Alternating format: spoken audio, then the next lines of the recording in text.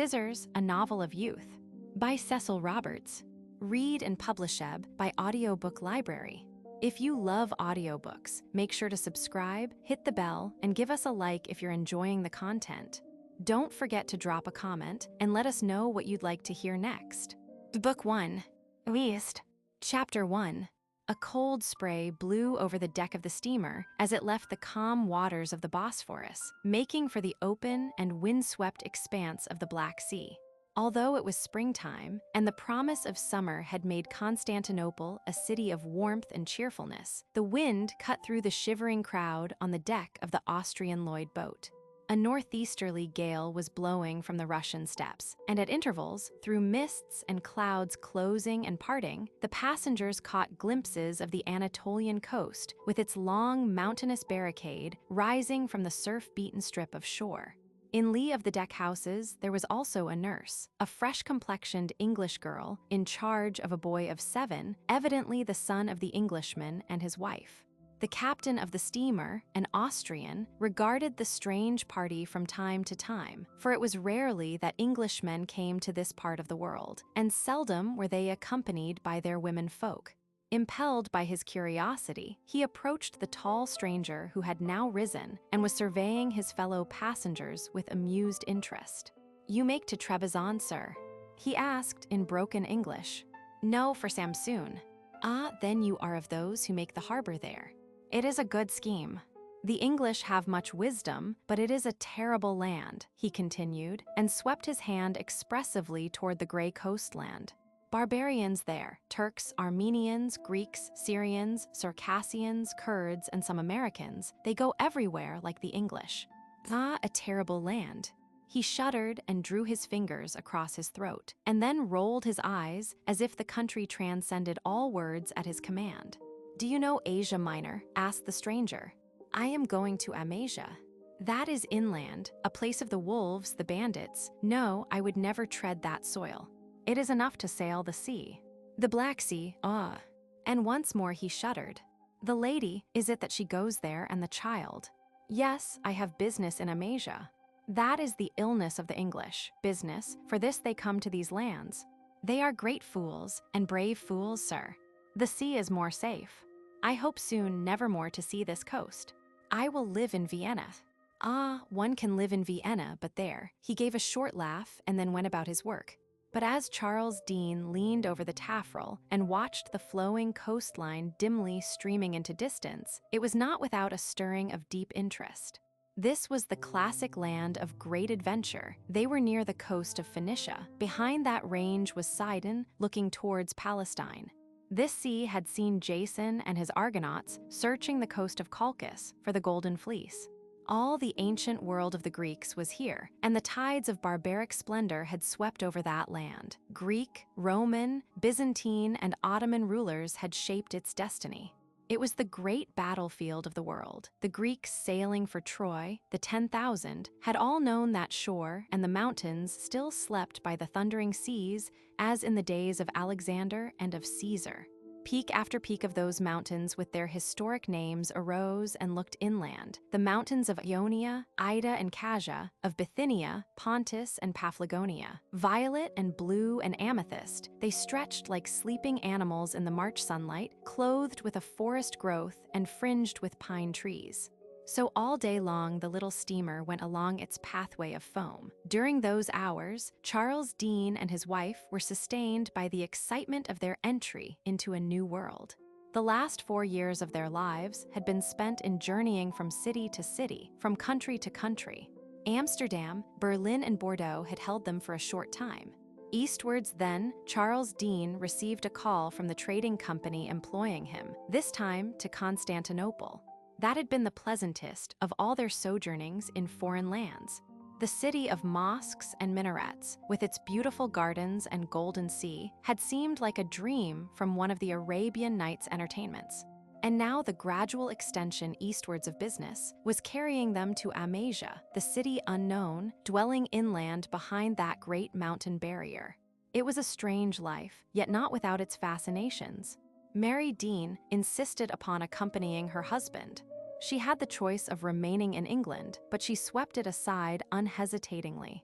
Devoid of fear and devoted to her husband, she went with him from land to land. With them also went their young son, John Narcissus Dean. "Narcissus," exclaimed everybody hearing the name. "Yes, Narcissus," answered handsome Charles Dean solemnly, while the light of humor danced in his gray eyes, and then followed the story of that honeymoon in Naples, when Mary, after seeing the famous statue of Narcissus listening to Echo, had pleaded with her young husband, assisted by a Jew curio shopkeeper, for a copy she coveted. "But I want a real Narcissus," whispered the young man, pressing her hand quietly, while the Jew dusted the expensive bronzes on his counter. "You shall have one, if I can have this," she answered roguishly. He nearly kissed her in boyish ecstasy. "Done," he cried, "and we'll call him Narcissus." Charles Dean was not only a man who kept to his word, but also to his joke. The announcement of the birth of John Narcissus at the historic manor of Fourways filled old Sir Neville, the grandfather, with delight and protest. A boy, excellent; Narcissus, preposterous. But Charles was obstinate, Mary amused, and Sir Neville protested anew. It was like Charles, independent, obstinate Charles, who had always been so irrational. It might have been expected of a man who had thrown up a diplomatic career to breed horses, which he could not afford to breed, who had married penniless Mary Lawton, his land agent's pretty daughter. Charles had always been the fool in contrast with Henry, his level-headed elder brother. Sir Neville did not protest long. He died 1 month after the coming of the grandchild with the freak name, and although all babies seemed to look alike, many ladies, calling on the young mother, vowed the child was a veritable Narcissus, so handsome, so bonny, so the new baronet made one formal protest, but Henry knew well he could do nothing with his odd-minded brother. The young parents only laughed, and John Narcissus, as if seeing the joke, gurgled whenever he was shown the statue and told to grow up like it. Not altogether, of course, for the statue proved to be cracked over the left breast, where the dealer had carefully kept his thumb. Sir Henry, annoyed, kept aloof. When he heard that Charles had ruined himself and lost, Fourways, in a mad scheme to sink a shaft, overpersuaded by a gang of company promoters, he declared he was in no way surprised, shrugged his shoulders, and waited to see what would happen now. The sale of Fourways, its contents and its horses, must have been a hard blow for Charles, but he certainly gave no sign when he called to say goodbye, before taking a position as continental agent offered him by an old friend. "And the boy?" asked Sir Henry, unable to make himself pronounce the ridiculous name. "He is going with us." "What, all over the continent?" cried the astounded baronet. "You can't take a boy there. Why not send him to school?" "He's too young, we want him, and I don't believe in preparatory schools." "Crank!" exclaimed Sir Henry to her ladyship when his brother had gone. Thus came John Narcissus Dean to be swinging his sturdy legs on a box aboard an Austrian Lloyd steamer bound for Samsun. He was a fine boy, well matured for his 7 years, and already he had a manner of command which made a slave of his devoted nurse Anna, a big, fresh-colored country girl, one of the small group that had gathered, 7 years before, at the foot of the staircase at Fourways. Anna had never intended going to Asia Minor, which she looked upon with the same horror as she did the South Sea Islands. Her first excursion, to Amsterdam, had been taken with great daring.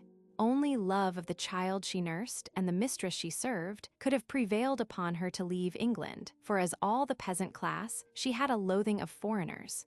But from Amsterdam to Berlin had not seemed so far, and then the change to Bordeaux was like coming halfway home, so she remained with the family and, as the years went by, became more tightly bound by affection to her young charge. For however much she admired her mistress, she never doubted for one moment that, without her, young John Narcissus could not live. She had nursed him from a baby, was familiar with all his complaints, and also his moods, which were peculiar and trying. It was Anna alone who could curb those terrible fits of passion which so alarmed the fond parents. The child had a way of working himself into a fanatical frenzy when pleased by anything. At first, these moods had been attributed to infant naughtiness and had been punished, but without result. An eminent Berlin specialist, whom they had consulted in distress, had said that the child's brain was abnormally developed. He was to be humored and closely watched. With time and careful guarding, he would outgrow those storms of passion and ecstasy. So Anna immediately took the specialist's words to heart. Without her, the child would not live. When the change to Constantinople was announced, her first intention was to give notice. She did not object to France or Holland, but Turkey was a barbarian country where Christians were crowded together and shot at with bows and arrows, or cut to 1,000 pieces with terrible knives like those which grocers used for carving hams.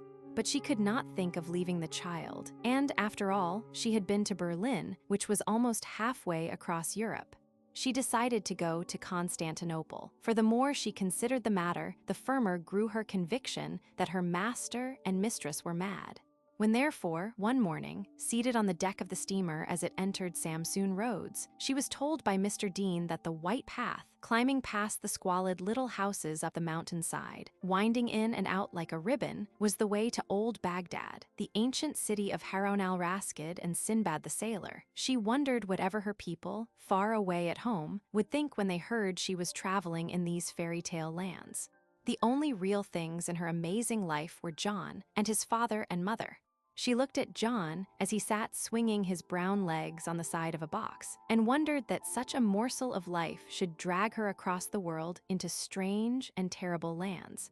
The passage ashore was made in a small boat, and the adventure was a somewhat perilous one, for the frail craft was swept by the waters. They were finally landed on the beach, some distance away from the town. Here a small crowd of customs officials and Turkish luggage porters met them. Then they were driven along the front of the town in an arabia, a native conveyance with curtains for warding off the sun, drawn by one horse in the control of a Turkish driver.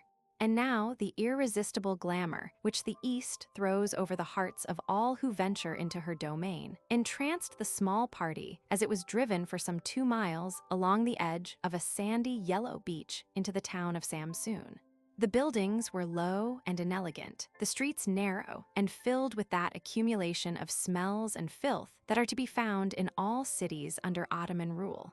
But there was, despite these disadvantages, a definite charm in the little town of 40,000 souls. Samsun is the one accessible port lying on the fringe of a tableland containing the richest cornfields and tobacco country of the world. The city itself was built at the Great Gate of the Mountains, over which the roads wind through the few low passes along that impregnable coast. It was the gate of that great historic highway running through Turkey and Asia, along which all the traffic had rolled for centuries. It was traffic that had scarcely altered in any detail since the day of the Caliph Harun al-Rashid. The sight which met the eyes of Charles Dean and his family was one that had greeted the traveler for the last 100 years.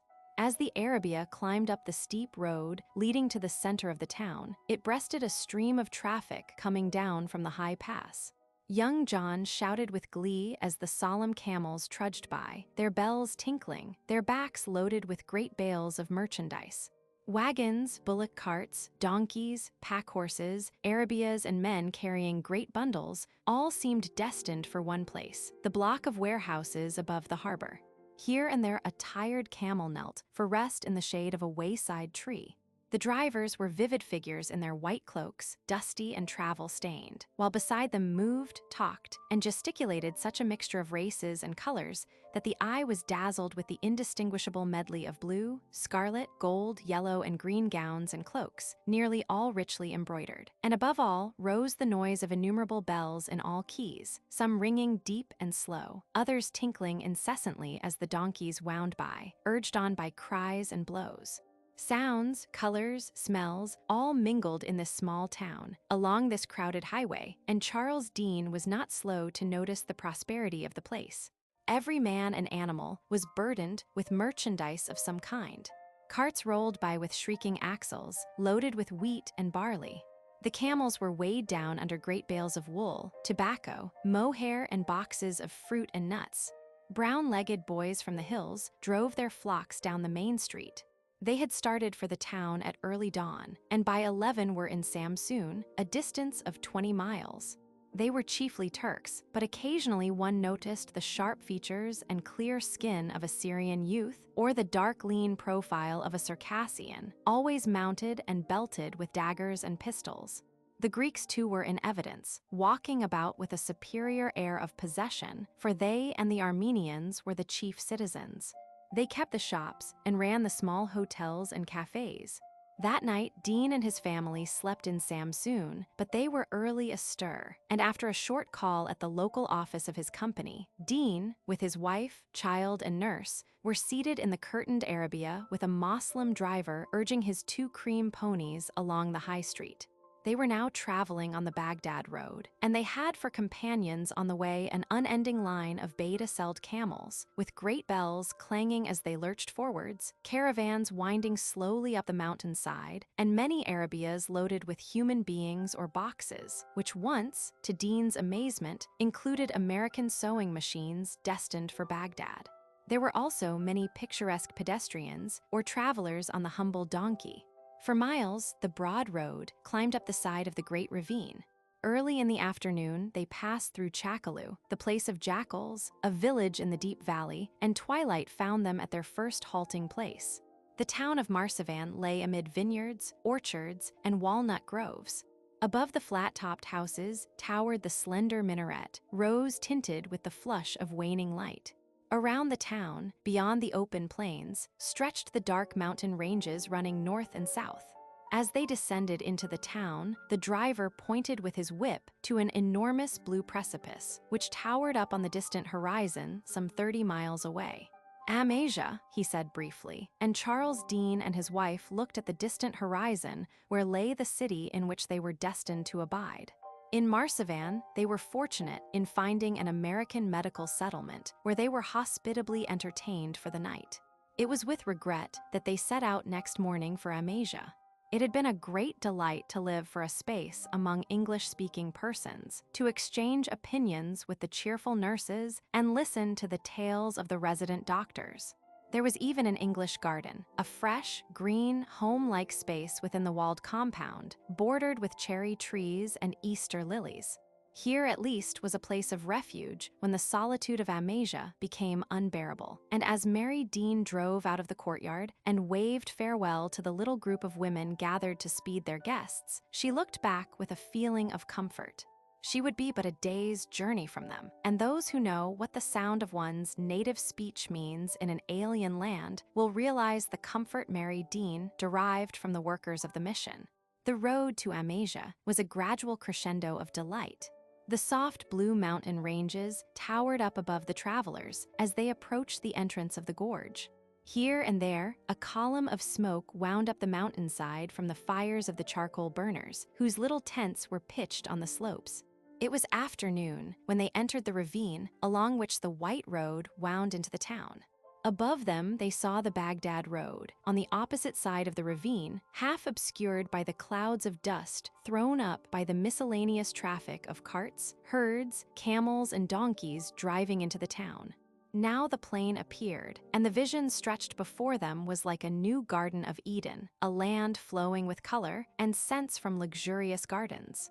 The smooth, quickly flowing river tumbled over its weirs. They could hear the singing of the water and the creaking of water mills built along the banks. The great crags stretched sheer to the sky, blazing with crimson shrubs in the bright, hot sunlight, and the further they progressed, the richer, the more varied grew the colors of this wonderful land. Presently, with a sharp turn in the road, they emerged from the rocky ravine into a tremendous gorge, with Amasia nestling between the folds of the towering mountains. The town itself was a maze of little white houses, dotted here and there in the small, fertile valley, and stretching along the 2 banks of the Yeshill in Nak. A dozen bridges, all of quaint design, some going back to Roman times, spanned the bright river, and above the banks rose the minarets of the mosques, khans, colleges, and public buildings. The best houses built along the river each possessed wonderful hanging gardens blazing with luxuriant growths of semi-tropical plants and fruits, but the wonder of Amasia lay, not in the gardens or buildings, but in the immense cliffs that walled in the town from the outer world. These precipices, scarcely a mile apart, rose up on each side of the town to heights of 3,000 feet on the western and more than 1,000 on the eastern side. They did not rise as mountains, but seemed to be walls of rocks guarding the town. A castle stood boldly silhouetted against the bronze sky, perched on a frowning crag dominating the town. This was indeed an ancient dwelling place, an old-world town of wonder, where history seemed to sleep. For Amasia was once the capital of Pontus, the home of the great Seljuks, the birthplace of Mithridates the Great. On the face of the western precipice, there were still the 5 rock-hewn tombs of the kings. When Strabo wrote of them in BC 65, he was telling an ancient story, yet they remained untouched as when he had seen them. As Charles Dean and his family drove into the town, it was early afternoon, but already one half of the place was in shadow. The other half blazed with sunlight streaming over the western precipice. They were driven through the main street, a well-observed party, giving as much interest as they found. The company employing Dean had a house for its agent on the outskirts of the town, and to that they made their way. Presently, they turned off from the road and went down a slope, which led them through a beautiful garden into a small courtyard. Here, their home came into view, and as the large, low, white-faced building rose up among the trees, they all gave a cry of delight. On one side ran a large pergola built of yellow stone and black wood, leading to a garden which, even at this early time, rioted in color. Beyond the pergola, approached by broad stone steps, lay the river, bordered with trees beneath which several boats were moored. One end of the house, raised upon piles, overlooked the river, with a wonderful view down the gorge towards the dazzling minarets and towers of the town. They had scarcely noticed this enchanting vista when the Arabia pulled up in front of a large porch, screened with a swinging rush curtain. Before it, with a smile of welcome on their faces, stood the bronzed Englishman and his wife, whom Dean had come to relieve. Greetings exchanged, they were led into a large, yellow room with French windows opening onto a veranda. Passing through the windows, they were confronted once more with the view down the gorge. Tea was laid, and the travelers were soon exchanging the news. The agent, Mr. Price, and his wife had been in Amasia for 12 years. It was 6 years since they had had their last holiday in England. Now they were going there, never to leave it again. And to think, in 6 weeks we shall walk down Piccadilly, cried Mrs. Price, the delight of anticipation in her voice. It is just the same, I suppose, the same crowds, the same lights and hurry. They laughed like children. It was so good to think they would be in England again. It was a little cruel to show their joy in view of the new exiles. But 6 years away from England had filled them with irresistible longing. Their questions, too, were all of home. The political crisis, was it over? The new premier, how long did they think he would be in power? They had a boy at Winchester, was the tone there still considered good. He was 16, his mother fetched a photograph from the drawer to show them. He was going into the consular service. And then Mrs. Price turned to the little boy, standing beside Mrs. Dean.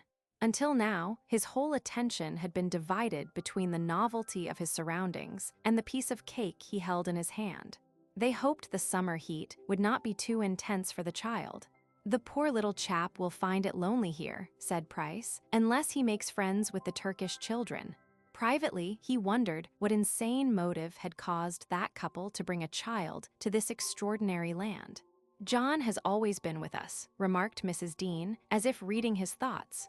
The child seems to be quite happy without playmates, though of course, I devote most of my time to him.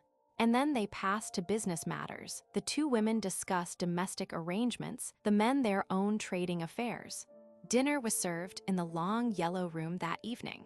It was only 6 o'clock, and yet it was quite dark. The light departed rapidly from the gorge, for the moment the sun had dipped below the precipice, the valley below was plunged into darkness. But as they sat at dinner and looked out westwards over the mountain barrier, they could still see the daylight lingering in the glowing sky. A few stars glimmered in the twilight, their brightness and the light blue sky contrasting vividly with the black gorge and the dark running river. They were waited upon at dinner by 2 Armenian boys clad in white jackets with brass buttons. We have practically brought them up in our service, said Price. Their parents were killed in the last massacre. A massacre. Mrs. Dean dropped her hand onto the table and looked across at the speaker. When did the last occur? 4 years ago. It was a bad one too. Some squabble in a bazaar began it, I believe. The Armenians here are skillful in trade. They make hard bargains, and the Turks never forget the fact. There was a dispute in the bazaar. It set a light to smoldering passion, and the town was ablaze in half an hour. These Moslems are curious people. They kill deliberately, and though the massacre begins with a frenzied outbreak, it goes on with a dispassionateness which is terrible. The Armenians immediately flock to the bazaar. It's in a walled compound with strongly barred gates. I had been out in the country that morning and knew that something was astir. The Turks looked askance at me and were sulky whenever I spoke to them. On returning, my wife begged me to go down to the bazaar and see what I could do, for it is wonderful the weight we English have here. The Turks will listen to an Englishman, for they have never forgotten our consuls and their firm, honest treatment of them. So I went. In front of the bazaar door, I found a horde of Moslems, rifles and pistols in hand, waiting for their victims to emerge. The outbreak had occurred at 10 o'clock that morning. It was now 4 in the afternoon, and they showed no signs of dispersing.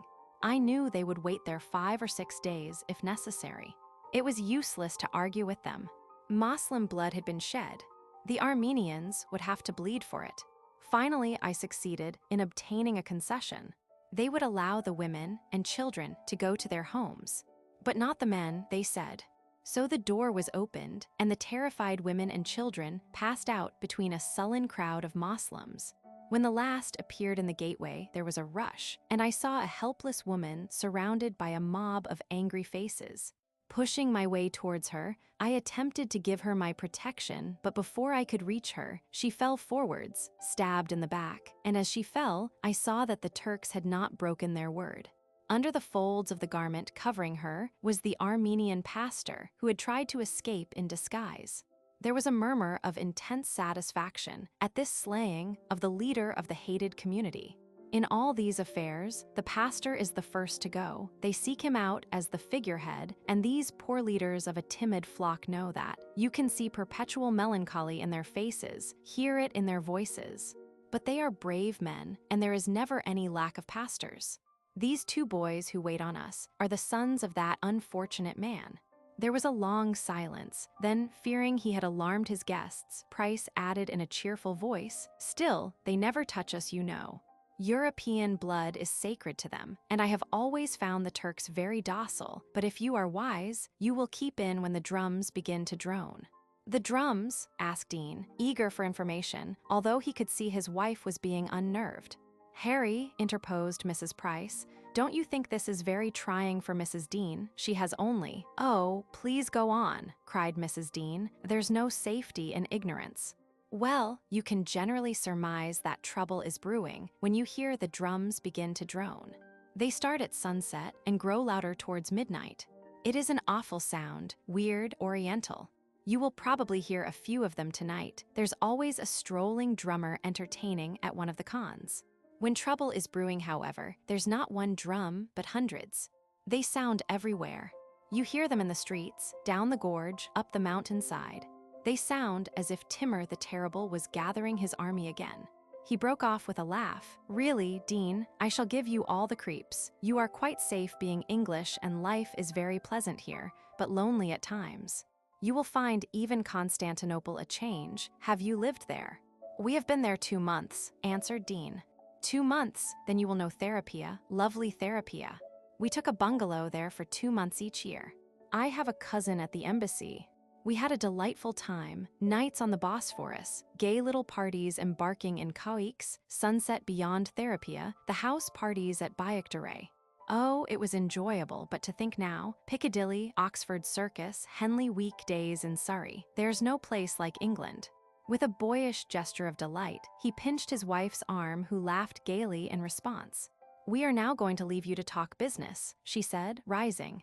"I am sure Mrs. Dean is tired and wants to go to bed, and we too will have a busy day tomorrow." And with that, the 2 women said good night. When they were gone, Dean and Price sat smoking for a time. "Come on to the veranda," said Price, leading the way. "The moon will be up soon, and moonrise here is one of the wonders of Asia." They seated themselves in low wicker chairs. It was so dark that it was impossible to distinguish anything clearly. There was a sound of running water, and a muffled roar came back on the wind from the place where the river leapt its weirs down in the gorge. Price's cigarette glowed red in the darkness with each draw he took. The air was perfumed and warm. There was something in the atmosphere which made the senses very acute. It seemed as if one was waiting for something to happen. The singing of the stream, the wandering breeze, the perfume, and the impenetrable darkness were all a prelude to the first act of an unknown drama. The silence grew so oppressive that Dean felt he would have to speak or cry out. He was about to force a remark to his lips when his host suddenly sat erect, intently listening, his face turned towards the valley. "Listen," he said after a pause. "Can you hear anything?" Even as he spoke, the other man heard a subdued sound. It was borne on a wind which died down, but gradually its note was more insistent, deepening in tone until it seemed to make the darkness tremble.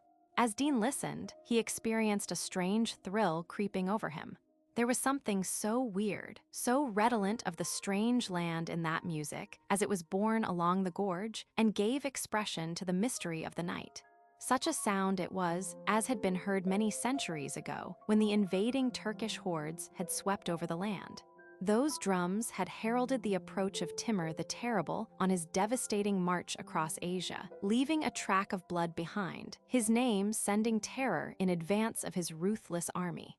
The drum now throbbing down the gorge had the same barbaric note, the same sinister significance, and as Charles Dean listened he knew that this city of old Asia had never changed from the days when the Seljuk sultans ruled or Harun al-Rashid kept his court in Baghdad. And then, as if to add to the wonder of the night, the two men became aware of a slow change in the scene before them. The objects in the garden grew into vision slowly. Along the gorge, they could see the houses, and under them, a chill light on the black swirling river. The dim minarets changed from blue sentinels of the darkness to long white fingers pointing skywards. And above the black edge of the precipice, it seemed no longer dark, for even as they looked and wondered, the moon came up over the edge, round and full, with its white face peering over the great wall shutting in the gorge. The scene before them was now one of indescribable beauty. The little white flat houses, the mosques and minarets and gardens, all glimmered brightly in the serene light flooding the gorge. As the river ran between the banks, leaping the weirs and rocky obstructions, it flashed silvery under the rays of the moon, and as if to keep measure with this revelation, the drum beats grew louder and louder, throbbing in the perfumed air until the sound seemed to be closing in from all sides. How long they sat spellbound before this magic of the East they knew not, but their inactivity was broken at last by the noise of a footfall on the gravel below the veranda.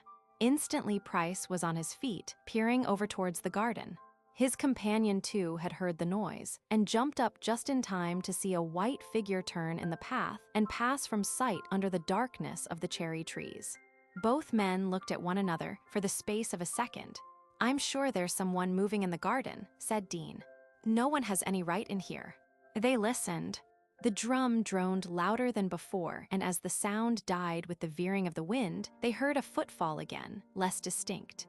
The trespasser was going in the direction of the drum. Without hesitation, Price vaulted lightly from the veranda to the path below, his companion following. Quickly, they traversed the downward slope until they reached a grove of cherry trees into which Price plunged. Behind him, Dean, following silently, heard his guide give a short cry. Peering into the shadow, he saw a small figure some 10 yards ahead, garbed from head to foot in a loose white gown, which fluttered ghost-like in the moonlight. Price, running now, had caught the white form. When Dean came up, he turned to him with a nervous laugh. As the latter stopped, he gave a short cry of surprise, wondering what trick the enchantment of the night was playing upon his senses. For there, firmly held by Price, was his own boy, barefooted, in his white nightgown, looking up with startled eyes. "John, what are you doing here?" The father stooped and lifted up his boy. The child's face wore a half-puzzled expression, as if he had suddenly been awakened from sleep and was dazzled by the light. For a moment or so, he gave no answer, but clutched the lapels of his father's coat, his small frame shaking with fright. "Daddy, I had to come. Something called me, something," and as if unable or afraid to give words to the fear in his heart, he sobbed violently in his father's arms. It was in vain that Dean tried to soothe the child. He shook from head to foot and clutched at his father's hand in wild terror. They carried the sobbing child indoors, and when they had gained the lamplit drawing room, calmness had once more come over the child. He looked about him and blinked in the brilliant light like one waking from a dream. Price pinched the boy's ear playfully. "A nightmare, old son, eh? You've been having too much cake." "How did you get out of bed?" asked the father, looking anxiously at the boy. "I don't know, Daddy. I can't remember until you found me." It was obvious that the child was speaking the truth. "Well, we can't have you sleepwalking like this, John. You'll frighten your mother to death." "Take the boy up to his room, Dean," said Price. "What a good thing it hasn't roused Mrs. Dean. Come along, I'll show you the way. He's sleeping next to your room." They took the boy upstairs and placed him in his bed. The child was quite calm now, and his head sank on the pillow as if heavy with sleep. For a minute, Dean waited in the room and then stooped over the bed. "Will you be all right now, John?" But there was no answer, for John was already fast asleep again, his head buried in the pillow. The two men tiptoed silently out of the room. When they had gained the veranda, Price mixed himself a whiskey and soda. "Drink?" he asked, with an ill-concealed attempt to be at his ease. "No, thanks." There was a long silence. The two men were thinking. Price knocked the ash off his cigarette and watched its end until the glow died down. "Is John subject to those, to sleepwalking?" he asked at length, making his inquiry as casual as possible. "No, he's not. I have never known him to do this before." Perhaps the journeys upset him, the excitement. Children are easy victims of nightmare." "Yes, do you think it was nightmare?" asked Dean. His tone plainly conveyed the belief that he thought otherwise. "Of course, why not? The child has no reason for going down the garden." "Where does the path lead?" "To the river. There's a footway into the town. It cuts off the bend in the road." "To the town, towards the drum." Price started. Dean had noticed then. He gave a short laugh and got up and stretched his arms. "Perhaps you'd like to turn in now?" he asked, and then, as if changing his mind, he sat down suddenly. "Look here, Dean," he said earnestly. "I'll be quite frank, it is perhaps better. You've guessed what drew the boy out of his bed." "The drum." "Precisely, and you're right, I think, though we may be making a silly mistake. I would never have believed it myself, but it is certainly curious." "What, the sleepwalking?" asked Dean. "Because I'll say plainly that I'm sure the boy wasn't sleepwalking. He was wide awake." "You noticed it?" "Yes, I did, but I can't account for his expression." "His half-dazed look." "Yes, it was uncanny. I've never seen John look like that before. He seemed almost." Dean paused, as if reluctant to use the word upon his tongue. "Hypnotized," suggested Price. The other nodded, and they both relapsed into silence. "I don't want to alarm you," said Price quietly, after a long pause, "but this thing makes me half inclined to believe what I would never credit. Now, remember, what I am going to tell you is only an old legend. There's hundreds of silly tales you will be told by the natives here if you encourage them to talk. They spend nights embellishing these yarns in the cons until they believe in their own imaginations. But it is as well you should know, in case tonight's event may be repeated. You noticed the boy went in the direction of the drum. Well, it's said that there are certain souls which can be allured by the saws. That's the name of the drum. They cannot always be allured. Only when the moon is full can the sound attract the souls of its victims. But when that condition is fulfilled, there is no power, save intervention by a person not under the influence, which can break the spell. It's a silly tale, of course. These old con entertainers always make the flesh creep. But the victims, you say they are allured where? I don't know. These old legend spinners never say. But surely there is some point in this hypnotic influence. Why are they drawn by the sound? It's a mystery. As I've said, there's no sense in the whole story. What an ass I am to tell you all this. It's late, hadn't we better turn in? The change in the conversation was clumsy, and it did not deceive Dean. You're keeping something back, Price. What is it? Price looked steadily at his interrogator. It was evident that Dean would go to the bottom of the subject. Oh, there's not much else to be told, only a silly sort of nightmare ending, that's all. What kind of ending? Deaths? Yes. Violent, dreadful. Oh no, in fact, I should think rather sudden or peaceful, that's how it seemed to me. Then you've seen it. Tell me all about it, Price. Really, Dean, you know this sort of thing is very stupid. A coincidence, that's all, and I may have been mistaken. Perhaps so, but I want to hear. It happened 3 years ago, just such a night as this. Full moon, those damned drums droning away, when my Cavis, the fellow who takes me about the villages here, came running in. He was in a fearful state, so excited he could hardly speak. Had I seen Hafiz? He asked that was his son. I told him I hadn't. He said he had seen him crossing the bottom garden, going towards the river path. Towards the drums. Yes, we had heard them at dinner. They were very loud that night. I told the Cavis he was mistaken. Hafiz couldn't have gone that way, it was full moon. And we should have seen him, but the old fellow wouldn't be denied. It was the drum of Timur, he said. No one could resist it who heard. I didn't know the story then, but the old father was so distressed that I offered to go with him along the path. So taking my revolver, we set out. We had gone about a mile along the river's edge when we came to an old khan. The drum was being beaten inside, so we thought, but my Cavis said it was impossible because the khan was roofless and no one lived in it. Anyhow, we could hear the saws droning away. So we pushed open the creaking old gateway. Inside the courtyard there was a pool and a fountain that never flowed. The moon shone down on the pool, which was so still that it reflected the stars. Round the old khan buildings ran the galleries, in rectangular form. The moon threw a deep blue shadow half across the courtyard, and as we stood there, peering into the deserted place, it seemed as if we had entered into a strange world where only the shadows moved. We stood there, I should think, for quite a minute, transfixed by the silent beauty of the place, when the old man suddenly gave a cry. I followed his gaze and saw what he had seen. There, on the other side of the fountain, lay the naked body of a youth. At first I thought it was a marble statue. It was so white and perfect in form, but the old man ran forward, and as I came up to him, I saw the head of the youth was covered with a mass of loose, black curls. The poor old father flung himself on his knees and gathered up the body in his arms, sobbing as he did so. I never saw such a youth as Hafiz. He was quite naked, and the whiteness of his flesh was intensified by the moonlight bathing his body and the head of black hair. He had fallen sideways, with one hand resting on his thigh, the other clenched and stretched out towards the basin. There was no sign of any struggle. The face was composed, just as if he had fallen asleep, and there was nothing on the ground or anywhere about to suggest violence, but his clothes were all missing, and to me, this was conclusive proof that robbery had been the motive of the crime. No doubt he'd been strangled. The poor old father, who had been speechless with grief for some time, shook his head when I spoke of strangulation. No, Effendi, he said quietly, with a touch of fatalism in his voice. It is the drum of Timur. Look. His finger pointed to the left breast of the youth, and I saw what had escaped me in the first hurried examination. Just over the heart there was a short, red line, not the incision left by a dagger, but such as a penknife might make.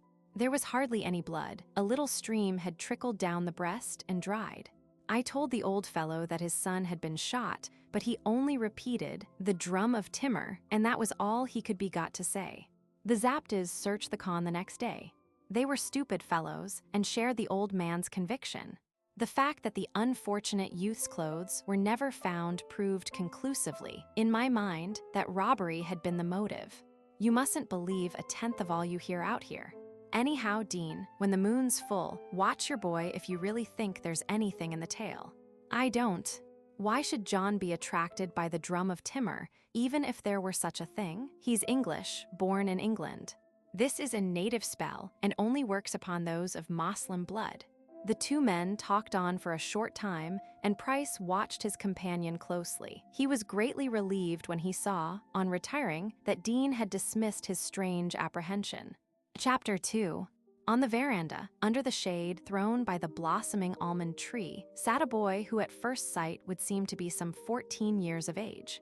It was a hot day without the suspicion of a breeze, and he stretched himself out in a wicker chair while he fanned himself with a broad, soft-brimmed white hat.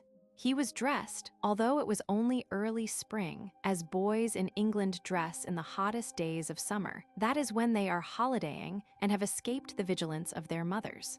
A white cricket shirt, open at the neck, showed a chest and throat tanned to a rich brown by the suns of Asia Minor. His face had the deep, healthy tone of one who had exposed himself to the fiercest heat of the sun, but the tan could not hide the pink and red which mantled the clear skin of the boy's face. His head was covered with a disordered mass of brown hair that had a tendency to curl. The impression of all who saw young John Dean was that of a remarkably handsome English boy. The mouth was finely shaped, the nose straight, with a curious little curve in the nostrils, which gave at times an expression of disdain to the face. But the eyes were the arresting feature. They looked out from beneath long lashes, with a light in them so luminous that they appeared to be always on the verge of laughter. John was now 12 years of age, and not 13 or 14, as his robust frame suggested. Dressed in a pair of short white knickers, with a long length of brown leg showing, his sleeves rolled up at the elbows, he gave promise of a wonderful manhood. For Charles Dean's whim was daily growing true. This straight, tall boy had a classic mold that followed the grace of the narcissus, which had given him his name. And to this distinction was added a manner that attracted all. The boy's voice was clear, his laughter infectious. He had an air of command which probably was half innate and partly due to being a European among foreigners. For he ruled his playmates imperiously. The Arabia drivers who gave him many a lift along the roads, the Zaptas whose rifles he handled, and whose stories he listened to breathlessly, down to the Turkish and Armenian boys of his own age, recognized without question his imperious will. He was John Effendi in the eyes of all the inhabitants of Amasia, not only because he was the son of the Englishman, but also by reason of that will to rule. But there was one follower of John Effendi who not only respected and obeyed, but worshipped silently. It was Ali, the son of the watermill owner. Ali was a Turk and proud of his blood. He was a year older than John, tall, and in a different way quite as notable as his friend. He had fair wavy hair, always kept close cropped. His whole life had been spent playing on the banks of the Yeshil Irmak, or the Iris as it was popularly called, and his young body was lithe and brown as a panther's. When he moved, it was with the sleek grace of that animal. The muscles slid under their satiny sheaths with a suggestion of cryptic strength. He could run like a hare and swim like an otter, accomplishments which quickly endeared him to John, who was his rival in all these things. Ali by his father's position, for he was a well-to-do, judged by Oriental standard, though more because of his own spirit and strength, was a boy who reigned among his companions. Only to one was he known to give way, to John, whom he followed with an intense, dog-like devotion. It was of Ali that John was thinking this morning as he sat on the veranda. Where was Ali now? Probably he had gone to the mosque with his father, for it was nearing noon. He wondered whether Ali would come round to the house. They had planned a great adventure for that day. They were to meet by the market drinking fountain at 11 o'clock, and then to climb the great rock on whose summit stood the castle. Ali's uncle, the warden, was going to show them all the dungeons and courtrooms. It would have been a wonderful treat, and now he had been forbidden to leave the gardens because of a silly suspicion of his father's. Last night they had heard the drums droning even louder than usual. The sound grew to such a volume that the whole gorge had reverberated with it, and it had awakened him, although he always slept soundly. At breakfast his father had looked worried, and it was plain to see from Anna's nervousness that something was upsetting them. His father had been in the garden soon after rising, and he heard him tell Anna that a chumd was like a bear with a sore head. Then Anna did a mean thing. She said, "Do you think that John should go up to the castle, sir?" And his father immediately said no. It was in vain that he pleaded that Ali expected him. Ali would have to go alone. He was forbidden to leave the garden. So John sat on the chair, idly swinging one leg over the arm while he fanned himself. Anna was becoming a nuisance. She had increased her authority ever since his dear mother had died 2 years ago now. The thought of his mother led his mind back to the almond tree he and his father had planted on the grave in the little cemetery of the American Mission at Marsavan. He remembered that day clearly because he could never forget seeing his father as he bent down, stamping the soil about the roots of the sapling. His father's shoulders seemed to be twitching curiously, and when John looked at his face, he saw he was crying. It was strange to see his father cry. He did not know men could do that, and it hurt him so much that he had grasped his strong hand and cried, "Don't, Daddy," which did not improve matters, for his father had gathered him up in his arms and pressed him to him until he could scarcely breathe. And then John too cried. He would never forget that day. If only his mother were living now, thought John, she would not let Anna be so strict with him, although he knew that his nurse was like a second mother. As he sat there with nothing to do on this lovely morning, the spirit of rebellion was strong within him. Restless, he got up and ran down the veranda steps towards the courtyard. In front of the stable door he paused, as if thinking, then swung back the door and entered. It was but the work of a minute to saddle his pony. There was just time in which to reach the fountain and tell Ali that he could not go and then be back for lunch with his father. A few minutes later, John was cantering down the highway into Amasia. He passed the heavily laden camels trudging along with their deep-sounding camel bells slowly tolling, a cloud of dust rising about their pounding feet. Now and then, a Turk would greet the boy with a profound salam, but he could not help observing that the greetings were not so cordial or numerous this morning. A few of the Turks he passed, who knew him well by sight, turned their faces away as he went by, and John recalled his father's words when he had come in from the garden before breakfast. Had they all got sore heads, he wondered.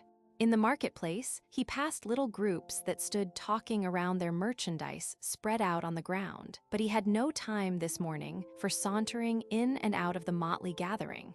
When he reached the fountain, it was exactly 11 o'clock, but there was no sign of Ali. So dismounting, John slung the rein over his arm and waited. A number of dusty Arabias rattled by, evidently coming in from Marsavan. Two Circassians, their colored waistbands gleaming with dagger handles, and long breeched revolvers, rode up to the fountain to water their horses, two superb animals which these wild men rode as if born in the saddle.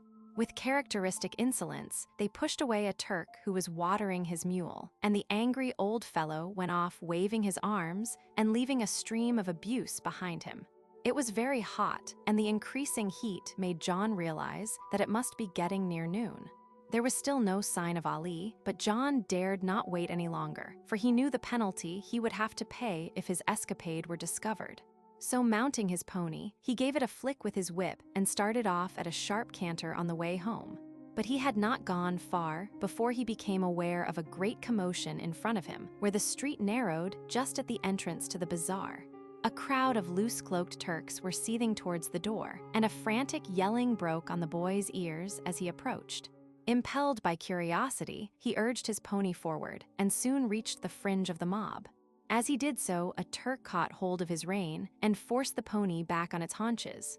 The frightened animal immediately wheeled and kicked out, scattering the dense crowd left and right, and when the boy had managed to rein in his frightened mount, he saw that he was hemmed in by the crowd with his back to the wall.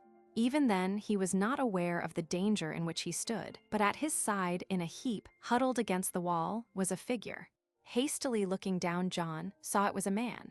One glance told him that the Armenian was dead, and as he stared at the corpse with its blood-stained tunic, the yelling broke loose again, and the crowd surged up towards him.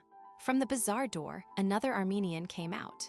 Before the man saw his peril, his retreat was cut off, and he flung himself behind the pony and the boy. Mounted on his saddle, John's head was just above those of the crowd, and as he looked down upon the scowling, angry mob, his heart thumped in his chest. With set face, the boy backed his pony so as to cover the terrified Armenian. But the crowd would not be balked of its prey. It was determined to set blood flowing. A bullet sang through the air and hit the wall with a sharp thud, and a fat, dirty Turk, drawing a wicked-looking knife from his belt, tried to get between the Armenian and his protector. Instantly, John raised his hand. The lash of his whip whistled as it cut through the air, and the man backed with a howl of rage and pain. John raised his whip again, his eyes blazing in his tense face. "If any of you want a thrashing, come and get it," he cried, his young voice sounding shrilly above the low muttering of the crowd. They stared at this young English boy, with his firm-set face and defiant head. Perhaps his courage stirred them, or it may have been the fury of this child bare-throated and slim who looked at them unflinchingly. The crowd backed a little, and as it did so John saw in its midst Mamet, the brother of their gardener Achumd. "A Mamet," he cried, "if anything happens to this man, I shall give information to the Zaptas about you." The threat had its effect. The English never invoked the authorities in vain. Seeing his opportunity, the boy turned his pony sideways. "Keep between me and the wall," he shouted to the terrified Armenian as he urged the animal forwards. Out man o' Ovid, the mob made no attempt to follow, and the Armenian and his protector went their way down the street. When they were at a safe distance and the clamor had died away, the boy pulled up his pony to give the man time to get breath. "Oh, master," cried the man, "my poor brother." John looked down at the Armenian. He was a man of about 50, thin, with black straggling hair and pinched cheeks. "Was that your brother?" asked John. The man nodded his head, choked with tears. "How did it begin?" "A boy stole a ring from our stall. He fled into the street, and my poor brother ran after him and was beating him when the father came up, Yusef the butcher." The Armenian shook from head to foot, and John waited while he gathered his breath. Then they moved on again. After going for about half a mile, the Armenian stopped and clasped the boy's hand. "Young master, God bless you for this," he cried, kissing the boy's hand. "I am safe here, my home is nearby.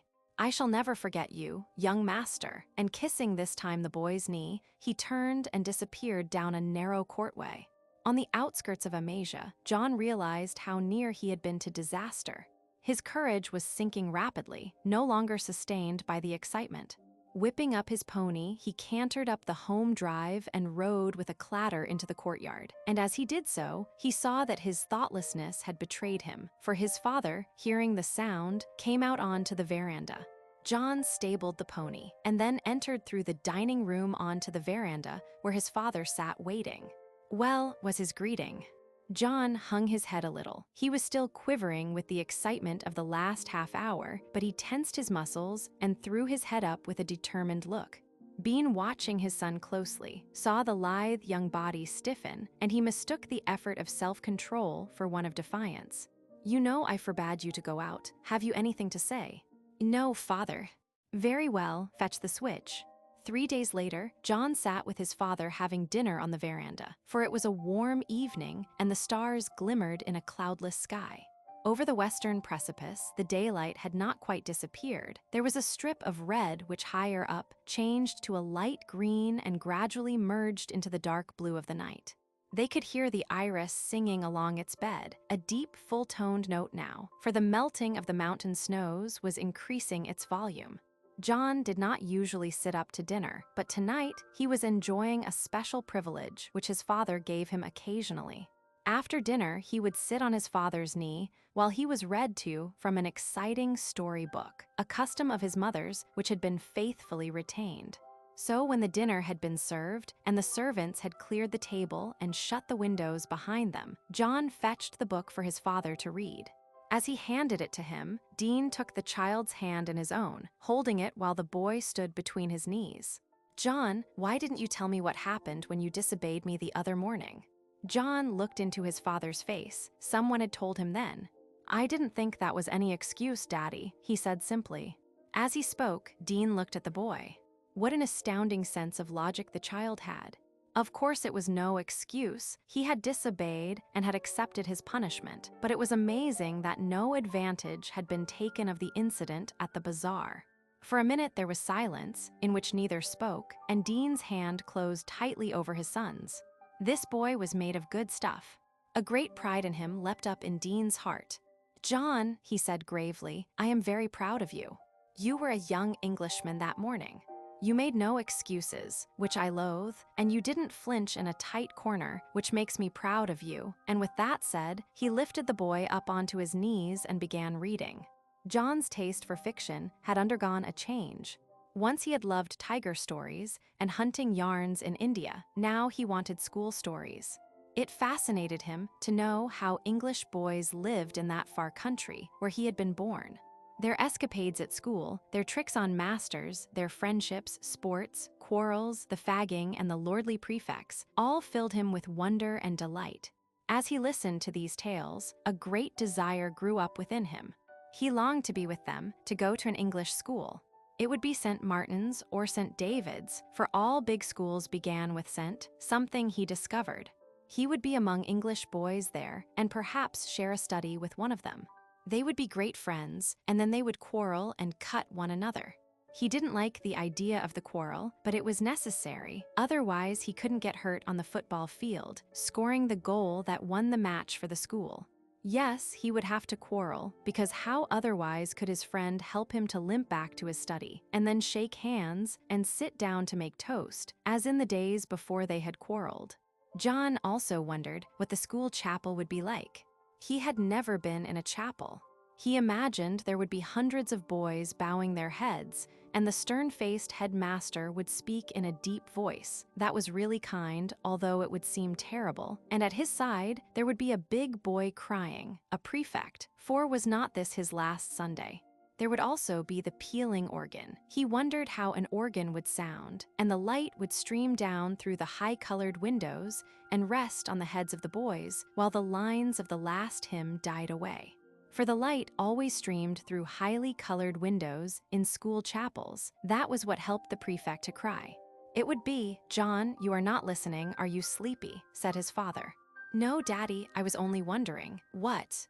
"If only I could go to a big school like that and have friends and, well, you will one day." "Oh." "In England?" asked John, his eyes dancing with excitement. "Yes, when you are a little older." "Oh, whoa," cried John, flinging his brown arms round Dean's neck and wriggling his body until his face touched his father's. "And shall I have a study, and a big box with my name on it, J. N. Dean in great black letters?" "Yes, Anna will pack it full with your clothes." "Oh, how glorious, and you will come too." Dean laughed and pinched his son's leg. "No, old son, they won't have daddies at school." Then seeing the young face cloud over, "But I shall take you there. When you are 14, we will all go to England for a holiday, and I shall leave you at school. And come back here." "Yes, you see your father has to make money to pay for your schooling." The young arm tightened around his neck, and in the dim light, Dean saw the boy's mouth quiver. "I don't want to leave you, Daddy." "It won't be for long, not very long," he said, "and when you have grown up you will be able to keep your old daddy always by your side, if you want him. I shall always want you. There's only us." There was a silence, then between the man and the boy. Dean stared out across the valley. The stars glittered frostily, and the moon was coming up behind the precipice. But he hardly noticed that, for his thoughts were far away in England. In 2 years or so he would be alone, out here, an exile with his boy far away. The moon slowly climbed, peered over the precipice, and then flooded the gorge. A breeze came wandering along the night and stirred the boy's hair as he lay sleeping in his father's arms. It was growing late, but Dean sat on, moving not, just looking down on the sleeping face of the tired boy. Chapter 3. In the shadow of one of the walls of the castle of Amasia, 2 boys were resting during the hot noontide, for it was near the end of May, and the summer sun was already scorching the plains and reducing the size of the iris as it flowed along the gorge. Another 2 years had wrought a change in John and his friend, Ali the Turk. They were 14 and 15 respectively, but John had outgrown Ali both in height and breadth. This slight period had further developed the English boy, who now looked sturdy and thickset in comparison with the slim Turk. They had climbed all the morning, starting out before the sun had dried the dew on the ground. Ali's uncle had shown them over the castle, a treat that had been postponed through one cause and another until this day. The excursion had been made at last because the 2 boys would soon be parted. In 3 days' time, John was setting out with his father for England. Of that journey and the wonder that awaited him at the end of it, John had talked for months, and Ali eagerly listened to every detail of the new life his friend would soon be living. England, to Ali, was a country of fabulous wealth, where great lords lived in wonderful houses. Most of them were soldiers, and the country in which they lived was so small that open spaces were almost unknown. It was from John that he gained his first conception of a public school, which seemed something very unlike the great schools in Constantinople, where his father would send him one day. As the two boys rested in the shade, they were busy with their own thoughts. Below them, almost under the high rock where they lay, crouched the town of Amasia. They had a bird's-eye view down the gorge and across to the opposite precipice walling in the valley. They could see the course of the winding river until it abruptly turned from sight in the bend of the valley. They counted the bridges intersecting its silver stream and saw behind the trees fringing its banks the flat-topped houses, the slender minarets, dwarfed by the height from which they looked, and the patternless maze of baths, domes, khan courtyards, and mosques covering the narrow valley. Far up the eastern precipice, they could follow the winding highway, climbing like a white ribbon until it reached even higher than the rock where they lay and disappeared over the pass leading to Marsavan. As they watched and half-dreamed, they heard the muezzin calling to prayer. Ali straightway arose, and as if John had not been present, performed his elaborate genuflections, bowing his head to the ground. John did not watch Ali closely. On such occasions, he always felt a little awkward and hardly knew what he should do. He did not wish to give Ali an impression of irreverence. On the other hand, he was English and a Christian and felt he had something which he should uphold. He pretended, therefore, whenever Ali performed his religious exercises, not to be aware of them. The subject was one they never discussed, each avoiding it with caution. When Ali had finished, he stood up and looked at John in silence for a minute. His friend lay on his back, one leg crossed over the other, with a brown arm propping up the sunburnt face and head. As if aware that Ali was watching him, John sat upright. "Ali," he said, "let's have a bathe, I'm baked. Is there any water near?" "There's a stream half a mile down. It runs into the Iris. I've often bathed there. Shall we go?" "Yes," cried John, springing up. They set off at a brisk pace over the rocky ground. They found the stream, and as if constructed for bathing, there was a deep pool where it turned into a rocky crevice. Eager to cool their sun-weary limbs, the two boys were soon stripped and splashed and shouted in the clear water. As they swam, they seemed like silver fishes in the crystalline stream, and long practice had made them adept swimmers. John, who had been looking for a place from which to dive, soon found a jutting rock lower down the stream. Calling to Ali, he mounted it and stood poised for the dive. As he did so, he stood up straight, cutting the brilliant sky with his slim brown body. Ali, looking up, stared at his friend, for although only 15, he had the Asian's keen appreciation of beauty. Behind John's head the sunlight danced in his wind-fluttered hair. It gilded his shoulders and rimmed with silver the outline of his young body, and as the muscles quivered, the wet flesh gleamed like a burnished shield. As he watched, John raised his arms straight above his head. The slim body was taut for a moment. The muscles contracted, then suddenly relaxed themselves and rippled as the shining figure leapt through the air and fell like a silver arrow into the blue pool below. For a moment the diver disappeared under a broken, bubbled surface, and then, spluttering and laughing, John had reappeared. Ali stood on the bank, shivering despite the heat. He was unhappy and could not shake off a heavy sense of doom.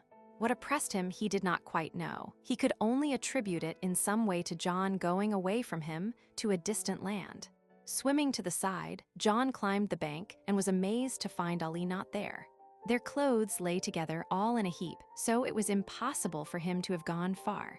There was nothing to be heard save the hum of insects and the soft whisper of the grasses as they bent under the breeze. Ali would come back soon, he thought, as he lay down in the grass.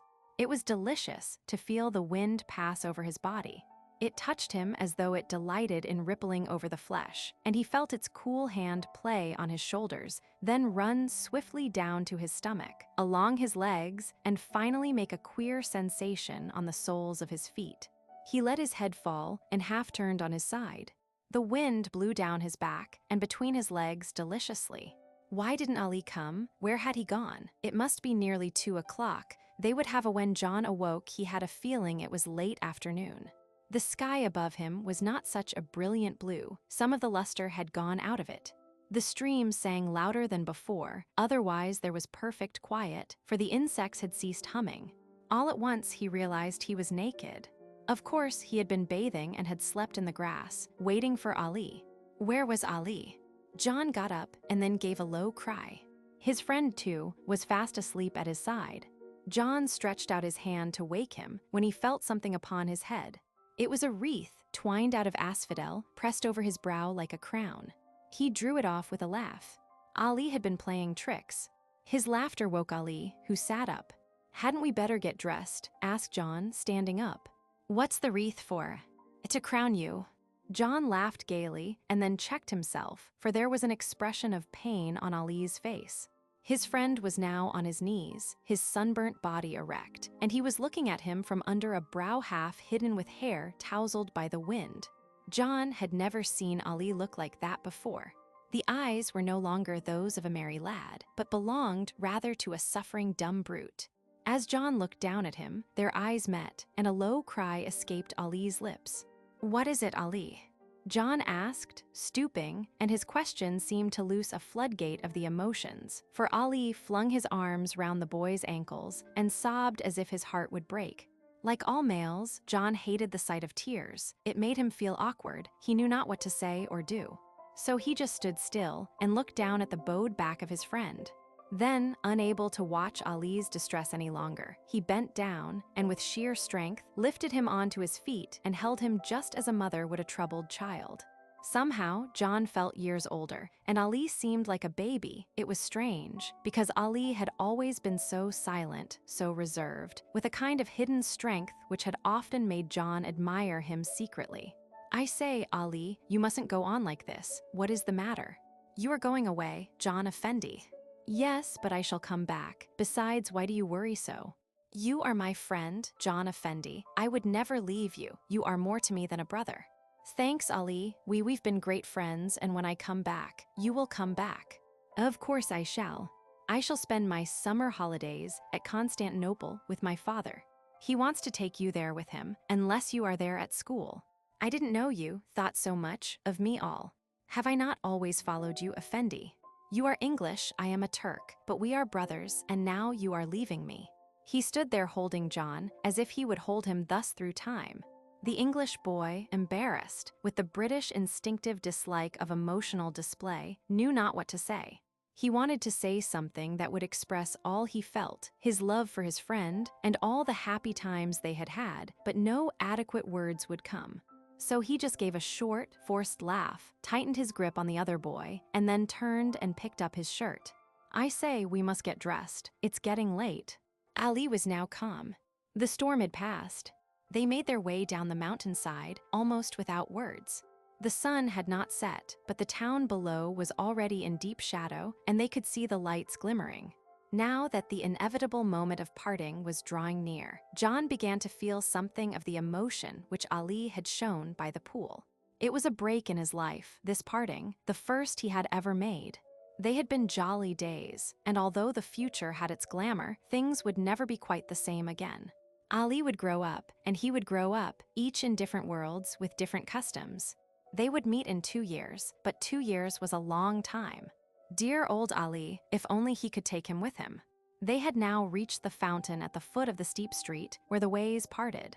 The inevitable moment had come. John took Al's hand and gripped it, English fashion. "Goodbye, Ali. I'll write to you often. We'll meet in 2 years. Inshallah, God willing," said Ali gravely. "I will make you a gift, John Effendi. Will you give me a promise?" "Yes, Ali. What is it?" Ali opened his shirt at the neck and lifted over his head a thin chain. At the end of the chain hung an oval moonstone. On one side, it had Turkish characters, on the other the etching of an eye. John had often seen this charm against the evil eye hanging on his friend's neck, but as it no doubt had something to do with his faith, John had refrained from asking any questions. "See, Effendi, I give you this talisman. My father brought it from Mecca. It will keep you from harm, and also you will remember me by it. Will you wear it always?" The tone was so earnest, and Ali spoke with such gravity that John nodded his head, which he lowered while Ali passed the chain over him until the talisman hung on his breast. For a moment, there was an awkward pause. Ali seemed about to say something, but his lips did not move. John feared another outburst, so gripping his friend's hand, he looked into his eyes for the last time. "Goodbye, Ali." he said, and was quickly gone into the darkening twilight. Down the street, he felt an overmastering impulse to turn and wave to Ali, who, he knew, would stand watching his going, but such an act would only prolong the agony. With a firm resolve, he strode on along the way home. It was dinner time when John reached the house, and he just had time to wash before the gong sounded. Seated at table, he was very quiet during the meal, and when coffee had been served and they had passed out onto the veranda, where so many happy evenings had been spent, Dean drew John down into his big wicker chair. "You are very quiet, John. Anything the matter?" "No, father, I was only thinking." "What of?" "Oh, of England and leaving here and Ali." The moon had come up over the precipice and flooded the garden in soft light. They could see the river, like a silver shield where it turned in its course. Not a leaf stirred in the garden, but there were sounds floating about the night. From the orchard came the first notes of a bulbul. More distant, they could hear the musical rippling of the water as it sang in and out among the rocks. And further off, subdued, pulsating with mystery, sounded the low droning of a native drum. It rose and died in the night air, with its barbaric note insistently calling. Calling what? They did not know. Perhaps it drew towards it the Moslem spirits, as it had drawn them on that night long ago when Timur came near, red with conquest. Dean looked down at the boy sitting quietly by him. The moonlight glinted upon something on John's breast. He slowly drew out the chain with its talisman. "What's this?" he asked, reading the Turkish characters. "Kismet." "Ali gave it to me for a keepsake." "What does kismet mean, father?" "Destiny. All Moslems believe in it."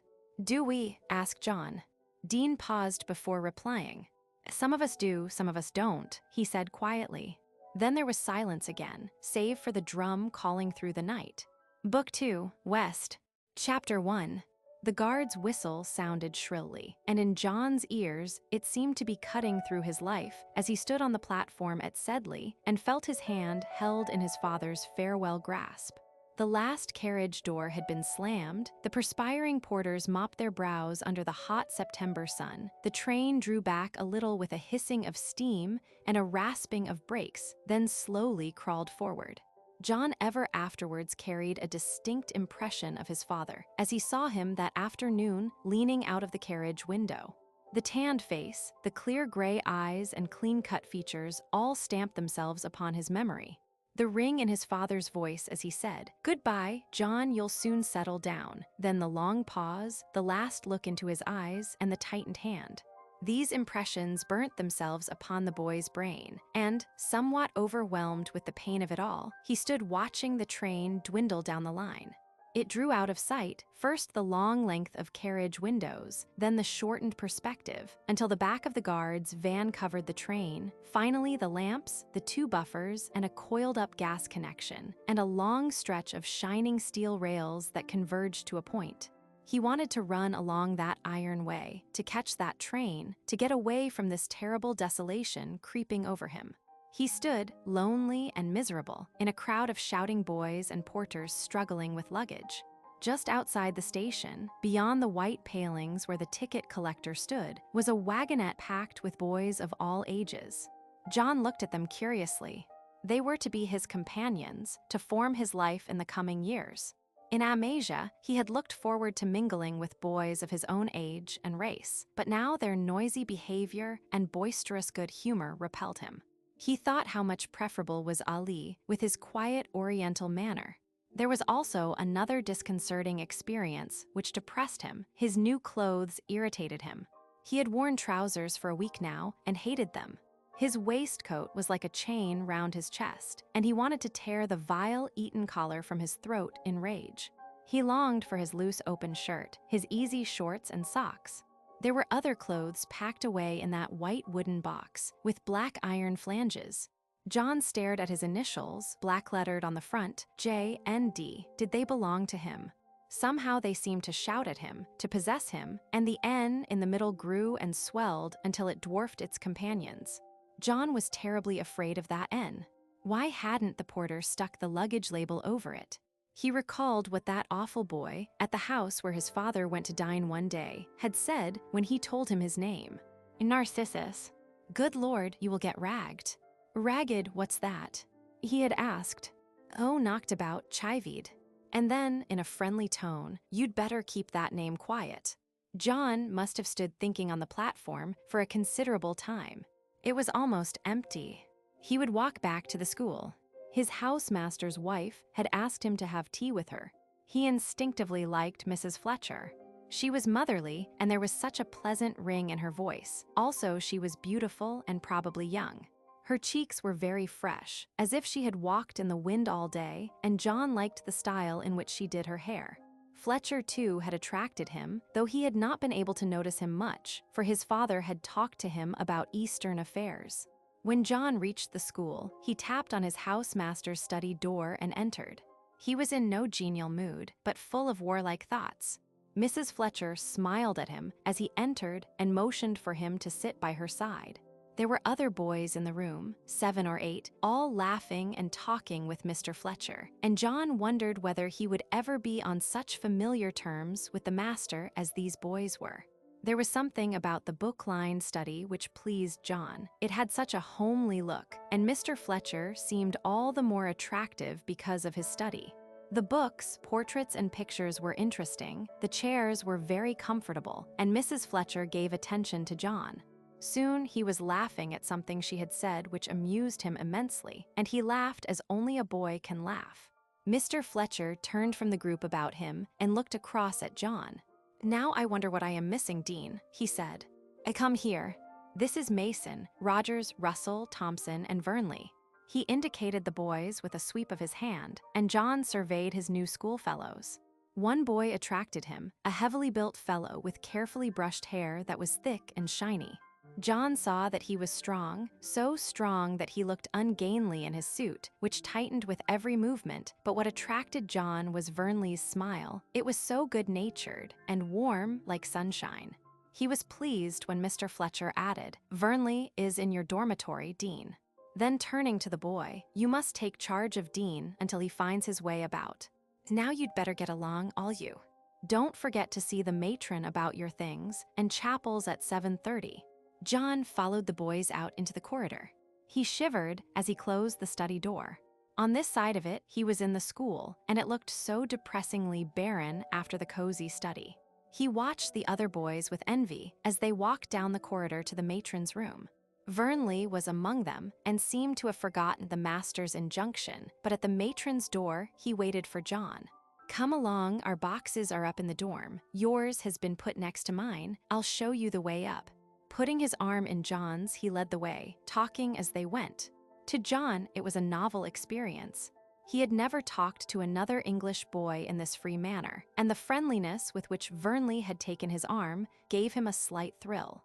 It was pleasant to be noticed like this, and already he liked his companion. There was something so placid and solid about him which appealed to John.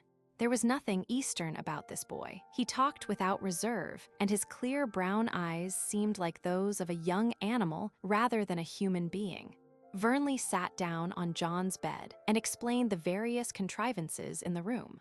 It was a long, well-lit chamber with 8 beds on either side, bordered by 2 long strips of carpet.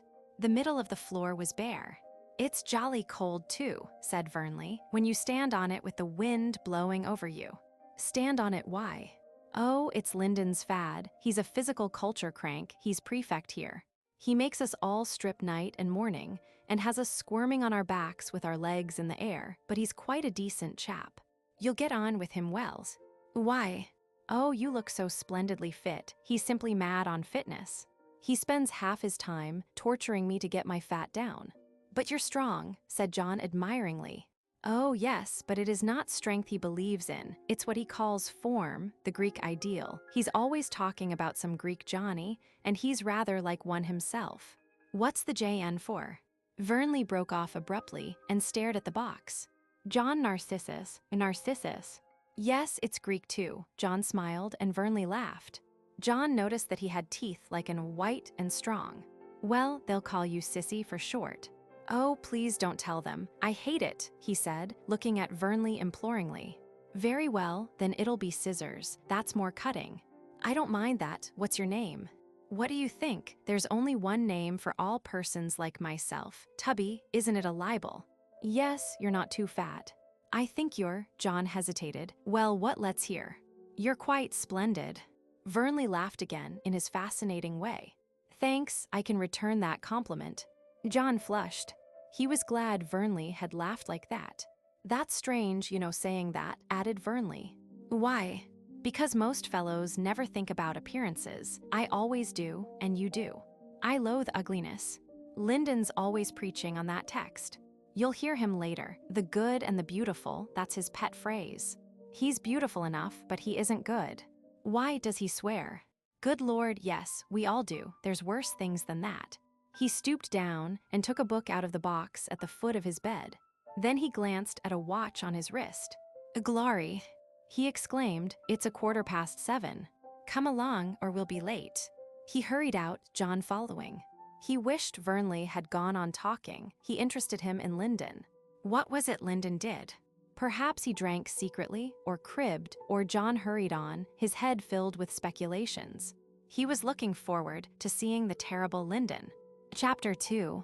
John's first week at Sedley passed with amazing rapidity. It was all new to him, and enjoyable also. The masters were such a decent set of fellows, and already John had formed a strong alliance with Vernley. He had had tremendous good luck in this. Vernley was in his second year and entitled to a study.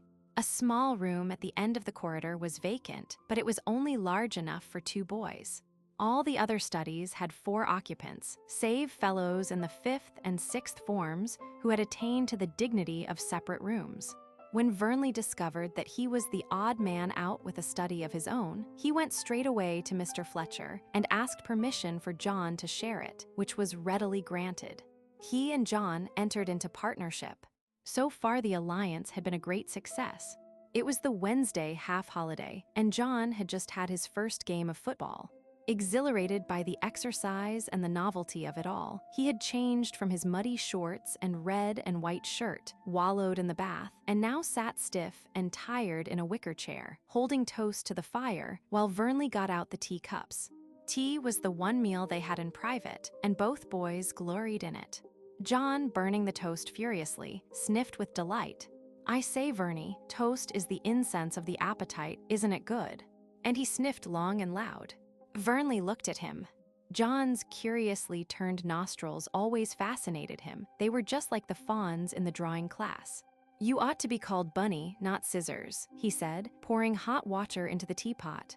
Why? Asked John, turning round in the chair. Damn, watch that toast, it'll be black. Why? Because you twitch your nose like a rabbit. That's enough, don't toast any more. There was a long break in the conversation, filled with the noise of crunching. I shall have to go in a minute. I forgot to fill Lyndon's kettle, said John. Hang Lyndon, he's always running you about. I knew he would. He doesn't like your being here. Don't talk rot, he's been jolly decent to me. He was coaching me all this afternoon.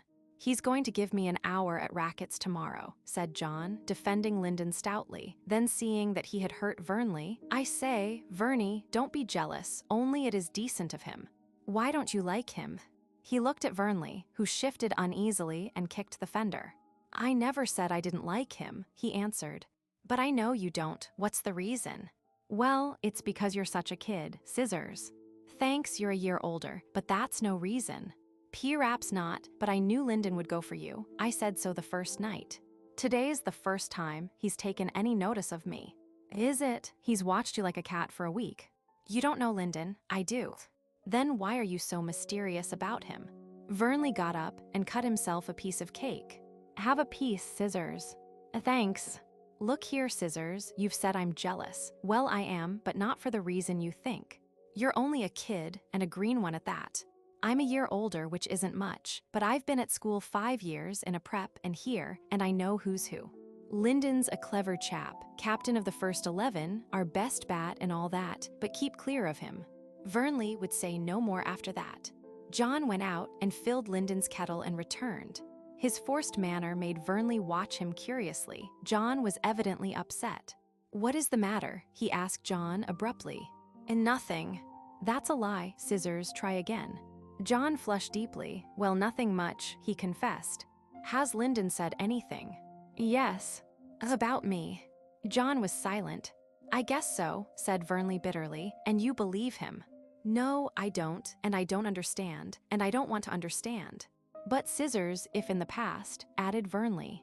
He looked anxiously at John, who had picked up Punch and was looking through it. "Well, the past is the past, that's all. I say, Verney, listen to this," he said, reading from the paper. He had dismissed the subject, and Vernley sat and listened, looking at his friend with a dog-like affection. John enjoyed the Saturday evenings when they all gathered in Mr. Fletcher's study. They sat wherever they liked, on the floor, the lounge, or in the windows, while Fletcher talked and his wife poured out the coffee. Fletcher was a man of ideas and of sufficient strength of mind to carry them out. He was never so happy as when, pipe in mouth, he debated with 6 or 8 boys at a time. It was a time-honored custom for the boys of his house to come in each Saturday evening to talk over the school matches or any other topic that presented itself. There was no attempt to make the conversation improving. Sometimes, led by a question, Fletcher would tell them about his travels in Greece and Italy, illustrating them with snapshots in his albums, or perhaps Mrs. Fletcher or one of the boys would sing. The repertoire was in no way restricted. Occasionally, Vernley had to be forcibly deposed from the piano stool after an orgy of music hall ditties or waltz tunes, and any outburst of ragging was quickly suppressed. The boys were not compelled to enter into any conversation. They could take down the books and read if they wished, and sometimes complete silence reigned until Fletcher stood up, knocked the ashes out of his pipe, and said, "Time, boys." There was one particular pleasure to which John always looked forward. That was Lyndon's playing. There was a magic quality in it which held them spellbound. Even Vernley admitted that Lyndon knew his way about on the piano.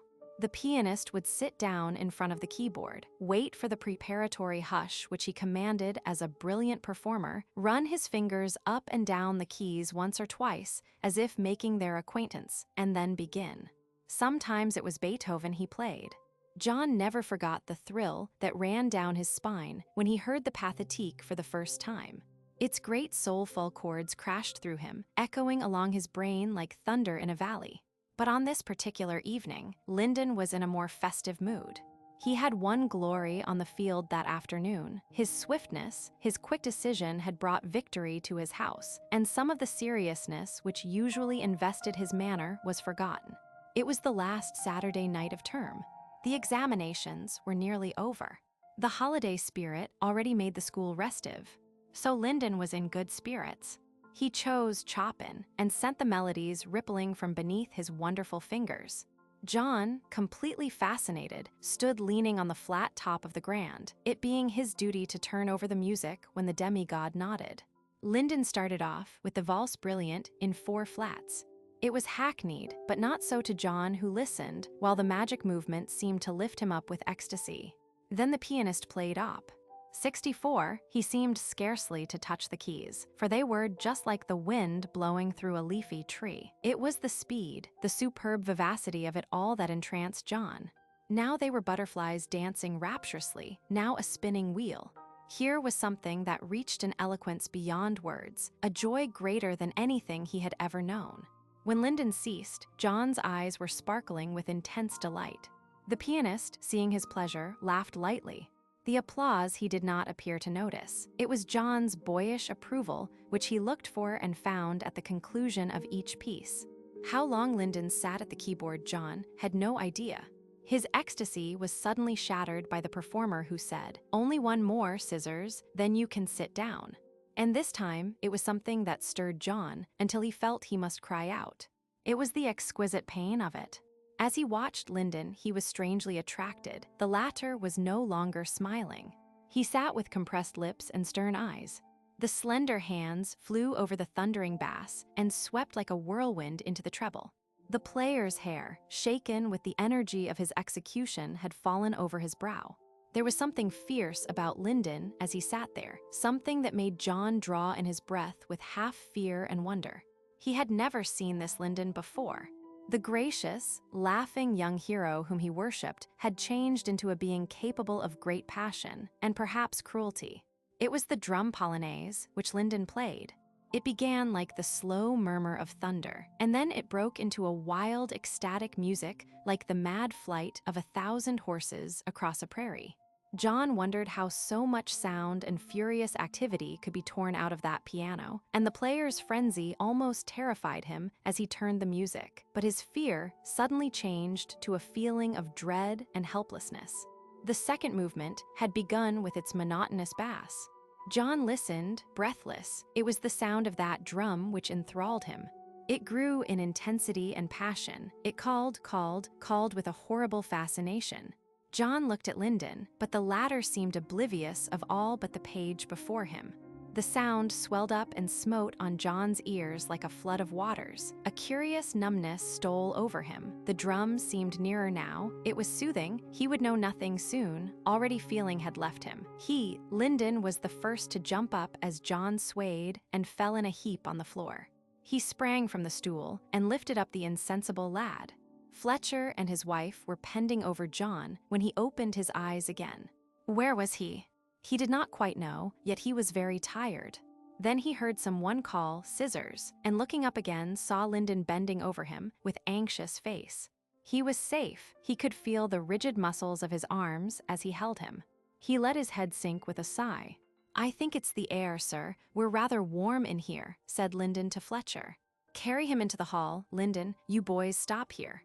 "Let me take him," said Mrs. Fletcher, all the mother nature of her sounding in her voice. "It's all right, Mrs. Fletcher. I can carry him.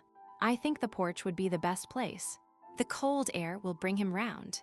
Lyndon lifted John like a baby and went out into the porch, followed by Fletcher and his wife. He deposited his burden in a wicker chair. "Don't wait, sir. I'll bring him in a bit. Look, he's all right now." John sat up and looked at the anxious trio. "Better?" asked Fletcher cheerfully. "Yes, sir. I'm awfully sorry," replied John. "Don't worry, my boy. You've played too hard today. Now sit here a bit with Lyndon." Here we are. Mrs. Fletcher had returned with rugs and wrapped the boy round with them. When Fletcher and his wife had gone, John and Lyndon sat in silence. Lyndon could see Dean's face in the dim light, and his eyes were still very bright as he looked up at the sky. "Scissors," said Lyndon quietly, "why did you faint?" "I don't know, Lyndon. You frightened me, I think." "Am I so terrible?" The question was asked jokingly, but not without an undercurrent of feeling. "No, but you fascinate me. You have done since the first. It's only when you are playing that I really seem to see you properly." Lyndon gave a short laugh. "What a queer little beggar you are. I suppose the East is in your blood. I hope Vernley hasn't been playing on your imagination too much. He talks about me." "No, he doesn't," said John shortly, "and you shouldn't ask me. I'm his friend." "I'm sorry, Scissors, it is caddish only," he broke off and looked out into the night. John sat in silence and waited. He knew Lyndon wanted to say something. Presently he spoke. "You see, Scissors, I don't want anything to upset we get on fairly well, don't we? Somehow you've made me feel, I'm talking rot." "I suppose you've seen how I watched you," said John. "I simply couldn't hide it. I'm a little fool, I know. That's what made it all so difficult." "It's not easy being a god," responded Lyndon. "You've put me on a pedestal, and I want to keep on it." They talked more easily after that. Chapter 3. It had been arranged that John should spend the Christmas and Easter holidays with his housemaster. Fletcher had a cottage in Wales where he went at the end of each term to repair his shattered constitution. There, he dressed in a most amazing assortment of tweeds, smoked endlessly, loved to sit in village bars and listen to village gossip, and tramped over the mountains with inexhaustible energy. John spent the first fortnight with the Fletchers, after which he went on to Vernley's people, who sent him a cordial invitation to their home in Essex. It was there that John first became acquainted with the amazing possibilities of life. The Vernleys lived in a rambling old house with long corridors in which John could lose himself. Indeed, everything was on the spacious side, with that heavy, solid prosperity stamped on it which somehow fitted the Vernleys and all of John's preconceptions of them. Mr. Vernley was a broad-shouldered man with a shock of black hair and a tremendous voice. Mrs. Vernley was stout and tall, talked rather loudly, and made a draught whenever she moved, but she radiated kindliness.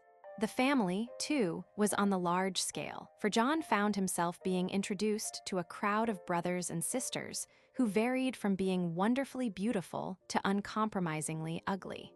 There was Kitty, aged 22, a big-boned woman who talked horses all day long. Then Alice, 2 years her junior, the musical genius of the family. Vernley had great faith in his sister's future as a singer because she was so fat. Todd, 20, and in the first flush of glory at Balliol, was the Vernley Adonis. He had the good looks that wonderful health and spirits bestow. His cheeks were tanned, his laugh cheery, and when he didn't sing or talk, he whistled. Vernley said that sitting near Todd was like being near a radiator. He warmed you like an animal.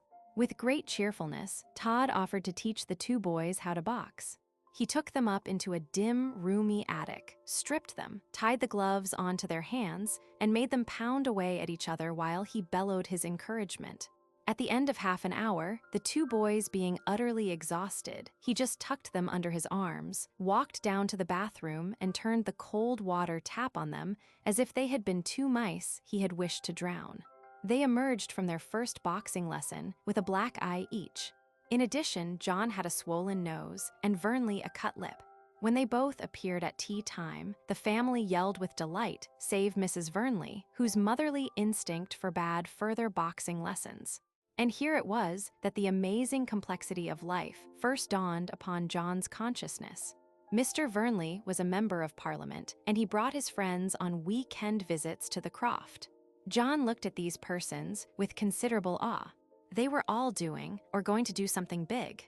Among them was Chadburn, quiet, unassuming, strictly conscientious, with a fine face and a courteous manner. John walked with him through the woods one Sunday morning, and at the end of half an hour, fell in love with him. All that night, he had visions of himself as a private secretary. It would be glorious to be near him each day, to go in on a thick carpeted floor with a sheaf of papers and say, "Will you sign these, sir?" Or, "A deputation wishes to see you, sir." Or, "Your speech is in your bag, sir." And his hero would say, "Thank you, Dean. I shall be back tomorrow, take cuttings from the Times and Telegraph." Perhaps he could accompany his chief to a big meeting and see him sway the crowd, hear him cheered in the packed hall, and he would want to get up and say, "That is my chief, I am his secretary." John went to bed that Sunday with life revealing a wonderful vista before him, for as he had passed through the lounge where the men sat smoking, he had heard Chadburn say, "That boy's as intelligent as he's handsome."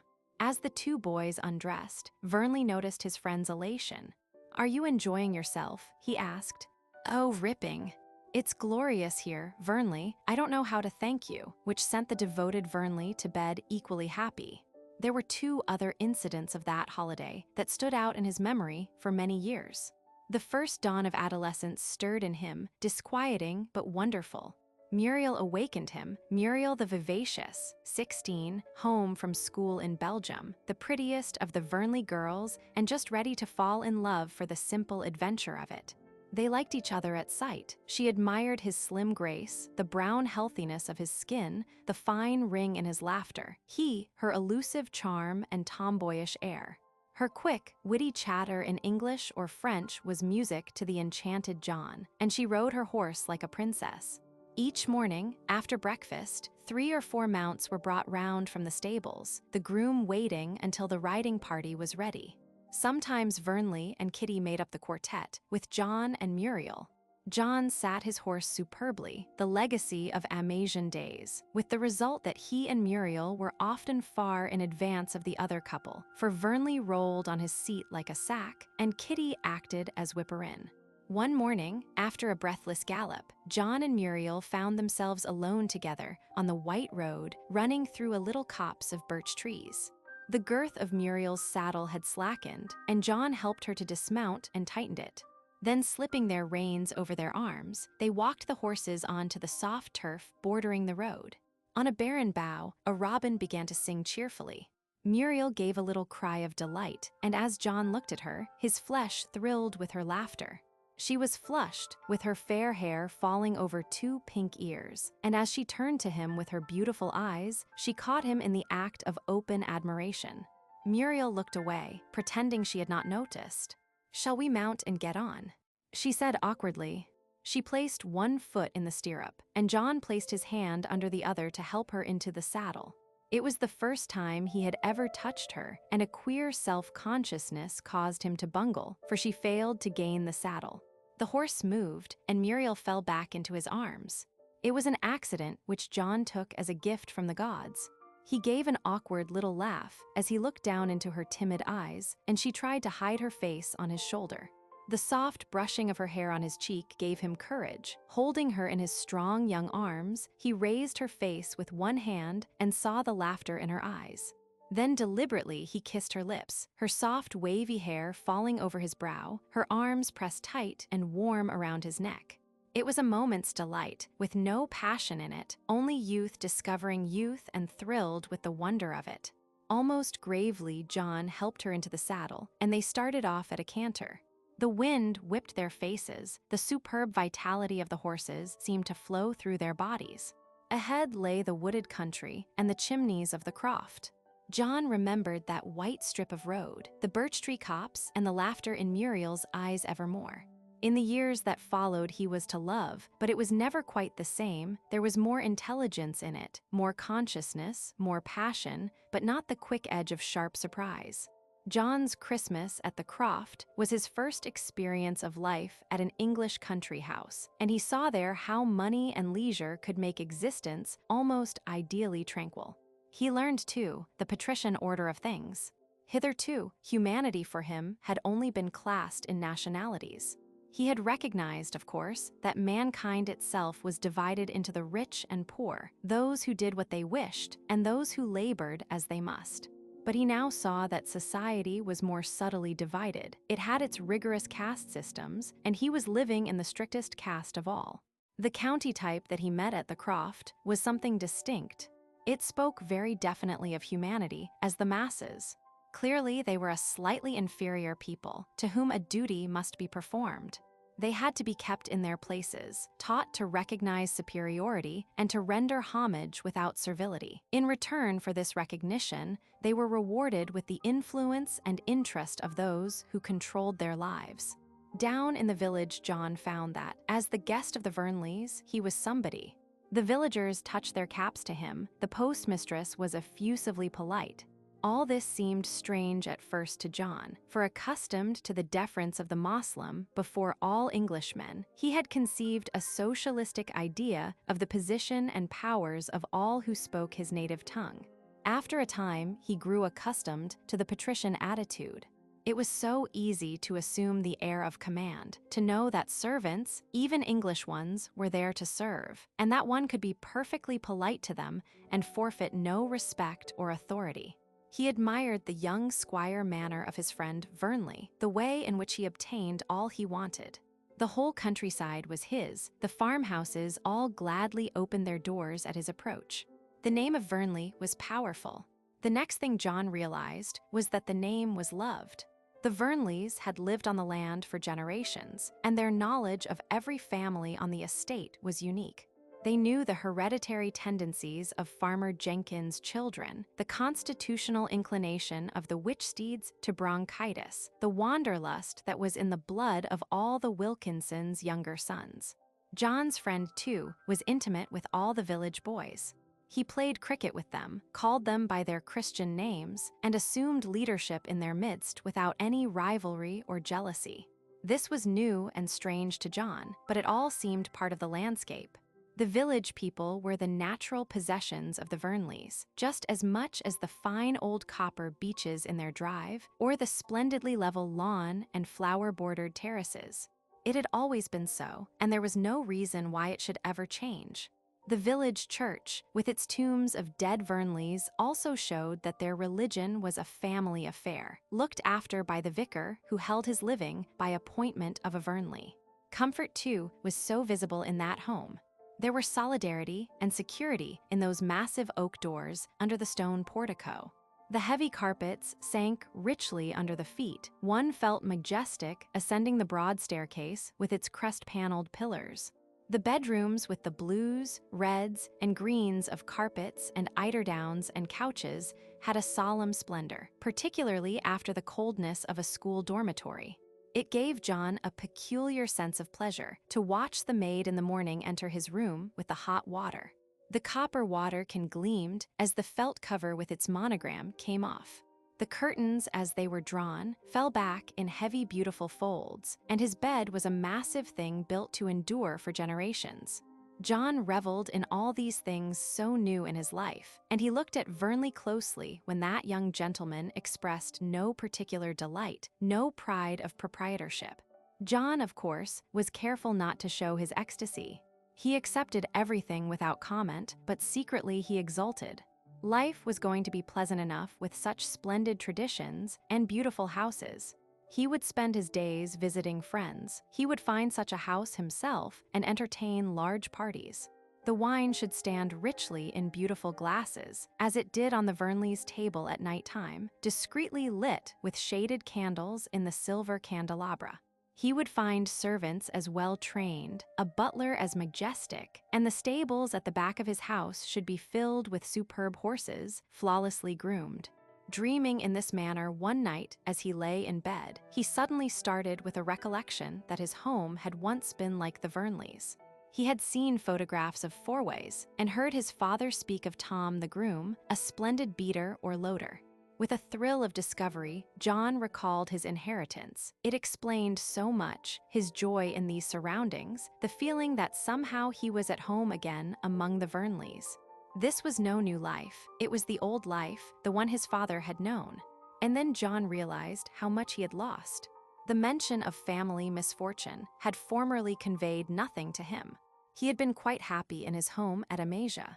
There was nothing wanting, and he had often wondered at his father's ceaseless recollections of fourways.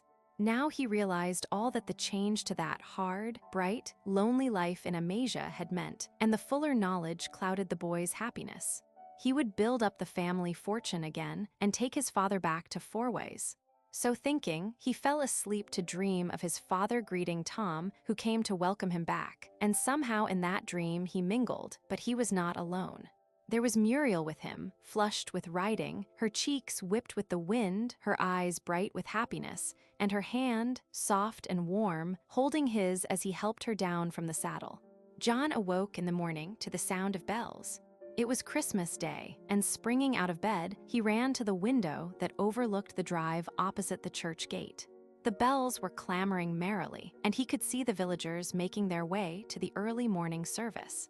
Picking up his towel, he rushed off to the bathroom, shouted loudly at the shock of the cold shower, dressed quickly, and ran downstairs just as the breakfast gong sounded. In the dining room, the family was busy opening presents. There were 3 for him, 1 from Vernley and 2 from his host and hostess. With boyish impulse, he went up and kissed Mrs. Vernley delightedly. Life was good. Chapter 4. On Christmas Eve, John had noticed another guest at dinner, but he had no opportunity of studying the person, who was addressed as Mr. Steer. The next morning after breakfast, there was a walking party to Holdfast Covert, about 3 miles, whence a fine view of the surrounding country was obtainable. John asked Vernley all about the stranger, for he was attracted to him by his manner. "The governor's frightfully keen on Steer," said Vernley. "He's a poet and quite well known, at least I think so. There's always a mild sensation in the district when Steer's down here. Have you read his books?" "No, I've seen them, of course. They're always prominent in the drawing room when he comes here. He's not like most of those writing people who everlastingly talk about themselves, and he's a sportsman. He'll start love 30 with anyone on the tennis court and beat 'em." It was on the way back from the covert that John had his first conversation with Steer. The boy had fallen behind to tie up a shoelace, and the poet was hacking away at a wand he had cut out of the thicket. "What are you making, sir?" asked John, overtaking him. "A whistle. Can you make one?" "No, I'm not very handy with a pocket knife." "Well, there you are. That's a sycamore pipe which you can play, like the idle shepherd boys," said Steer, giving the stick to John. "On pipes of sycamore, they play the fragments of a Christmas hymn. I suppose you know that." John confessed his ignorance, but he liked the sound of it and wanted to hear more. "God bless me," said Steer. "You mean to say that you've not heard of Wordsworth?" "I thought every boy out of a nursery had been brought up on We Are 7 and the Idle Shepherd Boys."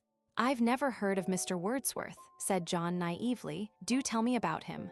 Oh, he's quite dead now. He was what is called a lake poet. He lived at the English lakes, Grasmere and Rydal to be precise, where there was a group of these poets and essayists: Coleridge, Southey, De Quincey, Christopher North, names you've probably heard. The Idle Shepherd Boys was a favorite poem when I was a lad.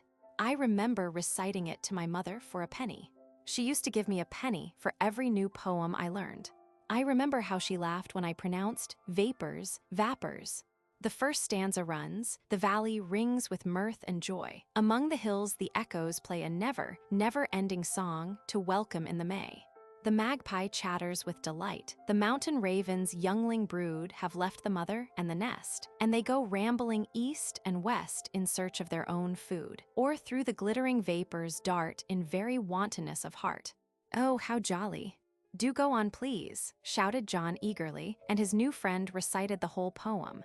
The joy on the boy's face greatly amused him. "You've evidently got a taste for verse, John, but there's much better stuff than that.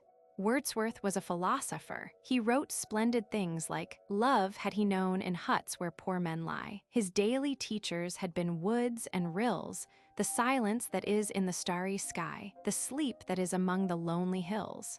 These words fell upon John's ears as music. It was a spell upon him, something that took him into a realm of wonderful sounds and visions.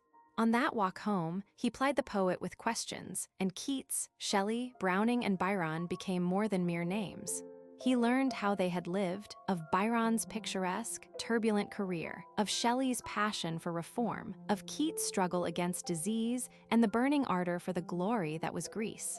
And then Steer told him of living men who were writing. "But don't meet them if you can help," he advised. "You should never meet authors of the books you admire. They have conserved their best moments in a few pages, and they cannot live up to your expectations. And authors, too, are not the pleasantest of mankind. There is sufficient egotism in a room full of them to lift St. Paul's to the top of Everest." "But you're a poet yourself, Mr. Steer, and you're not at all objectionable," said John laughingly. "Perhaps that's why I'm such a bad one," answered Steer. They had now overtaken the others, and Vernley, looking round, noticed John's excited manner. "Whatever stirred you up, Scissors?" he asked. "You look as if you'd found a gold mine." "Mr. Steer's been telling me about the poets." "Oh, Verney, I'd no idea they were such a ripping set. Have you got a Wordsworth at home?" "Yes, but you haven't come here to read that stuff. You'll have to read it when you get at your remove, a horrible old man, always grousing about some divine, far-off event. No, that's Tennyson." "How does it run?" "I've got it, a sense sublime of something far more deeply interfused, whose dwelling is the light of setting suns, and the round ocean and the living air. That's beautiful, it's," exclaimed John. "I call it utter tosh. Parse and analyze. Subject, there isn't one. Predicate, find it if you can. Object, good Lord, why don't these fellows write sense? Whoever saw a round ocean?" "But that isn't what he meant. You mustn't take it pictorially." "Bravo, John, you've got the sense of it," interjected Steer. "Bobby's attempted to analyze it, that's fatal." Vernley stared at John curiously for a moment, amazed at his friend's enthusiasm. Then, "You are a rum beggar, Scissors. I believe you'd like to write stuff like that yourself." "Perhaps he will, alas," sighed Steer. "Why do you say alas?" asked John. "You're not at all sad, you're quite jolly, and—" "You can play tennis, sir," added Vernley in a consolatory voice. For the remainder of the day, John's head was full of poetry. He had found a copy of Wordsworth in the library, and after lunch, when everyone disappeared for a nap, he stole up to his bedroom, successfully evading Vernley, who, he knew, would cover him with derision if detected. Fortunately, Vernley had gone across to the vicarage with a message, and he was detained there with lemonade and mince pies for a whole hour. In that time, John read through The Idle Shepherd Boys and Lucy Gray. He then attempted the excursion and found it altogether too much for him, save one jolly bit he loved. "From a swarm of rosy boys singled me out, as he in sport would say, for my grave looks, too thoughtful for my years," which ministered to his egotism, and helped him to build up visions of long walks with Mr. Steer, in which he saw down into the soul of a poet. He had given up the excursion in despair, but later, turning over the pages, he recognized the lines Vernley had quoted. Like an old friend they seemed. He had just finished the lines composed about Tintern Abbey when Vernley, or Bobby as the household called him, burst in, searching for him. "Scissors, I've been all over the house. What are you doing?" "A reading." John closed the book in half, hid it behind him, but Vernley was too sharp and made a grab. One look and the secret was out. "Scissors, I've a good mind to scrag you. If you can, but isn't it ripping? Whose dwelling is the light of setting suns, and the round ocean and the living air? It's like eating caramels. If you say it again, I will scrag you." "Whose dwelling is the light?" began John provocatively. Vernley leapt upon him and they went down together, John underneath. "Say it again, Scissors," cried Vernley, holding John's head firmly to the floor. John wriggled and tried to shift the hand over his mouth. "Whose dwelling is the?" he managed to get out before he was choked. There was a wild scrimmage, which ended with a great crash. They had cannoned into the washstand, and the jug and basin lay in 1,000 fragments. "Golly, what a mess," commented Vernley from where he lay, surveying the ruins. "Will your mater be angry?" asked John nervously. "No, she's used to having things smashed. It's a family failing. I've made a mess of your collar. You'll have to put a clean one on. Old Crimp's coming to tea. I've just been to the vicarage. He's a dreadful old bore, but he's got a ripping kid. I can't think how he did it." "Did what?" asked John naively. Vernley looked at him for a moment and then went scarlet. "Scissors," he said, taking his arm, "you are a bit of an angel." "Whose dwelling?" began John derisively. "Shut up. Do you want to smash the looking glass next? Get your collar on. There's the gong for tea." Those days at the Croft went all too swiftly, and the morning came when the two boys lifted their trunks into the car and were whirled down the drive to the station. John left feeling that the end of life had come. He had been among friends and had felt almost as if he had been to his own home, the kind of home of which he had dreamed. Mrs. Vernley had mothered him, and John's secret pleasure at being petted had been expressed in many little acts of devotion. "What a lovable boy he is," she said to her husband as she watched the car recede down the drive.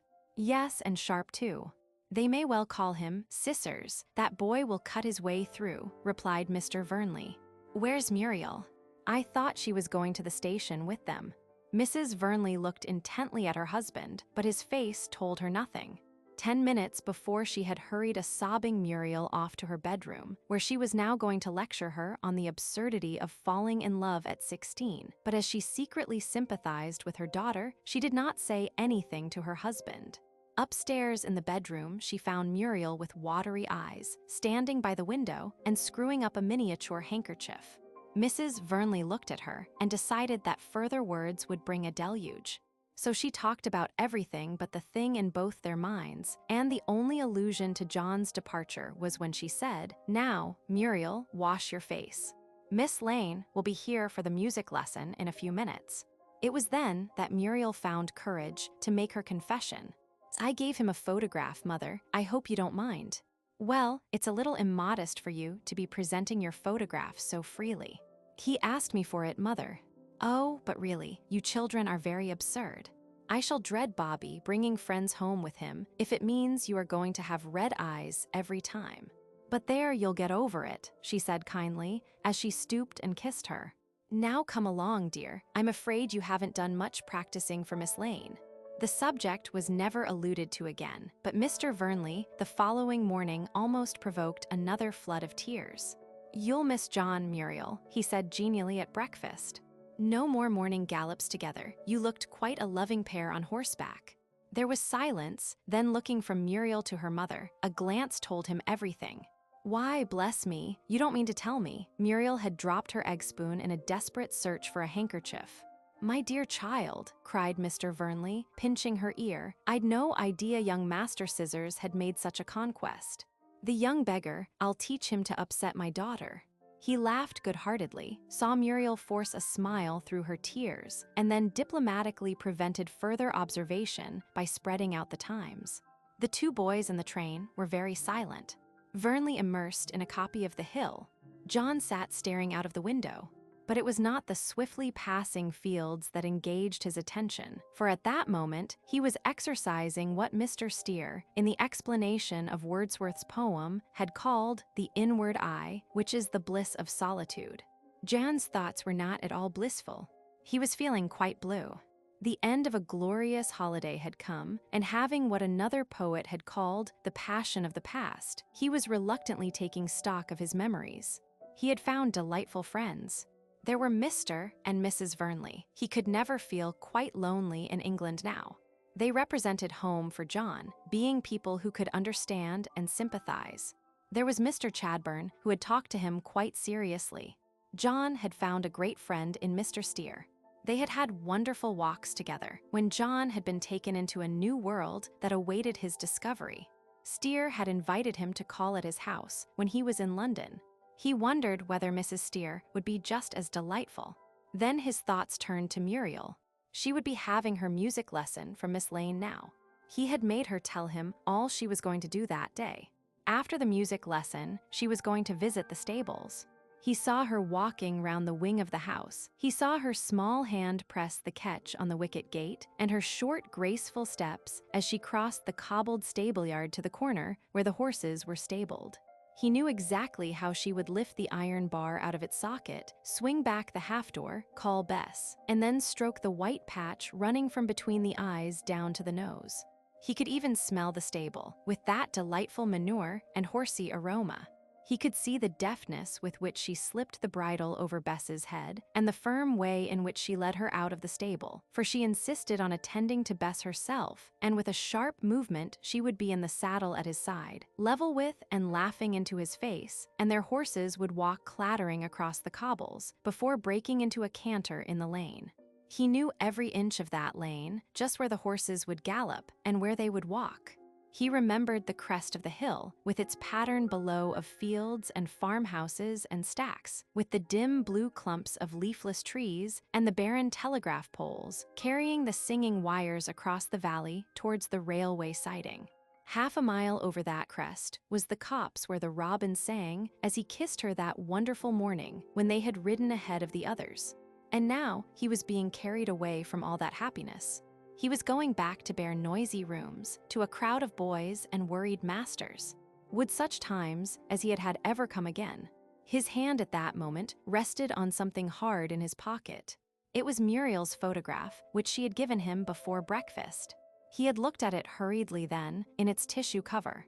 Now he wanted to take it out and feast his eyes upon it. He looked up. Vernley was chewing butterscotch and still immersed in his book. He did not want the old lady sitting near to see him gazing at the photograph, so he got up and went into the adjoining lavatory. There he bolted the door and pulled out the precious packet. Slipping the photograph from its paper cover, he saw it was a small cabinet in sepia by Neame, New Bond Street, of Muriel in her riding coat and cap. As he pulled it out, something dropped to the floor. It was a small piece of tissue paper. He was disappointed, for he thought it was a note. Then seeing its shape, he knew it contained something, which, after unwrapping, proved to be a strand of hair. John immediately kissed it with all the sentiment of 15. He was about to wrap it up again when he had an inspiration. It was another pledge of love and should be placed with Ali's gift. John pulled out the chain with its moonstone pendant, which he faithfully wore, and tied the strand of hair around the link. Then, putting the photograph back into his pocket, he returned to the carriage. The platform was crowded when they arrived at Sedley, and there was a fierce fight for seats in the break. John found himself separated from Vernley, but half an hour later, as he was going towards Mrs. Fletcher's room, he was caught by the arm. "I say, Scissors, what do you think?" asked Vernley excitedly. "We've got a new study. Maitland told me, and I didn't believe him, but it's on the list. There's another fellow in with us. What a nuisance. I don't know who he is." "What's his name?" "Marsh. Maitland says he's a new kid, tons of money, and a motor bike. He was at Eton and has come here for some reason. It looks queer. We don't want Eton's cast-offs." "I beg your pardon," said a quiet voice. The boys turned to find themselves surveyed by a calm young gentleman. He smiled at them in a superior way. "My name is Marsh, of whom you speak. If my presence is offensive to your secluded domain, I'll remove myself." "Pompous ass," thought John. Vernley stared at him. "Well, we are friends, Y.C., said Vernley at last. "So I perceive," murmured the tall youth, looking at Vernley, who had his arm in John's. There might have been something offensive in the fact, and the stranger impressed this upon them. Vernley drew his arm away. "Do you always perceive things?" asked John sarcastically. "When they are worth it," retorted Marsh. "When I've finished unpacking, I'll speak to you again. So long," and he turned and walked down the corridor with deliberate dignity. "Well, I'm snubbed," said Vernley. "Does Fletcher think we'll put up with that piece of skin and grief? He'll speak to us again when he has finished unpacking. Bobby, we are dismissed," cried John. Their next encounter with Marsh was more genial. They found him sitting in the new study. When John and Vernley opened the door, they stood on the threshold and gasped. It was an amazing spectacle they beheld. 2 lounge chairs covered with chintz were placed on each side of the fireplace. A blue cloth covered the table, on which lay a shallow black bowl. In the bowl was water on which floated, in careless design, a dozen narcissi dropped in by the hand of Marsh. The window was draped in chintz, and in the far recess was a magnificent bookcase. It towered up to the ceiling and was crammed with sumptuous books in highly colored leather bindings. There were 4 pictures on the walls of a mysterious nature. Those sallow-faced maidens and thin-legged youths in red hose, John learned later, were from the hand of Botticelli. A lady with a curious smirk occupied the place of honor over the fireplace. When John asked Marsh if it was his mother, the boy exclaimed sadly, "Alas, no," and going to the bookshelf read from a volume a long analysis of the lady's smile written by a person called Pater in prose which, to John, seemed a long time getting to the point. After the reading was finished and Marsh had pronounced it to be luscious, he invited them to sit down, which was singular since it was their study, but he was a person who evidently took command. Appreciating comfort and a little proud of the envy their study would arouse in others, they settled down amicably. At the end of the month, they were inseparable. The trio became famous. Vernley was the athlete, Marsh the scholar, and John, that amazing discovery was made by John almost by accident. It filled his dreams for a whole term. It was in the school debating society that John made his great discovery. Mr. Fletcher was in the chair. The meeting was in the lecture theater, with its tiers of seats climbing up to the back windows, in one of which John sat listening. There was a mock government in office, trying to introduce a bill for compulsory military training. The debate was opened by the captain of the Officers' Training Corps, a man John disliked intensely, mainly because he had prominent teeth that were not prolonged on parallel lines. John had attended 3 meetings of the society, but had not spoken. The small boys sat silent in the presence of the 6th form gods. John would not have spoken on this occasion, except for an accident. He was sitting on the window seat, jammed in between 2 other boys, who, in the course of an attack upon each other's head, ejected John from his position. He fell with an amazing noise on the hollow boarding, and the speaker, looking up, caught John's eye. The boy had no intention of speaking, but Mr. Fletcher evidently misconstrued his action and very kindly paused to give John his opportunity. So there was nothing else for him to do but to open his mouth. He stammered for half a minute, uttered a witticism, and provoked a laugh, which encouraged him to proceed to a superb piece of youthful cynicism. The house gasped, but like the sensation, the leader of the debate sat amazed at the junior's audacity. But John had tasted blood. He felt the flattery of the attention he was commanding. He grew bolder. A few of Marsh's grandiloquent phrases came into his head. Odd readings from those leather-bound books pointed his arguments gracefully. His ear for a choice phrase kept his listeners intent. At the end of 10 minutes, John sat down abruptly. There was a great silence. He had made a fool of himself, he thought, and was blushing with shame when the tide of applause caught him. It seemed to rock the theater. He was being applauded. The whole theater was applauding him. He was no longer a nonentity, but somebody. It dazed him a little. For the next half hour, he heard his name mentioned in the debate. When they all trooped out of the theater, he was smiled at and patted on the back. The crowning moment came when Mr. Fletcher looked at him closely through his spectacles and said, "I hardly like to approve of your audacity, Dean, but I am pleased that my house has such an eloquent representative.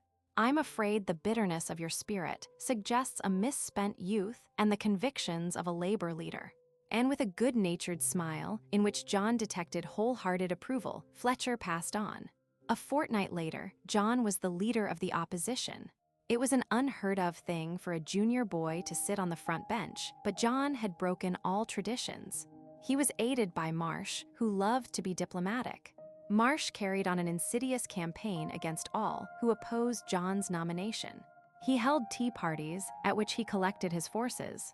He dispatched his lieutenants to the fields, the 5 courts, the common room, the quadrangles, the armory, and the tuck shop.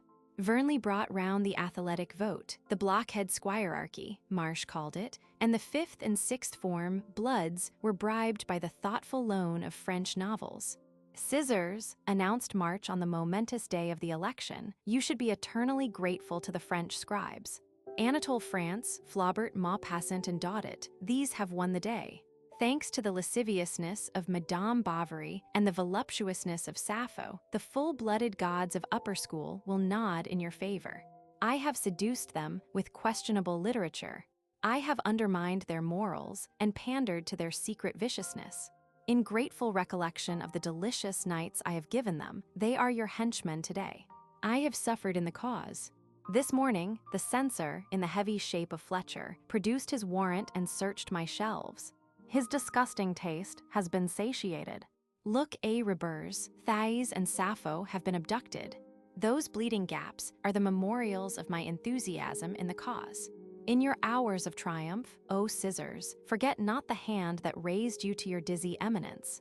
Let me whisper in your ear and remind you, as the Caesars of old, of the fickleness of fate. Shut up, you ass, exclaimed Vernley. Scissors'll romp in. I've exhausted the bank in buns and lemonade, and have given away enough cigarettes to smoke the enemy out. We shall probably be unseated for corruption, said John. Your support, Marsh, is a questionable advantage. That's the kind of rotten remark one expects from a politician. You've a great political career in front of you. Scissors, you have the necessary lack of gratitude and want of principle. Et tu, brute. O shades of the departed. Bovary, Thais, and Sappho, behold the ingratitude of this friend who wades to glory over your dead bodies. Scissors, the first day you're in power, you've got to abolish the censorship. There shall be no peace in your parliament until I can read Wilde and Baudelaire in bed, without interruption or confiscation. As anticipated, Scissors headed the poll, and henceforth he was leader of the opposition. The result was a high political fever. Immediately after breakfast each morning, he rushed round to the library and read through the newspapers. At first, he modeled himself upon Winston Churchill, to whom he was supposed to have some facial likeness, but he found he had not the cool self-assumption of his prototype. He found himself more akin to Lloyd George, that Welsh lawyer whose name was as blasphemy to some and holy song to others. The role suited John. He was a born iconoclast. He had the Welshman's gift of stinging epithet, and he surprised himself with the veneer of venom that added luster to his sentences. He learnt from his prototype the art of swift descent from Parnassus to Limehouse. He punctuated his periods with cheers provoked from the blubber-headed section of his audience. He knew the pathetic touch, the lump-in-the-throat moment, as he called it, and he used them until his opponents were powerless to stem the avalanche of his invective. All this alarmed Mr. Fletcher. He saw his house becoming socialistic. The authority of the prefects was becoming undermined. The junior boys no longer feared the upper remove. They frankly stated their dislikes. In one debate, they declared their hatred of compulsory cricket with such vehemence that he had to move the closure, whereupon John attacked him as a champion of tyranny, the feeble upholder of bloated tradition. This so alarmed Fletcher that he had a private interview with John, who suggested very skillfully that his overture was a form of corruption. The fact was that John was getting a swollen head. Marsh, whose hornet-like nature delighted in the stinging of authority, encouraged John in his most daring attacks. Vernley, lost in admiration at John's brilliance, worshipped silently and approved without question. The other boys followed in John's path, hardly realizing the power of his leadership. The awakening came rapidly from an unseen quarter.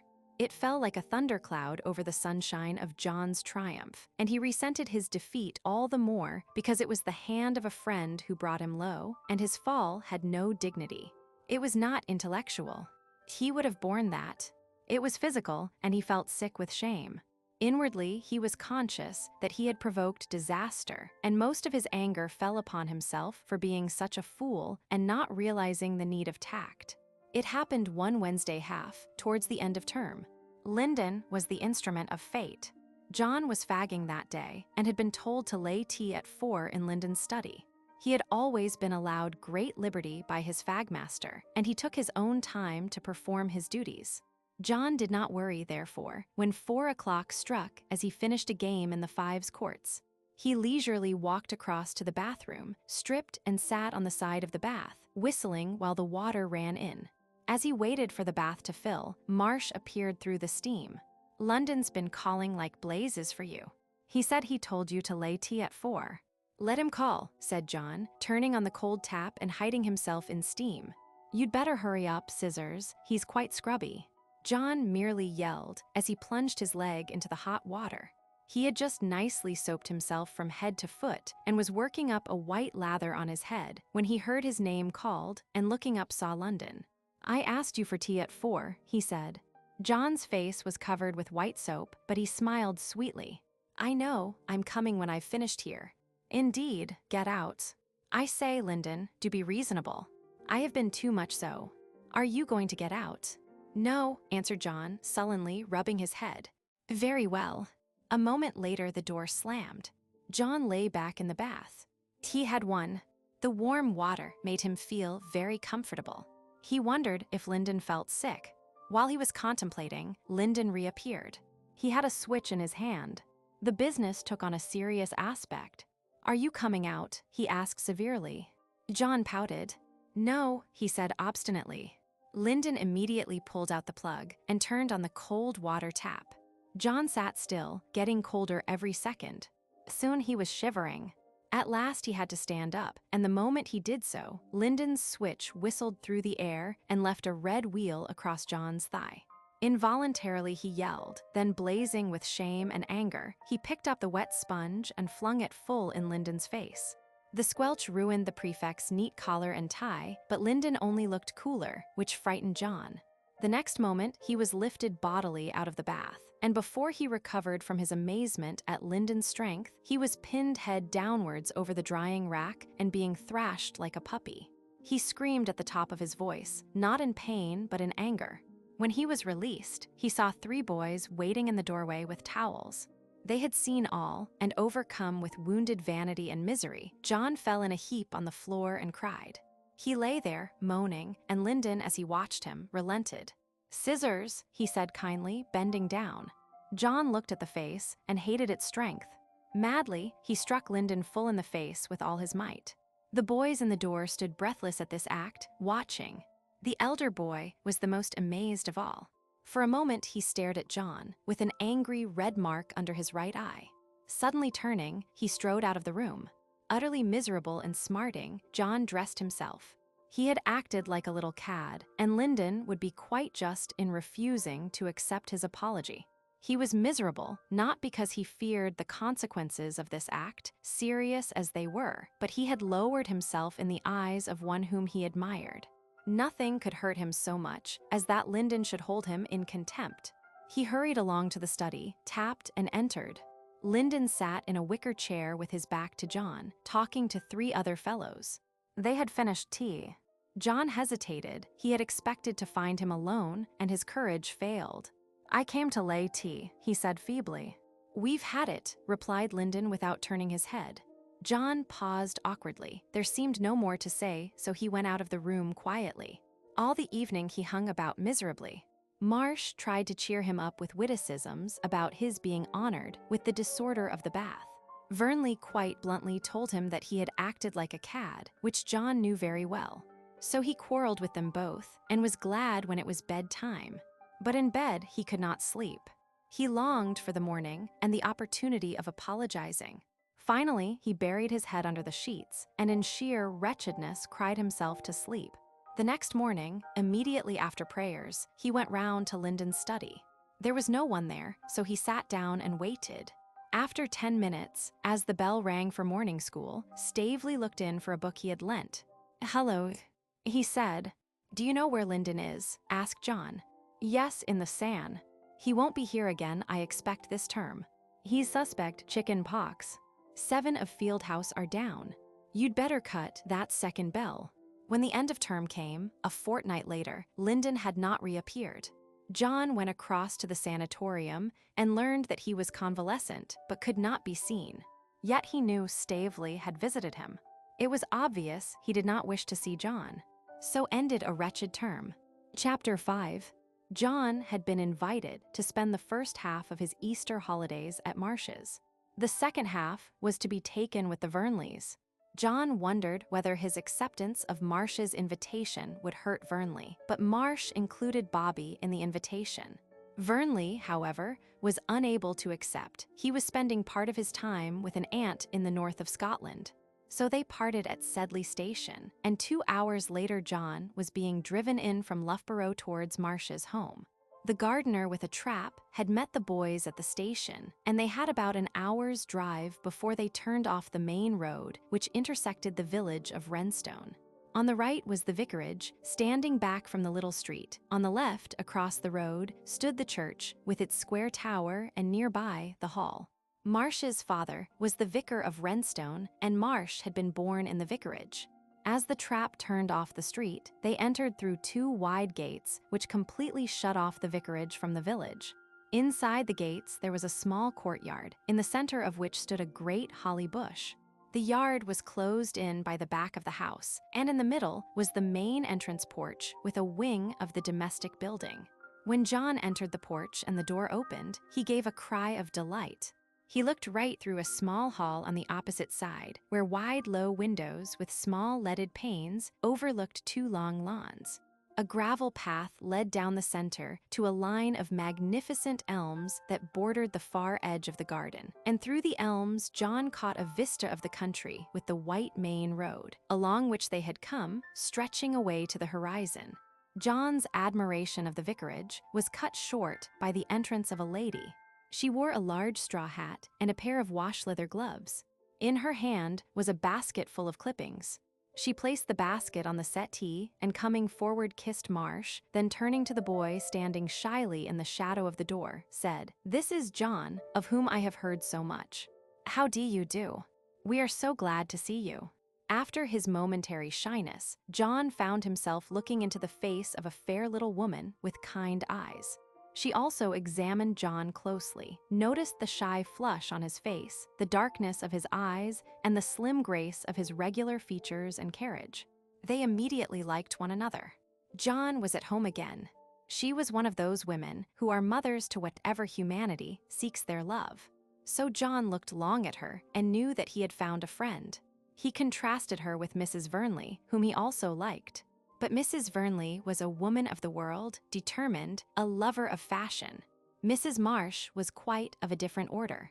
John felt she was one who would understand sympathetically when others would judge harshly. She was the kind of woman to whom he would rather come if he had a confession to make. He noticed how very frail she was, almost like a saint who had fasted. Her white hair, loosely fastened, seemed as a halo, while she stood there in the dim hall with the sunlight behind rimming her head with light. Her hand was so thin that John could feel all the bones in it, and her flesh was almost transparent. Meanwhile, Marsh had superintended their boxes. "Come up to our room, scissors," he cried, and John followed him up an old oak staircase, along a narrow corridor that ran the whole length of the house, overlooking the courtyard on one side. Their room was at the end, and the beauty of it made John's heart leap up. It had 2 low casement windows, bordered with creeper drooping to the lawns below. Their 2 beds faced the windows. The dressing table, mantelpiece, and writing desk were decorated with fresh bunches of violets. The perfume pervaded the room and mingled with the delightful smell of clean linen, which John had come to distinguish as a country house smell. "What a jolly room," cried John. Marsh seemed pleased at his approbation. "Not a bit like a parson's hole, is it?" he commented. This room is modern. That's a copy of a Cezanne. That's a real Pizarro. You won't find on these walls any woolly legend, God is love, or a dead ant's knitting in 5 colors. Blessed are the meek. I ejected all those long ago. But what does your governor say? Nothing, he merely smiles. I am the cuckoo's egg in the family nest. John was a little shocked. He felt uneasy when Marsh talked in this strain. It was not that Marsh wanted to shock, but John was in an alien country, which his friend evidently knew well. Every day John was discovering something new about himself until his mind was in a condition of fear. Marsh was so splendidly cool about everything. When John asked him questions, he showed no surprise or superiority, but explained and amplified from familiarity with his theme. Marsh dismissed certain things as rotten, others he characterized as smuggy. John always had a feeling that Marsh knew much more than he said. His knowledge of books, for instance, was extraordinary.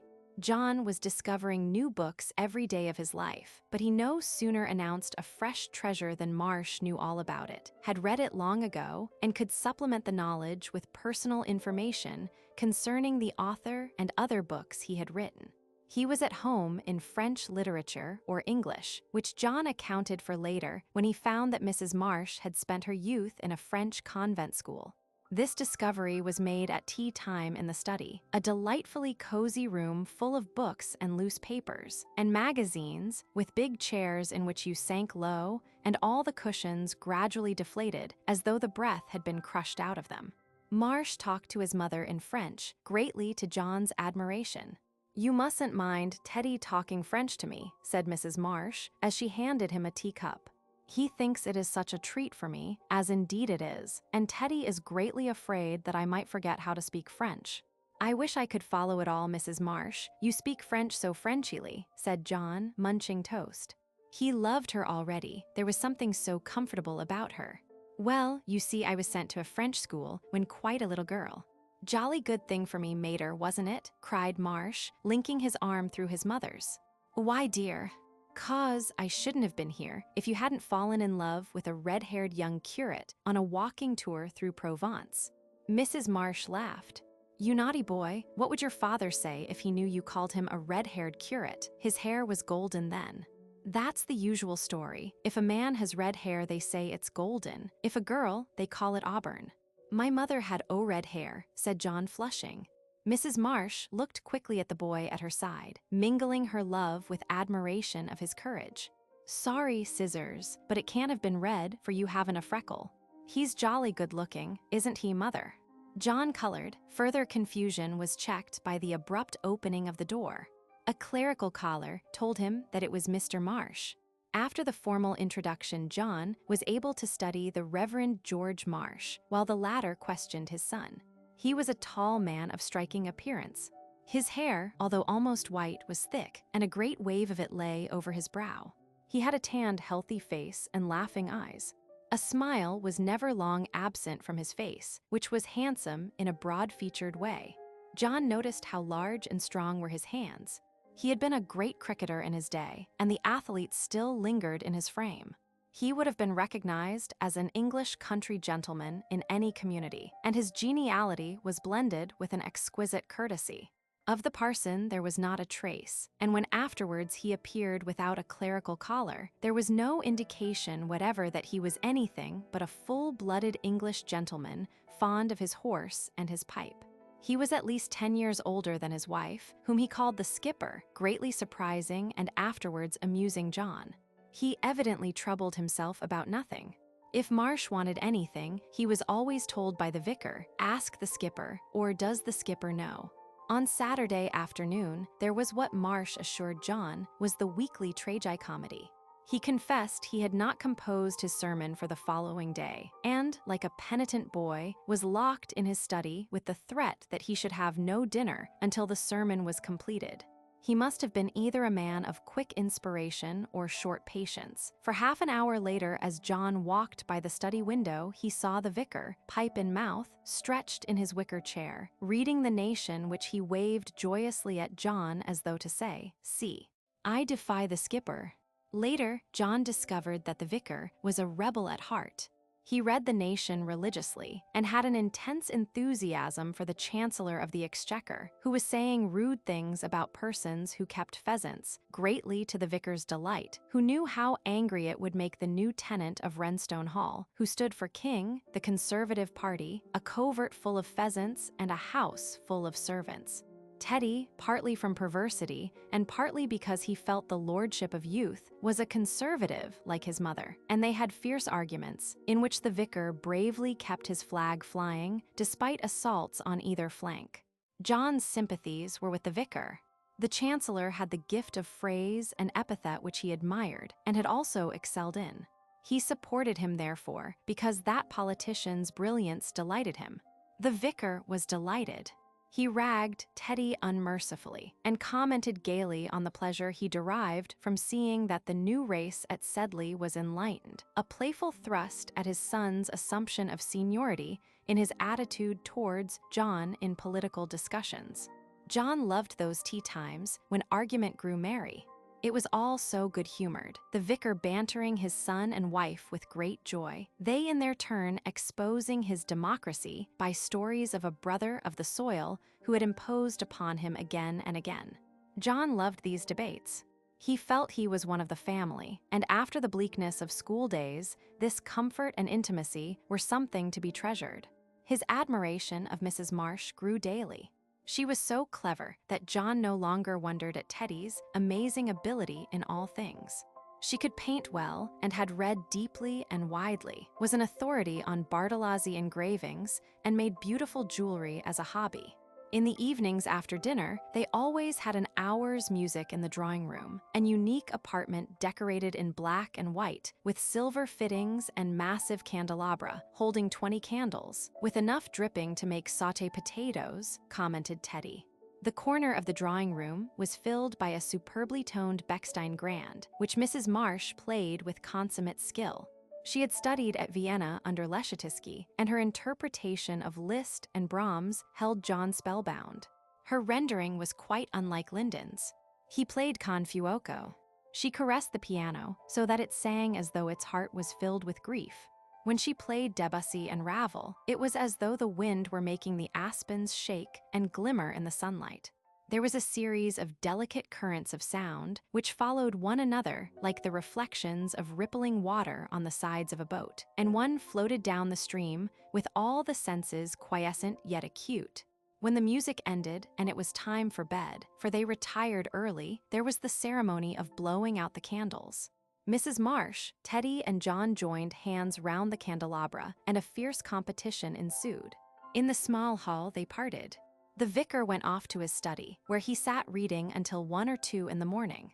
His lamp threw a long strip of light across the lawn, long after the boys had fallen asleep. On the first night, after Mrs. Marsh had kissed her son on the brow and said good night, she turned and half held out her hand to John. Then, with one of those sudden impulses which endeared her to him, she asked, "I wonder if my new boy is too big?" And smiling, she pressed John's head towards her and kissed him on the brow, then turned and went upstairs. John stood still for half a minute. He hoped the light was too dim for his friend to see, for his eyes were blurred. It was silly to be so frightfully sensitive, but kindness like this always upset him. It increased his sense of loneliness and loss, and yet it made him happier. Upstairs in their bedroom, John threw open a window and leaned out into the night. The air was warm, and a full moon hung low over the elm trees at the bottom of the garden, throwing their long shadows across the lawns. The distant woods, black and distinct, were silhouetted on the hills. There was a great silence over everything. The moon would look just like that peering over the gorge at Amasia. He wondered what his father was doing at that moment and whether he knew how happy he was. Probably he was smoking his last cigarette on the veranda, watching the stream as it ran and flashed along its stony bed. Perhaps the night was not silent like this, but full of the droning of the saws. And Ali, he would be fast asleep, tired after a long day in the sun. Dear old Ali, how he longed to have him with him, to show him this wonderful English house, and have him hear Teddy talk. How he would stare at Teddy. "I say, Scissors, how long are you going to hang out of that window?" It was Marsh, toothbrush in hand, already in his pajamas. "I'll bet I know your thoughts." "You don't." I do. You're thinking about another place the moon hangs over and what everybody's doing there. How did you know? Marsh laughed delightedly at the confirmation of his guess. Easy. When you turned just now, you'd got the east in your eyes. The east? What do you mean? Well, you look a bit eastern at times. I thought so the first time I saw you, but you looked very much so just now, just as I imagine Lyndon saw you. Lyndon, John gulped at the name, saw me. What did he tell you? Oh, he was telling us one day how you fainted when he played the drum polonaise, and how queer you looked at him just before you went. By the way, I don't think I ever told you Lyndon lives near here. The days slipped by at the vicarage. Indeed, there was so little to do, and yet they were so industriously idle that the day was over before all that was planned had been accomplished. John had been at the vicarage just a week when one sunshiny Saturday morning, the trap came round to the door with its well-groomed pony and shining harness, at which Marsh had labored for an hour the previous evening with a bottle of polish and the promise of half a crown. Mrs. Marsh and John and Teddy got in, the latter taking the reins, and they clattered merrily out of the courtyard, down the village street, where the little boys gaped, and the women in the doors curtsied, out on to the highway stretching away beneath an avenue of overreaching elms. They were bound for the market town of Loughborough on a shopping expedition. There's nothing worth buying there, said Marsh, which is the reason for the mater's regular visit. She drags me round in the trap while she looks in every window. There's nothing to see and less to do. There's the theatre, dear. What a show! East Lynne by the celebrated London Company, or The Girl at the Crossroads preceded by the one-act comedy, Sarah in the Soup. You should not run the place down. You will spoil John's anticipations. They passed a couple of ragged men, bronzed and unshaven, who stood still while the trap passed. That's the ideal life, exclaimed Marsh, flicking the pony. Nothing to do, and no desire to do it. They remind me of Davy's lines. He was a tramp too. What is this life if full of care we have no time to stand and stare? This road's punctuated with these leisured gentlemen. That's another attraction of Loughborough. There's a fine workhouse. The governor goes to preach there once a month and always comes away regretting he's not an inmate. It fits in with his idea of the democratic communal life. But he always drinks sherry when he gets home, to kill the taste, I suppose. There were now signs of the approaching town. Cottages became more frequent, and then villas, pathetically attempting to keep on good relations with the country by burdening their windows with flower boxes and their square little front gardens with shrubs. 2 gasometers loomed up in the distance, long monotonous buildings with tall chimneys suggesting some kind of industry. Then with a turn, they were trotting down the streets of the town itself. They pulled up under the town hall clock, which projected itself over a marketplace, greatly animated with booths and wandering groups of buyers, gossipers, and gapers. Mrs. Marsh disappeared in a chemist's shop where she exchanged her library books, and presently she emerged laden with 3 novels, the English Review, the 19th Century, and the Tatler. These were deposited in the trap, whereupon she walked on again and disappeared in a dairy shop. Marsh flicked the pony and the trap jogged on, halting again outside the shop. This is how we progress on a shopping expedition. I follow the mater all round the marketplace while everybody comes to the shop doors, stares at me, asks, "Do you know who that is?" Until a wiseacre says, "That's the parson's son, him what preaches at the workhouse." Last summer I came down here in shorts and socks, and the sight paralyzed the marketplace. They had never seen so much male leg before. I shall bring my topper home next term. It'll have a raging success. For 3/4 of an hour, they slowly worked round the sides of the marketplace, while the trap got fuller and fuller, and Mrs. Marsh redder and redder. John was busy carrying parcels from the shop to the trap. Thank heaven a market square has only 4 sides, cried Marsh, as John deposited a 2-gallon jar of cider in the well of the trap. There's more to follow, cried Scissors, darting back to the shop. He emerged a few minutes later, his arms full of small parcels, with Mrs. Marsh following behind. He was so intent upon balancing his precariously held pile that he did not notice a youth and a girl who stood aside to let them pass. But as he turned to hand the things to Marsh, he caught a glimpse, and his heart gave a great thump as he colored in confusion. Marsh noticed John's sudden uneasiness and turned in his seat. "Lyndon," he cried. "What luck, how are yous?" It was Lyndon, cool, immaculate. He raised his to Mrs. Marsh with the alert manner that distinguished him. The girl at his side was obviously his sister. She had the same straight nose and keen eyes. Her fresh beauty made John stare at her. All that fascinated him in Lyndon was there with the added grace of girlhood. "Good morning, Mr. Lyndon. Good morning, Miss Lyndon.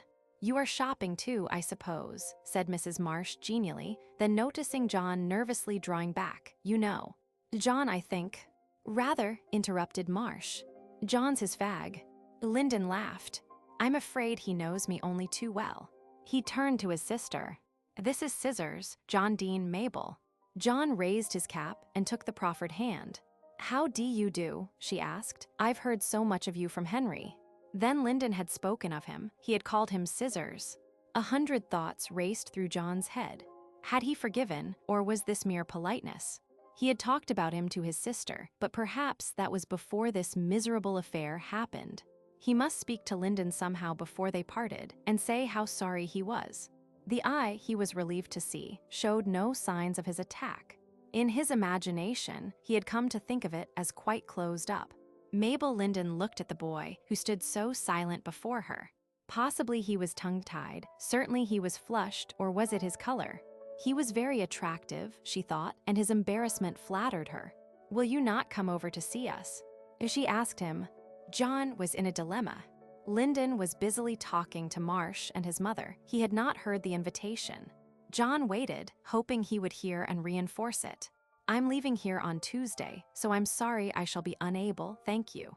"Oh, that is a pity, for we are leaving next month. We are going to live in Worcestershire, and it is a shame, for we have such a wonderful garden and pond. You would love it."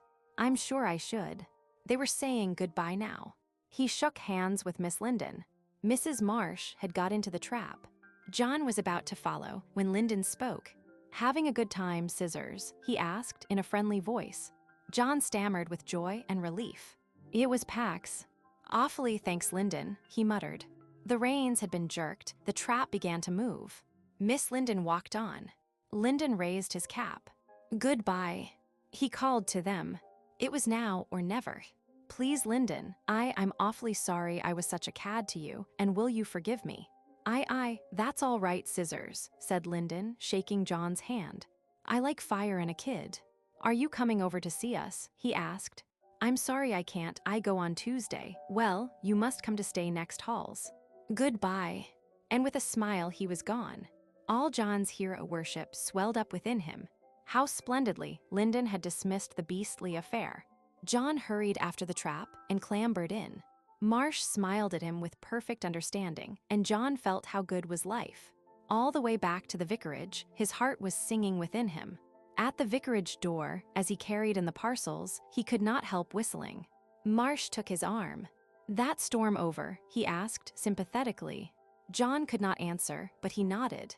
They walked into the house. Chapter 6. The following Tuesday, John said goodbye to the Marshs and left for the Croft to spend the remainder of his Easter holidays with the Vernleys. Mrs. Marsh and Teddy drove him to the station, and as the train left and he leaned out of the window to wave farewell, he knew that once more he had found true friends and a house where his return would be welcome. At dusk, he had arrived in the village station nearest to the Croft, where he found Bobby and his brother Todd waiting for him on the platform. "Hello, Scissors," shouted Todd as the train drew in. "We've a surprise for you." "Where's the luggage? Give me that, I'll carry it." "How's the great Marsh?" asked Vernley. "As supercilious as ever." "Yes, in great form. He sends his love and recommends Mother Wingate's syrup for fatuous persons," answered John. "Cheek," retorted Vernley, "and by Jove, don't you think I'm getting thin? Todd's had me out on the undertrack every morning at 6. I'm going to pull off the half-and-mile race next term." John looked at him critically, and although Vernley was as delightfully substantial as ever, he had not the heart to disappoint him.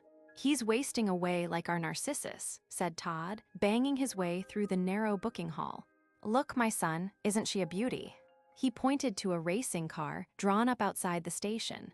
John noticed its long rectangular bonnet, the beautiful gleam and hidden strength of the thing, admiration showing in his eyes. "It's mine, the governor's 21st birthday present. She was first in the trials at Brooklands last week," said Todd, dropping the bag in. "We're going on a tour next halls, all round this giddy old island," cried Vernley. "There'll be a fringe of dead dogs and defunct old ladies around these shores that never did and never will stand under the foot of the how's the thing go." "Proud conqueror," added John. "She is a lovely thing. What's her name?" "Haven't decided yet. I've voted for the Silver Slayer." Todd suggests the Gleam. "The governor says Oedipus Rex would be more appropriate," added Todd, his brown hands on the steering wheel. "Why?" "Because of the murders at the crossroads that'll be committed." "Ready." There was a preparatory purr of the engine, then a delightful roaring hum, and they glided forwards, imperceptibly gathering speed. The chill wind whipped John's face. He looked joyously at Vernley seated beside him and noted the disdainful pose of lordship. Vernley's utter contempt for a display of feeling always amused John. The villages tore by, fowls screeched, and flew with fluttered feathers into the hedge bottoms. They roared up the hills and ran silently down into the valleys. Half an hour later, they had turned in at the familiar drive and pulled up at the stone porch. Inside the hall, Mrs. Vernley came to meet John. "Here you are at last. We are so glad to see you, John." "Thank you. It's good to be here, Mrs. Vernley." The dogs, as if welcoming an old friend, bounded forwards. "Down, tiger, down, rough down, sir," yelled Vernley, and they cowered and wagged their tails, beating a tattoo on the parquet floor. In the library, gleaming with a rosy fire, its light shining on the silver tea service, John found Mr. Vernley. "Hello, my boy." "Well, how are you? I hear we found a great orator at last." John smiled, then halted as he saw someone standing at Mr. Vernley's side. "Ribble," said Vernley, turning to him, "this is our rising hope." Then to John, "This is Mr. Ribble. You'll be great friends, I'm sure, though I don't know which side of him you'll like the better. Mr. Ribble has written some very clever books, and he's in the cabinet, so that politicians say he's a good author and a bad politician, and authors say he's a good politician and a bad author. And my wife says I should have been a nonconformist divine. How do you do, John? We must hear some of these famous flights of oratory."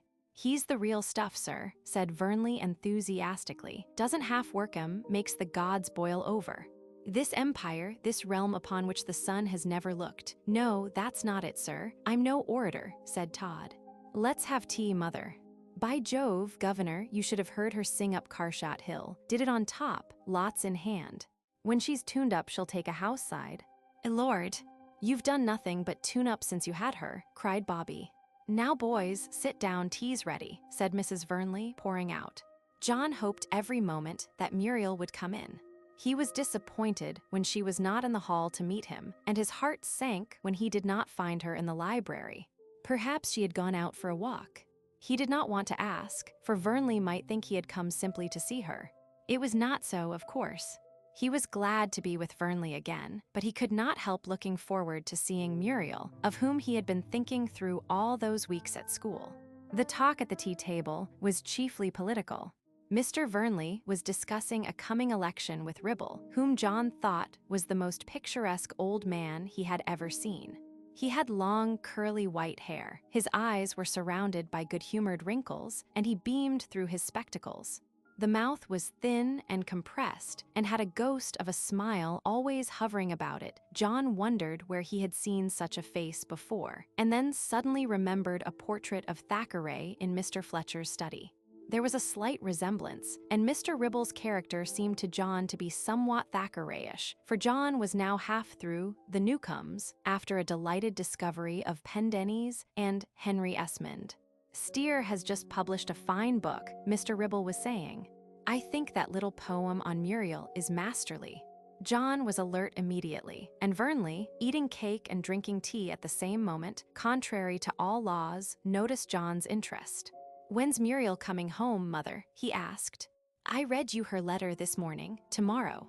You'll have to drive the trap to the station to meet her in the afternoon." "Why can't we motors?" "I'm going to Brooklands in the morning," said Todd, "and I'm taking Brown, so you'll have to drive the buggy." "So bother, I hate the old thing." But John would have ridden to paradise in it if such a passenger as Muriel had awaited him. Tomorrow, he looked at Vernley, and it occurred to him that his question had been what Mr. Fletcher, in debates, had called a leading one. Vernley had never shown much interest in John's affair, but he was not so unobservant as the latter thought. When the boys were changing for dinner that evening, and while John was struggling with a bow, his glance fell upon a silver frame standing on the dressing table. It contained a beautiful portrait of Muriel, who laughed at him out of the frame. John looked long at it, and finally he realized that the photograph had been placed there for his delight. It was on his dressing table, and not on Vernley's. Only one person could have placed it there. "I say, Bobby," said John, through the open door leading to his friend's room. "What?" asked Vernley, standing with one leg in his black trousers, the other kicking its way through. "You're a jolly decent sort, being here, you know, and in this room again, and the photograph, thanks awfully, old man. Thought you were a bit keen, you know. She's not at all bad for a sister, is she?" "Rather not," said John ecstatically, giving his bow a confirmatory pull. That evening, John knew Mr. Ribble much more intimately, for while one of Vernley's sisters was accompanying the aspiring prima donna, John was led off by the politician into the conservatory. The boy began asking questions about the House of Commons, and Mr. Ribble had a great fund of stories. John learned of Mr. Balfour's aloof manner, Mr. Churchill's imperturbable genius, Mr. Lloyd George's subtlety, Mr. Asquith's classic weight, and Sir Henry Campbell Bannerman's personal charm. Then he wished to know all about Mr. Austen Chamberlain and the hereditary monocle, whether Mr. John Burns' mother really had been a washerwoman, and what tactics were legitimate in catching the speaker's eye.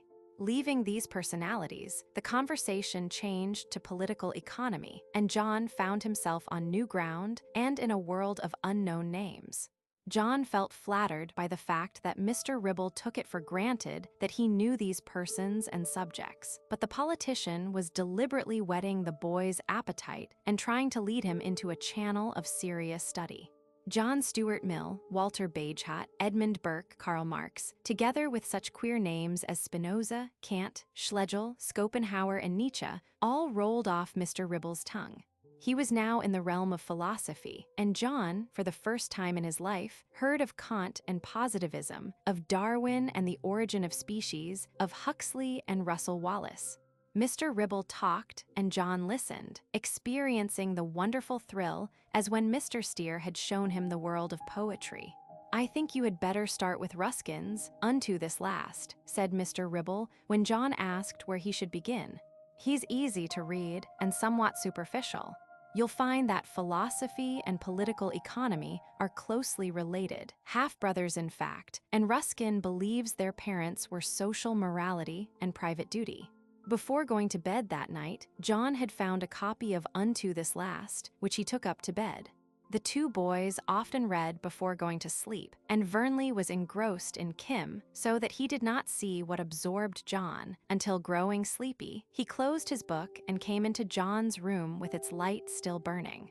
"What are you reading?" he asked. "Ruskin," replied John, deep in the book. "Golly, what on earth are you reading that piffle for? What's the book?" "Unto This Last." "Holy Moses, you're the queerest mixture I've ever known." "Last Hall's it was, whose dwelling is. The light of setting suns," began John, "and the round ocean and the living air, and the blue sky and in the mind of man, a motion and a spirit that impels all thinking things, all objects of all thought, and rolls through all things. Therefore am I still a lover of the meadows and the woods and mountains, and of all that, a pillow landed on John's head. It was returned with redoubled energy.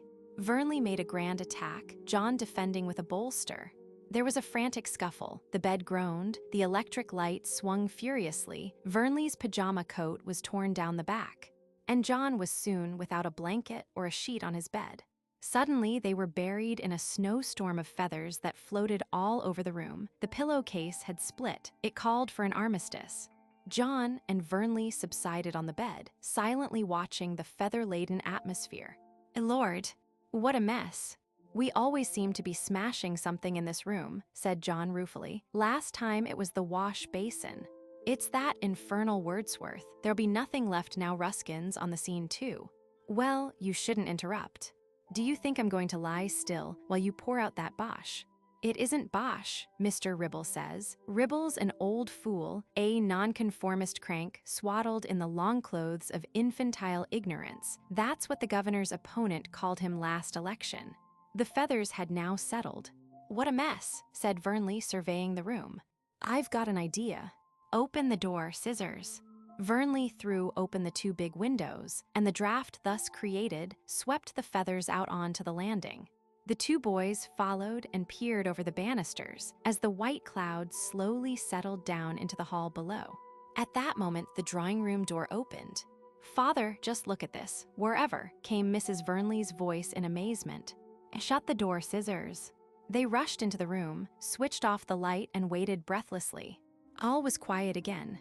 "If you go on reading every author you're told about, there'll be nothing left in this house," said Vernley. "And I don't agree, of course, about that libel on old Ribble. He's a decent old boy. Good night, Scissors." The next afternoon, Vernley and John harnessed the pony and were on their way to the station to meet Muriel. Spring was in the air. The hedgerows were beginning to burst into leaf, and the birds singing in the lanes filled the countryside with hope. John's heart, too, was singing. It was so good to be driving through the sunlit lanes with a crisp air blowing in their faces, the friendly jog-trot of the pony beating upon their ears. He looked at Vernley, the imperturbable Vernley, who was flicking the pony's haunches with his whip. There was something comfortably solid about him. He represented tradition and the continuance of a settled conception of life.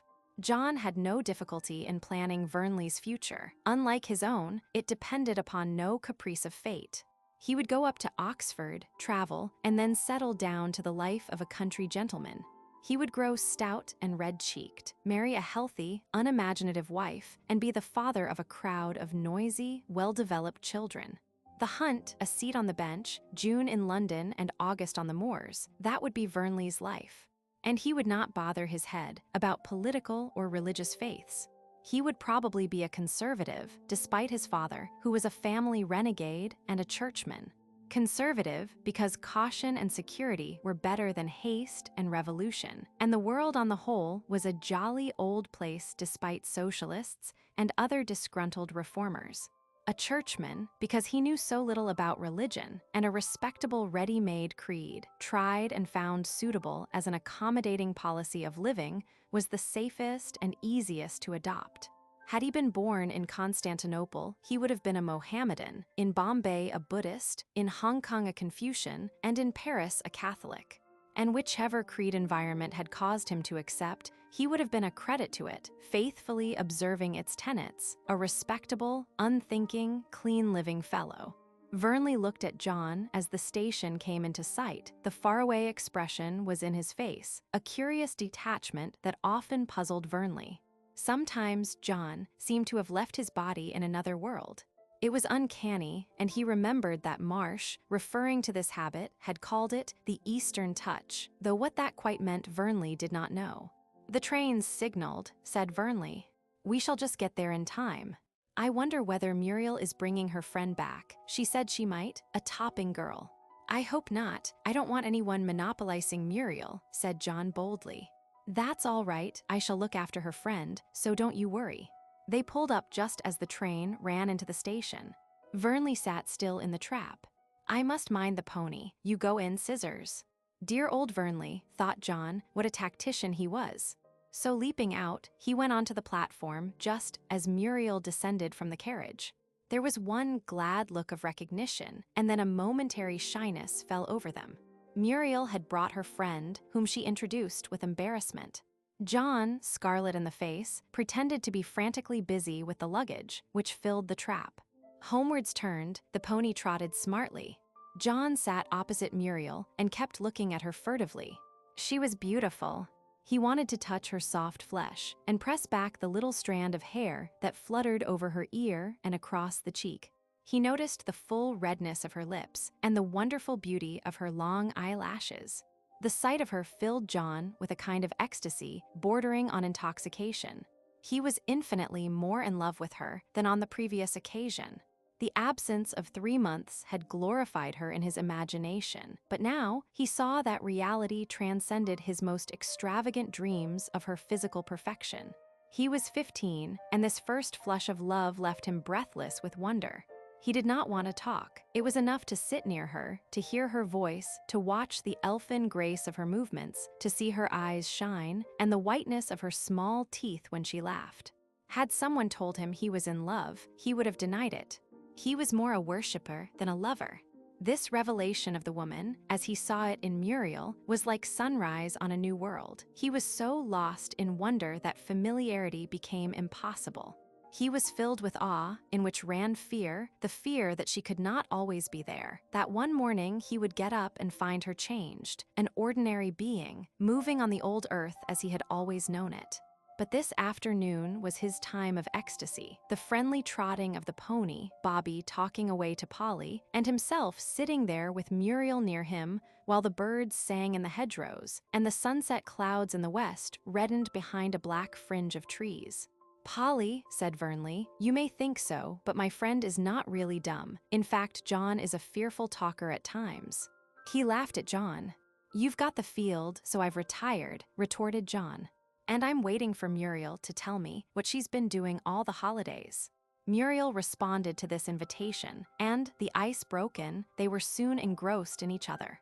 At the top of Carshot Hill, Vernley pulled up. He was enjoying himself with Polly, who was sensible, and to his great relief didn't giggle. "I say, Scissors, shall we go round by Carshot? It is 2 miles out of the way, but we shall be in time for dinner." "Oh yes," cried Muriel. "It's such a glorious afternoon." "I'm not a bit hungry," said John tactfully, any excuse for the prolongation of the drive. So they turned off to Carshot. It was dark when they arrived at the Croft gates and turned up the drive, so dark that John had been able to hold Muriel's hand in his and interlace his strong fingers with her slender ones, and he was so overjoyed that he failed to notice that Vernley had done similarly. Greetings over in the hall, they hurried off to dress for dinner. The boys had a hot bath, and John sat on the side while Vernley lathered himself. "Polly's a very pretty girl," said John, rubbing hard with the towel. "Of course," cried Vernley, banging the sponge on his head, then spluttering, "and Muriel, well, I suppose you've hardly noticed her yet," he added satirically. "It was so jolly dark, but I know she has soft hands." John colored, rubbing his head so that Vernley should not see. "I say, Scissors, I'll bet you I know what Muriel's going to wear tonight." "What? That white dress with the blue insertion?" John remembered it. It was all fluffy, and she looked like a fairy in a cloud. He had admired her in it and told her so. "How do you know?" "Why, in honor of the occasion, of course. I called it the froth and frolic dress, but probably Muriel calls it mot de la scissors." "You are an ass," said John. "I am your friend," retorted Vernley. "By their companions ye shall know them. Are you coming out of that bath? The dressing bell went half an hour ago. I'm getting boiled all over. I want to look my freshest tonight. You are not the only knight on the war path, and I've got a deadly rival." "Who's that?" "Todd," said Vernley. "Personally, I fear nothing from him. He's harmless, but he's got a car, and that is usually a winner." "You are a cynic," said John. "I've had experience. I've been thrown over for a tennis racket." "You don't know women, my boy. Being elderly, I suppose you know all about them."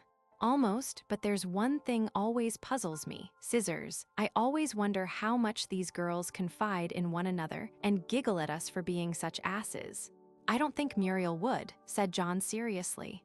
"Angel," murmured Vernley, kissing the sponge ecstatically. Mr. Ribble did not come down to breakfast the next morning. He was reviewing a book for the Nation and kept in his room. John saw breakfast go into him and wondered if ever the day would come that he would be so important as to have breakfast sent up to his room. He went to the window and sat there for a time enjoying the early morning scene, the light on the distant hills, the sharp sound of a passing cart down in the lane, and stray noises from the stable yard. Then he watched the country postman cycle up the drive, his fresh, healthy face perspiring, a heavy mail bag on his shoulders. John got up and went out into the hall and received the letters, which he spread out on the table in neat order. There were 15 for Mr. Vernley, 6 for Mr. Ribble. John paused lovingly over these. How splendid they looked. The RT, Hun. Ellerton Ribble, MP, and as he looked the magic letters changed into the RT, Hun. John N. Dean, MP, daydreaming he did not see that Mrs. Vernley had entered the hall and was looking at him. Disappointed, John, she asked. I am always disappointed when I get no letters. I like receiving them, but detest answering them. Good morning, Mrs. Vernley. No, I was just thinking how splendid Mr. Ribble's address looks. Wondering when your own will be like it, asked Mrs. Vernley, placing her hand on the boy's shoulder. She detected the pleasure her little guess gave him. Well, if Muriel has anything to do with it, she added, you'll be the youngest cabinet minister in history. Muriel, asked John. Yes, last night she gave Mr. Ribble the worst cross-questioning he has had for many a long hour. I believe she has planned your whole career, but I hope, John, said Mrs. Vernley, opening her letters, that you are not going to waste yourself in politics. It is the most futile life a man can lead. I never knew a member of Parliament who wasn't a harassed mass of vanity. Their lives are made wretched by pulling wires for 1,000 societies that threaten to extract a dozen votes at their next election. They are the prey of the parsons, charity organizations, and vested interests. But surely, Mr. Vernley, began John. One's husband is always accepted from general criticism, John. My husband is such a bad member of Parliament because he is such a good husband. The world has to be ruled, Mrs. Vernley. I do not deny it, but why presume that Parliament rules Britain? I'm quite sure it doesn't, any more than Congress rules the United States or the Chamber rules France. There's the gong. I wonder how many of us will appear at breakfast. In the breakfast room, they found Todd and Muriel, and a minute later, Vernley came in and took his seat. Let's see, this morning. It's plaice and sausage, he cried. Lift the covers, mother. Sausage and plaice duly appeared. We have a Scotch cook with the mind of a mathematician, said Todd. Wednesday, bacon and eggs. Friday, kedgeree, added Vernley. Saturday, grilled ham, supplemented Muriel. Sunday, 2 eggs, contributed Alice. Monday, began Todd. He was interrupted by the entrance of Mr. Vernley. I suppose you children are reciting the food calendar as usual. Yes, Dad, it's your turn, cried Vernley. Monday, liver and bacon. Really, commented Mrs. Vernley, if Cook heard the way you make fun of her infinite variety, she might give us sausage twice a week, which would please me, said Todd. By the way, Mother, is Mrs. Graham coming today? Yes, I want you to meet the 11.15. She will arrive by that. Let's all go, cried Vernley. Jove, she's a stunner, scissors. Bobby dear, remonstrated Mrs. Vernley, you mustn't talk of Mrs. Graham like that. Why not, Mother? I told her she was a stunner once, and she pinked with delight. I don't know where you boys pick up all your slang, said Mr. Vernley. We get so many MPS in the house, Pater, suggested Todd. Will you play me a round of golf? I did 4 and 7 in bogey yesterday. When? This afternoon, 3 o'clock, said Todd. Remember, dear, we have Mr. Crimp coming to tea, urged Mrs. Vernley. Then I'll play you, Todd, Mr. Vernley said decisively. My dear, why do you ask that man? Because, being a tactful wife, I know he is worth 200 votes to you. He turns my tea sour, complained Todd. The Pater and I will stay out to tea. That's not fair, cried Muriel. It means I shall have to talk to Mr. Crimp. On foreign stamps, murmured Bobby. He'll love scissors. Don't look so glum, scissors. You look quite crimpled up. Todd's aim was unerring. The tea cozy ruffled Vernley's well-plastered hair. Stop. I won't have my breakfast service smashed, cried Mrs. Vernley in alarm, but protest was useless. The cozy flew back with redoubled vigor. Its flight was unimpeded by its destined objective, for Todd ducked. It went over his head. Polly, who had sat very quiet all through breakfast, received it on her empty plate where it ousted an egg cup with a clatter, and the familiar sound of a crash followed as it broke into a dozen pieces. You awful children, cried Mrs. Vernley. Never mind, Mum, said Todd, bending and kissing her. You know you're proud of your bouncing offspring. It was no exaggeration to say that the arrival of Mrs. Graham was an event in John's life. Ever afterwards, he could recall vividly the first sharp impression of that bright Easter morning when he stood on the country station platform. His impression was always clear, even in its detail. Recalling her advent and attempting analysis, he was never sure whether his first surprise was caused by beauty, by dress, or by aroma. There was something distinctive in the perfume Mrs. Graham used.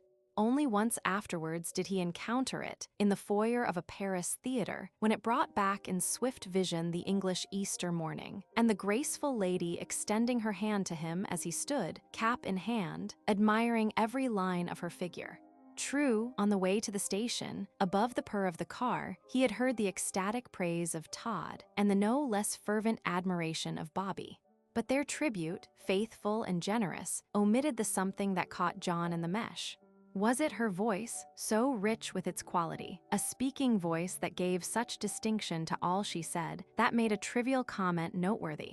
Was it her beauty, that Romney-like picture of color and contour, the shapely nose, the lovely arched lips, the delicate rose bloom of her cheeks, and the dark, quick vivacity of her eyes? Or was it her ornaments, the grace and style of their choice and use? No earrings ever hung like hers. They seemed to gather beauty from the lobes they decorated. The string of pearls that nestled about her throat, shapely as a swan's neck, in its sheen seemed to derive luster from the sweetness of her flesh. Was it those all-expressive hands, that tapered so fascinatingly, with nails that exhibited the charm of nature and art? Something perhaps of all these, yet something which, without all these, would make her a woman of memorable beauty. Her dress was elegant, noteworthy, but women had dressed so 100 times and achieved nothing distinctive. John had seen features as perfect, hands as lovely, but here was something not wholly extraneous. He knew now why she was always called the beautiful Mrs. Graham, why, to this woman of 35, clung the air of a tragedy queen, why, since that dread period of newspaper notoriety, she had never been allowed to relapse into obscurity, but was photographed and paragraphed. Would her sin ever find full expiation? A sin? How absurd that word seemed. Was there such a thing in the presence of such perfection? John gazed at her as she sat at his side in the car, talking to Bobby, while Todd drove. She was alluded to as a notorious woman, and as John thought of it, he almost laughed aloud. What chance had all the dull, dingy, respectable women at the side of this empress of life? John, of course, did not know the details of the divorce case which had made her, for 6 weeks, the most discussed woman in the world. The young peer who had ruined his life and hers, and who, strangely enough, had found all the sympathy while she took all the blame, who had declared himself powerless in her presence. Perhaps so, but if so, why so contemptible in that power? Why the ready surrender of her character, the confession of impotence? She was unfaithful, a married, experienced woman of 35, and he a young boy of 21. But whose was the sacrifice? She should have known better, said the world. She corrupted a boy. But if his was the ardor, if the passion of first love and the lyrical song of youth were laid at her feet, how could she resist, she a grown woman who saw youth lapsing like a spent wave on the shore of life, one whose elderly husband could not guess the tumult of nature beating at the doors of her heart, about to close on summer forever? 700 years ago, such love was romance. Not even the dagger of Giovanni had been needed to draw, with its blood, the tears and sympathy of lovers of all ages for Paolo and Francesca.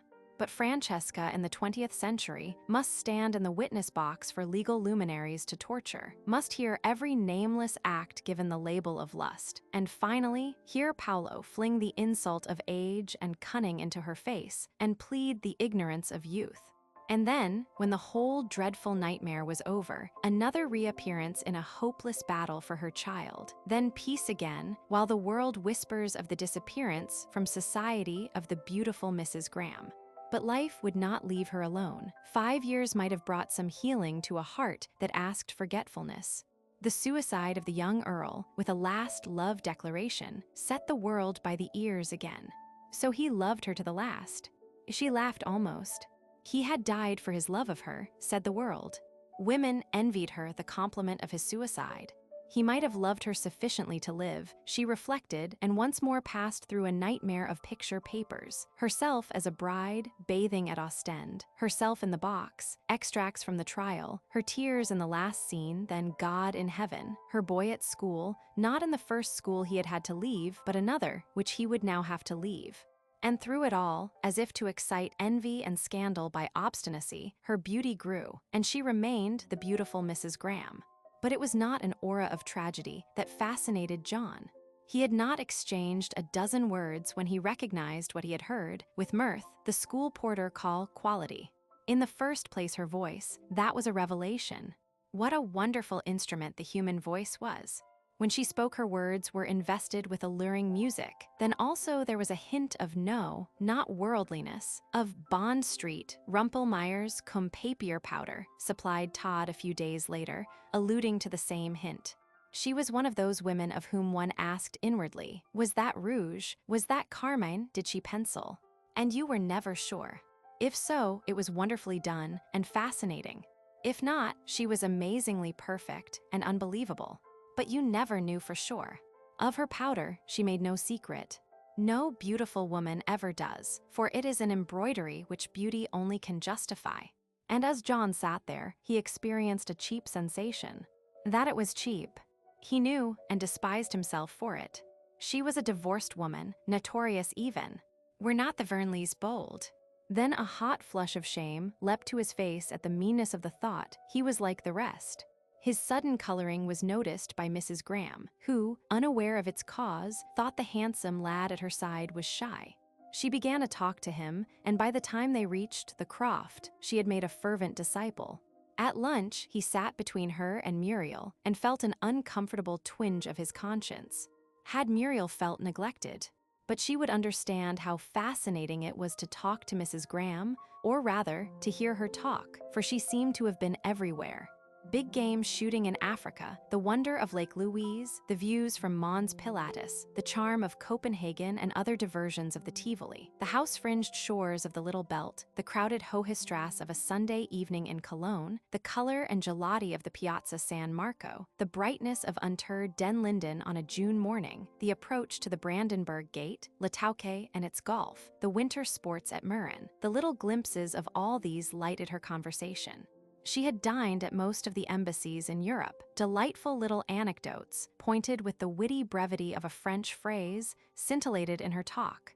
Yes, she had met Anatole France and told a story of his courtly grumpiness. She had crossed the Atlantic with Paderewski, who had played for her his romance on the evening of its composition, played it in the lonely drawing room while passengers were at dinner, with such elegance, delicacy of touch, and strength of tone. Had she read Mr. Polly? Asked John. That reminded her immediately. They saw Mr. Wells in a Kent house writing all the morning, playing hockey all the afternoon, and always the busy little man in a blue serge suit, pouring out a medley of history, theology, romance, and hard-headed business talk. There was a flashlight of Rodin in his palatial studio.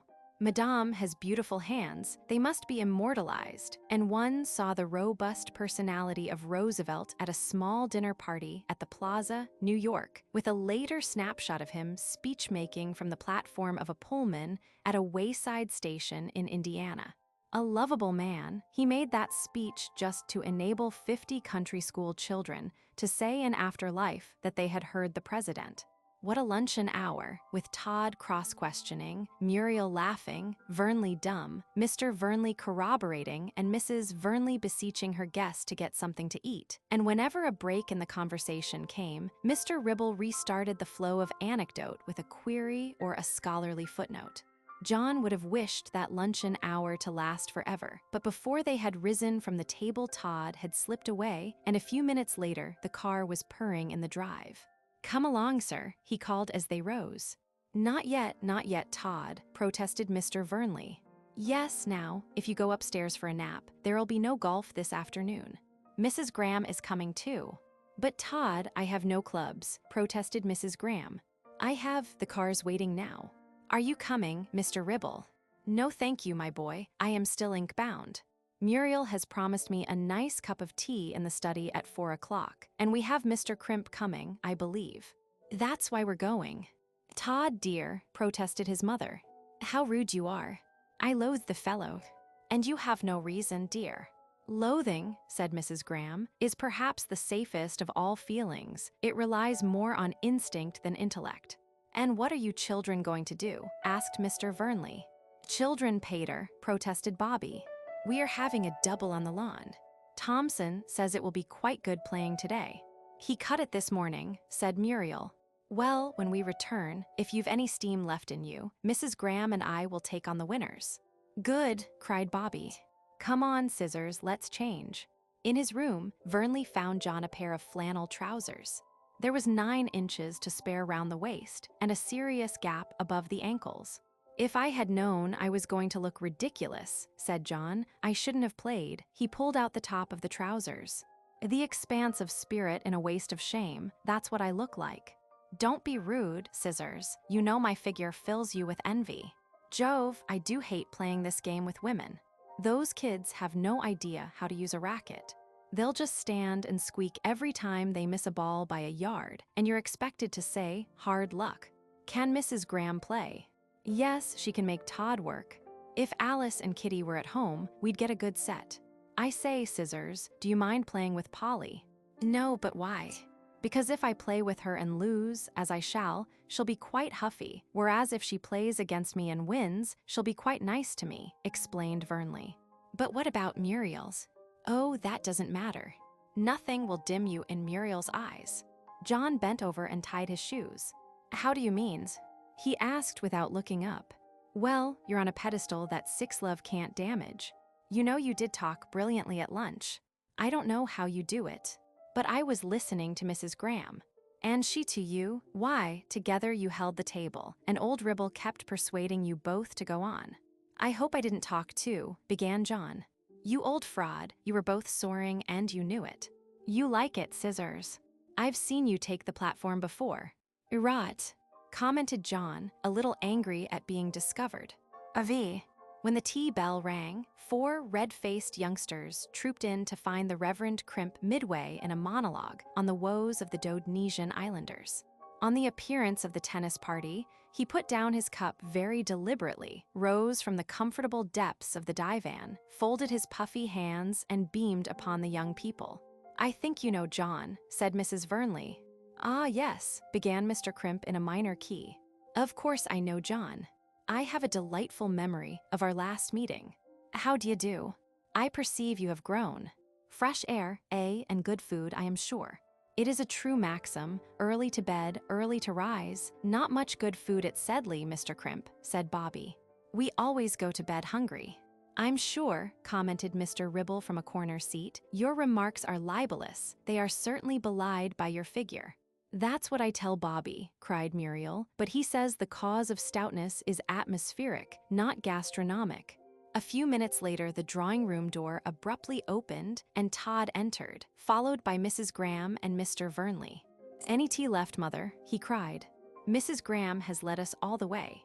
Jove, she took the last hole in 4. Then, seeing the clergyman, "Good afternoon, Mr. Crimp." Mr. Vernley crossed the room and shook hands with him, while Todd was just about to draw up a chair for Mrs. Graham when Mr. Vernley said, "I do not think you have met Mrs. Graham.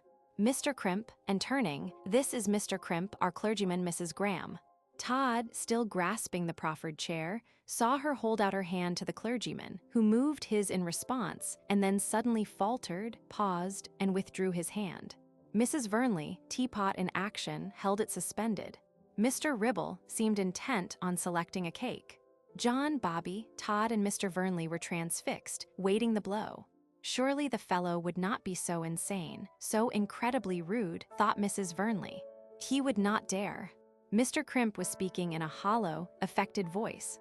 "The lady's face is familiar to me, in circumstances I do not care to recall," he said stiffly. The blow had fallen. It was followed with a painful silence. How would she take it? With suspended breath, John, his heart aching, watched her. Yes, she was superb, and dignity did not desert her. Her face was calm, there was no sign of surprise, not even embarrassment. Perhaps this scene was not new to her. She looked at Mr. Crimp, the ugly little man puffed out in his asserted dignity. "I'm sorry," she said, "to awaken your unpleasant memories. I will retire." She turned to go. "Julie, dear," cried Mrs. Vernley, putting down the teapot and rising suddenly to intercept her. "You mustn't listen to, you cad," blazed Todd, turning on the clergyman, who had gone pale. "Really, sir, after insulting my guest, I must ask you to retire." Mr. Vernley's voice hardly restrained its anger. "If there is any insult, it is I who have suffered," replied Mr. Crimp. "The dignity of my calling, damn your calling," cried Todd. "Sir," flared Mr. Crimp. "Todd, be quiet," pleaded Mrs. Vernley. Mrs. Graham had now reached the door, Mrs. Vernley following, but John was there first and opened it. "Leave me, dear, please," said Mrs. Graham, turning, and the other woman saw how it was with her and stopped. Mrs. Graham passed out. John, following, closed the door. He had not meant to follow her, but in his confusion, he had closed the door and shut himself out with her. Mrs. Graham looked at him half blindly, he thought. He dropped his hand from the handle and followed her into the hall. "Mrs. Graham," he called, I'm," but his lip trembled and the words choked him. She paused at the foot of the stairs, then impulsively caught his outstretched hand and pressed it. "You dear boy, I know," she cried, holding his hand for a moment, and then swiftly she mounted the stairs. John watched her go, the blood singing in his ears. He heard her bedroom door close, and then silence. He turned and looked at the drawing room door. What was happening in there? As if in answer, it opened and the Rev. Crimp emerged, alone, closing it after him with a bang. For a moment he paused in the hall, flushed, uncertain which way to turn, then, seizing his hat from the hall stand, he hurried out. When the door banged and he was gone, John started. His brow was damp with perspiration, and he was trembling. Todd came out. "Come in, Scissors, and finish your tea." No, thanks, Todd, I don't want any." "None of us do, the swine," said Todd fiercely. John followed him into the drawing room. "Has Mrs. Graham gone to her room, John?" asked Mrs. Vernley. He nodded. "I must go up to her, poor thing," she said. Muriel, in distraction, had lifted the piano lid and struck a chord. "For God's sake, don't play that now." "Oh hell," cried Todd. Then, seeing the reproach in his mother's eyes, "I beg your pardon, Mother, but I could murder someone. Come on, boys, I'm going to the garage." Bobby and John followed with alacrity. Mrs. Graham did not appear at dinner. She kept to her room, and there was a cloud over the party throughout the evening, despite Mr. Ribble's delicious sallies of humor, and a fascinating discussion in the library afterwards between him and Mr.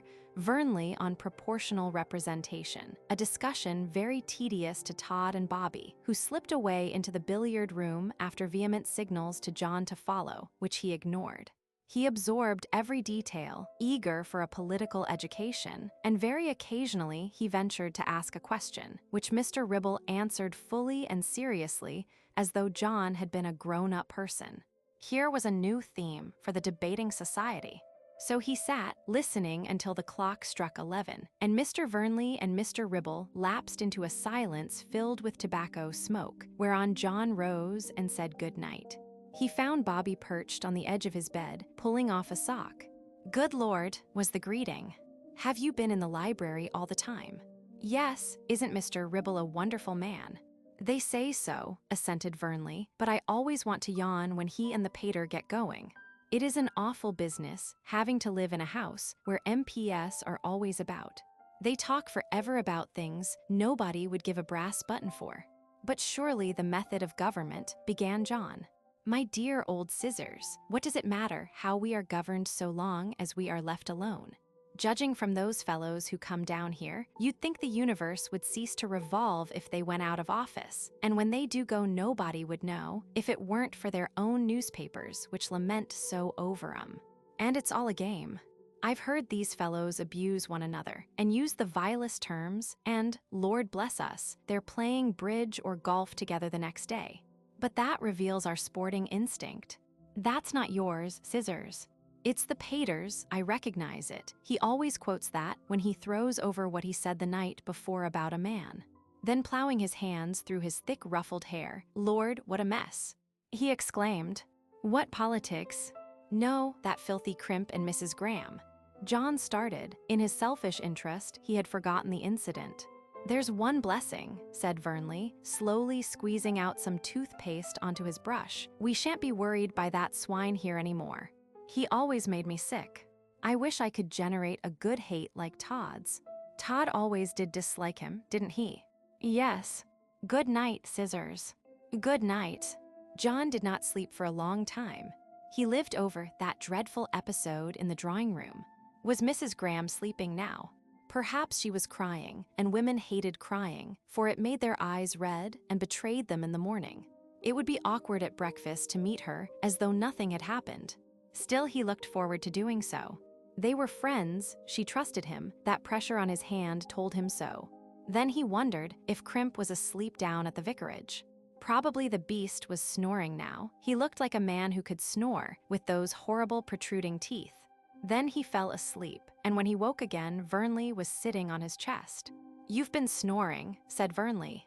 "I haven't," denied John indignantly. "I couldn't, I don't know how to. But I've heard you in my room. You woke me." "That proves I haven't. I should have woke myself first," said John with a fine disregard of grammar. "I'm a lighter sleeper than you. You've been dreaming, I'm sure." "Well, I have of old Crimp," confessed John. "That accounts for the snoring. Hurry up, the first gong's gone." Downstairs, Muriel was the first to meet John. "Mrs. Graham's going," she told him. "Isn't it a shame?" "Going, what now?" "No, soon after breakfast. She told Mother she couldn't stay. Of course she knows we're all sympathetic and all that, but she says she finds sympathy as hard to endure as the other things. There are always scenes like this wherever she goes, and she doesn't intend ever going out again. I'm dreadfully sorry for her." "So am I, but Muriel, we mustn't show it. We must pretend nothing's happened. Let's joke with her at breakfast." They went in together. Mrs. Graham was there, and she was not red-eyed. Indeed, to John, she seemed more beautiful than ever. She talked wittily to them all, and Muriel and John found their desperate resolution quite unnecessary.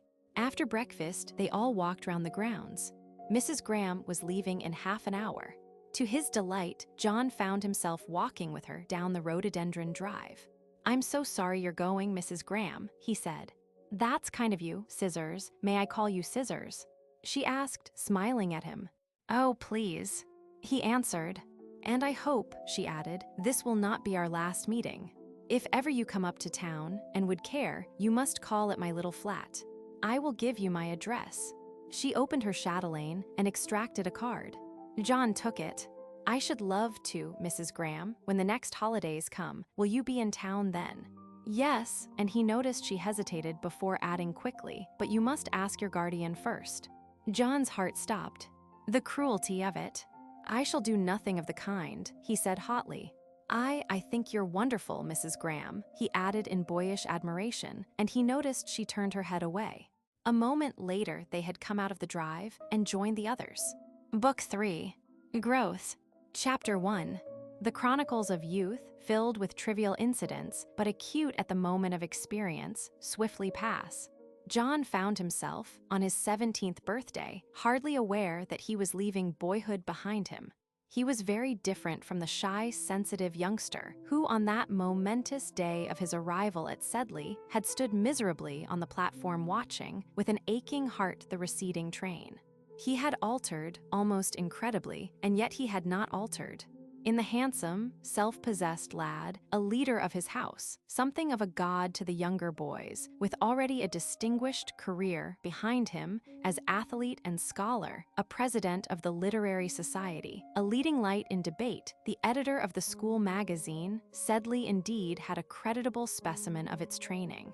Had Mr. Fletcher, who had watched over him with a father's care, been asked for his most reliable boy, it would have been John that he named, or for his most promising, again John, despite the dazzling brilliance of the fitful Marsh. And yet Mr. Fletcher knew his weaknesses, the tendency to dream, the sudden sensitiveness that made John seem afraid of life, and occasionally, but rarely now, that strange oriental preoccupation that came over him and shut him out from his fellows. There was always something a little mysterious, thought Mr. Fletcher. He loved and knew well all his boys. Even Marsh's fanciful versatility held no secrets from him. But he never quite plumbed the bottom of John's nature.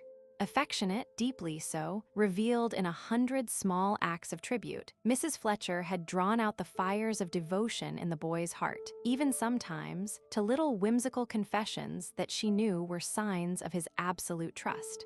He had talked of his mother often. It was in Mrs. Fletcher's drawing room, where she had first seen father and son together, that they talked of the reunion after a parting of 3 years' duration. She laughed away all John's fears of that meeting, soothed his feverish anticipation. "Oh, Mrs. Fletcher, will father think I've grown?" he would ask. "Why, of course, you're almost a man now. But do you think I have grown as he would wish?" Half fearfully this, at which Mrs. Fletcher would laugh. "Why, you silly boy, are you afraid your father won't be glad to see you?" "Oh, it's not that, only you know, Mrs. Fletcher, he thought so much of me when I was a kid, I'm almost afraid he might be disappointed." "Fathers and mothers never change, John. It's the children who do that," she answered him. "And look at all you've done, and," she was going to add, "what a handsome fellow you've grown into," but she checked herself. She didn't believe in turning a boy's head. So the momentous day came. John, up very early, very scrupulously dressed, excited by a confirmatory telegram, was filled with anxiety as to whether the taxicab would be in time to meet the train. He slacked shamelessly in form that morning, but the master was indulgent. Something of his anxiety and excitement permeated his friends. Even Vernley became aware of the meaning of nerves. Good old Vernley, fatter and more faithful than ever, sharer of all joys, woes, triumphs, disasters, and food. But the great moment came. The train drew up, the doors flew open, a sudden flooding of the platform, a boy's flushed face under a straw hat, an eager survey with heart tremendously thumping, and a strong resolution not to ran or cry, a terrible fear that he had not come after all, and then, there. His father. He had not changed. "Dad," he shouted rapturously, waving a hand. The father stared a while. "John, my boy, what a great lad you are." There was a swift, astonished survey. This tall, clean-limbed, laughing boy his son. This lad, with the glimmering grace of an athlete, the boy he had nursed at Amasia. His eyes lingered on every feature, noted the broadening shoulders, the straightness of his carriage, the direct level glance of the eyes. Presently they were seated side by side in the taxi, and then, absurdly enough, John found he had nothing to say, not one of those 1,000 premeditated questions to ask. The father, too, felt restrained and waited. "Ali sends his love," he said at last. "Dear old Ali. How is he, Dad? Grown, but not like you, and quite a grave married man now." "Married? What a joke, Ali married." "He does not think it a joke. He is very serious about it. He was married the week before I left. I met his father in Constantinople. Ali seemed a little sad because you did not write oftener. I showed him your last photograph. He looked at it for a long time and then said you were a great lord. I told him you were more probably a great anxiety." Then followed lunch at Mr. Fletcher's, just his father and Mr. and Mrs. Fletcher, and, by the way of a great favor to John in celebration of the event, Vernley and Marsh as special guests. John was frightfully anxious about his friends. He wanted them to admire his father as he did, and in turn, he hoped desperately that his father would take to Vernley and Marsh. He was not long in doubt, for the elderly man had soon won his way into the boys' hearts and had broken down their stiff reserve. "Isn't he ripping, scissors?" whispered Vernley during the second course, "and you're alike as 2 peas." Under encouragement, Marsh was radiant. John felt his father was such a success that he would ask Lyndon to the great tea in his study. A little in awe of the hypercritical god, he had held Lyndon in reserve, but Marsh had been conquered, and that young gentleman was critical and seldom approved of parents. An outworn institution, he always declared as he observed them on prize day. Marsh, however, rose to great heights of enthusiasm and made the tea party an unqualified success. It was true there were not enough buns, owing to the repetition of some guests before the plate reached others, and the kettle fell off the fire and soaked the muffins. These were incidents. The great event was Mr. Dean's stories of Asia Minor, and it was Marsh who kept him going, Marsh with an incredible knowledge of strange Eastern ways, and an insight and intelligent curiosity that amazed John's father. When the bell went and they all trooped away, John knew it had been a triumphant day. Mr. Dean left the next morning. He had business to attend to before his holidays, but he crowned his success with his last act. He asked Vernley, Marsh, and Linden to join him and John for the first fortnight of the summer holidays. He had taken a house at Grasmere for a month, after which he and John were making visits to his friends. With this promise of a happy reunion, Mr. Dean left them. That holiday became a great memory to John.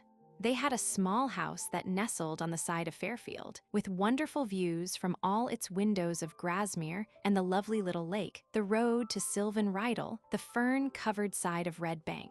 These were days when they all set out, knapsack on backs, with stout boots, shorts, and sweaters, to climb the mountains. And what talk was theirs? There was Marsh with his inimitable irony. Where did he gather all that he knew? Mr. Dean said that he must be a reincarnation. "No, please," retorted Marsh. "Have you noticed how all the cranks who profess to be reincarnations always claim something regal or aristocratic or famous for their previous existence? Mr. Smith will tell you he was Mark Antony, while little Miss Titmouse, who lives on nuts and uncooked food and believes bad thoughts make bad weather, will assure you she was mother to Marcus Aurelius, which in some way explains that fellow's incessant moralizing. Now, if I have to be a reincarnation, let me be original. I don't want to be an echo of Demosthenes, or a second edition of Hannibal, or Henry VIII. I'm much more likely to have been dustman to Ptolemy I, providing there were dustmen in that era.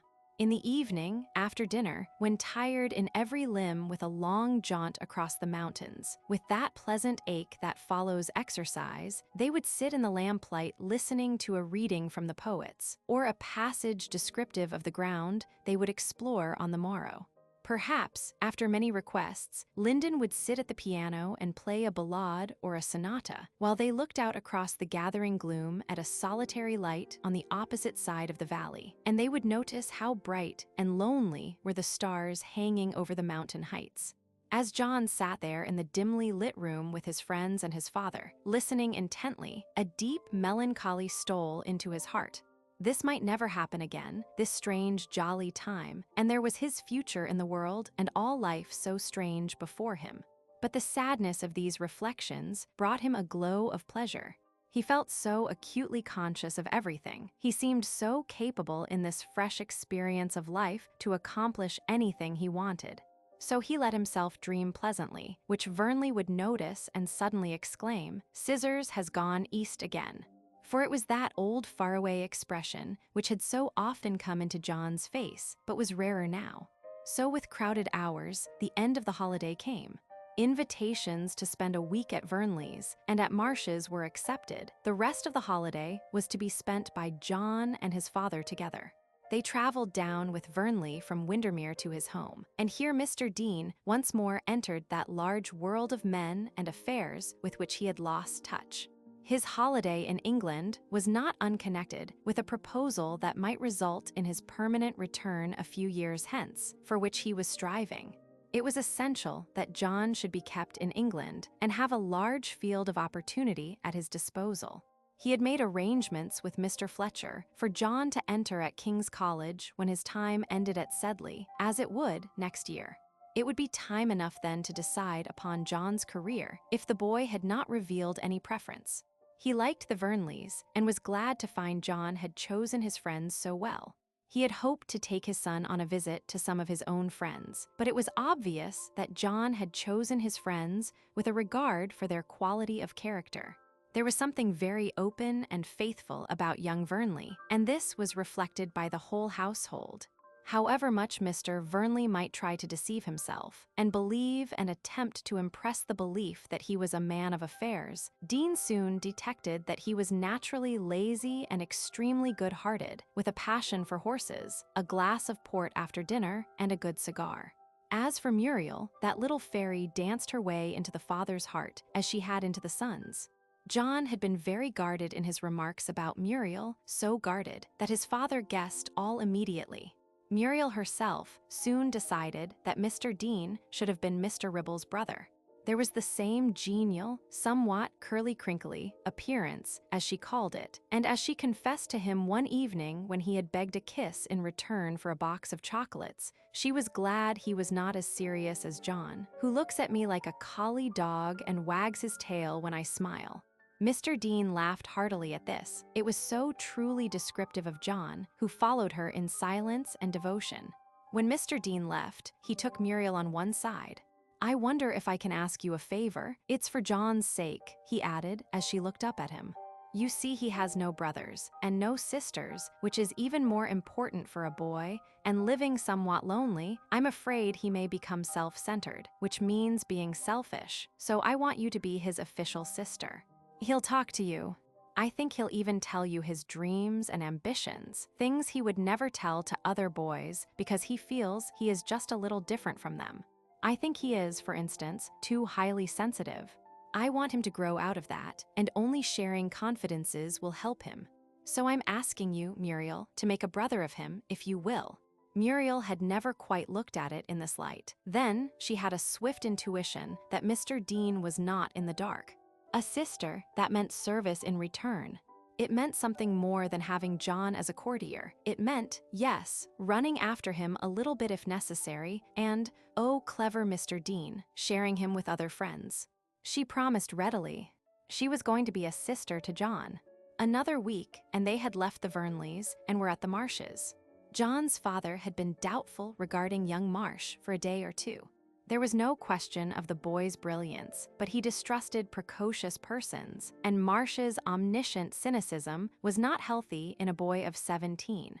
He attached too much importance to the smartness of a thing. All his opinions were original and brilliant, but they were dominated by those ends rather than by a love of truth.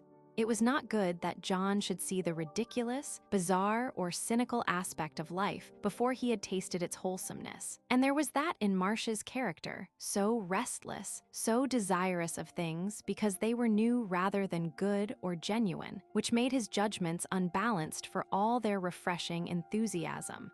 But fuller knowledge of the boy modified these reservations. His was a razor-edge intellect and highly combative. John, inclined to be sensitive, introspective, was shaken up and drawn out of himself by Marsh, who challenged all his ideas and made him defend them with passion. Moreover, Marsh had, for a mere youth, an amazing range, not of experience but of thought. The literature of Greece, Rome, Germany, France, and England were not strange to him. He read rapidly and talked volubly. True, his ideas were ill-digested, but he had ideas, and they flowed in his conversation. His curiosity was tireless, as his enthusiasm.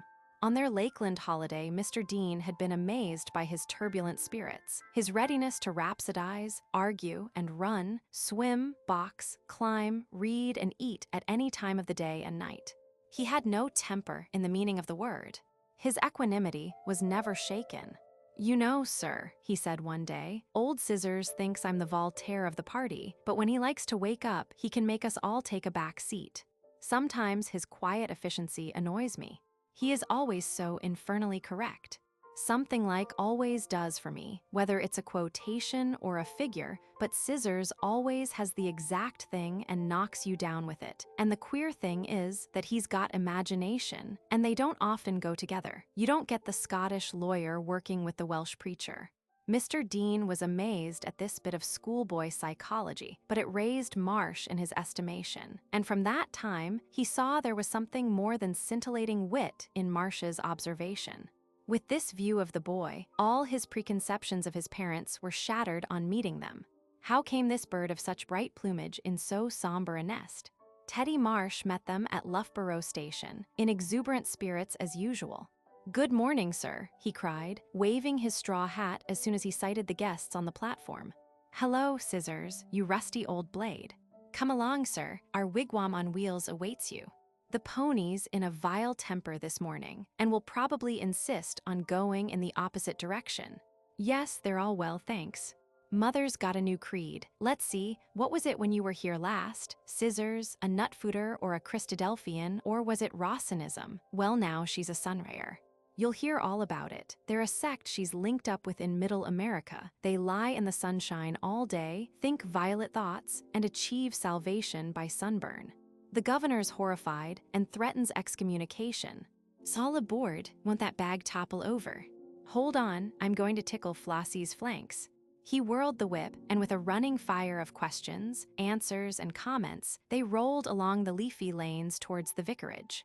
As before, that visit was composed of long sunny days in the garden, endless tennis sets, or cricket parties at the hall, and always in the evening, after dinner, there was Mrs. Marsh's wonderful playing in the drawing room.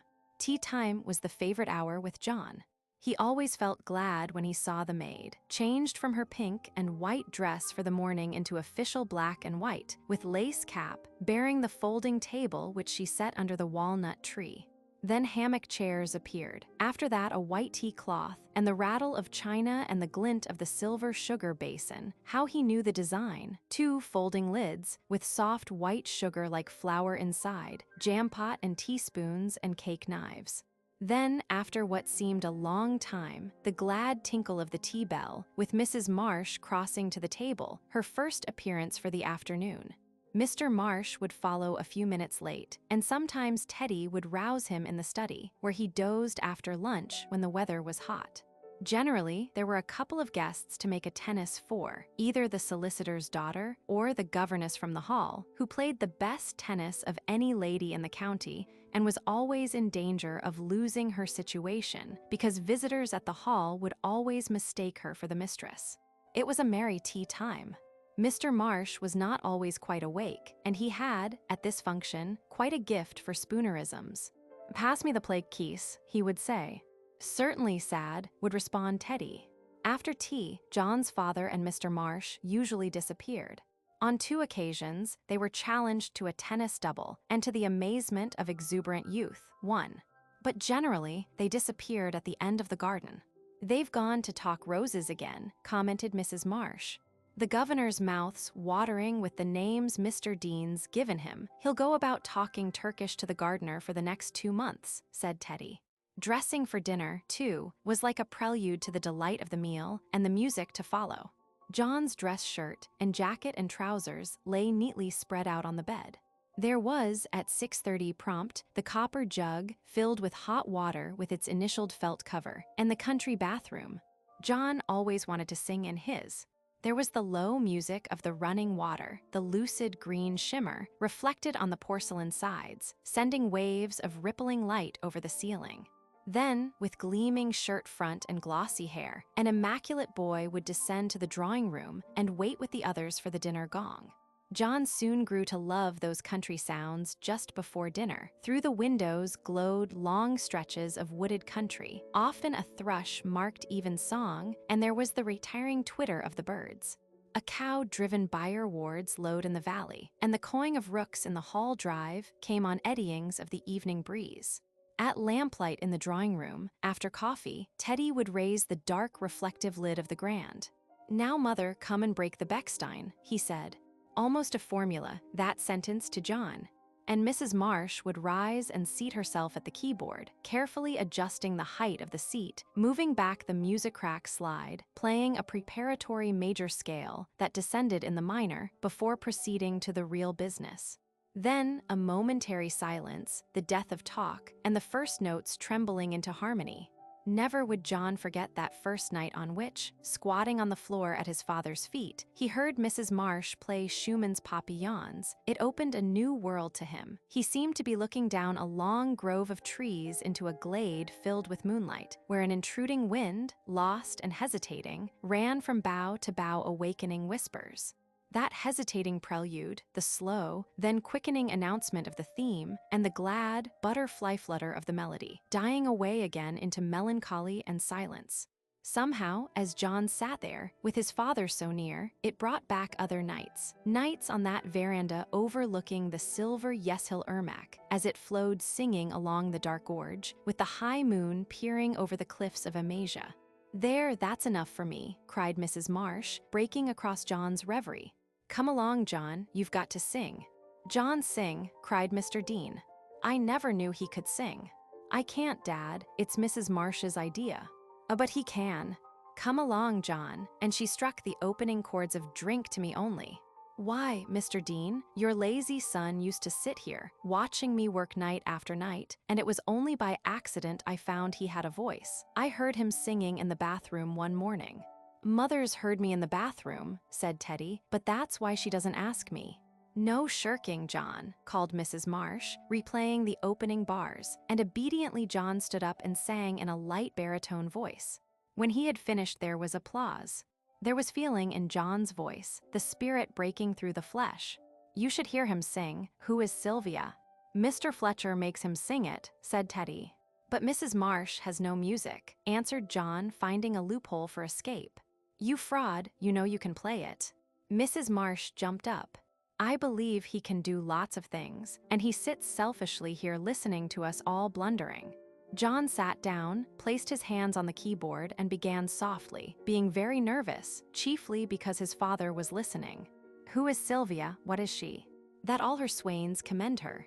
Holy, fair, and wise is she. The heaven's grace did lend her, that adored she might be."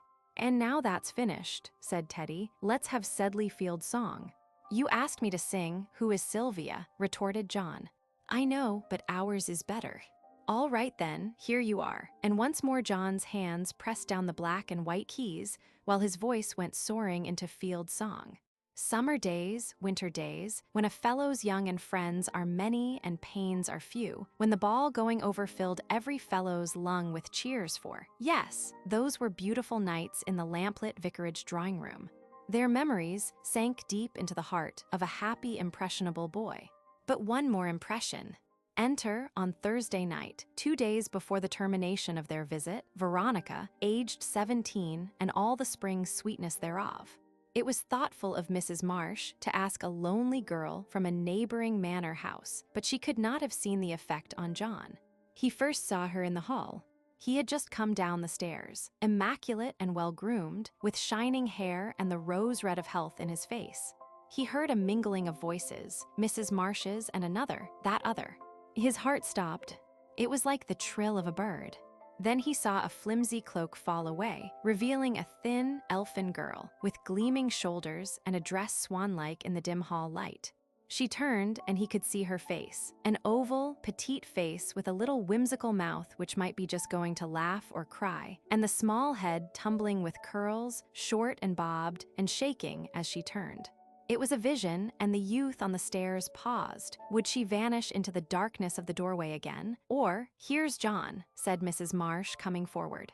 "Veronica, this is John Dean, Teddy's friend." "How do you do?" she said to John, and half held out her hand, but John, embarrassed, withheld his, and then bowed stiffly. Mrs. Marsh noticed his gaucherie and guessed the cause. "You're to take Veronica into dinner," she said, leading the way to the drawing room. He should have said something polite in response, but he walked like a stick at the side of the girl, tongue-tied and furious at his own stupidity. He had never known his self-possession to desert him in this manner.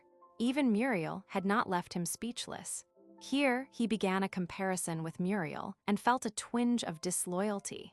Of course he was not disloyal, and disloyal to what?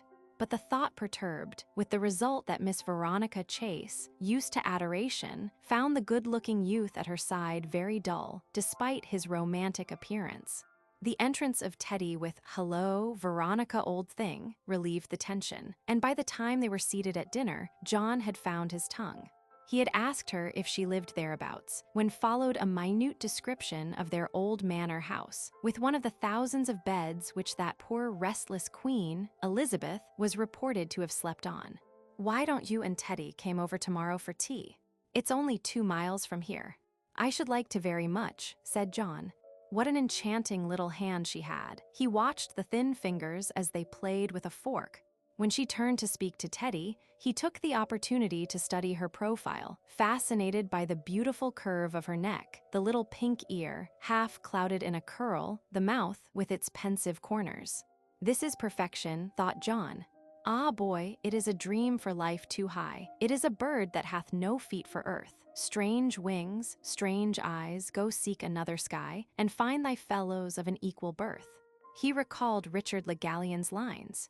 And the real John disappeared that night. He was a creature of monosyllables, and Marsh had no flint on which to strike the sparks of his wit. He realized that John had been swamped in the flood of beauty, and gallantly came to the rescue. True, John emerged somewhat in the drawing room, and tonight he sang readily and well, his effort being repaid by Veronica's "You sing beautifully. I could listen all night," although she jarred somewhat slightly by adding, "Do you know any comic songs?" Though he abhorred them, John would gaily have responded, and made a note to add a comic song to his repertoire. The end of the evening came all too soon. The car waited outside to bear her away. The two boys lingered round it while the chauffeur tucked the rugs about his young mistress. Then she went with a farewell wave of the hand and a musical good night, which John, standing there in the porch, heard drift up to the starlight. "Are you going to stand there forever, O stricken heart?" asked Marsh. "I want to fasten this door and bar love out." John went in. Upstairs in their room, he was silent. "Scissors, you poor impressionable young calf, I hope you're not going to pine away in the night." "Oh, shut up. That is not a gift of mine, as you know." "Scissors, old thing, you're racing your phagocytes, as Metchnikoff would say, since all love is stimulation." "She isn't worth it. I know old Veronica. She's a heart cracker. She counts her conquests by the 100. I don't think it's very decent of you two," began John, a little peevish. Marsh's flippancy irritated him. "To abuse our guest." "No, it's not, Scissors, but I don't want to see you going about with sticking plaster on your heart. Old Veronica and I understand each other perfectly. She cracked me once and then laughed. That kid hasn't the brains of a beetle. She's merely an agitator of pink youth. Flirt with her, yes, and she'll give you a good time, for she's got a sporting instinct, but don't take her seriously. She doesn't know what it means.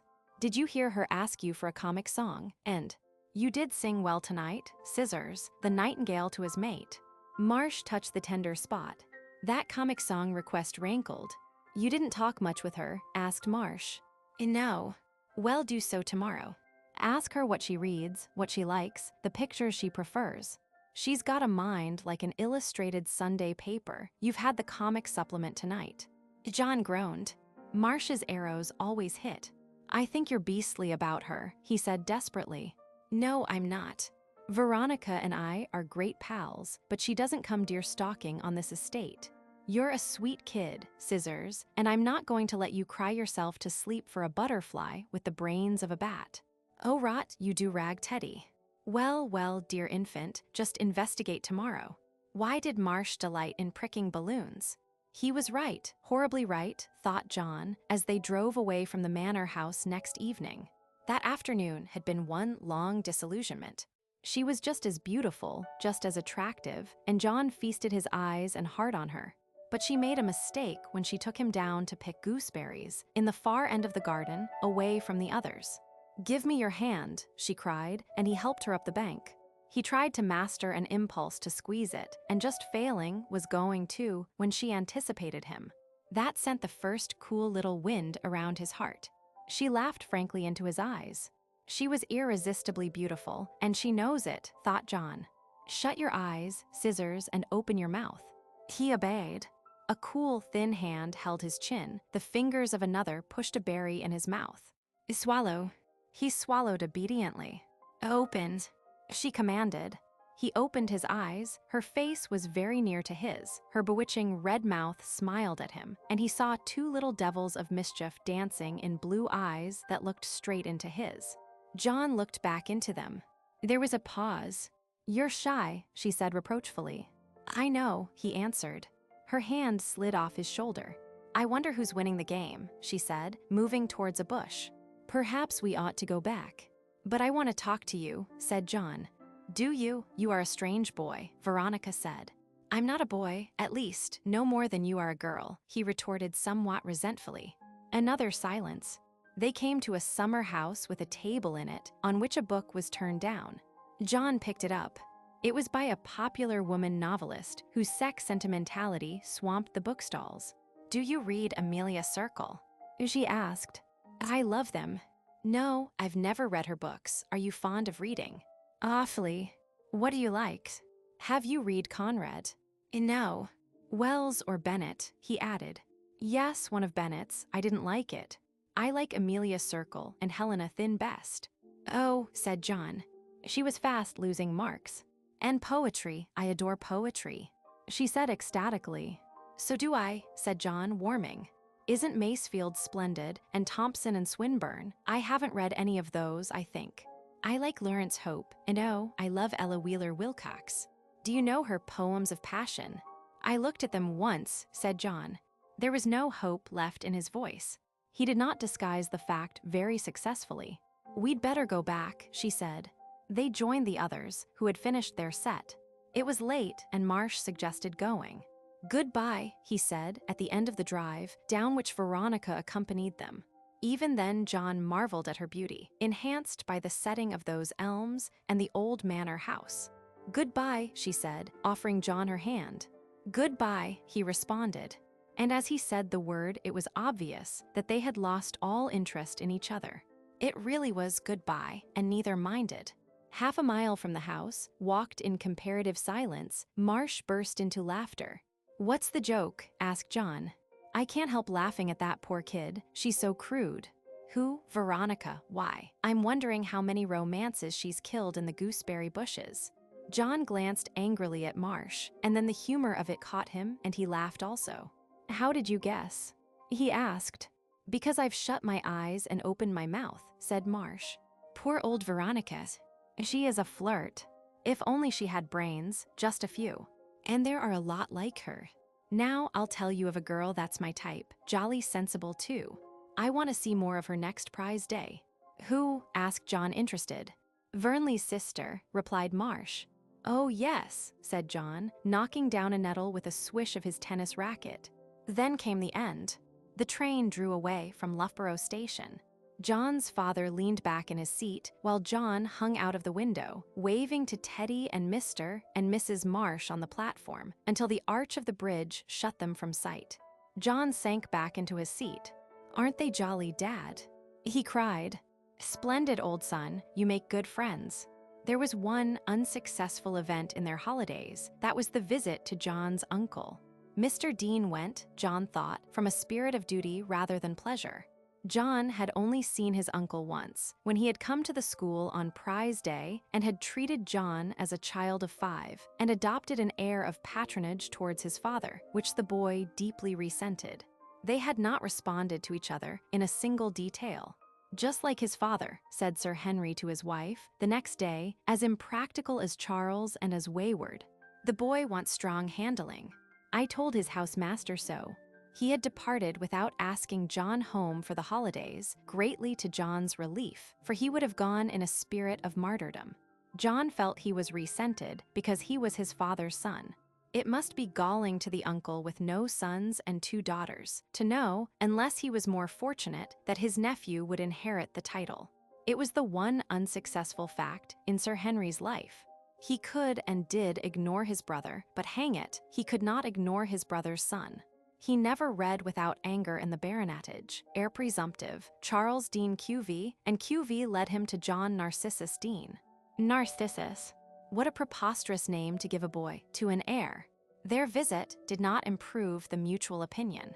Charles Dean resented his brother's air of patronage, his smug self-satisfaction, his ill-disguised vanity over his estates, which somehow he seemed to attribute to his own ability. 4 tedious days, in which every minute held the possibility of friction, brought the visit to an end. John's father did not say much afterwards, but John realized all he thought. Once only did he reveal in words what John surmised. I hope you will never have cause to ask help from any relations. Stand on your own feet, John, he said. John accompanied his father down to Southampton. It seemed almost impossible that this was the end, that he would not see him again for 2 years. How far away was Amasia? And now that they were together, so closely together, it seemed as if they had never been apart. 2 more years, John, and I shall have a directorship here. It won't be long, old son. You're 17 and time flies at that age. They stood at the top of the gangway. A gong was sounding, and an officer came down the deck. Visitors ashore, please. He shouted. Father and son grasped hands. It was a long, tight grip, with John trying to look squarely into his father's eyes, summoning a stiff lip to his aid, the father simply saying, "Goodbye, dear lad." "Goodbye, father." A loosening of the grip, a turn, and his feet were blundering down the steep, trellised gangway. He halted on the quay while the ship was being warped out. They were too far apart for words, his father high up above him, leaning over the deck rail. Now the boat was away, the last rope drawn aboard. The stern propellers thrashed the waters into a white foam. The gulls cried, wheeled, and followed. John pulled out his handkerchief and waved it, though he felt soon he might have to put it to another use. There was a responding flutter, and then distance grew between them, distance across which John's heart was stretching until it well-nigh broke, a gray spot on the horizon, and it was all over.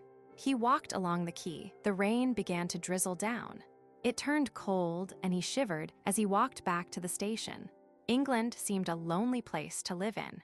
Chapter 2. A busy year, a year filled with little successes, trials, and triumphs, and John, taller and a little quieter, perhaps too quiet for a healthy lad of 18. He had achieved his object by winning the Mansell exhibition, not of great value, it was true, but £50 would help, and the real value of success lay in the fact that his father would know he had worked since they had parted. In June, Vernley and he had gone to Cambridge for the King's College entrance examination. It had not troubled either of them greatly, although Vernley, with an unshaken belief in his own stupidity, swore he had been plowed.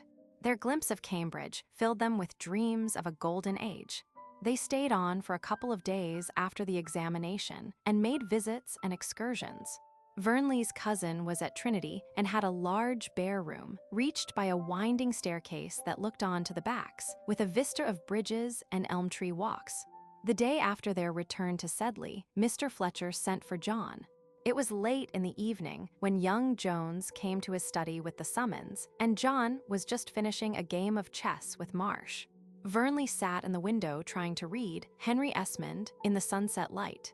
The triumvirate, as they were called, had recently moved into this large room in the corner of the quadrangle. It was regarded as the lap of luxury by the small boys who saw with envious eyes its easy chairs, the cretonne curtains, and the piano which Marsh had imported. "Shan't be long," said John going out. What could Fletcher want him for? Perhaps a house matter, he was a prefect now. He tapped at the green baize door, pushed it open, then crossed the small hall of the Fletcher household and knocked again at the study door. Mr. Fletcher bade him enter. "Oh, Dean, I want to see you. Come in, sit down." "It's about a matter, eh?" He hesitated. Why did the man fumble so and fidget with the blotter on his desk? The room was almost dark. He could hardly see the master's face. Suddenly, Mr. Fletcher got up and walked across the room to the fireplace, where he stood for a moment with his back to John. Then abruptly he turned. "Dean, I hardly know what to say, how to tell you. You must be brave, my dear lad, but I know you will be, he repeated. John just stared at him. What had happened, and was he to blame in any way? "What's the matter, sir?" he asked. Fletcher drew near and put his hand on John's shoulder. "I have sad news, John." "Your father," John started to his feet. Why had Mr. Fletcher's hand trembled so? "There's nothing wrong, sir?" he asked, his heart sinking within him, for he knew now something was wrong. "No, not wrong, Dean, but everything that could be brave and like him. My poor boy, your father is dead. There, it is terrible for you, I know." Mr. Fletcher pressed him down onto his seat again. "Dead," said John. Not dead, sir." He pleaded, raising his hand as if to ward off a blow. "This letter has just come, Dean, by express post." John took it, and the master crossed the room to the electric switch. "I'd rather it was dark, sir. I think I can see it," said John. "Certainly," replied Mr. Fletcher, and with an aching heart he watched the boy go to the window and peer over the letter. It seemed an eternity before John turned and spoke. There seems no hope, sir. The company has none," he said in an expressionless voice. "No, Dean, I fear not. It is terrible." "Yes," echoed John. Why did the boy stand there so silent, so emotionless, with the letter in his hand? Anything was better than this unnatural calm. Did he realize yet? "Dad died fighting," said John jerkily. "Yes, to the last, they say. He defended them magnificently. You have that to remember." These massacres are terrible, terrible. He paused. Still John stood there. Mr. Fletcher had expected an outburst, had prepared himself for it, and here they stood in the dark facing each other, silent, nothing but the ticking of the clock sounding in the abyss of these tense moments. The entrance of Mrs. Fletcher was welcome. She moved to John's side, saying nothing, but he felt her sympathy. Then, folding up the letter, "Thank you, sir. I will go now," he said. "Yes, Dean, if you would like to stay here, we can. Thank you, sir, but I'll go. I'm all right, sir," he replied, moving towards the door. Mrs. Fletcher saw his drawn face. He was so pitifully brave. He had reached the door now, was turning the handle. He hesitated a moment. They saw him pause and turn. Then swiftly he moved towards them, flung himself face down on the couch, buried his face in the cushions, and sobbed like a child. Mrs. Fletcher sat down beside him and motioned to her husband to go. He went out silently, leaving them in the dark room. "Oh, Mrs. Fletcher, my dear dad. My dear dad." Mrs. Fletcher put her hand on the bowed head and stroked his hair. There was nothing to say. She sat there simply, her sympathy tending him until the storm passed. John never forgot the details of those 3 days that followed. First, there was the anxiety of his father's fate. That he was dead he knew beyond hope, but there was a lack of details, of the manner and the circumstances. The letter from Messrs. Agnew and Cust merely quoted the cable they had received stating the death of his father at Amasia, defending some Armenians who had taken refuge in his house during a massacre. That was all, and 3 days elapsed before they wrote again, enclosing another cable which said that his father had been shot through the head, had died instantaneously, while fighting his way out, with his servants, to effect a juncture with a relief detachment from the American hospital at Marsevan, where his body had been conveyed and buried. John wondered whether his father lay in that cemetery, where, on a memorable day, he had seen him crying over the grave of his mother. During those days of waiting, John realized, more deeply than before, the meaning of friendship. Vernley and Marsh were always with him. They said little, for what could they say? They knew that John had, rather they did not touch upon the knowledge so heavy on their hearts, and sometimes their watchfulness, their eagerness to serve him, brought him to a point of open breakdown. For his own sake, John went on with his form work. It was a slight distraction from the anxiety of the days that must pass before a letter could come from Asia Minor. One night, about a week after the receipt of the news, Vernley and Marsh sat in their study doing their preparation. John had been sent for by Mr. Fletcher and had been absent some time. Vernley looked at his watch. "Shall I get supper?" He asked, "Are you finishing?" "Yes," replied Marsh, closing his Euripides. "I say, what a miserable devil old Euripides was. He's always talking about death. A good job, some of his plays were burnt at Alexandria. There were 90 of them. I hate thinking about deaths. And just now, with poor old Scissors," added Vernley. "By the way, Bobby," said Marsh, flinging one leg over the arm of his chair, "what's Scissors going to do?" "I don't like asking him." "Do? How do you mean?" "His future. You see, there's the money question. I don't know much about his affairs, but Cambridge means money, and I don't know whether his governor had any. He seemed too jolly for money-making." "Oh, he'll have left some, and there's the exhibition," said Vernley. "Money matters were always easily dismissed in his presence. He'll be all right, I expect." "Well, we've got to see." "But it's no business of ours." "It is," retorted Marsh. "It is?" asked Vernley. "Yes, supposing there is no money." Vernley had never supposed such a thing. He was silent a moment, thinking. "You mean he must go to Cambridge with us?" "Of course, and that's 300 a year." 300, said Vernley. He had never realized that so much was being spent on him. Then quietly, "Well, if old Scissors is stuck, we'll find it somehow." "That's what I'm driving at. 3 years at 300 a year is £900, and that's college expenses only. It'll mean 1,000 all told. That's nothing, my governor'll never miss it." "He'd do anything for Scissors," said Vernley, cutting the cheese. "He'd adopt him and depose me tomorrow." "And there's my governor, he'd want to come in," said Marsh. "Well, there you are, that's settled." Vernley took a large slice of cucumber. He disposed of money problems just as easily. "But it's not settled, my child.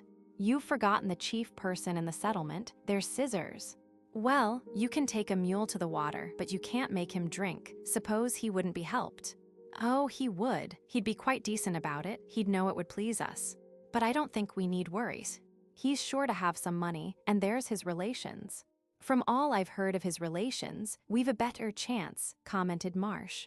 I suppose you guessed why Scissors refused the captaincy of the Beagles last winter. He wanted to work for his exhibition. It wasn't that, really, he couldn't afford it. How do you know? I heard him making discreet inquiries as to how much it would cost, and old Scissors wanted it awfully. I never knew that. I wouldn't have been captain had I known. That's why I didn't tell you, Marsh explained, but it shows you that Scissors gets pressed. If he only, SSH, whispered Vernley as the door handle rattled. John entered. He looked worried and carried a letter. News? Asked Marsh eagerly. No, only a letter from the firm, about a job, said John. A job? Queried Vernley. Yes, they've offered me a junior clerkship at £80 a year in case I need it. He did not add that the wording had cut him to the quick with its in excess of the customary figure at which our junior clerks begin, but in view of probable necessitous circumstances, etc. But you're going up to Cambridge with us, cried Marsh. Of course, or we don't go, added Vernley. I don't know, said John, sitting down wearily. It depends, I may not be able. I don't know yet how I'm. If it's a matter of, began Marsh, when a warning look from Vernley cut him short. You're sure to hear soon, Scissors. I shouldn't worry yet, said Vernley. We're all going up together. We've always said so. You know, if you only think hard enough, it always is so. Sounds like the mater and the higher thought circle, commented Marsh, wondering what plan Vernley had suddenly conceived when he sent that warning signal. Well, anyhow, I could eat something, said John, putting the letter in his pocket. Righto, draw up, said Vernley, passing the bread and cheese. Oh, I've written home to say that you'll spend the holidays with us. He won't, at least he'll spend part with me, corrected Marsh. Thanks, but I can't make any plans. You see, I don't know what's going to happen yet. But you must go somewhere, Scissors, cried Vernley lightly. The moment he had said it, and saw the dumb pain in John's eyes, he would have torn his tongue out to retrieve the careless remark. Scissors, I don't mean it that way. You know I don't. He added desperately. No, I know you don't, agreed John, swallowing hard and trying to look steadily back. They ate their supper in silence. Even Marsh's forced gaiety failed. The weeks leading to the end of the term went swiftly. Bit by bit, the news dribbled through. News of how his father had been killed, this in a letter from the doctor at the American mission. His father had been buried next to his mother at Marsavan, under the same almond tree whose blossom John could still picture in his mind. So deeply was the first impression etched. Then later came Mr. Glass from his father's company, somewhat surprised and hurt at John's refusal of the clerkship. His father had been insured for £500. There was that and a small balance at the bank, not more than £600 in all. Was he wise in refusing the opening, which would lead, in years to come, to a very good position? John looked at Mr. Glass with his bald head, large stomach, and expressionless face, and the result of success did not appeal to him. Mr. Glass prepared to depart. Well, you may think better of it, my boy. Your father would have wished it, I know. I don't see what more we can do for you, but there, if you do change your mind and need us, we are there, remember. Clumsily done, but well meant, and John, realizing this, thanked him and shook the hand extended towards him. After Mr. Glass had gone, Fletcher looked at John. I suppose you intend going up to King's? He said, I think you will pull through all right with care. No, sir, I feel I ought to begin doing what must be done, earn my living. £600 is not much, and I shouldn't feel happy knowing that I was using it up. But Cambridge may lead to opportunities, a fellowship, at least a degree which is useful. At the worst, you can become a schoolmaster. He smiled apologetically for the joke against himself. And meanwhile, sir, make expensive friends and acquire expensive tastes. Why shouldn't I do the last thing first and learn whether I have the inclination? The last? Queried Mr. Fletcher. Yes, sir, I thought of getting a junior mastership, if I could. A year would not matter greatly.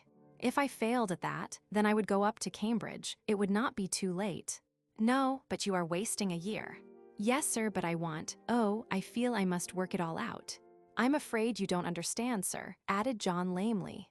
"I think I do. This has altered your whole life, or at least you feel so. Nothing really does affect our lives to anything like the extent we imagine it does. Experience proves that we are always ourselves. As for a mastership, it is not easy without a degree. I have a friend at a scholastic agency.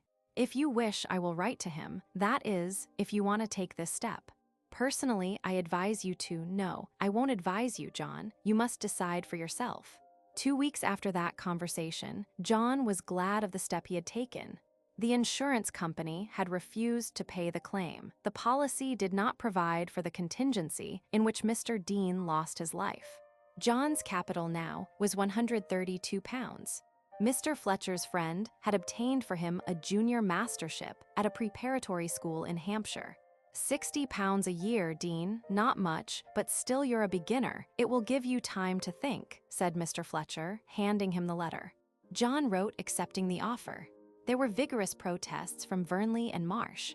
At the end of the term, after a terrible wrenching from the school, his friends, the Fletchers, and all the beloved corners and places and daily events of 4 happy years, he went down with Vernley to his home.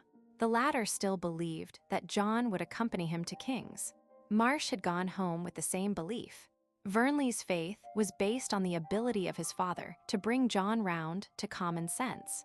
There was a talk one afternoon in the library that brought a lump into John's throat and a mist into his eyes as he listened to the self-effacing generosity and kindly plans of the big, bluff man sitting in front of him.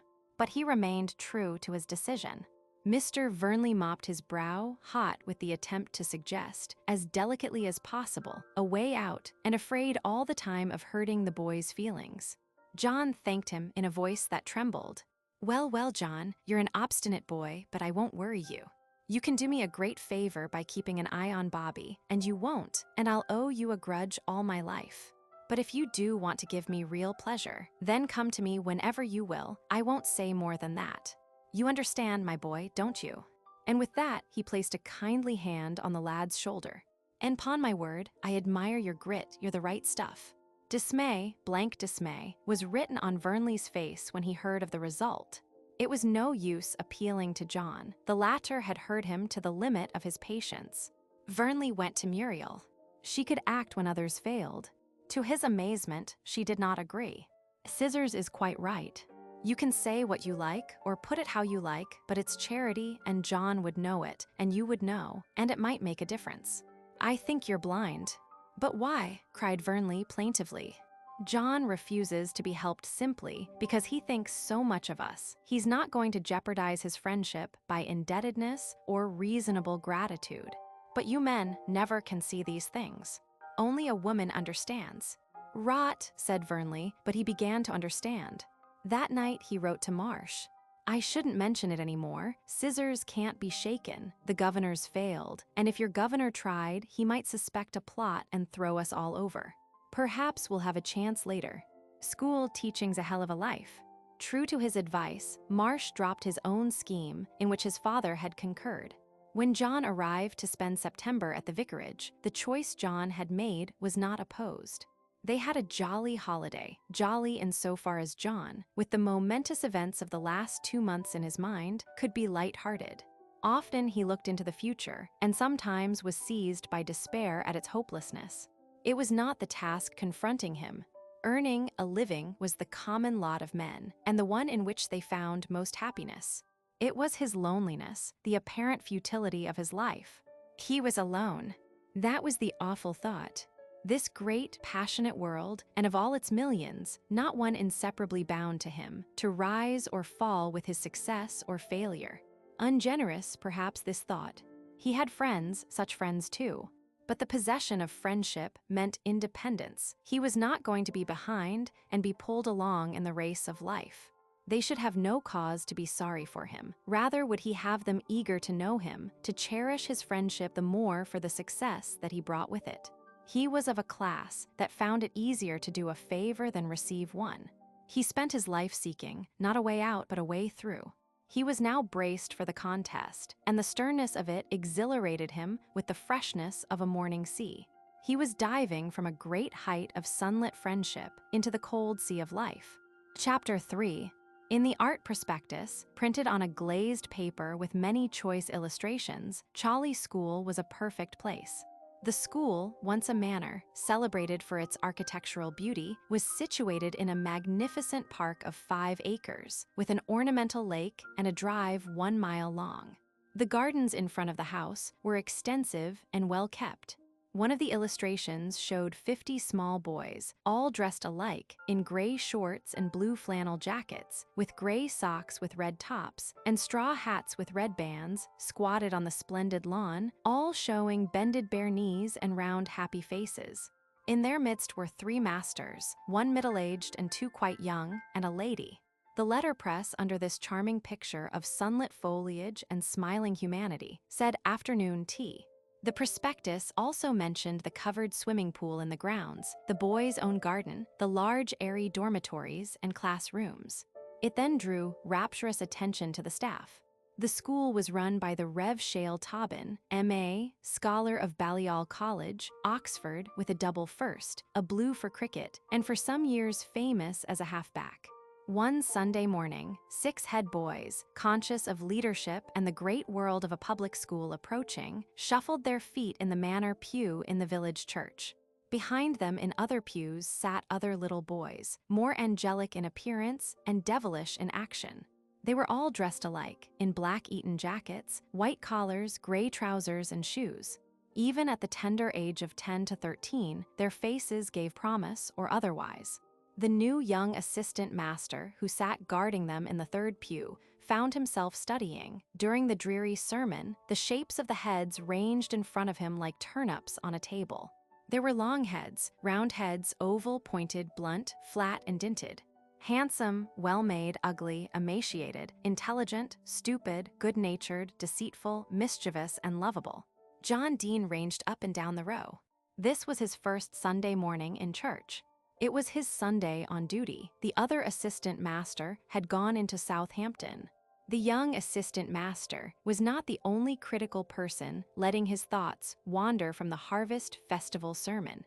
John gazed abstractedly at the figure of the Rev. Samuel Piggin, ringed round with bunches of carrots, a few grapes, and 6 tomatoes balanced on the top of a sheaf of wheat, which demonstrated God's bounty, despite a ruinously wet summer and a harvest, half of which lay rotting in the fields. Miss Piggin, 29 years of age, with spectacles and ardent in romance, was quite thrilled by the first glimpse, as she turned to the east in the recital of the creed of the handsome young master. His profile would have enhanced the wrapper of those shilling reprints to which, for want of romance, she was addicted. Nor was she alone in her sudden interest. Several young ladies sitting behind John found great fascination in the clean curve from the nape of the neck up to the wavy brown head.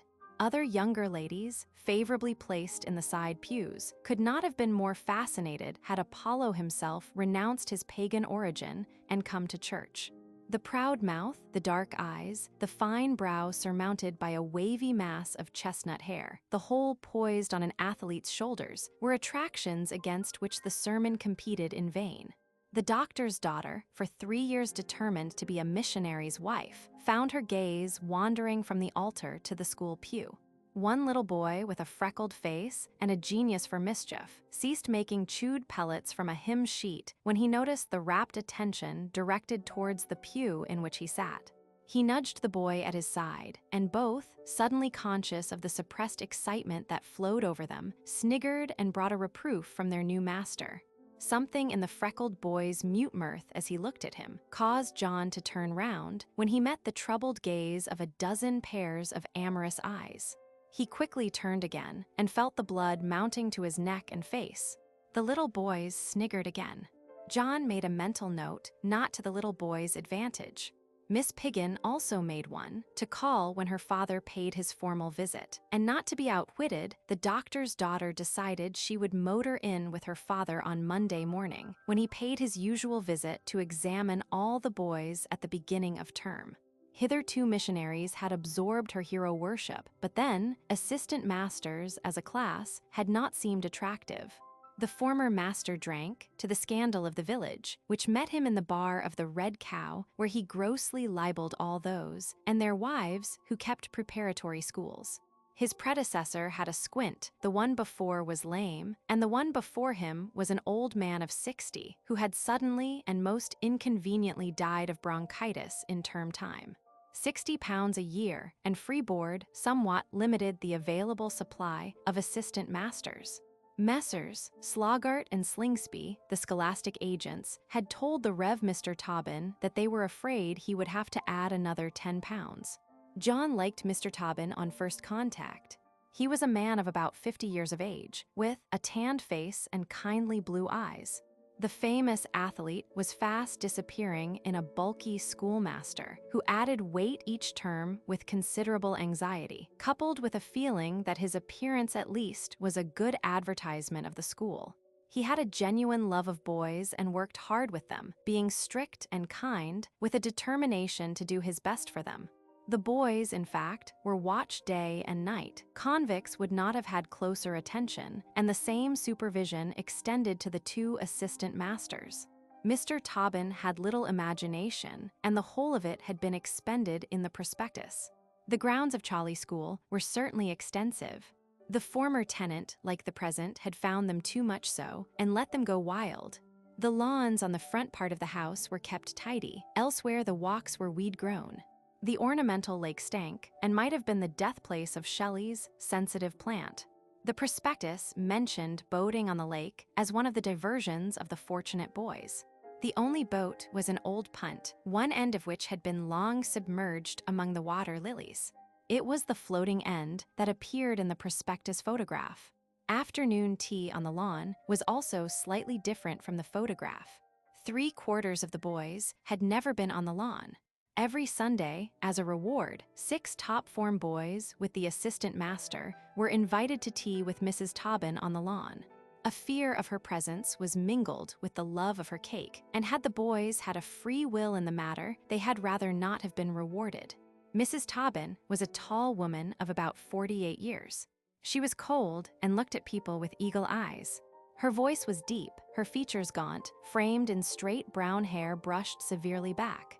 She had the full equipment of a bishoprics conventions and never forgot her very reverend origin. She was the businesswoman and constantly reminded her husband of the fact. She knew that to make a school pay, it required at least 50 boys. All over that number represented profit. Chawley School had 49 boys. She lived her days as though on the edge of a precipice. Mr. Tobin, as became a sportsman, delighted in feeding his boys and invited them to a second helping of favorite puddings. Fortunate youngsters who sat at his end of the table. At Mrs. Tobin's end, a second request did not bring a refusal, but, "Are you sure you have not had sufficient?" John, who struggled desperately with his pies, found a problem in the differential calculus easier than the elementary mathematics required for cutting a pie into 14 portions to the satisfaction of 12 hungry boys. Often, when his 14th turn came, he received a small piece of pie crust as his share. Solly, a sharp little fellow who sat at John's right, soon noticed this and generously offered his share. "We get more than usual now, sir," he explained. "Why don't you serve yourself first?" The other masters always did. "Masters?" queried John. "Why, how many masters have you had?" The boy smiled, then looked cautiously round to Mrs. Tobin's table. "6, sir," he whispered. "And how long have you been here?" "6 terms, sir." John's heart sank. "I don't expect you'll stay, will you, sir?" asked the boy in a burst of confidence. John snubbed him, in duty bound. So he was one of a procession. He began to understand the bubbling curiosity which his arrival had aroused. His arrival, that had marked the end of a long mood of despondency, which began as soon as he had left the cheerful faces of the marsh. The misery he had endured in the 3-mile ride from the station to the school. Peering out of the window, he watched the long road with its straggling cottages, brown and gold in their autumnal creepers.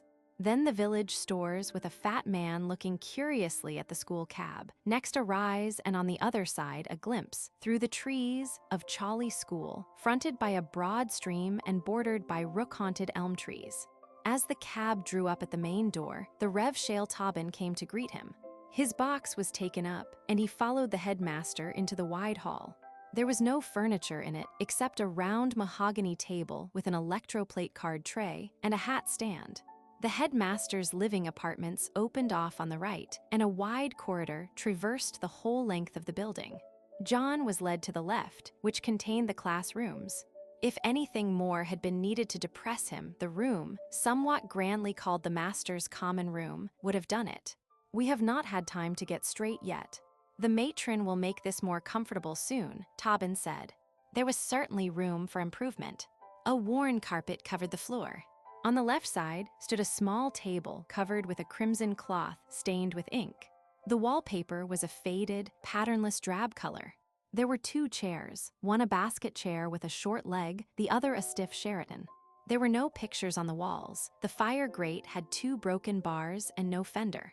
The headmaster next led the way to John's bedroom. This appeared to be a great improvement.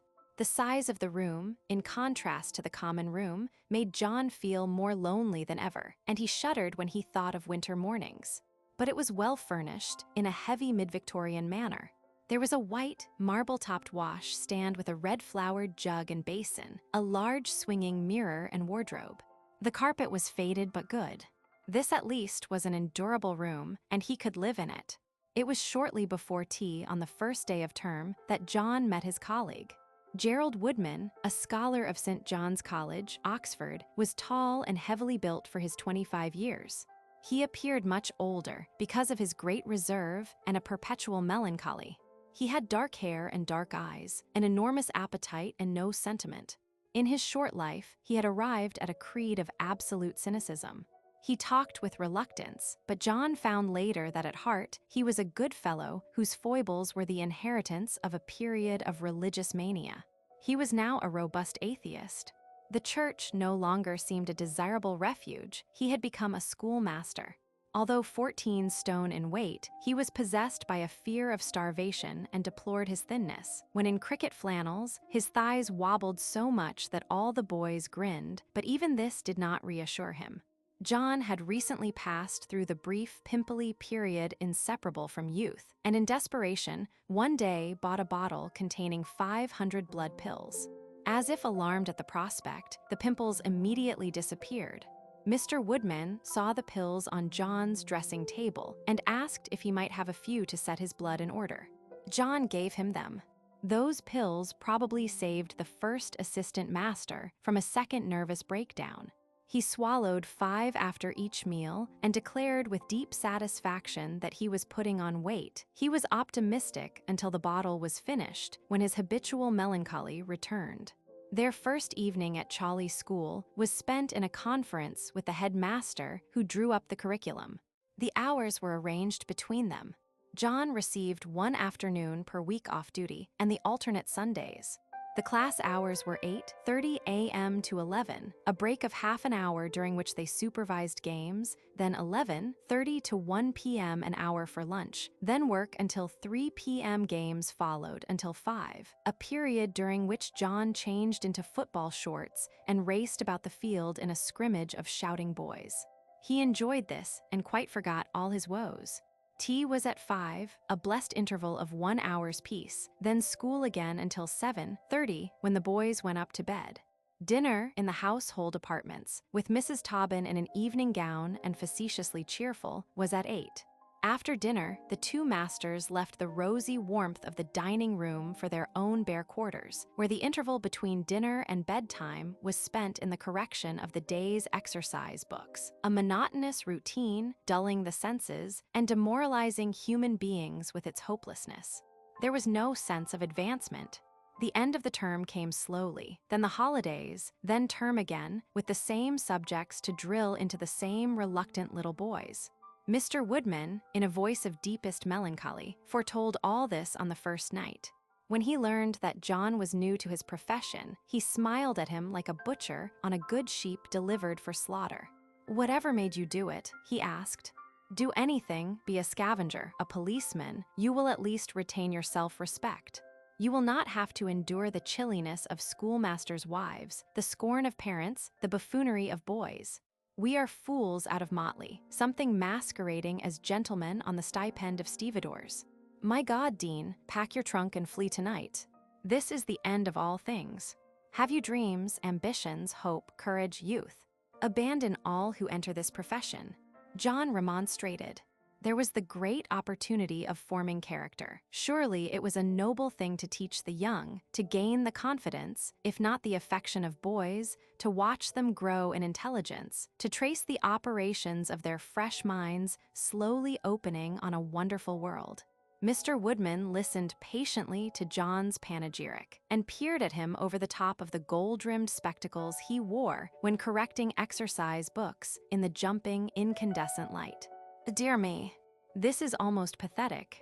Your innocence moves me. I hope you will pardon my saying you must be very young. 18. That is a blessed age, but you have yet to learn what boys are. Let me warn you and save you much pain. They are devils incarnate. And don't cherish any illusion about being a schoolmaster.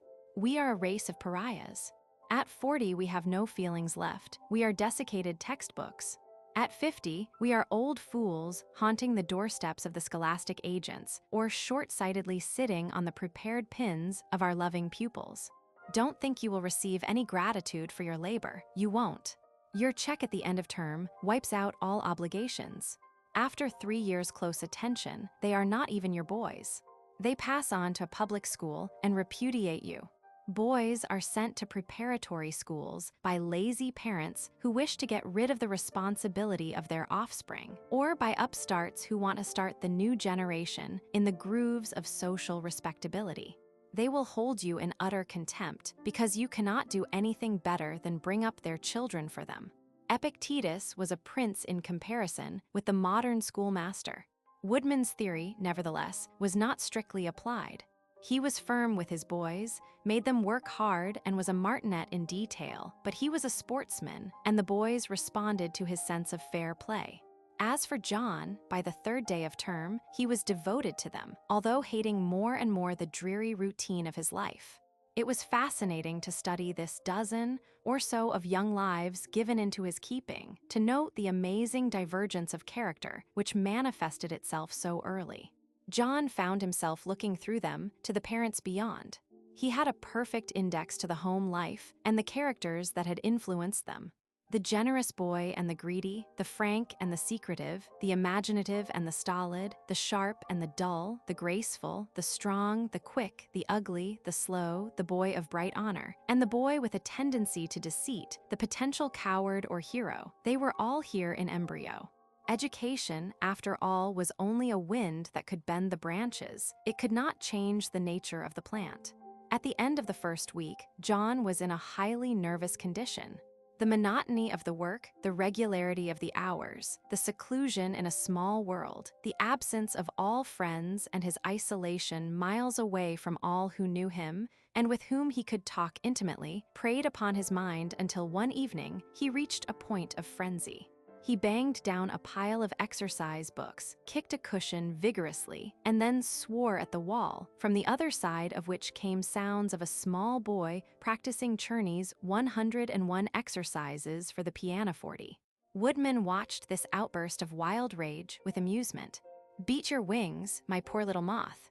You will soon tire and subside. We have all passed along that Via Dolorosa," he commented. "It is unendurable," cried John, flinging himself in a chair. "The capacity of man to suffer the slings and arrows of outrageous fortitude." "Oh, shut up," snapped John. Woodman regarded him sympathetically. He had grown to like this bright lad, so freshly enthusiastic, and bit by bit he had learned his story. In exchange, he had shown John some of the poetry which he wrote secretly. Strangely enough, it was highly sentimental, the safety valve of suppressed romanticism. "Come on to the lake," he urged. John followed. It was their favorite pastime. They had resurrected the old punt, and in danger of a wetting, they often pushed it along through the thick water lilies that bent under its prow, and slowly closed again on the track they made.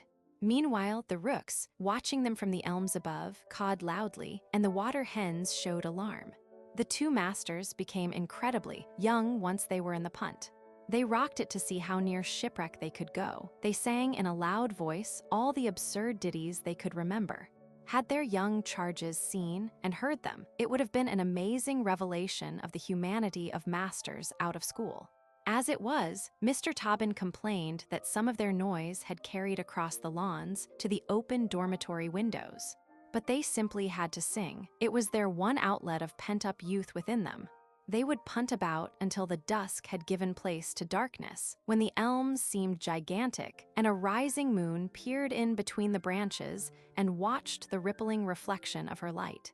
Around them, all was quiet save for the weird squeal of a weasel in the woodland or the melancholy hoot of an owl. One evening John was more noisy than ever, and woodmen threatened to capsize him, but there was good reason for this exhilaration. The mail had brought an acceptance of a long poem from the editor of the British Review. He had written in competition with woodmen, who urged him to send it to an editor. With no faith but some hope, John obeyed. His surprise, when the acceptance came, was unbounded. It was a long satirical story, in the manner of Masefield. John had feared it was too long, for it took 20 pages, and here were the proof sheets and the offer of 3 guineas for his work. Those proof sheets kept him in a state of elation for several days. He had never seen himself in print except in the school magazine, and here was a great review printing his work. John cashed the check and ordered £1 worth of copies of the review when it came out, which he distributed among his friends at some cost. Then he must see the reviewer's comments, and another guinea went to a press-cutting agency, which sent all the advertisements containing his name and one criticism, if the slightly disparaging dismissal could be termed a criticism, Mr. John Dean contributes some verses of a satirical nature. The net profit on the transaction was 5 shillings and 6pence, which John invested in paper and envelopes. He had tasted printer's ink. John had seen a way out. He subscribed to the Bookman, devoured the Times literary supplement, and inquired the cost of joining the Society of Authors. By the middle of November, with its dark winter nights when the wind howled among the chimneys, swayed the leafless branches, scurried along the cold flags of the corridors, and rattled the shutters of the schoolroom windows, John had reached a point of nervous desperation. One night, he beat his hands on the walls of his room in mere foolish impotence of rage. Even the placid woodmen, swallowing blood pills and putting on weight, became alarmed. There was an intensity in John's despair that made him apprehensive. It was in vain that he encouraged his literary work and discussed the novel which John had begun as a distraction, but had now discarded. He dragged him out for long walks down the bleak country lanes, but could not get him to talk. He was thin, with rings under his eyes, and the rose red of healthy youth in his cheeks had given place to a hectic flush. He had moments of hilarious mirth, as alarming and as unnatural as his despair, and one night he had aroused woodmen in his bedroom, declaring he could not sleep alone in his room any longer, and begged to be allowed to sleep on the couch. Woodman assented gladly, but he was awakened later by a sound of sobbing in the darkness. He lit a candle and leaned up on his elbow. "Dean, my dear fellow, you must not go on like this. You'll make yourself ill." He heard John clear his voice. "I know, I'm a fool. I'm horribly ashamed of myself. But oh my God, I am wretched." "Why, you silly old thing, this morning you were making your boys yell with laughter." "And got snubbed by Tobin for it," retorted John. "Put out the light, Woodman. I'll behave, and thanks awfully." Woodman doused the candle with the matchbox. In the morning, John was normal again. Neither made any allusion to the scene in the night. It was a bad dream. Chapter 4. There were now rapid phases to John's character. He was beginning to apprehend all the wonderful interests of the world, interests from which he was being boxed up. He longed for the sound of a woman's voice, and a glimpse of beauty, a violent nostalgia seized him. The mention of Asia minor in the geography lesson, and he was leagues away swinging his bare legs on a veranda shaded with almond blossom, hearing the singing of the stream down the gorge at Amasia, watching the light silver, the waterfall as the moon came over the mountain cliff and flooded the valley.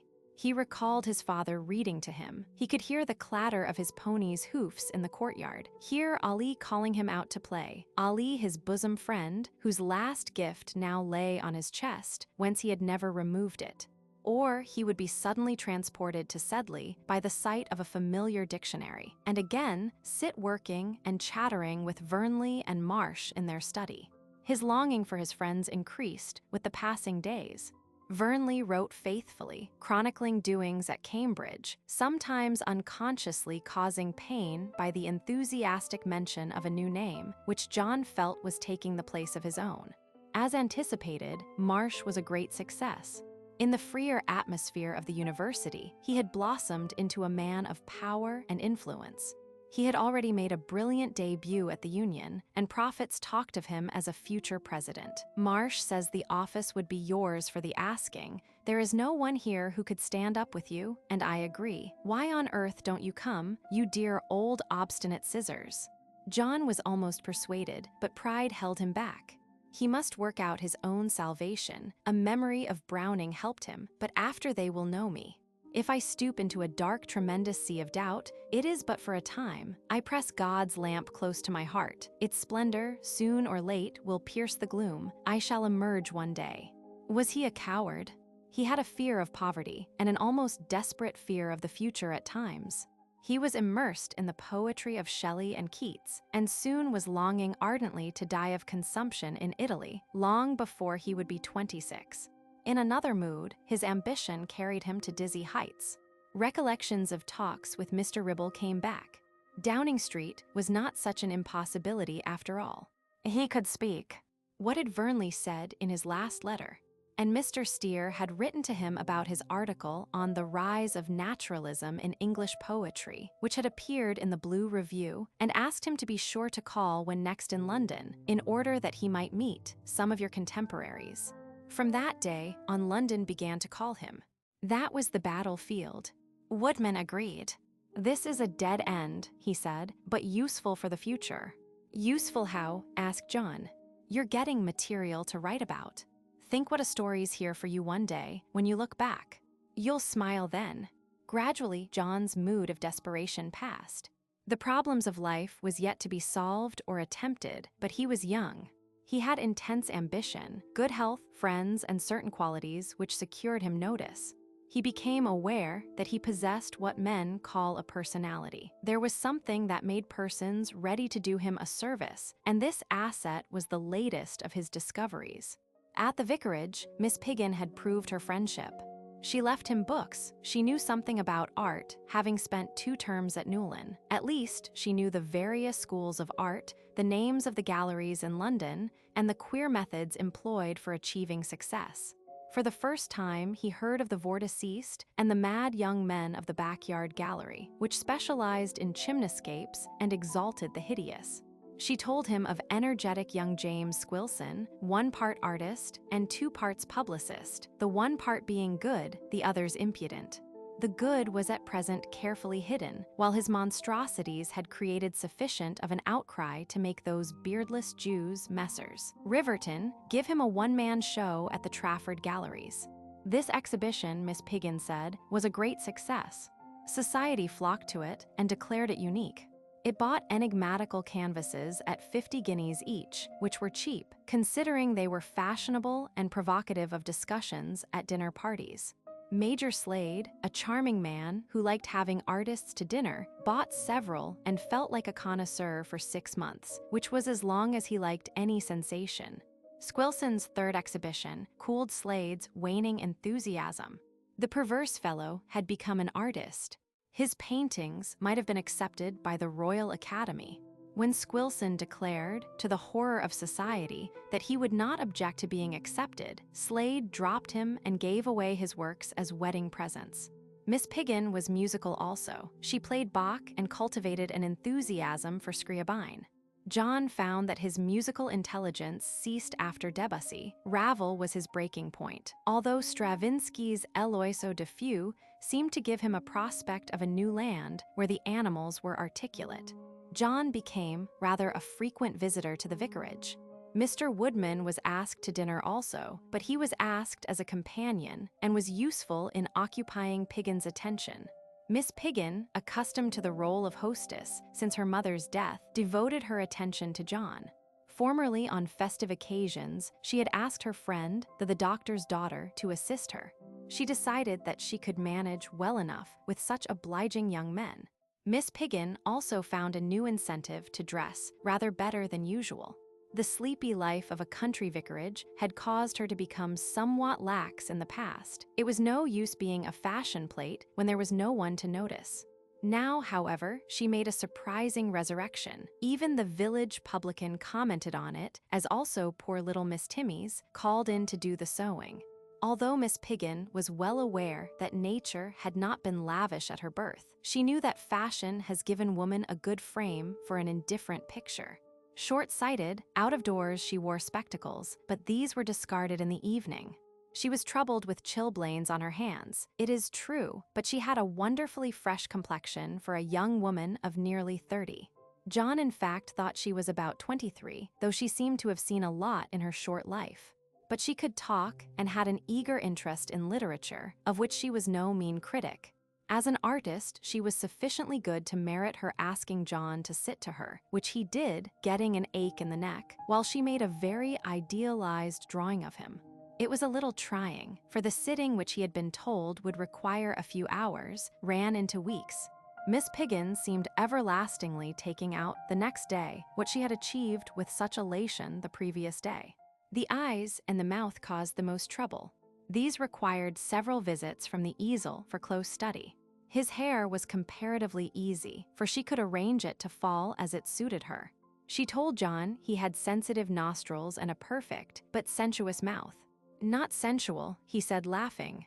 "It might become that, yet," she replied. It was good fun, and he liked the little teas they made in the studio, with the aid of a gas ring. Afterwards, he insisted on washing up while she dried the tea things.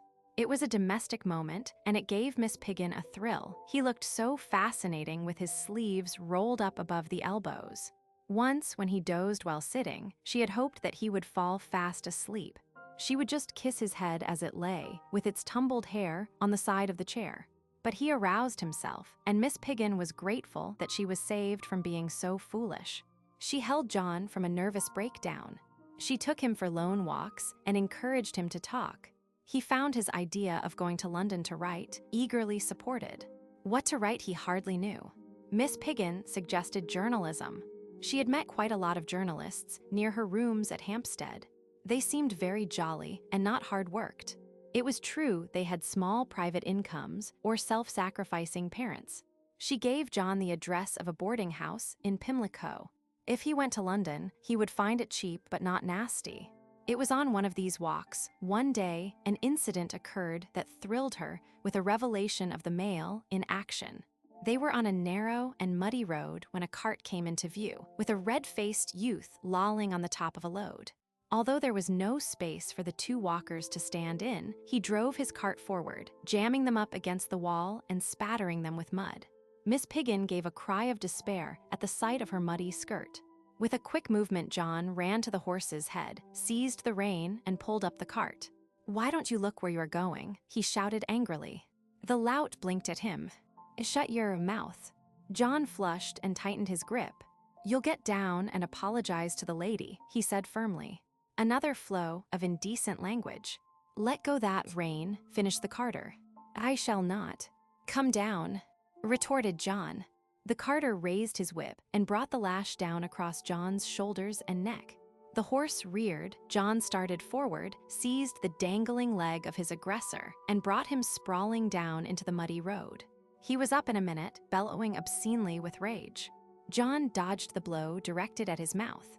I'll fight yer, yelled the carter, stamping around. John slipped off his coat and waistcoat. The carter followed suit. "Oh, Mr. Dean, please, please," implored Miss Piggin from the mound on which she had taken refuge. John's answer was to fling his discarded clothes into her arms. She looked around, meaning to shriek, but as no one was in sight, it seemed useless. Meanwhile, the battle had begun. The antagonists were as different in appearance as they were in method. The carter was a heavily built youth of about 20. He was sandy-haired with a tanned face and neck. His arms were muscular, and the gaping shirt revealed a hairy chest. He was a fellow not likely to be knocked out, especially by the lightly built, slim youth who looked almost delicate in contrast. Could this determined, lithe fighter make any impression on an opponent so firmly built and muscular? Miss Piggin thought not, and began to think of intervention with her umbrella, but she might poke the wrong person. She was cheered to notice how quick her champion was. It was a contest between speed with intelligence and strength with obstinacy. Mr. Dean might set the pace, but would he wear down this bulwark of seasoned flesh? They had both received blows, and the nose of the slim youth was bleeding. The other, however, was also bleeding at the mouth. Miss Piggin felt faint and yet thrilled at the sight of these flushed youths, their hair falling into their eyes, one breathing hard and the other looking implacably fierce. It reminded her of a fight she had witnessed between two stags on Exmoor. There was something exhilarating in the spectacle, though horrible. Considerable infighting followed, which evidently distressed the carter. Although Miss Piggin could not determine who was getting the blows, they were bent down together. The carter was letting forth ahs and ahs, either as expressions of satisfaction or of receipt. The carter had opened with a wild but weighty swinging of the arms, which the other cautiously avoided. One blow from those sculpturesque forearms would have rendered him hors de combat. He waited his opportunity, backing slowly until he secured a favorable opening. One fist landed over the carter's eye. He grunted, but his progress was not impeded. The next moment they had clinched, for which Miss Piggin felt grateful. She would have left them in this harmless position, if she could, until she had returned with the village constable. She now stood with bated breath, for when they broke away, someone would receive a blow. Here John's small supply of ringcraft, gathered in Sedley Gymnasium, came into play. He used the clinch to rest himself upon the bulk of the carter, who pushed him around, tiring himself. Then, seizing a propitious moment, he threw off his assailant's arms, feinted to the left cheek, and swung in with a sharp upper cut with the right. It caught the carter neatly under the chin, lifted him, and sent his head back. He went down heavily with a lost balance. John walked round till his opponent was ready to rise. His blood was up, there was a grim expression on his face, and Miss Piggin, catching a glimpse of his steely eyes, cold and fierce under the mop of disordered hair, changed in her alarm. She feared now for the life of the carter, raised up on his elbow and contemplating things. "Oh, Mr. Dean," she whimpered. He continued to walk round, as though he had not heard. The carter painfully rose to his feet, and then with a torrent of abuse, rushed in mad fury at the waiting foe. A right from the shoulder caught John on the chest, breaking his guard, and sent him down to his knees with its sheer strength. The carter had no code to obey, and was ready to follow up his advantage, but in this he was unwary. John waited until he stood over him, and with a crouching spring came up under the raw fellow's guard, reaching his chin again with some force. Shaken and somewhat dismayed with this surprising return of an apparently beaten adversary, he began to retreat, and John, still full of battle, saw his chance. There was some swift infighting which Miss Piggin could not follow, because now the amount of blood visible on both antagonists made her feel ill. She turned her head away. When she looked again, it was all over. John stood surveying the huddled-up form of the beaten youth. "Can you get up?" he asked coolly. The voice was almost cruel in its tone, thought Miss Piggin. Then John stooped and pulled the sullen fellow to his feet. They stood facing one another for a long interval. "Will you shake hands?" said John, extending his. There was no response for a moment. Snarled the carter, his eyes still full of battle. "I'm sorry then," said John, unrolling his sleeves. There must have been something crossing the slow brain of the carter. His eyes changed expression. "You're of one, boss," he said slowly. John heard the changed tone and again held out his hand. The carter took it, but peace had left them both strange spectacles. The horse even seemed a little afraid of its master and turned its head as he approached. He was wiping his face, which had begun to swell, with a red handkerchief. John was doing likewise. The absurdity of the whole affair was intensified in the process. Miss Piggin now approached and offered a diminutive handkerchief, which John accepted, for his own was soaked by a persistent nose. The right eye was slowly closing up. Without further comment, the carter took his horse's head and led it off down the road.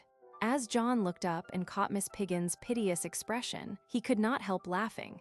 "I suppose I look a beautiful object." "Oh, Mr. Dean," was all she could say. If only he would faint now, all was safe. Her womanly instinct for nursing the brave rose within her. She would dearly have loved to hold him in her arms and bathe his face and tidy his hair. But romance gave place to the practical. "You must come to the vicarage first. You can't return like that." "No, I can't, but I want washing now before it dries," he replied. There was a canal bordering the next field. The road led over the canal bridge. The vicarage was 2 miles away. "I'm going to swim in the canal," he said. Miss Pilgrim shivered at the idea. "It's terribly cold," she cried. "You will get a chill." "It's the tonic I want," he replied. "You stand on the bridge. I can strip underneath if you'll keep watch." He led the way and left her on the bridge. What an amazing man. A minute or so later, she heard a splash and shivered sympathetically in the cold November wind. She could not help just looking over the bridge a moment and caught a glimpse of white shoulders, a dark head, and the strong arms thrashing the gray water into a foamy track. Then he turned and she looked away. When he came up and joined her on the bridge later, he looked marvelously refreshed. It was true his eye had closed up, but most of the horror of the battle had been the blood. "But how have you dried yourself?" she asked as he squeezed his hair with his hands. He laughed at her with his merry eye, the right one still visible. "On my shirt." She blushed crimson. Men had shirts, as she knew, but it was awkward to be told so by men. They walked home through the barren copse, burning red on the horizon where the sun left the winter day. For one person, these were the woods of Broceliande, and her heart warmed towards the young knight fresh from the battle. Mr. Woodman's expression, at the appearance of John just in time for tea in the study, was a mixture of surprise and disapproval. "My dear fellow," he began, "you have not been fighting. An assistant master. Whatever will Tobin say? Don't eat all that toast. Here's the fork, make your own. He will want a full explanation of that eye." "What an eye?" John briefly recounted the episode. "I should leave out Miss Piggin," said Woodman. "Why?" "Tobin strongly disapproves of masters walking about the country with young ladies, and as for fighting for them like bulls in a herd." "Oh, stop ragging. What's the best for a black eye?" Book 4, Life. Chapter 1. 2 young men stood on a country platform, saying goodbye to each other. One was bound for Cambridge, the other for London. 2 trunks were in charge of the porter, but neither of these belonged to the bronzed young fellow who took his seat in the train. For although London was his destination, he had as much foreknowledge of his actual resting place in that metropolis as had Mr. Richard Whittington many years before him. The latter was supposed to have brought a cat with him. The young man in the carriage had no cat. He had health and ambition, also £120 in the bank.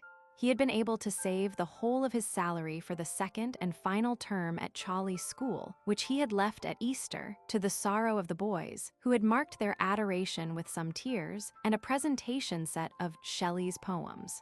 He had taken a bold step, highly applauded by Mr. Gerald Woodman. He had sacrificed an income of £60 a year, with board, lodging, and washing, for the uncertainty of London. But there was no regret in his heart on this lovely spring morning. The song of the lark mounting to a southern cloud, the sense of budding things in hedge and tree, the sharp air, and the exuberance of his friend, Bobby Vernley, all augured well for the adventure. "You have given me a great time, Bobby," he said, looking on the good-natured face of his friend. "Don't forget to tell Marsh to write, and let me have all the news. I will write as soon as I get my rooms." There was a slamming of doors, the screech of the engine whistle, a final handshake, a look in Vernley's eyes that told him much, and they were parted again. John sat back in the seat and watched the familiar station glide away. Somehow this place always marked the beginning and end of things. When next he came, how would he stand? A success or a failure? He had weighed anchor and was putting to sea. He had youth, £120, and determination. Opening a notebook, he glanced through a list of addresses which gave him a little comfort. He knew a few persons in London. There was Mr. Steer, and a renewal of his acquaintance warmed him with joyous expectation. There was Mrs. Graham, to whom he was confidential, and who, looking in upon his dreams, knew to what starry pinnacles he aspired. Muriel had insisted on an early call on Mr. Ribble, but John felt doubtful. A busy politician would find courtesy and kindliness heavily taxed if every stray youth seeing London rang his doorbell. But he made one promise to call formally. There was a hope of companionship in the presence in town of Linden, who had just left Balliol to study at the Royal Academy of Music, but a certain shyness still hung over his relations with that brilliant person.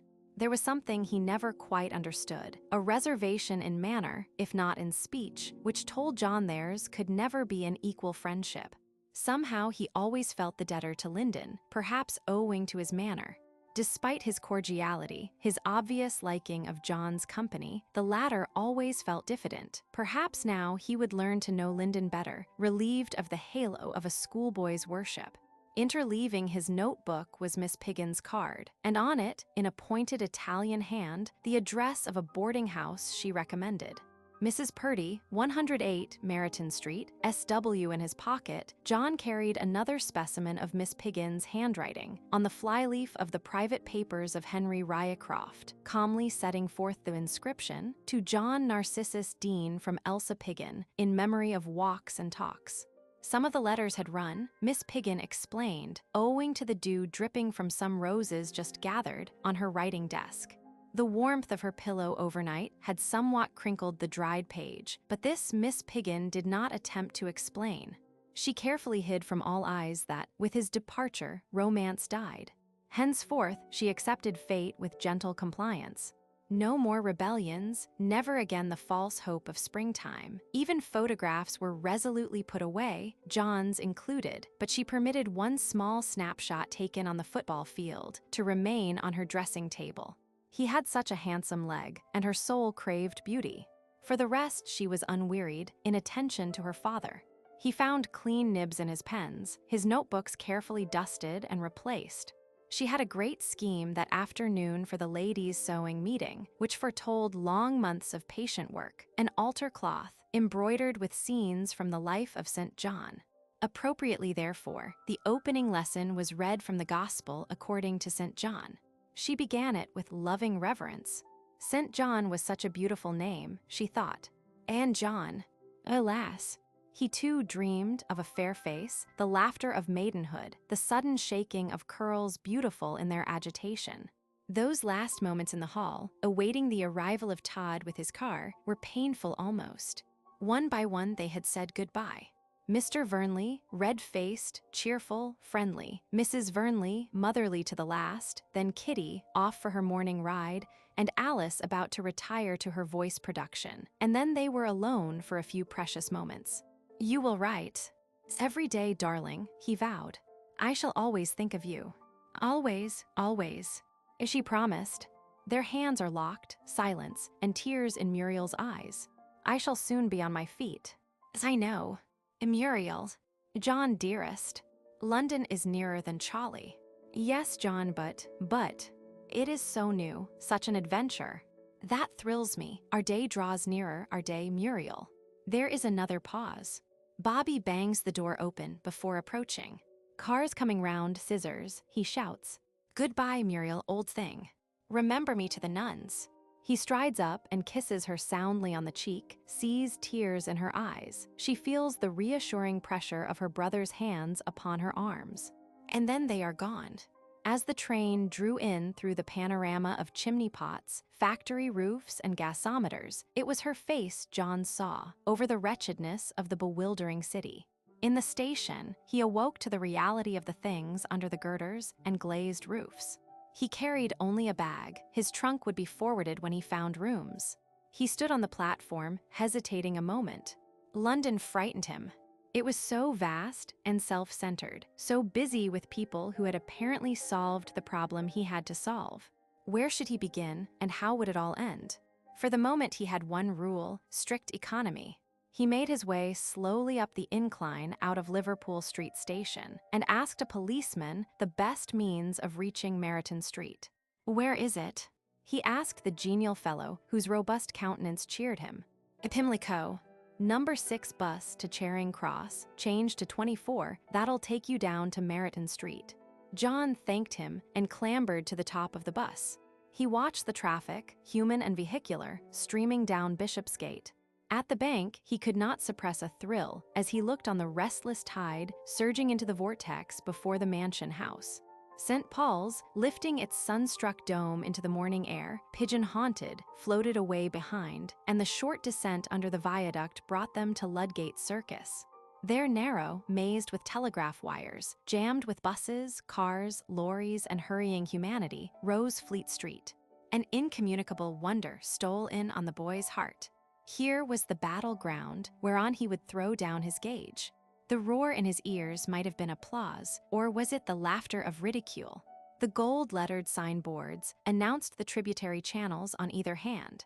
Names familiar on the breakfast table, names of power and wonder leapt forth from these insignificant buildings. Behind those walls sat the men who held the world in leash. The fall of empires, the death of monarchs, the ruin of men, the fame that sprang upon them, all these things found their historians here. Man-made, this world was hedged round with the divinity of power. Within those drab buildings beat the pulse of time. Mercury, wing-footed, swept down those narrow stairways and leapt forth from fourth-story dwellings of the Olympian we. It was soon past. The roaring bus soared up the gradient towards the Griffin and Shield at the city entrance of Temple Bar. Beyond, a widening way diverged in two crescents around the pinnacled church. High up on the right, the solemn solidity of the law courts. Its clock hung from the tower far over the narrow street, a swerve and a new vista. The Strand leading onwards past the wedge of the Australia House, the pillared colonnade of the Gaiety Theatre, and the Narrows, with hotels and theatres on either hand. Then the railed front of Charing Cross, a brief right-hand glimpse of St. Martin's Church, and John descended. Around the corner broke the wonder of the world, Trafalgar Square, flanked by the National Gallery, white against the blue sky, cumulus-banked with summits of sunlit snow. Aloft, Nelson, dark and solitary, looking riverwards far over the head of the unfortunate monarch, superbly seated and orientated. The four lions, symbols of British solidarity and regal magnificence, in whose ears the song of the nation's traffic sounded by day and by night, guardians of the hub of empire, and listeners, perforce, to the revolt of humanity. Long stood the youth, gazing upon this scene, watching the brilliance of the fountains with their scintillating jets, about whose spray naked urchins, as if strewn from a garland of Correggio, shouted and splashed. Into his heart stole the magic of the place. Here was the visible pulse of the nation, the England in which he lived, an Englishman. Here was the dream, tangible, carried in the hearts of 1,000 pioneers across the wastes of far places, the music accompanying the hymn of duty, the thought that built the empire imperishable in the love of her children. He looked on the Roman magnificence of the Admiralty Arch, caught a swift translation of a Venetian moment when a cloudless azure dome encupped the towered church. And then, with a start, he returned to the business of the day. A few minutes later, one view crowded out another, until amid ecstasy and wonder, he seemed to be riding through history. Whitehall, broad, official, stately, the sudden leap to sight of Westminster Hall, the familiar homeliness of the Abbey, the tracery of the Houses of Parliament, the clock tower and the bridge, and ere the tumult subsided in his heart, followed the long cathedral grayness of Victoria Street, ending in the vulgar rout of traffic about the railed courtyard of Victoria Station. John laughed to himself, swaying on the bus. Was he seeking lodgings or El Dorado? When the bell rang for the 5th time that morning, Mrs. Purdy let forth a protest. "Sure there's no peace in a basement kitchen," she moaned, wiping her hands dry after peeling potatoes for the evening meal. It was no use expecting Annie to answer the bell. She was on the 4th floor making the young gentlemen's beds, and lost that moment in contemplation of a gaudy pair of pajamas. So while Annie speculated on the cost of a blouse made out of the same silk, Mrs. Purdy climbed the stairs and opened the door to another exquisite young man. But she had a trained eye, and the first words of inquiry told her that this was the genuine article, the product which Mrs. Purdy, proud of being a connoisseur by virtue of 17 years' service in the best families, reverenced and made adjustable terms for. The mention of Miss Piggin's name immediately confirmed her impression. Warmly, she invited the young gentleman into the drawing room, hastening to draw up the Venetian blinds and apologizing for her appearance. I'm not like this of a night time. You see, when they are all out, I give a hand to the maid." Then she was silent a space, while she absorbed the vision of the young man seated before her. A visit from Phoebus, Apollo himself, the original of the plaster statue on the shelf over the aspidistra, would not have silenced her so effectively. "I knew at once he was of quality," she confided to Annie later. "His hands, gloves, and shoes, you can never go wrong there. You can't be sure of accent. Some people are regular parrots. And he was that shy. I could have hugged him. Didn't like to ask how much, he didn't, or what it included. Different to that brazen pair on the 4th floor. The interview was indeed somewhat painful to John. He had heard warning stories of the rapacity of landladies, of their dirty rooms, bad food, and subtle extras. The most familiar jokes were based on the experiences of unfortunate lodgers. He had expected to find Mrs. Purdy rat-faced, with a withered neck and untidy wisps of hair. This round-faced woman with the pleasant smile and a straightforward air was not the original of the caricatures. Moreover, he saw no cringing cat. There was not even a bunch of wax grapes under a glass dome, which Todd assured him monopolized the mantelpiece in all boarding houses. At her invitation, he made a tour of the bedrooms and heard, as he mounted the stairs, the separate histories of the occupants of each room. She halted on the 3rd floor and led the way into a back bedroom. It was well furnished, as a bed-sitting room. A writing table stood under the window, which looked out on the wide expanse of a factory yard. The sky was cut by a huge chimney belonging to the Army Clothing Factory, but this was not unpleasant, for it bore a slight resemblance to the campanile of St. Mark's, Venice. At least with a blue sky an hour after sunset, the illusion was not impossible. There was a large mirrored wardrobe, a bed with a purple eiderdown, a boxed-in washstand, a small table, an easy chair, and a gas stove. "Gas is extra, sir. There's a shilling slot meter in the recess, so that you only pay for what you burn. The bathroom, with a geyser, is on the landing. This room and board is 2 guineas a week, laundry and boot cleaning extra. There's breakfast and dinner in the evening, with midday dinner and tea on Sundays. All our guests have lunch out. I'm sure I could make you comfortable, sir." Looking at the woman, John felt sure too. He was glad to have settled the problem so easily. Before he went, Mrs. Purdy gave him a latch key, a sign of confidence in view of the smallness of his bag, and in return, he insisted on paying her a week in advance, which caused her to say to Annie, "Only a gentleman would think of that, handsome-like. There's nothing like the quality." When she showed John out, he was reminded that dinner was at 7, and buses ran every 10 minutes from the corner. "I don't know your name, sir," said Mrs. Purdy finally, as the young man put on his hat. "Dean John Dean," replied John with a smile. Mrs. Purdy smiled back as she closed the door. "Bless I am," she said to the cat, which then appeared. "I wonder what he does, and such nice teeth and manners." When Annie descended from her dreams of glory with a few loose feathers in her hair, Mrs. Purdy was rubbing a serviette ring. "Annie, there's a new gentleman common in tonight. Set a clean napkin and this ring between Miss Simpson and Captain Fisher, and get the back bedroom ready. Take the best towel up." When John returned to Meryton Street that evening, the beauty of London burned in his blood. He had given himself up to pleasant vagabondage all that day, abandoning the quest of livelihood. On the morrow, he would begin that grim task. So, after sending the address for his luggage to be forwarded, noon found him walking along the road by the garden wall of Buckingham Palace, towards Hyde Park. It was sunny, and the pleasant hum of traffic, the bright-faced messenger boys, the nurse girls with their well-dressed children, the crescendo of an approaching bus, the lovely elegance of the lady whose car went parkwards for an airing, the stately fronts of the houses, the sun-gleamed masses of clouds that backed the dark figure of the charioteer on the quadriga near Green Park. All these things were part of this wonderful song of life. It was almost incredible that he should seek a niche in all this splendor. Those people around him seemed so well established. Had they ever begun, or had they been mere victims of circumstances?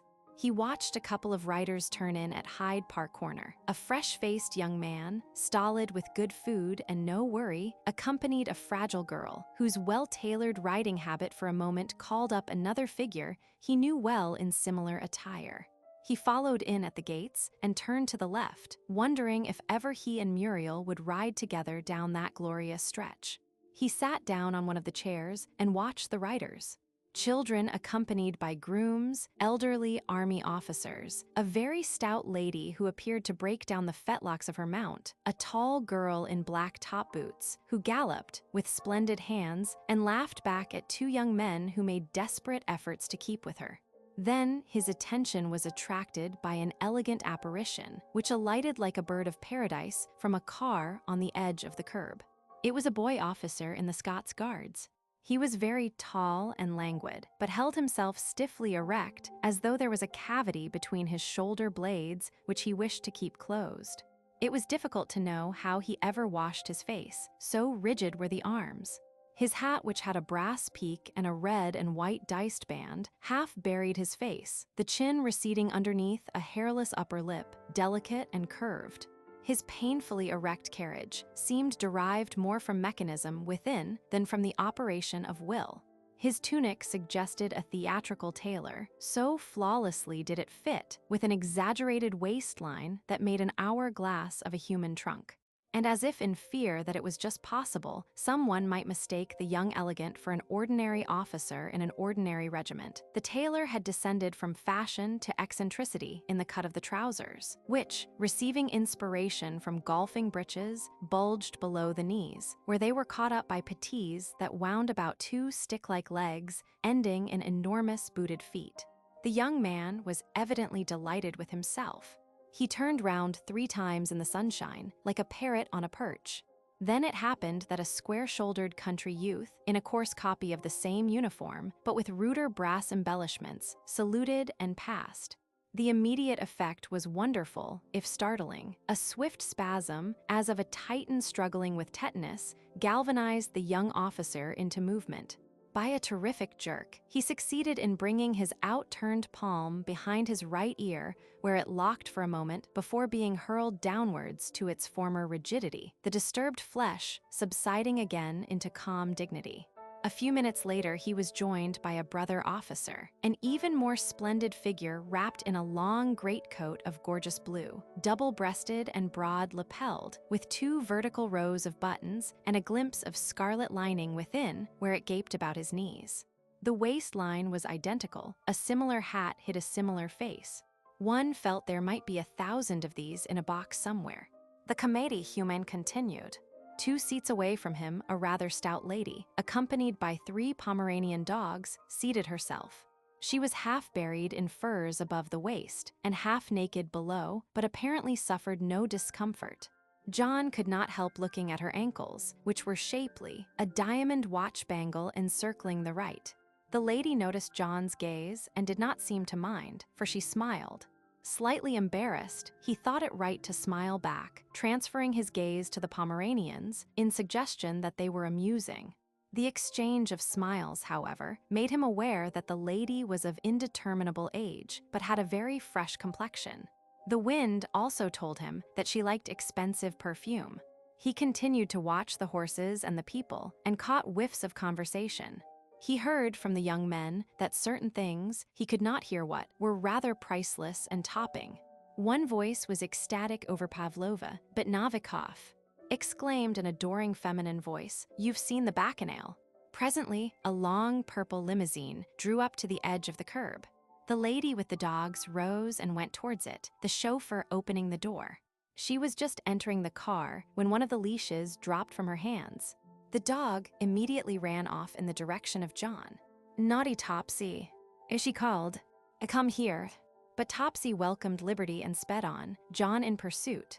He soon retrieved the runaway and towed it back. "Thank you so much," said the lady sweetly. "Topsy is such a rebel. I love dogs, don't you?" "Yes," said John. He thought she looked critically at him. "Have you got one?" she asked. "No, I have just left school. It is difficult there." "Oh, and are you starting business? I suppose you're quite thrilled." She laughed again, and John responded, "I have not started yet. I have just come to London today." "All alone?" asked the lady, arching her eyebrows. "Yes. But how romantic. You sound like Dick Whittington, without a cat or a dog." She laughed again at her joke. He noticed she had beautiful small teeth. A rope of pearls lay on her throat. "Do you know London?" she asked again. "No, I have never stayed here for any time," he answered. The chauffeur still waited, with his hand on the door.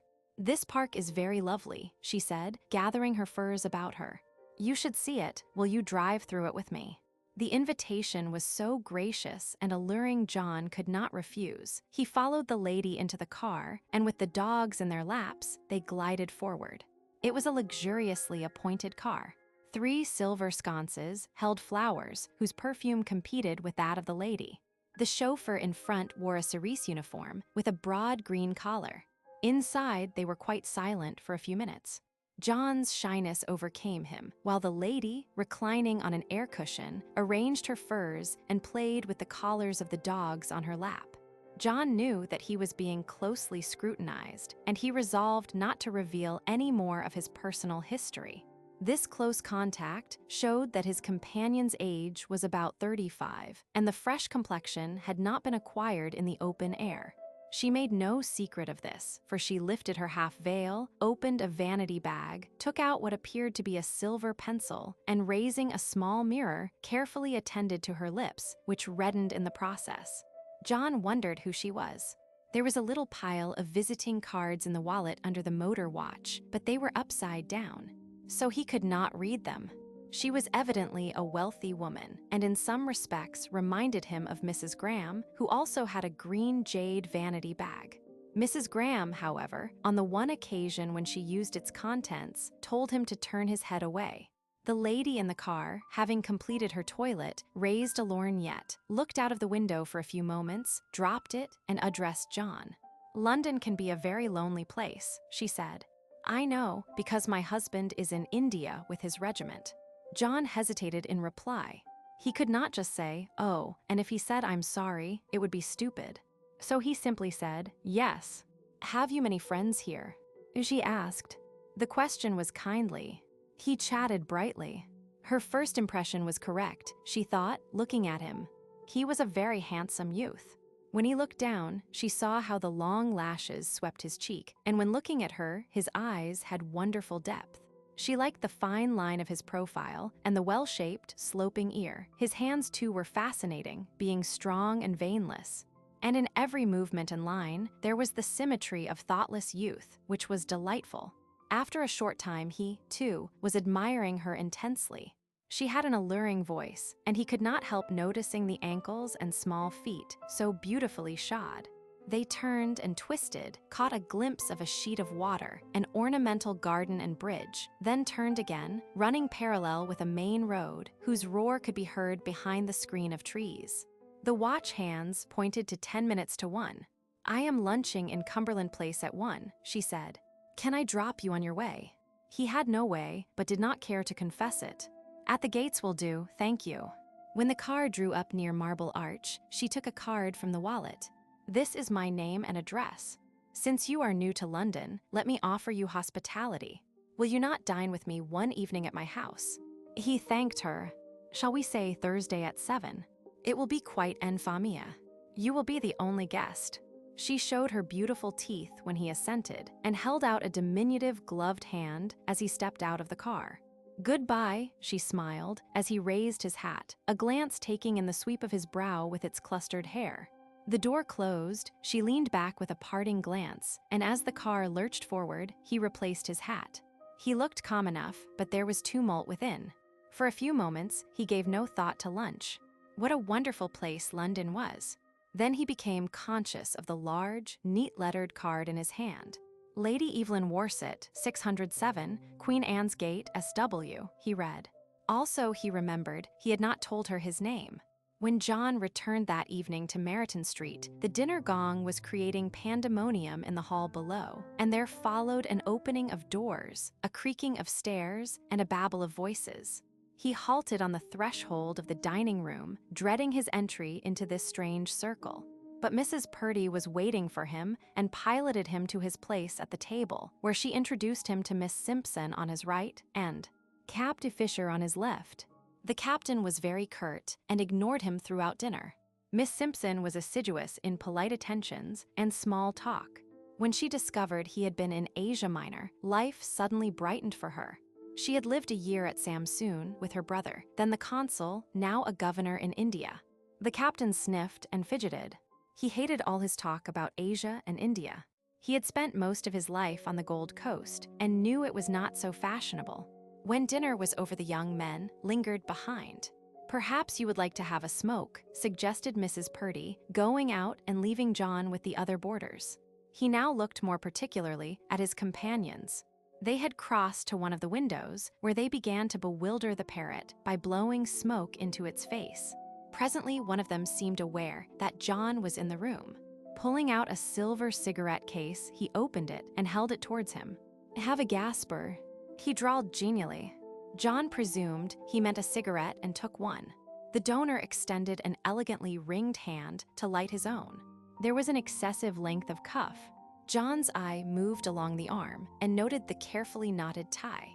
The clothes were ultra-fashionable, the cut of the waist being much exaggerated. The trousers had a razor-edge crease, and the patent boots, narrow and pointed, were topped by brown canvas spats. But despite the elegance, there was something too pronounced in everything. The cloth was just too light in color, too loud in check, the cameo ring too large, the pearl pin too pearly to be genuine. Even the hair was curled until it suggested a wig rather than a natural covering, and the skin had a curious, poreless texture. But all these might have passed unnoticed by a less critical eye than John's, fresh to impressions after the plain severity of school days, had not the voice and accent deliberately assumed been so truly remarkable. It was a high-pitched voice that rather sang than spoke. He turned from time to time to his companion, to whom, to John's amazement, he alluded as "my dear," John wondering if that was the fashionable pet name in London. The friend was of similar type, but he talked less and giggled more. The teeth were profusely stopped with gold, and while they talked, he extracted a piece of wash leather from his yellow waistcoat pocket and polished his nails. He was the younger by about 2 years. "Mrs. Purdy didn't introduce us," said the elder. "My card." John took the piece of pasteboard and read it. In Roman printed type it ran, "Reginald de Courtrai." "Greenroom Club, WC, you are French?" asked John. "By descent, my grandfather was a Courtrai de Courtrai." "Oh, I'm afraid I haven't a card yet. My name's Dean." "Have you come to business?" "No, I have not long left Sedley." The companion also held out a card. John accepted it and read, "Vernon Wellington, Greenroom Club, WC." "I bet Reggie at dinner you were a public school boy," said the donor. "Good old public schools, we always say. Glad you've come. We are trying to put some tone into this house. Lord, it needs it, look at this." He waved his hand derisively towards a red, blue, and gold china shepherdess on the mantelpiece. "Fine place, Sedley," commented Mr. de Courtrai, puffing out smoke, one leg crossed in the armchair. "Eton, Harrow, Sedley. I think I should have chosen Sedley had I not been educated on the continent. There's a fine tone about Sedley. What do you say, old dear?" The old dear agreed. "My people insisted on me going to a private school. Thought me too delicate. Always regretted it." He adjusted his tie carefully, glanced at himself in the mirror, and smoothed his hair with a thin white hand. "You're new to London, I suppose?" "Yes, I arrived today, but I shall like it." De Courtrai blew more smoke into the air. "You must get some cards, really, my dear." "And a club," added Wellington. "Every fellow must have a club. We'd put you up, but ours is for the profession." "Profession?" asked John. He was eager to know what they were. He had never met anyone quite like this. "We're on the stage," replied Wellington. "Oh, it must be very interesting work, acting." "We aren't actors. We're in the ballet, The Empire. We're opening next Monday, Scheherazade." De Courtrai stroked his ankle. "A superb spectacle, you must come." John had never seen a ballet, and he could not imagine the parts played by these young exquisites. He remembered 2 pictures by an artist called Degas, on which Mr. Vernley set great value. They were of ladies in short, fluffy skirts with stumpy legs, on one of which they stood, stork-like. Bobby said they were ballet girls, and that Todd had once run one, whereupon John naively asked, "Which one?" causing Vernley to collapse in shrieks of merriment. He had never heard of men doing ballet dancing. Perhaps they had something to do with the scenery. He did not care to hint at this, however, and said how much he would like to see the ballet. "He'd better come on Wednesday, my dear," said de Courtrai, addressing Wellington, "when we're doing Carnival. He'll fall in love with Harlequin, won't he?" Mr. Wellington giggled and exclaimed, "'S nice." "Is she very beautiful?" asked John. They opened their eyes wide. Mr. Wellington again giggled, put his hand delicately on his hips, shook himself and exclaimed, "Chase me." "My dear," exclaimed de Courtrai, dabbing his nose with a highly scented handkerchief, "it isn't a she, it's a he." They laughed again, in a high-pitched key which jarred on the young man, and they saw that he resented their mirth. "You mustn't mind, old thing," de Courtrai exclaimed apologetically, touching John's arm. "You're really rather sweet." John got up. "I'm afraid I must go and unpack now." "Can we help?" volunteered Wellington. "No, thanks, I haven't much," he replied and went out. He could hear them giggling as he went upstairs to his room and felt furious with them for making such a fool of him. How was he to know that Harlequin wasn't a ballet girl? He would talk less in future and not ask so many questions. But he disliked their manner, although they had been very friendly. Half an hour later, there was a tap on his door. With his head deep in the almost empty trunk, John paused. The tap was repeated. In reply to his call, Wellington and de Courtrai entered, the latter carrying a cup. "We've brought you some coffee we've made in our room. Ma Purdy won't make it without a shilling extra." "Oh, thank you," said John, taking the cup. They paused. "Won't you sit down? At least there's only 2 chairs, I'll sit on the bed." They sat down and John sipped the coffee. It was made from essence and sickly sweet, but he had to drink it. "You're very jolly in here," said de Courtrai, thrusting his feet out towards the gas fire. "A nice warm room, we're at the top. You're getting your knickknacks about, I see." "Yes, just a few I've brought." Suddenly, from the other side of the room, came a loud ooh. It was from Wellington, who had been walking round on a tour of inspection. He had halted at John's ivory brushes, with his father's monogram and crest. "What charming brushes!" He sang. "Look, my dear, aren't they just too lovely?" He carried the tray to de Courtrai. The latter looked. "Yes, I believe they're heavier than mine. But Welly, you mustn't be so rude." "Oh, it's all right," said John weakly. The next exclamation came from de Courtrai, who suddenly saw the portraits on the dressing table. "Who's this?" he asked, picking up Vernley's portrait. "My friend." "What a sweet face." John could hardly agree, and he thought with a smile what Vernley would have said if he had heard himself called sweet. "And this." Wellington picked up Marsh's photograph. "Another friend," replied John briefly. Next to it stood a portrait of Muriel. He didn't want them to probe all his secrets. He was a fool for putting it out. But de Courtrai's eyes traveled over it without notice, to a Sedley group. "Who's this with the ball?" "Oh, that's Lyndon the captain." "What a wonderful figure." "Yes, he weighed 12 stone 4. He was stroke in the first 8 too," said John, "and he's a fine pianist." "You can tell he's an artist by his eyes," exclaimed Wellington. "I never make a mistake that way, do I, my dear?" He giggled and sat down. "Never, Welly, you've a gift for the S nice and S naughty." "Go Chan," giggled Wellington, dabbing his face. John stared. De Courtrai saw the wonder in his eyes. "We must hobble off. We're in the way. Well, see you again." "Don't forget Wednesday," cried Wellington in the doorway. "Ta-ta," called de Courtrai. The door closed. What a pair. John didn't know whether to laugh or be angry. They were very vulgar and inquisitive, but also very friendly. He would not encourage them, however. He resumed his unpacking.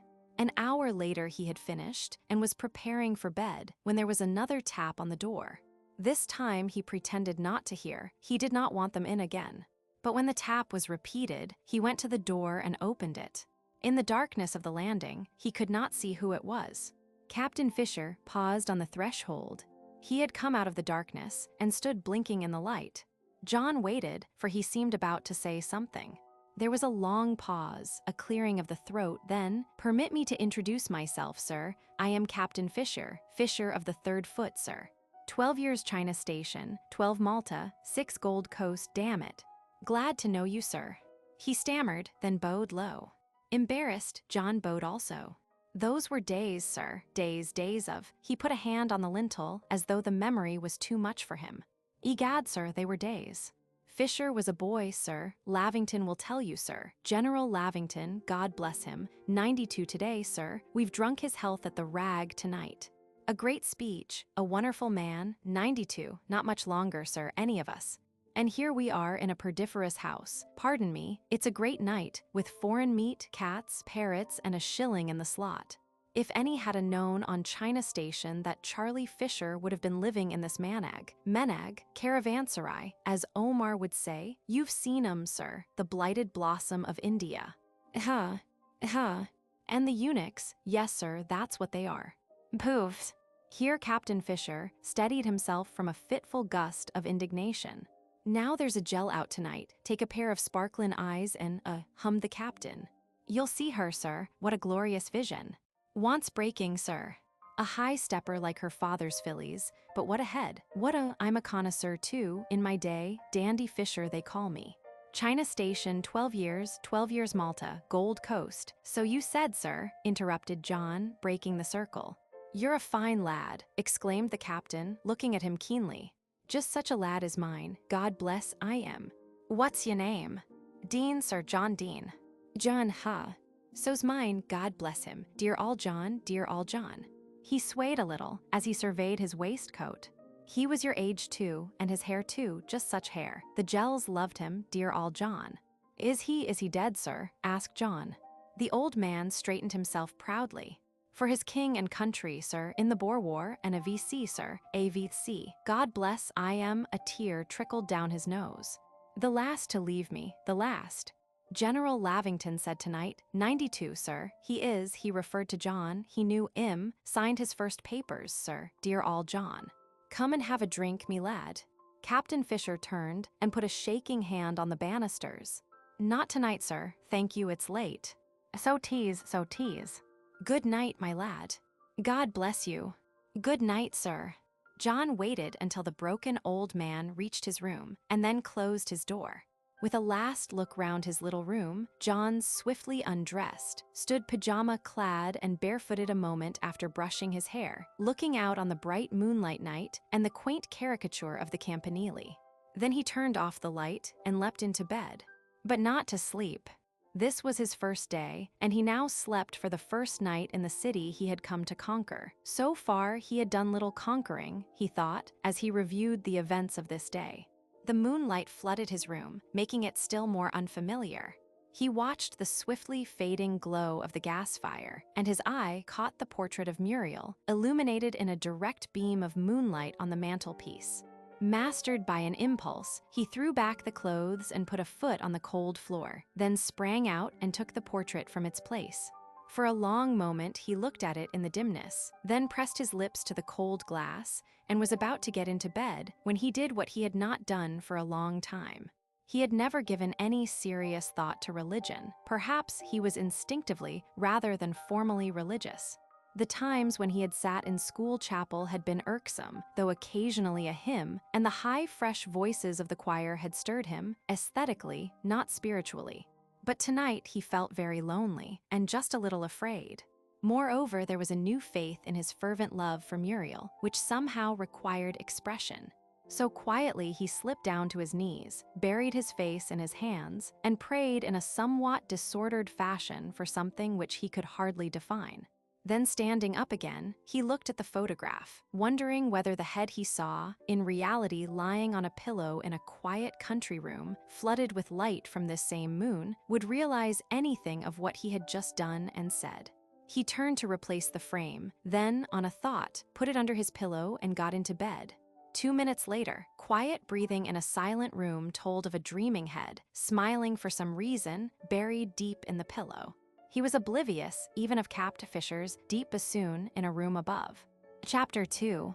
He had never experienced anything like this before, and after the dismal events of the day, the exhilaration he felt was heightened by reaction.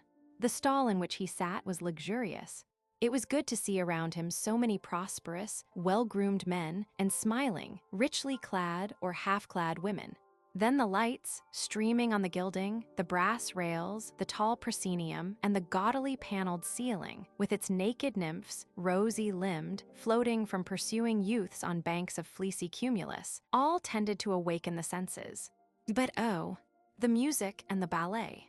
That wild, spontaneous rush of thistledown feet and lovely limbs, the glitter, the elaborately evolved design, the swift riot of color swimming on a sea of soft melody that poured out over the darkened auditorium. From the white beauty of lace sylphids, dreamlike, as a stirring of lilies on a moonlit pool, they had passed to the happy flirtations of carnival. John, in ecstasy, forgot the sick misery of his heart, forgot those cold refusals, the reluctant opening of numerous doors, the frigid examination of self-confident men, the waiting, the snubbing, the insolence of office boys and porters. His deep hatred of Fleet Street, his apprehension of fruitless days, all passed away as he peered into these glades of music and loveliness.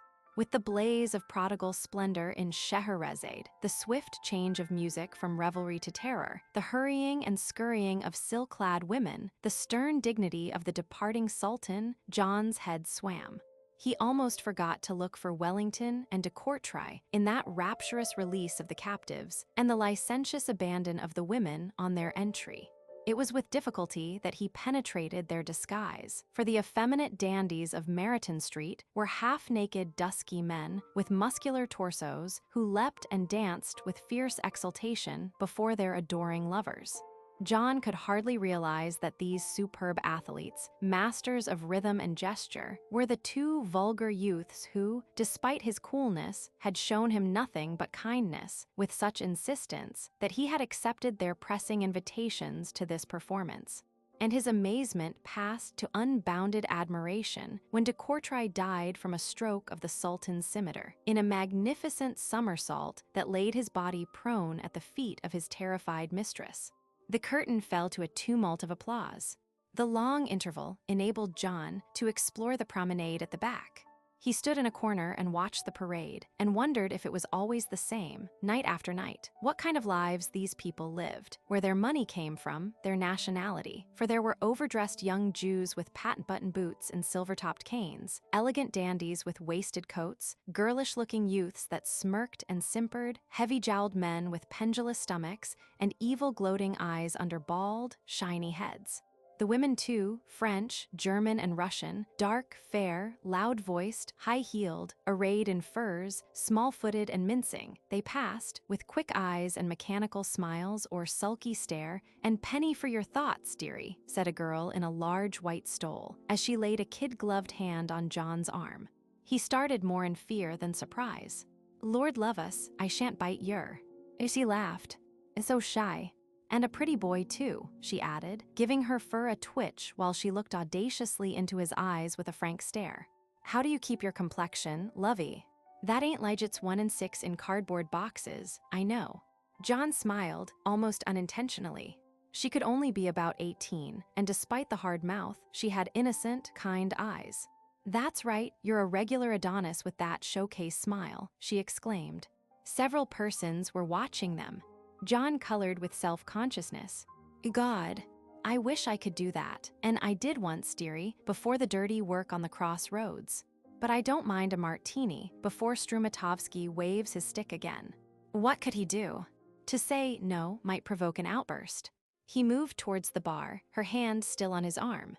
He felt 1,000 eyes turn on them, heard 1,000 whispers. He was sure the barmaid smirked satirically when he ordered 2 martinis. He had never had a cocktail in his life, and didn't know whether to drink or eat the red cherry and the amber liquid. His companion led the way, and he saw she expected another, although he had not swallowed half of the bitter stuff. He ordered 2 more, and while they talked, a warm glow crept over him, and with it a feeling of distance. He seemed to be talking to her down a corridor. There was a loud ringing of a bell above the Babel. "Where are you sitting?" she said, propelling him out. Before he could answer, someone called Dean, rather excitedly. The voice was familiar, and turning in the crush at the door, he saw Lyndon. "What on earth are you?" began Lyndon joyously. Then, suddenly, he saw the gloved hand on John's arm and swiftly glanced at his companion. Lyndon winked expressively. "See you later, Scissors," he called. "I'm at Jules, Jermyn Street," and then disappeared. Utter confusion fell upon John. He strode fiercely along. "Lord, do you owe him a fiver?" simpered the girl. "No, certainly not, it's you." He returned fiercely. She did not flinch, accustomed perhaps to such remarks. John, although slightly drunk, was aware of his cruelty and felt penitent. "Don't flare, dearie," she said quietly. He halted at the corner, where he turned for the gangway. "Goodbye," he said, somewhat ungallantly, to which she responded by detaching her arm. "Aren't you coming home with me, Boise?" she asked plaintively, her eyes very serious. "No thanks, not tonight, I don't," but he could not say it. She divined it, however. "I know you don't, and I'll not be the first. You shy darling," she cried impulsively, taking his face between her hands and kissing his mouth. A moment later she had gone, leaving nothing but a faint odor of stale scent. Pale now, John leaned on the wall while the blood surged to his brain. Then, with a heart thumping tumultuously, he found his way back to his seat. The rest of the ballet passed unheeded. His mind was tracking that plaintive little face through the dark house. When the curtain fell on the final divertisement, in accordance with instructions, John found his way round to the stage door, in a dark back street, where stood several luxurious motor cars, a small group of young men and women, autograph hunters chiefly, a tout or two, all kept outside the stage door, blazing with light by a hoarse-voiced man in livery, to whom, in turn, each member of the company called "Good night, Billy." At last Wellington and de Courtrai appeared, and with them, 3 young ladies of the ballet, called Fluffy, Pop, and Pansy respectively. On the program they had Russian names, as had his 2 friends, but their accents betrayed familiarity with Balaam. They were pupils in the Corps de Ballet, and for 10 minutes, during which they all walked towards Piccadilly Circus, there was an animated discussion of the performance, its errors, and the wickedness of the conductor who had taken the last score through in 7/8 time, causing a collapse of the principals the moment the final curtain had fallen, whereupon he had been summoned to the wings by Lydia Laminipoff and had his face well slapped for his insolence. Pop declared that it would end that affair, which had been a subject of current gossip ever since Lydia had thrown over Tamansky for biting her shoulder in the bacchanal. John was swept along in the crowd, his own little group noisily laughing and talking, Pansy hanging on his right arm, while her other fondled a Pekingese dog with an enormous blue bow. They turned in at a restaurant on the corner of a street, descended some marble steps that wound round a lift, and suddenly John pulled through a couple of swing doors, halted amazed in a marble-paneled room, overlit, with innumerable small tables surrounded by men and women. Wellington made his way down the center of the room, glancing at himself in the large mirrors on his left and enjoying the sensation their entrance caused. He commandeered a table down at the bottom, near the noisy waitress's buffet. Above the babble of voices rose the discordance of an orchestra on a dais. Its chief function appeared to be that of creating as much noise as possible, including antics at the piano and on a small drum and an organ. Wellington and de Courtrai appeared to be well known, for several dandified youths, distinguished by spats, cuffs, side whiskers, or monocles, came over to speak to them, and all were very convivial, ending their remarks with, "Won't you introduce me?" Handshaking was a great ceremony, accompanied with "How d'ye do?" to which was allied its inseparable bromide, "Pleased to meet you." Pop distinguished herself by ordering steak and chips and a bottle of stout. Pansy had a more delicate taste, ordering sardines on toast, which de Courtrai declared was a specialty in this hall of many tables. Bewildered, John ordered the recommended dish, refused a cigarette from a pale gentleman who insisted upon talking across Pansy to him, and was suffocated with the heat and tobacco smoke. The conversation was still of Lydia and her loves, punctuated by long stories of the ladies and other ladies' furs and fellas. John, desperate for a theme of conversation, began by praising the Pekingese, and then narrated his experience with the lady and her 3 dogs in the park. To his surprise, it awakened immediate and deep interest. At the end, the girls giggled and Wellington exclaimed, "Chase me." "It's thumbs up," said de Courtrai wisely. "What a cheek," asserted Pansy, rolling her eyes, Pop declaring, "It's a shame to lead always the young," whereupon there was loud laughter. "Mind what you drink," said Fluffy impressively. "I should take Welly as chaperone," advised Pansy. John, getting redder and redder, partly in anger at his own naive foolishness, partly at their insinuations, declared he was not going at all. "What?" they all screamed in amazement. "Wish I'd the chance," commented de Courtrai, adjusting his tie. "I want someone to take a motherly interest in me." There was another bellow of laughter. All eyes returned on their table. John wished he could get away. But they sat on until the lights began to go out, and when at last they were in the street again, John discovered, to his dismay, they were not bound for home but for Pop's flat off German Street. He suggested going home alone. "Rubbish, the fun's just beginning," cried Fluffy, taking his arm. He was swept along with them. Pop led the way, herded them into a small lift that ran up out of a dark hall in the street. It halted on the 4th floor, where they all emerged. "Wonder if the Colonel's in," said Pop, turning the key. They all followed, and the question was answered in the diminutive hall by the emergence from a brilliantly lit room of the Colonel himself. He was big fat man, with a treble chin and thin lips. His eyes were beady, and their sockets were sunken and baggy. On his enormous stomach, he displayed a heavy gold chain, and as if to augment the size of the foundations of such an enormous superstructure, he wore white spats. A diamond glittered on his finger, 6 black hairs trailed across his gleaming head, and his teeth were stopped with gold. Anyone more unlike a colonel, John had never seen. When John, later, asked de Courtrai for his regiment, the wise young man laughed.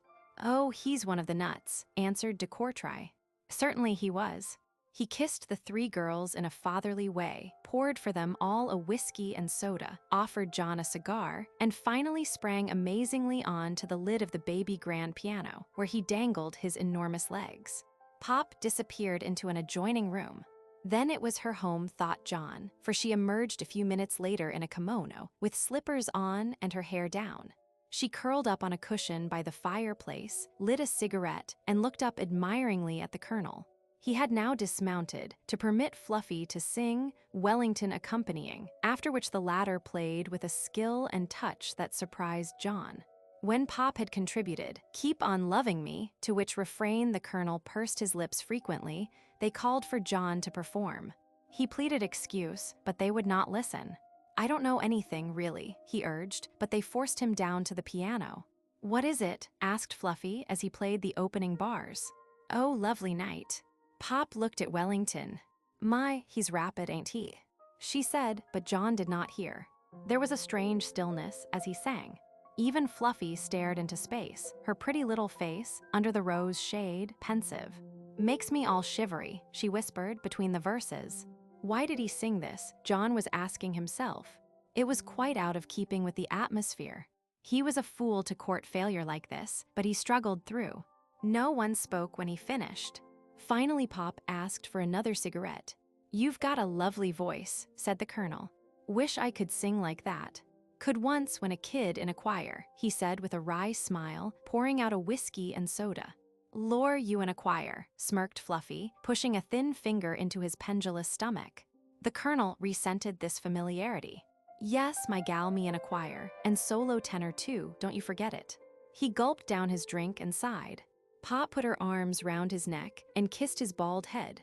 "Did den," she crooned, and they all laughed. Soon afterwards they left, Pop and the Colonel standing in the doorway until the lift had gone down. Later, walking down Meriton Street, after they had parted from Fluffy and Pansy, de Courtrai discussed the girls. Oral right, of course, but as you know, not ladies. "Is the Colonel Pop's father?" asked John. His 2 companions halted and stared at him. "My dear child," began de Courtrai. "Dean's my name." De Courtrai gaped. "Really, if you resent our," Wellington drawled. "I do resent being made a fool," said John hotly. The conversation was strained for the rest of the walk home. The Viennese clock in the drawing room struck 3 as they lighted their candles in the hall. The following morning, in a contemplative hour in bed, John was conscience smitten. He was on the road to ruin, exactly as in the books he had scoffed at. Flashy companions, the stage door, actresses, fast places of resort, doubtful flats, men of loose morals and drink. Yes, 3 drinks, 2 in the bar, and 1 at the Colonel's, and then, as ended all vulgar affairs, a quarrel on the way home. What would Muriel think if she knew? Was this the way he was winning through? He had been in London 4 days and was on the downward path. Penitent, he sprang out of bed, and to strengthen his will, denied himself even a dash of warm water in his bath. At breakfast, de Courtrai and Wellington were missing, for which he was grateful. It was good to talk with the Irish girl, enjoy her bright laughter and the fresh look in her eyes. What a contrast to those bedizened ladies of the ballet. Mrs. Purdy was in her most motherly mood. She came up specially from the kitchen to have a look at Mr. John. "I wondered if you were coming in, Mr. Dean. I was awake with my lumbago, but there you are. It's a strange young man who can resist the night air of London." He felt inclined to resent her comment, but it was so good-natured that he laughed in reply. The real mother emerged half an hour later when she met him alone in the hall, where he came to inquire after his laundry. "You'll soon lose that lovely color of yours, Mr. Dean, in this whirlpool, if you deny yourself proper rest. I've seen many a bright young gentleman go dull through coming home with the milk. Perhaps I shouldn't say it, but lor, Mr. Purdy always said I was mother-mad, and p-raps I am. You'll not wear yourself out chasing the moon down, will you?" Her good-natured face wore an anxious look.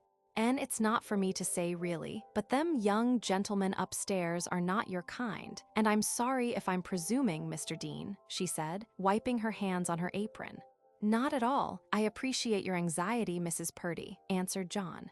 "I shan't use my latchkey very often, you'll find. There, sir, I felt I must say it, seeing you might hob in my own son sort of fashion, and I'm easy now." She disappeared suddenly below. At 10:30 that morning, John sat in the office of the New Review. He had with him a letter of introduction from Mr. Vernley to Melton Kane, the editor.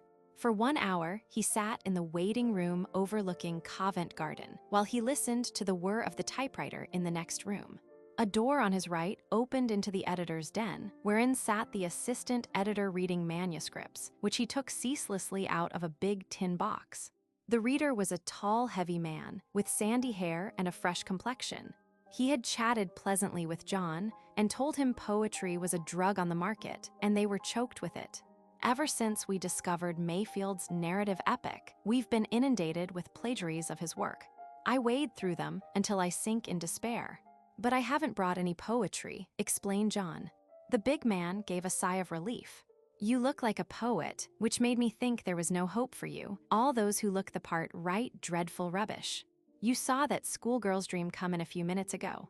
He alluded to a magnificent, leonine-headed youth with flaming tie and dark cloak, whom John had taken for one of the great on earth.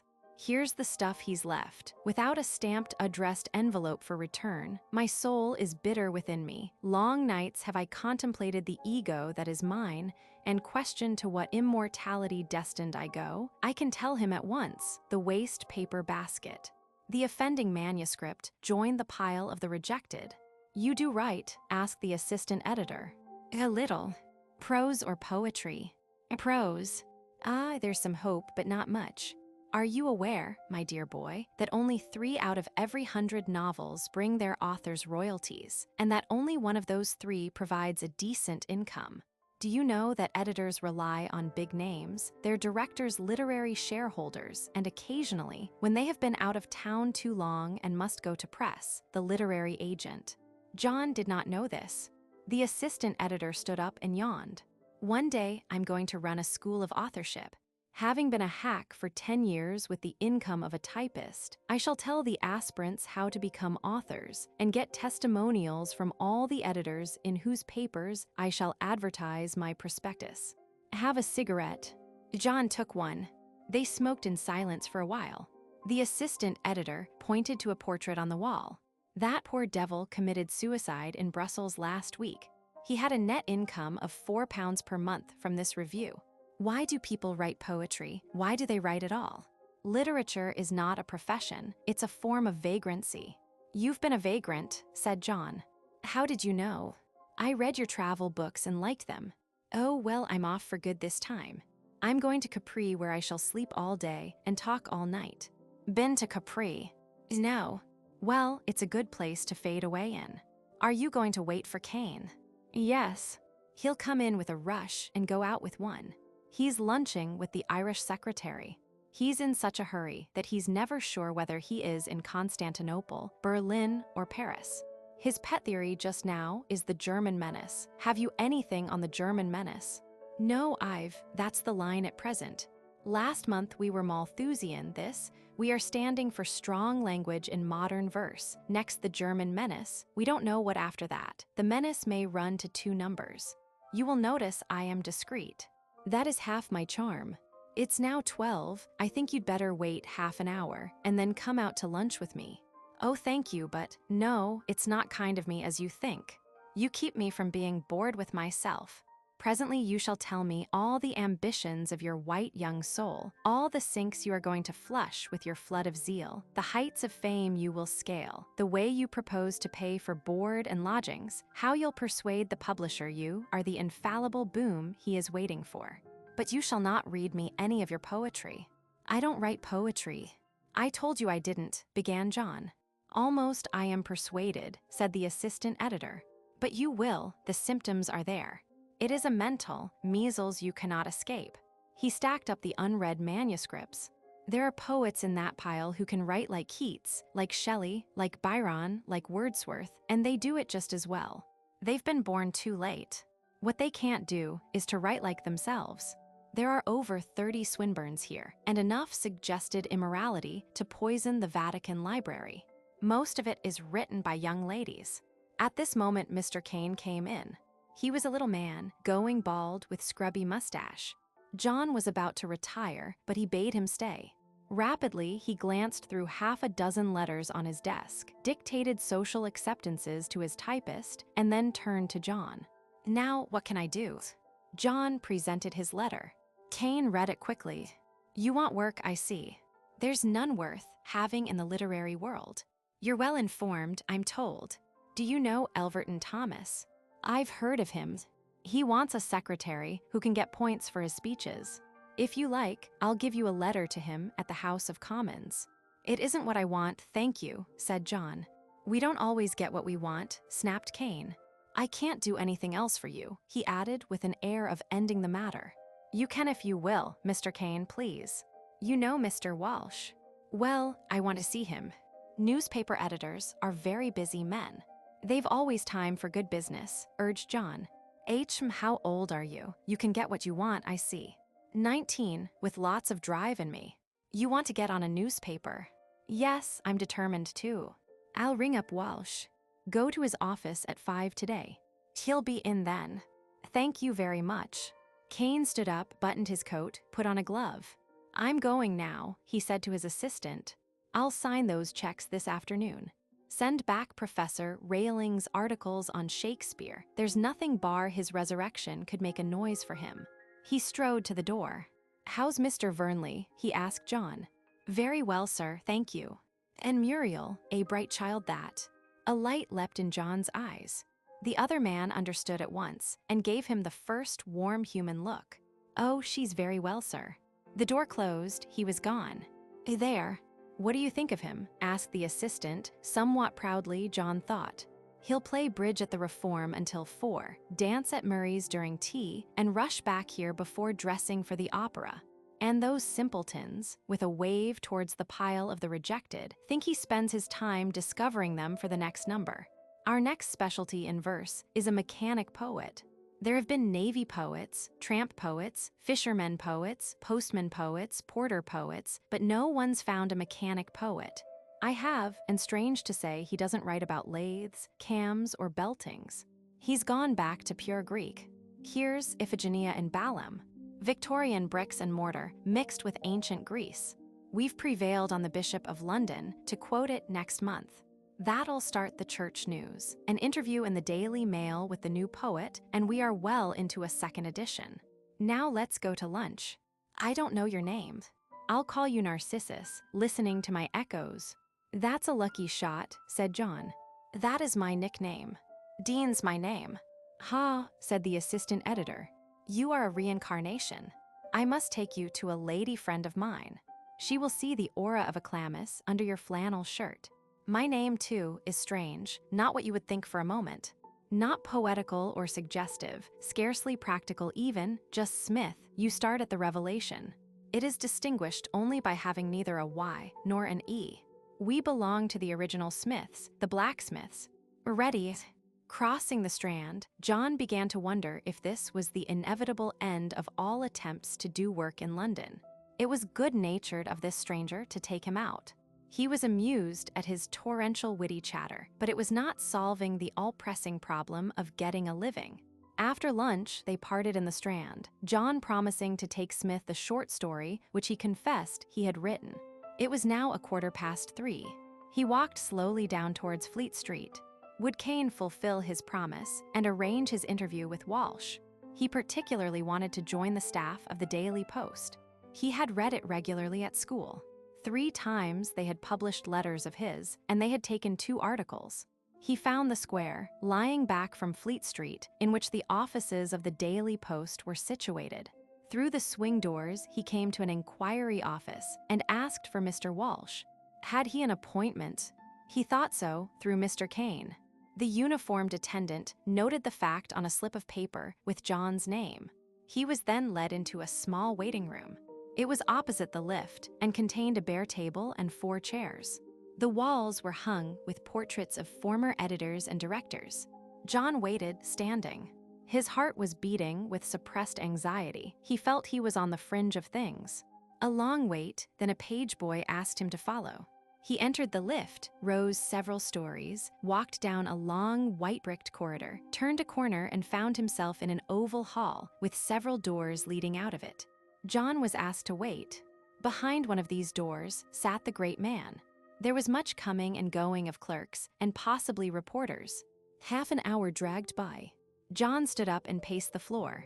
Then 3/4 of an hour, and still no summons. Through a glass door, he could see a young man writing under a shaded light. He tapped the door, and the writer came to him. "Is Mr. Walsh disengaged yet?" "I don't know. Have you an appointment?" "What name?" John told him. The dark young man disappeared through another door. He came back in a few seconds. "Mr. Walsh is sorry, but he cannot see you." Dismay covered John's face. "But I have been kept. He is very busy today." Surely he knew that before. "Perhaps, but he can't see you." "Then I shall sit here until he can." The young man smiled. "This office never closes," he said. "But that door opens," retorted John, nodding at a door. It was a lucky guess.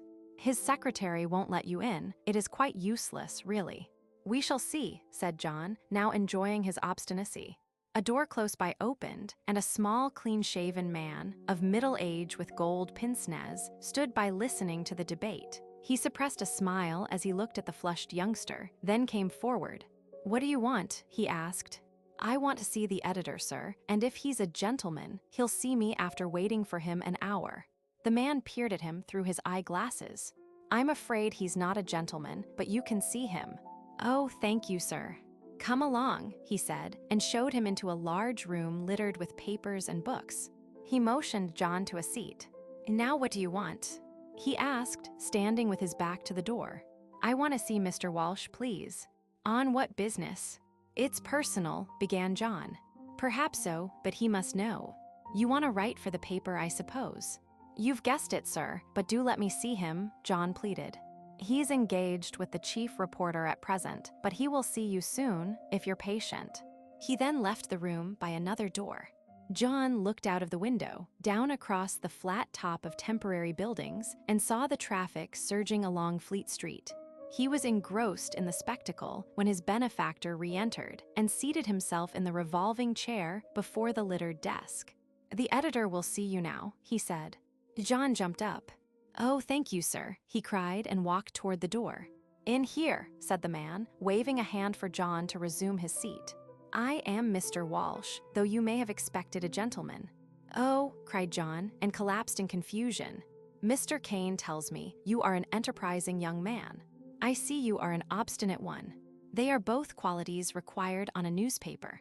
I'm sorry we've no vacancies. The principle on which a newspaper is staffed is that we always have more men than we can employ, for emergencies and for weeding out. You have no experience." "No, sir, but don't worry, experience is unnecessary to any but duffers." "You look sharp. Leave your address with my secretary. If a vacancy occurs, but it won't, sir." "How do you know?" "I know that's the way every unsatisfactory interview ends," said John, grimly, more desperate than insolent. Mr. Walsh got up and crossed to the mantelpiece. "How old are you?" "Nearly 20, sir." "You see, I must earn a living. My bit of money won't last long." "That has nothing to do with you, but I know you will be glad to have me when it is too late." The editor smiled. "You believe in yourself, and you'll succeed. But I can't take you on. I'll attach you, however. You can do a few theaters, and art galleries, and perhaps the literary editor can give you a little work." "Oh, thank you, sir. And one day, we may be able to put you on the reporting staff."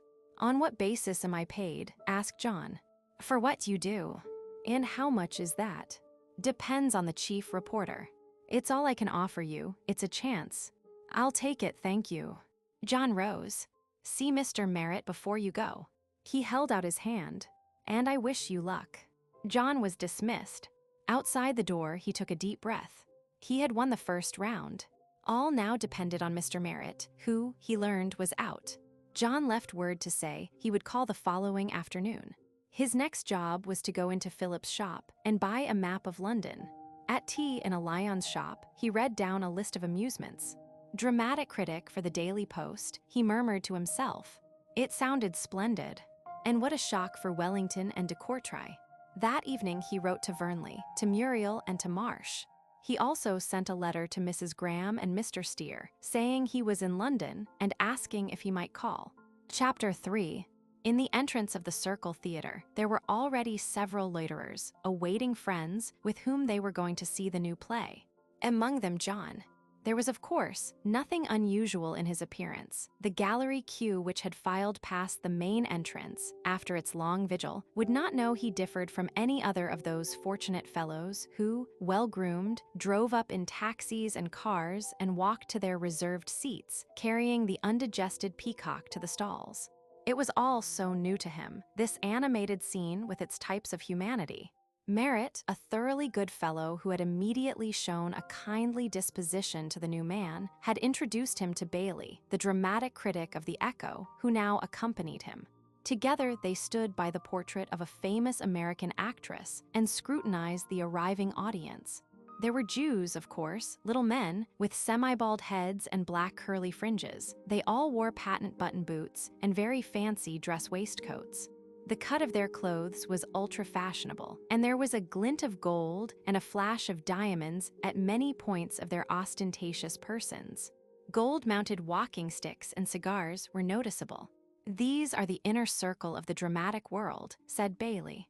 "That's Reinstein. He owns 6 theaters and a chain of restaurants. You eat his dinners and then try to digest them and his plays in his stalls. I've seen great dramatists, men who can make you weep with their beautiful sentiment, run across the street to speak to him." "That's an awful-looking beggar," said John, catching a vile leer directed at an underdressed young woman who waved an ostrich feather fan as she passed, on the arm of an old man. "A clever fellow, 9 successes this season. That's whence, his scout, a word from him will make or mar an actor or actress." "Who's the man he's talking to?" "Ah, that's Lewis, he's one of us," replied Bailey. "Us is the most aggressive, the most feared and advertised of us all. His column every Sunday is said to be the only thing that Reinstein and his crowd worry about." John looked at him. Hook-nosed, he wore an ingratiating smile, and his voice purred as he spoke. When he laughed, he emitted a high falsetto note. John's observation was broken by the entrance of an amazing spectacle into the charmed circle. A man, so diminutive that his dress shirt dominated him like a plate on a plate holder, was shaking hands with Lewis. On his fat nose he balanced, precariously, a pair of pince-nez through which he peered bemusedly. The tips of his chubby hands just emerged from 2 prominent cuffs, his legs being wholly lost in corkscrew trousers falling over the feet. "Good heavens," cried John, "just look at." But another apparition joined the circle. Nature had created him as an antidote to the little man. He was huge, a behemoth. His heavy jaw, the massive head, the long teeth made him a perfect ogre, and in fulfillment he scowled at his companions. His large hands hooked themselves by the thumbs on to the pockets of voluminous trousers. "They belong to us," said Bailey, enjoying the shock he administered. John's pride in his vocation had been too obvious not to afford amusement to a confirmed cynic who had sat in the stalls for 20 years and had never betrayed the weakness of enthusiasm. But surely, said John, the newspapers don't send people like these. What about their dignity? Dignity? There's no such thing in journalism. That belongs to the leader writer, in print. Are they all like this? Most of us, replied Bailey, lighting a cigarette from the stub of another. We're working, subs by day and deadhead gentlemen by night. The more respectable are civil servants, and they are the least civil critics. Still, there are a few presentable ones. We have the grand old man. He's not here yet. He is a perfect contrast to the nut-food man. They'll be here later. A curly-headed young man in a fur coat strolled in. He gave himself a side glance in the long mirror, approved of his classic beauty, and passed on. Everybody nodded to him, and he acknowledged their homage graciously. Several elderly ladies and a flashily dressed actress hurried after him into the theater. That's Ronnie Mayfair, the actor. Freddie Pond will be here soon. I've never known him to miss a first night. Just then, John's attention was attracted by a swift glimpse of a passing head. Its unusual beauty arrested him, the dark, vivacious eyes flashing under a head of black bobbed hair. She could not be more than 20, he thought. She was so slim. The extreme simplicity of her dress, falling without any decoration from shoulder to the knee, emphasized the lightness of her poise. She was a swift darting creature, with a sensuous mouth, crimson and pensive. But there was determination, defiance almost, in every movement of her body.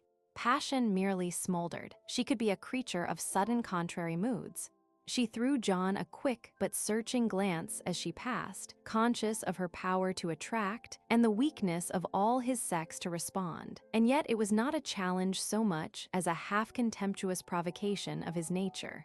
Bailey, observant and detached, did not fail to see the magic fire that had leapt from one to the other.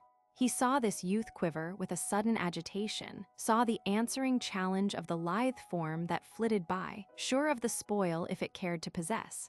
No, said Bailey, laying a hand on John's shoulder, amused at his false assumption of indifference. Don't be another moth. There are too many singed already. The boy laughed then with a careless tone. Who is she? The Chelsea Poppy. She's Hoffman's famous model. He knew then in a moment. So this was the Chelsea Poppy, the much sonneted model of Hoffman's famous heads. He loathed this forceful Jew's sculpture, its deliberate accentuation of the ugly, its cult of the repulsive, its coarse workmanship, apologized for as the new art. Like others, he had wondered how foolish society women could make themselves so extravagant over this ugly little man, the jerseyed king of the Café de l'Europe, with a court of disorderly disciples. The head of Poppy was famous. In the marble, he had loathed its sensuality, the ugliness of the contorted face. But there was a repulsive similarity to the original. It was a cruel travesty of the flower-like beauty he had just seen. She's amazing, said John, not trusting himself to say more. In many ways, added Bailey. Here's Freddie. It is a perfect first night, if the grand old man will come. Curtain up, came the calls. The lounge emptied into the darkened house. The dramatic critics became very serious. The end of the first act gave John another glimpse of the Chelsea Poppy, a less assuring glimpse. She was talking, at the entrance to the bar, to a cadaverous fellow who leered at her, and an involuntary shudder passed over John as he noticed the possessive look in the eyes of the man. He resented the fact that the girl seemed in no way perturbed. Probably she was at home with that kind of man. Certainly she talked with absolute familiarity, and her hoarse little laugh jarred on the ears of the youth ready to adore. Twice she winked at a pair of young cavalry officers who sat on a lounge opposite, partly to display their seamless boots, partly to catch the girl's eye. Snatches of their conversation floated over to the youth who stood alone under the mirror. They were enjoying themselves at the expense of the promenaders. The diminutive fat man provoked their scorn. How do such people get into this part of the house? Asked the pink and white youth, twisting an auburn mustache. Can't say, drawled the pride of the regiment, regarding with satisfaction his thin thighs. The fellow's a reporter, I suppose. They yawned and then watched a girl's ankles until she drew near, whereupon they coldly looked at her from head to foot. She seated herself on the lounge. When John turned away, she had taken a cigarette from the proffered case. They did not rise with the call of the curtain. In the interval after the second act, John let Bailey point out more celebrities. There was a distinguished-looking Jew, with dilated nostrils, iron gray hair, and a stoop, handsome in the manner of his race, bearing the impress of intellect. That's Lubov the novelist, the famous portrayer of Jewry past. His face, despite its lineal coarseness, had an amazing beauty in its character. A few minutes later, Bailey was talking with the novelist and introduced John, who found himself magnetized by an intense personality with great charm. He was a man with 100 fights against poverty, prejudice, and ill health, but he had triumphed nobly. He had interpreted the Jews to a scornful world, displayed their poverty, revealed their poetry. As a dramatist, he had assumed the role of a reformer. He entertained the crowd, but he lectured it. After a few minutes' chat, he left them to speak to Lord Rendon, who, despite his elephantine exterior, had a nimble mind versed in the subtleties of politics and philosophy. At this moment, John's attention was arrested by the reappearance of the girl in red. She was talking to an astounding man whose hair straggled in disorder down to and over a soft brown collar. He wore a pair of black metal pince-nez, smoked a stubby pipe, the bowl of which he pressed from time to time with fingers that scorned the need of the manicurist. The socialist was written all over him. There was sabotage in his eyes, repressed defiance in his gestures. He wore, to accentuate his untidy eccentricity, a faded brown sports coat, the pockets bulging with papers, and most of the buttons missing. "Ah," said Bailey, "now you've seen the nut food man. That's Adams of the Argus, clever chap, but thinks untidiness is a sign of intellect. I see he knows the model. He's a bohemian." "Yes, at least he hopes so. We haven't any real bohemians in this country. They live on the continent. When Englishmen try to be bohemian, they only succeed in being lazy or noisy. You'll find that each of them is regarded as a rising poet, a rising novelist, or a rising dramatist. They're always rising until they are middle-aged, when they disappear somewhere. Really, bohemians are the dullest persons. They've no topics but their egotism. Avoid them, Dean. They're never hygienic. I can enjoy a third-rate artist who is ornamental, but these people are merely extravagant." "But he looks interesting," urged John. "So he is. You want to meet him?" Well, he was desperately anxious to know Adams, for Adams knew the girl. He must speak to her before the play ended. Bailey guessed the hope and buttonholed Adams, who shook hands. "This is Mr. Dean." "Tilly," he said, turning to the girl who had drawn aside. "Miss Topham," he informed John. The girl looked at him casually and merely exclaimed, "Oh." It was a shock to the eager youth, and for 2 or 3 minutes she ignored him. "Then you're new to London," she said coldly. "Yes, but who told you?" answered John. "No one. I could see you were by the way you've been looking at people." This was a setback. John gave her a frightened look, and she was pleased by this success. I hope I don't appear," he stammered. "It doesn't matter, they like it. That's what they come here for." John was a little uncertain who "they" meant. It seemed to include everyone but herself. "Have you a cigarette?" she asked abruptly. The boy's heart sank. I don't smoke." "I can get some." "Don't bother." She looked at him curiously. "You don't smoke, you're a queer kid." They stood alone now, for Adams and Bailey had strolled on. He noticed how transparently thin were her hands, which she tucked in her belt. Her neck had a lovely line in its perfect sweep from the throat down. "You are an art student?" she asked with a faint smirk. "Oh no, I'm on a paper. Why?" "You examine like one." He flushed with the detection, and she gave a little laugh of triumph. "Sit down and tell me all about yourself. You puzzle me," she said. "You look as if you'll do all sorts of wonderful things, but people who look like that hardly ever do anything." He was easier now. They sat side by side on the lounge. "There's little to tell, miss." "Oh, drop that. I'm Tilly to everyone." "Tilly then? You see I haven't left school long." "I can see that. The down's on you yet." The remark hurt him, and she saw it swiftly. "Don't mind me," she said quietly, putting a hand on his arm. "You see I'm used to men that gloat and want rebuffing." She laughed at the surprise in John's eyes. "Don't look like that or I shall melt. You're a nice boy, and I'm afraid of you." "Of me?" "Yes, you make me think of lots of things I've given up thinking about. Harry must ask you to tea." So she was married.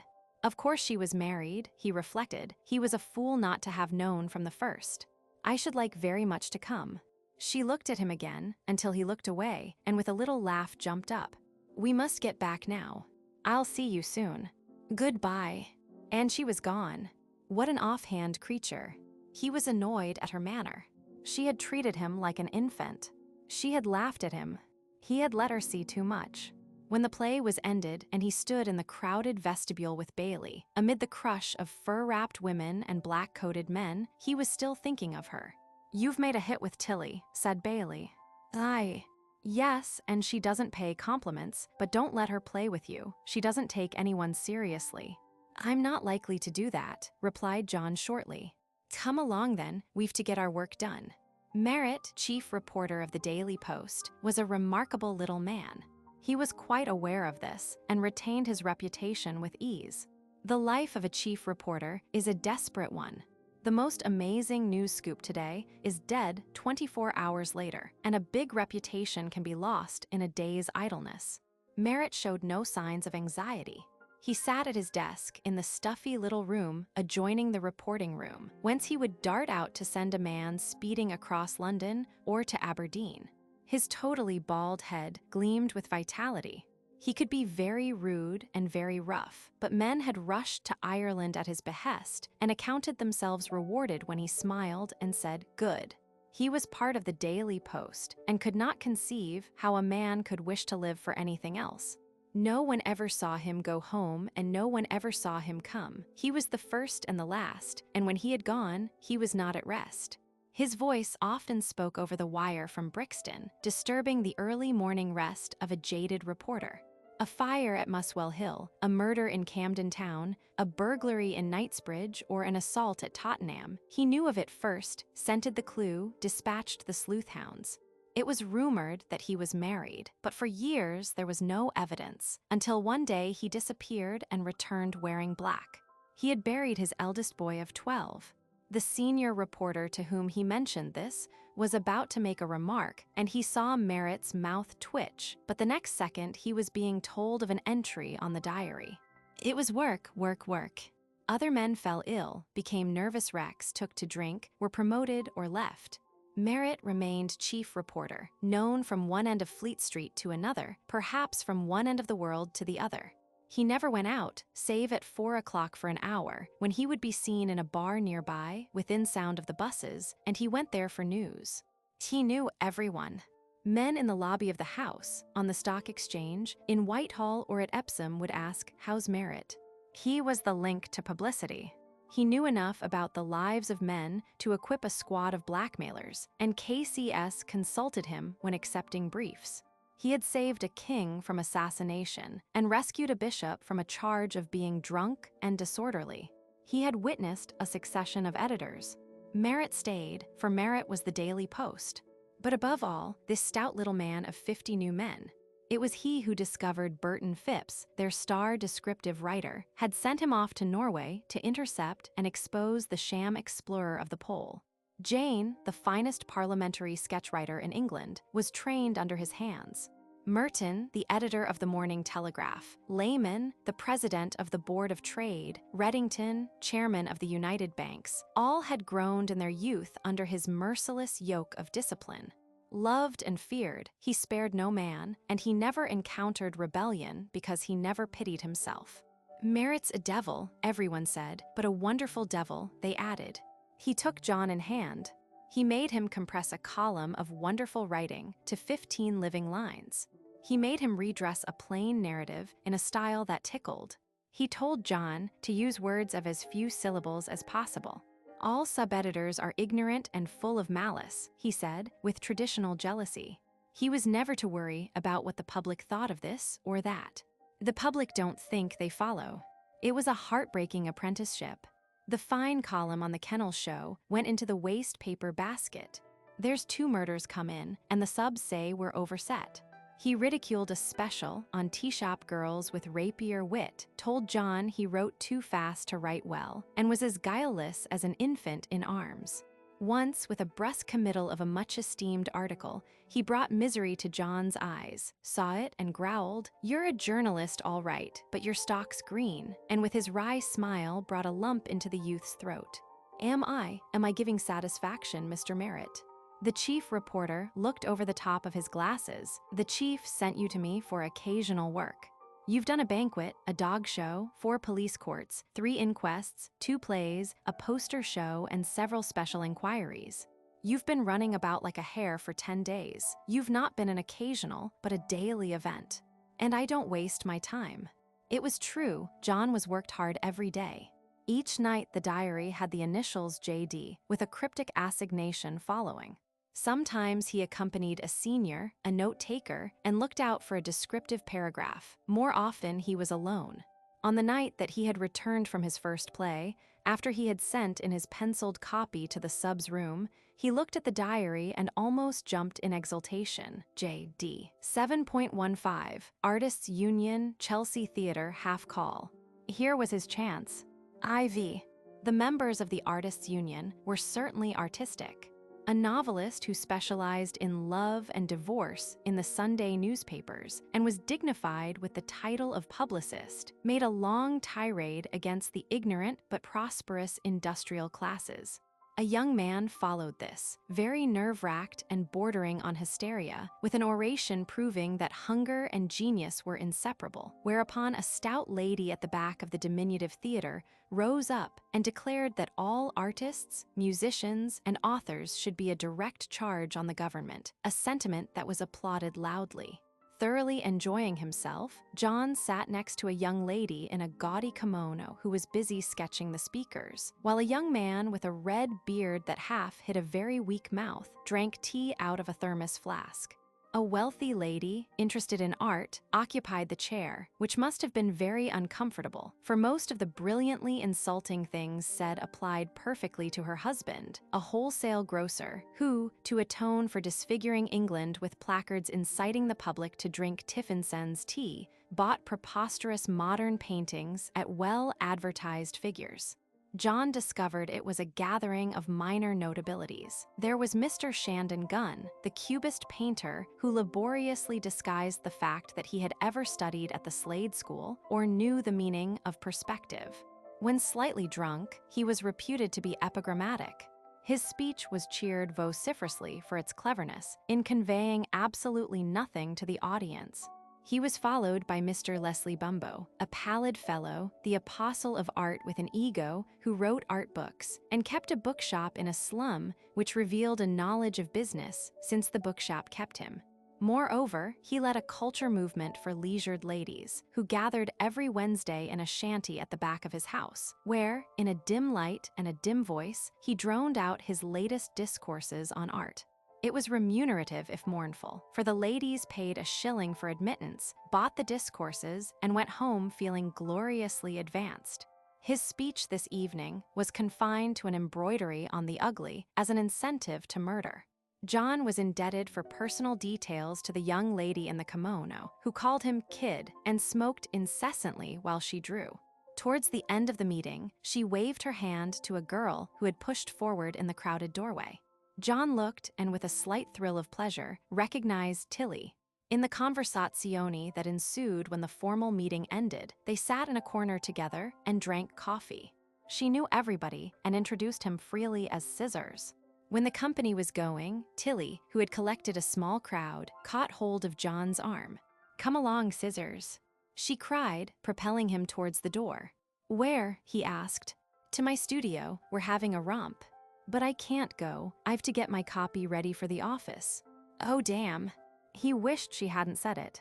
Perhaps he was old-fashioned, but somehow, a girl who used that word was a little That was what John could not precisely say. He had been trying to since their first meeting.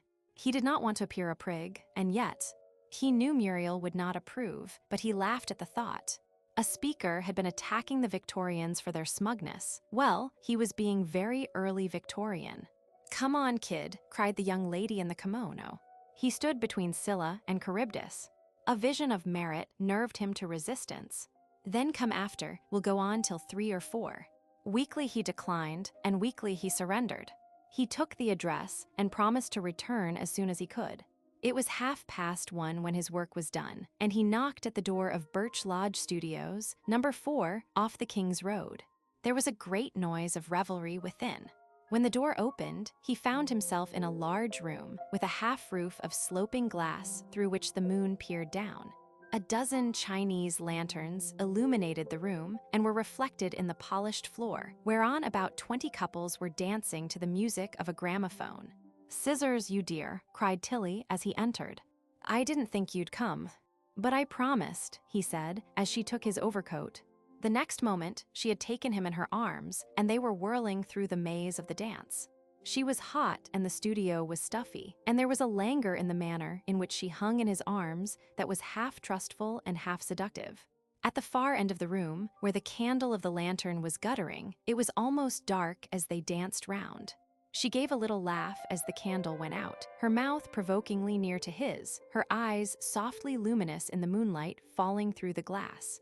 The rhythm, the warmth, the music worked upon him. He was whirling, he knew not where. For a moment he hesitated, then laughed as she laughed, and the next moment quenched his boyish thirst on her lips. Convulsively, she clung a moment, then collapsed softly in his arms, and he experienced a strength that was weakness, a tenderness that was cruelty. He paused, floundering in a sea of the senses. "Go on," she whispered, for the other couples in rotation were crowding upon them. She pushed him round, but not before the girl in the kimono swirled by and laughed out. "Caught you that time." The tone was vile, the accent inexpressibly vulgar. It jarred on the excited youth who danced dizzily.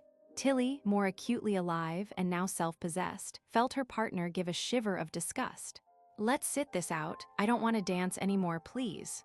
They sat on a camp bed along the main wall, in silence. "You're angry," she whispered, looking at him coyly. "I'm not."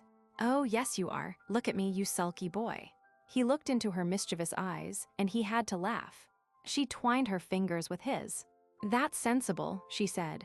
"We're only young once," and she let her head rest on his shoulder, her soft hair warmly clouding his cheek.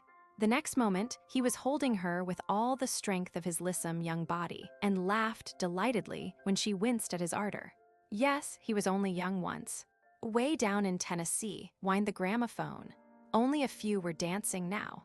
Little bursts of laughter and chatter came from dusky groups around the studio. It was all rather unearthly in that aromatic atmosphere. Someone wound up the gramophone and put on a new record, while shepherds watched their flocks by night all seated on the "Oh, stop it," came a voice, and there was a laugh all round. "Got 'em mixed," responded another. "Here's in Alabama, how's that?" The gramophone whirred on, and the dancing began again. It was nearly 3 when the guests began to depart. John knew none of them. He had not seen their faces clearly all the night, but they somehow knew his name was Scissors and treated him familiarly. Most of the men were about his own age, the women a little older.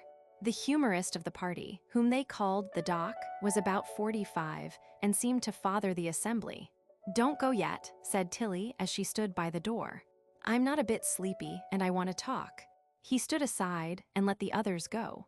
At last only one girl remained. John came back to earth abruptly. "Where's Mr. Adams? I haven't seen him all the evening." "Harry? Oh, I don't know, he comes in when he likes," replied Tilly, drawing up a chair to the anthracite stove. She began talking to the other girl, Fanny, who presently rose and said, "Good night," disappearing into another room. "Is she staying with you?" asked John. "Who, Fanny? No, we live here together." "She's getting married next week, poor kid, to a little blighter.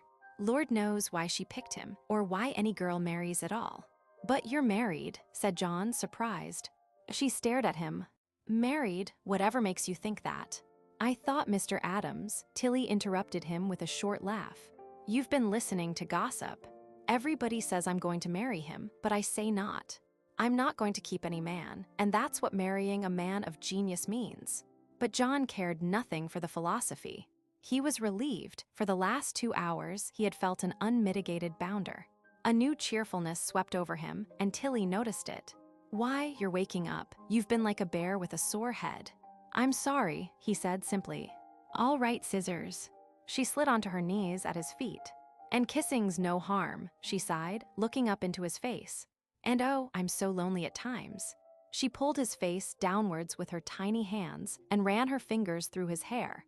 The sensation made him laugh as he slipped his arms under hers and drew her upwards until their lips met.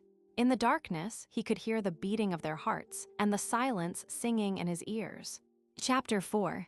Annie had been upstairs 3 times that morning to see if Mr. Dean's shoes had been taken inside his room. But the door was still closed and the shoes on the mat outside. At last, she gave away her secret hero. "Mr. Dean's not up yet," she said reluctantly to Mrs. Purdy as she came downstairs to the kitchen. "Shall I keep his breakfast 'ot?" "What? Not down?" "Why, it's 10:30. "Have you cleared away yet?" cried Mrs. Purdy, emerging wet-handed from the scullery and a brisk encounter with saucepans. "We can't keep breakfast going into lunchtime." Annie halted. She did not expect an order that would deprive her favorite of his breakfast.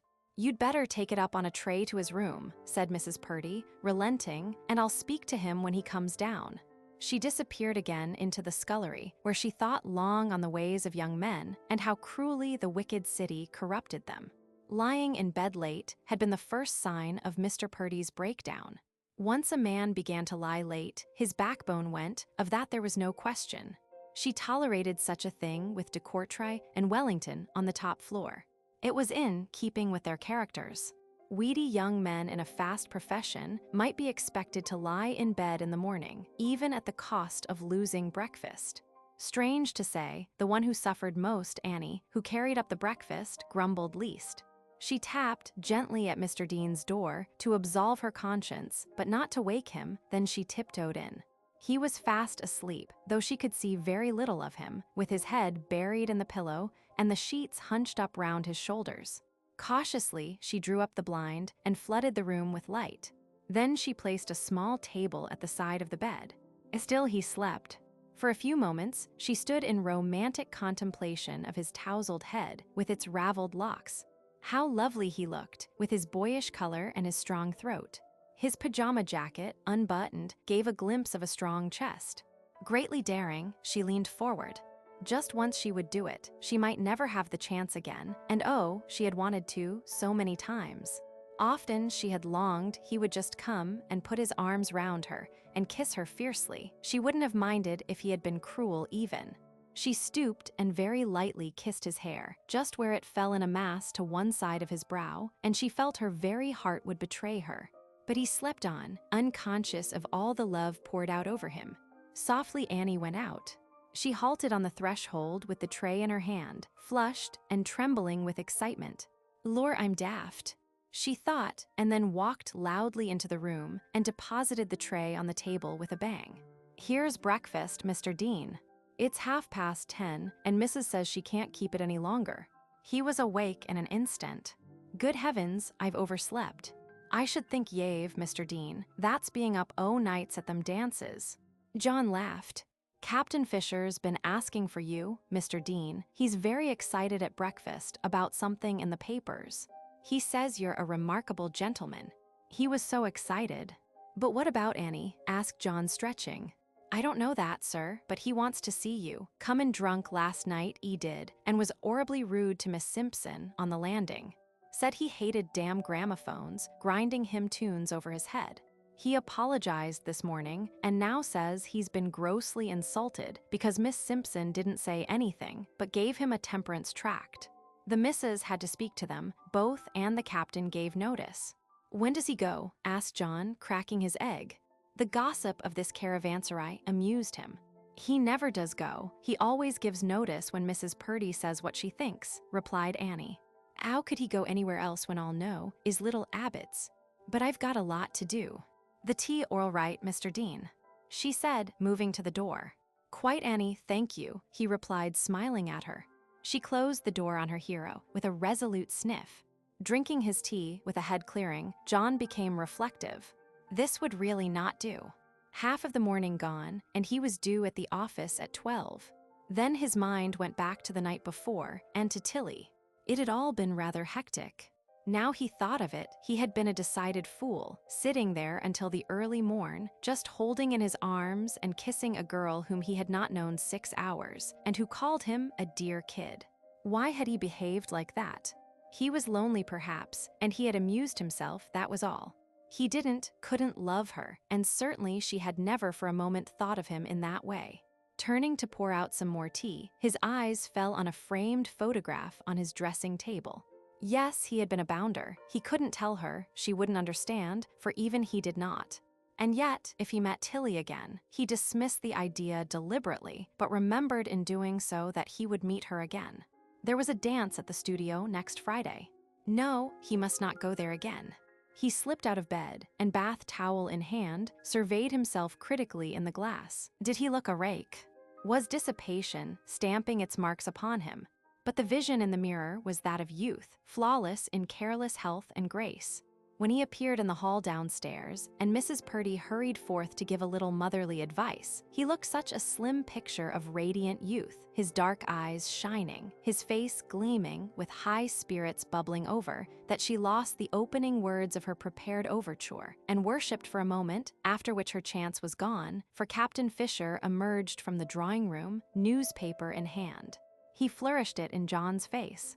"Egad, sir, it's great. I've not laughed so much for years. You've got the real touch. I always thought those bohemians were mad." He touched his forehead with the rolled-up copy of the Daily Post. "May I look a moment?" asked John, a little bewildered. He opened the paper on the third page and saw his name in black type. The editor had put it to the description of the Artists' Union meeting. John suppressed a shout of triumph. There was his name true enough, John Dean, with 3/4 of a column of close print following. Of course, the House of Commons was not sitting, so space was plentiful. Still there was his name for all the world to see. The omnibus that carried him on its top that gay spring morning as it wound its way past the Victoria Station down Victoria Street, under the grey front of Westminster Abbey facade, on up Lordly Whitehall, might have been the steeds of Apollo the sun god. So radiantly rode youth through the world, all civilization singing about him, organized for his delight. He remembered hearing an odd remark of Merritt's one night. "The first time you hit a bull's eye with the chief, he gives you credit for it. There's your name on the target, but you've to be a marksman for that to happen." And it had happened. For the first time he experienced confidence. He was now conscious of approval. Before, it had been like dropping his articles down a drain. They disappeared forever. Merritt said nothing to him at the office, but in the afternoon, as he sat writing a letter in the reporter's room, the door of Merritt's little office opened.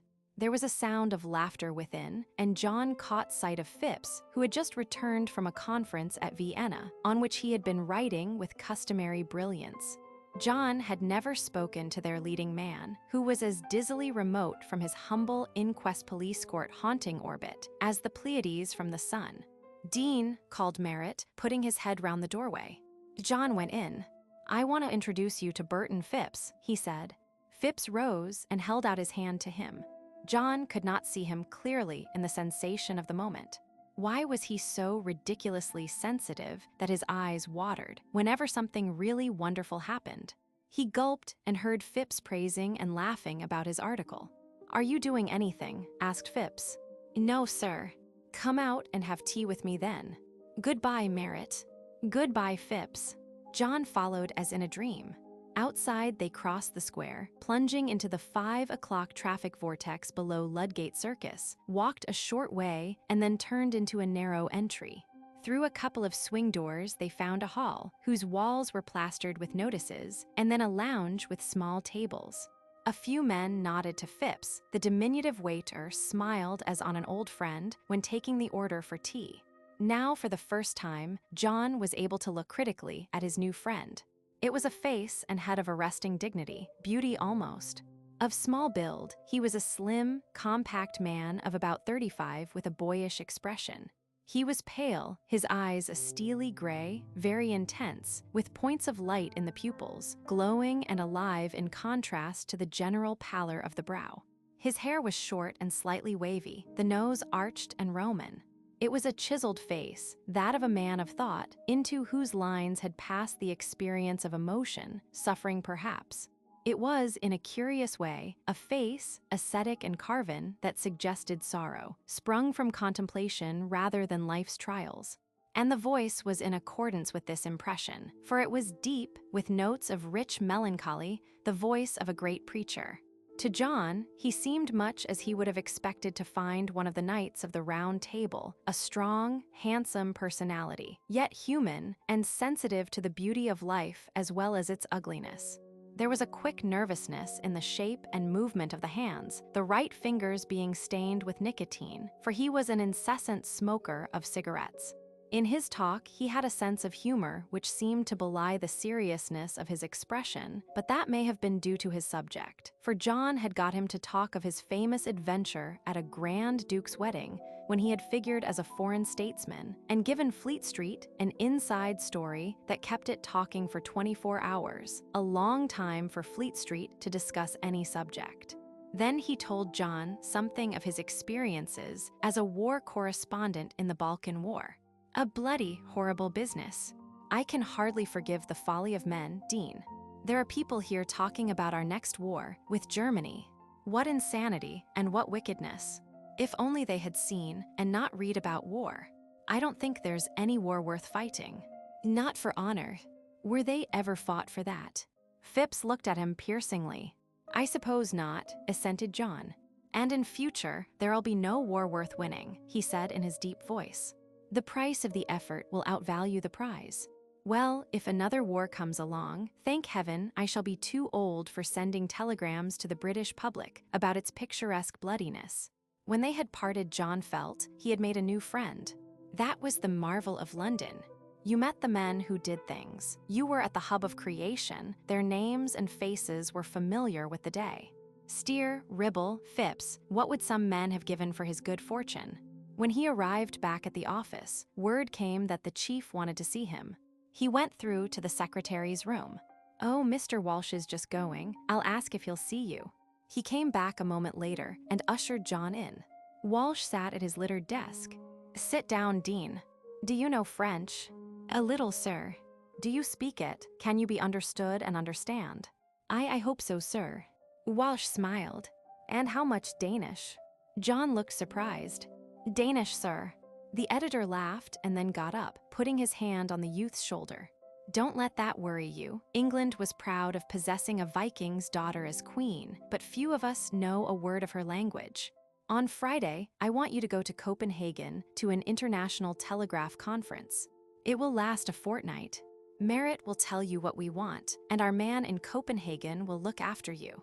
You will go to Harwich and cross to Esbjerg. The cashier will give you the necessary money. I hope you'll enjoy the trip. Goodbye. He touched a bell, his secretary came in, John went out. Dizzily, he walked back to his room. Travel. And he was a special correspondent. He could envision the italicized words, the magic words he had seen under Phipps's name. Our special correspondent. To Merritt, he stammered out the news, but the unimpressionable Merritt seemed to know all about it. Keep your mouth shut until you go, or others will be green with envy. They can't help it, poor fellows. Half of them are plotters, and you don't work for all you do. It's just in you, that's all. That's half the tragedy of life to the plotters. You needn't come in tomorrow. I'll look up the boats and trains. Outside in the street, John stood for a moment while the world went by him. A queer fellow, Merritt. How he had humbled that triumph, half the tragedy of life to the plotters. Somehow it made his exultation seem childish and mean. They were such good fellows too, full of kindness and a spirit of give and take, and he, the newest among them, the cub, was racing ahead. It must be bitter. They filed before him, merry little Bulai, daring and audacious, Lawton, the dreamer and writer of rejected verse, Russell, the ponderous, saving hard for a home and sentimental about children, Johnson, who longed to retire on a farm, name after name, each coupled with hopes and ambitions. And now his chance had come. He must tell someone. He went back into the clerk's office and rang up Mrs. Graham.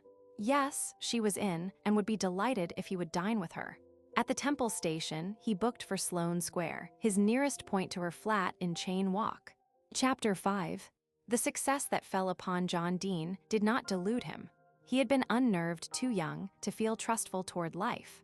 While everybody called him lucky or blessed by the gods and prophesied the dizzy heights to which good fortune would carry him, he was, nevertheless, suspicious. 12 months had gone by since he had secured his position with fine work at Copenhagen. That mission, which from an incident had developed into an important European situation, he had handled in a masterly manner for his years and inexperience. Some men in Fleet Street called him precocious, others, less complimentary and less successful, brazen-faced. Phipps, with whom a warm friendship had grown up, called him an amazing child and laughed good-naturedly over the adroitness with which he had got his dispatches through ahead of his colleagues. They had met about mid-June at Warsaw, whence Phipps was bound for Constantinople to report on the Young Turk Party and the revolutions. It was the following spring when they met again, and greatly to John's delight, Phipps had hunted up Ali at college in Constantinople and had brought back news that the finely grown young Turkish gentleman, now a keen follower of Enver Bey, had talked rapturously of John and the early days at Amasia. "You must be one of his gods, Dean, by the way he spoke of you. We were great friends, I remember. I often wondered if he still recalled me. We have ceased to write. How strange to think he is now a big fellow. He used to be so shy." Phipps had brought a letter for him. Later, in his own room, John had broken the seal and read it. It was a strange epistle, one moment full of the formality of the Orient, and then suddenly passionate, breaking into ornate declarations of eternal friendship. But it was Ali, as of old, and as John read, there were the old scents of that gorge in his nostrils. He could hear the tinkle of the Yeshil Ermak as it ran down, moon-silvered, over the stones, and, as the moon peered into the dark ravine, the distant drone of the drums in the valley. The old thrill was still in his blood. "Oh, sworn brother, I clasp your hands and look into those wonderful eyes of yours. Still am I Ali, your proud servant, still would I follow you, John Effendi. Often I think of you in the night time when the caiques are at rest by the Galata Bridge and the moon floods the cypress groves. Often I wonder if still that gift of mine is with you. Your friend tells me that you prosper, that you are fair to behold, a leader among men. It is well. I knew this would be, of old. Sad that manhood is upon us and that we hear not the voice of each other. Still in my heart you linger. In time, it may be we meet, and oh, beloved friend, the joy that shall fall upon us, inshallah." On the night he received the letter, John went round to Lyndon's flat at Battersea, which overlooked the river and Chelsea on the opposite bank. It was a gray spring evening, and the great flood ran linked with lights reflected in the stream. The beauty of melancholy was on the face of things. John stood staring out of the window. Lyndon was playing by candlelight. Now grasping fame as a pianist, he was attractive and forceful as ever. John watched his splendid head between the candles on either side, as it moved with the rhythm of a Brahms waltz. Suddenly the player stopped. "A penny, Scissors," he said, seeing the deep gaze. John laughed and looked out of the window again. "They're not worth it, only, I often wonder, Lyndon, if ever we quite realize the whole wonder of life, of this, of friendship, of youth. It's all slipping by, and it's so good, and we make so little of it." Lyndon rose, walked across to the window, and put his arm in John's. "Scissors, you're quite an old sentimentalist. Of course it's good, and we enjoy it, at least I know I do." They watched the sunset fade in silence. When a last line of flame had died into the gray bank of cloud, John spoke. It was evidently the end of some thoughts. "It will have been worth it when it all ends and we look back. I've been lucky. Ends. What a morbid fellow you are. Why ends? It's all just beginning, Scissors. Why, we've got the world at our feet." Lyndon laughed. It was so hearty and infectious that at any other time, John would have laughed too. All's letter had upset him a little. He shivered in his chair. "You know, it's silly, Lyndon, but I feel there's a tragedy coming. Life's just too good. It won't behave always like this. It waits and then pounces, and you are in its grip. Rot, Scissors. Let's have the light on. It's getting creepy. No, I want you to play. What in the dark? Please play that Brahms again. I can see all kinds of pictures." For a moment, Lyndon hesitated and then, seeing the earnest appeal in John's eyes, shook him playfully and went over to the grand. "I shall have to feel my way, Scissors." But he played very softly and with great feeling. John sat in the window and let the rich music flow over him in that growing darkness. It was of Ali he thought, and then he was a little boy on the veranda, in the arms of a grown man. Suddenly he was standing with him under an almond tree in blossom, and the man's head was bowed in grief. Out of the dusk came face after face. What did they hear in this scented eastern garden? He caught the swift animation of Marsh's glance, about to speak. There was Vernley, the old poise of the head he knew so well, and, somehow, Mr. Fletcher was with them. How wonderfully Lyndon was playing, and how insistently came the muffled pulse of a drum, perhaps down the gorge in the old deserted con. He must follow it, how it beat through his brain, insistent and full of wonder. He was going towards it, strangely elated.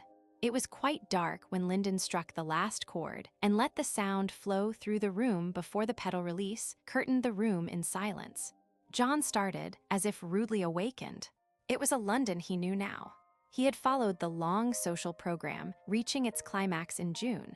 He watched the fashionable crowd at Burlington House on Private View Day, the smaller but more interesting gathering at the Grosvenor Galleries when the International Society's show opened, concerts at Queen's Hall, first nights at the theater, garden parties, polo at Hurlingham, the Derby and Goodwood. All these things occupied his days. It was a vivid, ever-changing experience, this life of the journalist, and with it all he touched many circles and found new friends. The cranks, the idealists, the hard, relentless men of affairs, the propagators of creeds, he met them all, and from them learned something.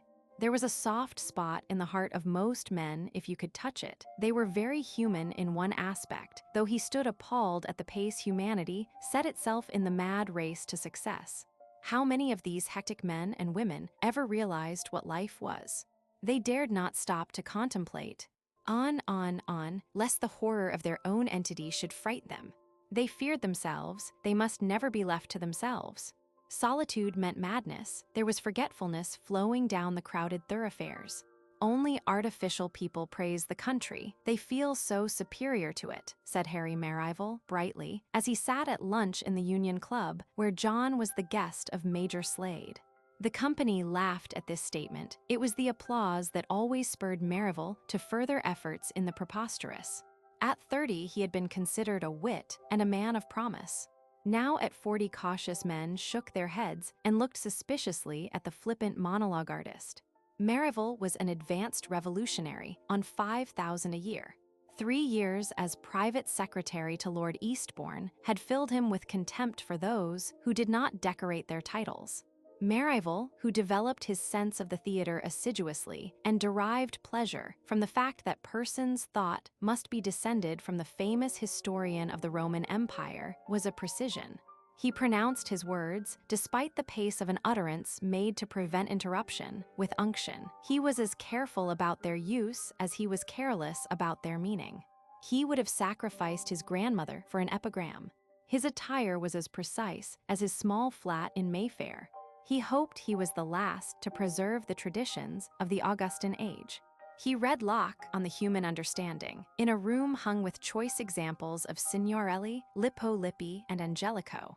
His furniture was Chippendale, his books were all leather-bound. Sometimes, in a long monologue on the bad government of the age, he quoted John Stuart Mill. He refused to recognize any novelist since Fielding, any musician since Handel. The last statesman died with Pitt the Younger. The only persons he really respected were his valet and his banker. They both moved in the best circles. Major Slade collected his epigrams and performed the office of an enlarging mirror. He spoke of Merivale with a note of melancholy, as of a man who could have been great had it not been vulgar. Merivale himself found comfort in this reflection. After all, he was, among the crowd, the one man self-possessed. His day was perfectly ordered, his trousers perfectly creased. A vellum-bound copy of Marius the Epicurean always lay on a bedside table. He had a model bachelor's rooms and kept a full diary. He envied the poor their indifference to dirt and despised the rich for their contempt of brains. He had a beautiful voice, an unfailing eloquence, and a safe income. Few men had attacked the dinner tables of Mayfair with more perfect, if restricted, assets. John met Merivale at the Phillies Court Club, where he had been staying for Henley Regatta. Marsh was rowing for his college. Vernley and his people were also at the club. Merivale was known to Mr. Vernley, who delighted in pairing him with Marsh, now a brilliant extempore antagonist. Those had been great days at Henley. Marsh was radiant. Never had John seen him more audacious, more triumphant. Merivale, disconcerted, admired, and being an astute tactician, adopted Marsh as his pupil. Their dinner table was the noisiest, their little set the most conspicuous. They all registered a vow to spend August together on the East Coast. These were days of supreme happiness. Evenings in Mrs. Graham's charmed circle, the intellectual stimulus of a supper gathering at Mr. Ribble's house, the glimpse of home obtained at Steers, where the nursery woke to riotous mirth with the advent of Uncle John, or those marvelously perfect dinner parties at Slade's house in Braham Gardens, with guests as carefully chosen as the menu. But in all these things the most ardent, John turned aside at moments, and his thoughts were far away. If Muriel were here among his friends, to share this wine of youth. At night time, often in the stillness of the long stone streets, so solemn at midnight, as he walked home, he would wonder just how she lay pillowed in her bed in a room he knew not in the convent of the Sacred Heart. A momentary glimpse held him in the spell of recollection, the way her little hand tucked away a rebellious curl behind the ear, even the way she had of nibbling at a concert program. And to see her run up a flight of steps, up the terrace at the Croft, and then turn at the top, breathless and flushed, her eyes shining. Why was she exiled from him? It was cruel to waste the ardor of their youth in this senseless fashion. On his last visit to the Vernleys, he could no longer keep silent upon his dream. Quickly, bluntly almost, he poured out his whole heart before Mr. Vernley, who listened to him with a kindly tolerance. It might end everything. He would have to leave the house, of course, but this dual existence was intolerable. To his surprise, Mr. Vernley just placed his hand on his shoulder and said very kindly, "You must be patient, my boy. You are but boy and girl yet. 21, and so much before you yet. Just wait, John, and then we'll talk seriously." "But I'm very serious, sir." Mr. Vernley smiled in his kindly fashion. "That is why you should wait. Come, John, suppose we talk of this in a year." He looked at the intense young face before him. "Then you don't forbid me, sir. I mean I may hope," he stammered. "The verdict is with Muriel, John. She will know her own mind soon, and when she is home and has been presented, then you two can decide. I am not so old-fashioned as to think a father can do other than advise. If I say good luck to you, will that suffice for the present?" "Oh, thank you, sir," cried John gladly. So ended the overture. It was a phase successfully passed. The young lovers breathed freely again. Time was the enemy now. The summer wore on. There were visits to the Fletchers and to Marsh's. "Mother's another ism," said Marsh, meeting him at the station. "They come and go like Dad's pipes. She's a sunfiner this time. All gladness and love is transmitted on rays of light. To smile is to love. Clouds which obstruct sunshine are agglomerations of sin. When you frown, you are abetting the devil. Mother carefully cultivates the gladsome wrinkles of the sunfiners. Dad calls it the Cheshire Cat Society. John found her as sweet and gentle as before. Always in her hands there seemed to be flowers, and the birds sang louder in her garden. Were any evenings, anywhere, more restful than those around her lamp? Mr. Marsh came and went from the study. His hair was a little whiter, his belief in the nation even more unshakable. As for Marsh, was there anyone in the world quite like this tall, perverse, quick-spoken humorist? Mrs. Marsh sat and worshipped, her hands ever busy in his service, and John thought he treated her like a fluttered bird, something to be petted and soothed. "It is splendid to watch over your success, John," she confided one evening. "But please don't let success harden you." "Am I hardening?" "No, perhaps not. It's youth changing, I suppose. I would like to keep that first glimpse of you, when Teddy brought you here, so nervous." John laughed happily and held her hand, which somehow had found its way into his. "What a silly little woman I am," she whispered. "I think you're a darling," he responded, "and Teddy's a lucky boy." It was good to fall asleep in that little chintz-curtained room, to watch the moon climbing through the elm tree branches, to hear the owl screech and the church clock strike in the dead of night, or to wake with bird song in the cold freshness of the country morning. Then Teddy would bang about, pajama-clad with tousled hair, uttering some fantastic epigram or a new plan for exasperating the conservative-minded. It was he who, one morning in Grafton Street, saw in the shop window of an antique dealer a small bronze statue labeled Narcissus listening to Echo. "Scissors," he cried, clutching his arm. "There's your namesake, minus Taylor's trimmings." In a moment, he had rushed into the shop. A fierce discussion ensued with the bespectacled Jew, who began a recital starting at Herculaneum BC, but was interrupted in the Italian Renaissance by Marsh, who calmly offered him half what he asked. They haggled and scorned each other, while John wondered which traced his ancestry to Judea. Then Marsh conquered at his original bid. They bore it home, swaddled in the Times, to John's room. John protested he could not let Marsh pay so much for a present, but all his protests were overruled. "Of course you must have it, and offer libations to your great ancestor. What a leg he's got. He could do with more meat on his torso and less on his toes, while you could—" "Don't be rude," interrupted John. It was a trick of the Phidian period of sculpture to lengthen the tibia to ensure. On went the dissertation. Midway through a comparison of Michelangelo with Benvenuto Cellini, there was a sudden explosion. "The old devil," cried Marsh, looking closely at the statue. "He's swindled us. It's cracked over the thigh. Look." John looked. There was a fissure in the bronze, about an inch long.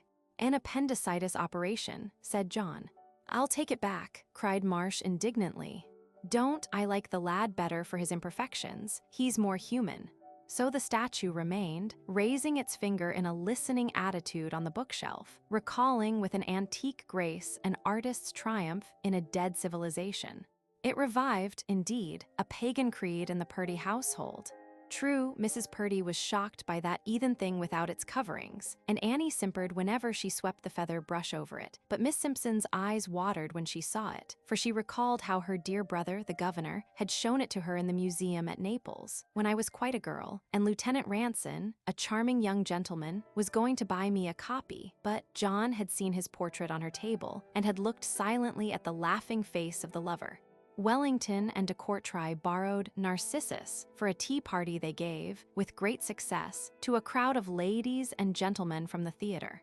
"You can't see fur face powder in the air," commented Annie, after taking in the tea. John was a guest. He enjoyed hearing them lie so magnificently to each other about the salaries they earned and the promises made by managers. Yet they were good-hearted backbitters, loving the venom for the chameleonic skill with which their tongues struck the victims, intending no permanent harm to anyone. They all showed the worst side to the world, and kept their private griefs smothered in the dreary back rooms of dingy lodging houses. For all their cheapness, Wellington and de Courtrai had hearts of gold. They had nursed him through a bad attack of influenza with unwearying devotion, and no woman's hand could have ministered more skillfully and patiently. Their artificiality was on the surface, their feminine air companioned a feminine tenderness to each other, and on this occasion, to John. Even Captain Fisher, when they cooked his breakfast, on the sudden collapse of Mrs. Purdy and Annie with influenza, declared they were born Batmen. If they'd take a cold bath every morning and crop their hair, they might pass as men, he growled. They would have won him completely by their attentions during those influenza days had they not called him dear in conversation on the third morning, whereupon Captain Fisher spilt his coffee in an apoplectic rage. It was during those weeks of July that Lyndon arrived at a condition which to John seemed hysterical. Ever since he had taken him to Tilly's studio, he had haunted the place like a silent ghost. That he was madly in love with her, he made no attempt to hide, and she, no less than he, found the day dull when he was absent. He vowed that Tilly was necessary to his music. He could not work without her. There was no quality in his playing unless he played to her. One night, after John had dined at his flat, Lyndon walked up and down the room, pouring out his agony of mind. His people had refused to allow him to marry yet. "I'm tied up with an allowance, scissors, and I can't go on. We can't go on, it's hell." Is Tilly unwilling to wait? Yes, to wait, like me. Why should we lead this miserable divided life, when we belong to each other, when there's no existence apart? I tell you it's immoral.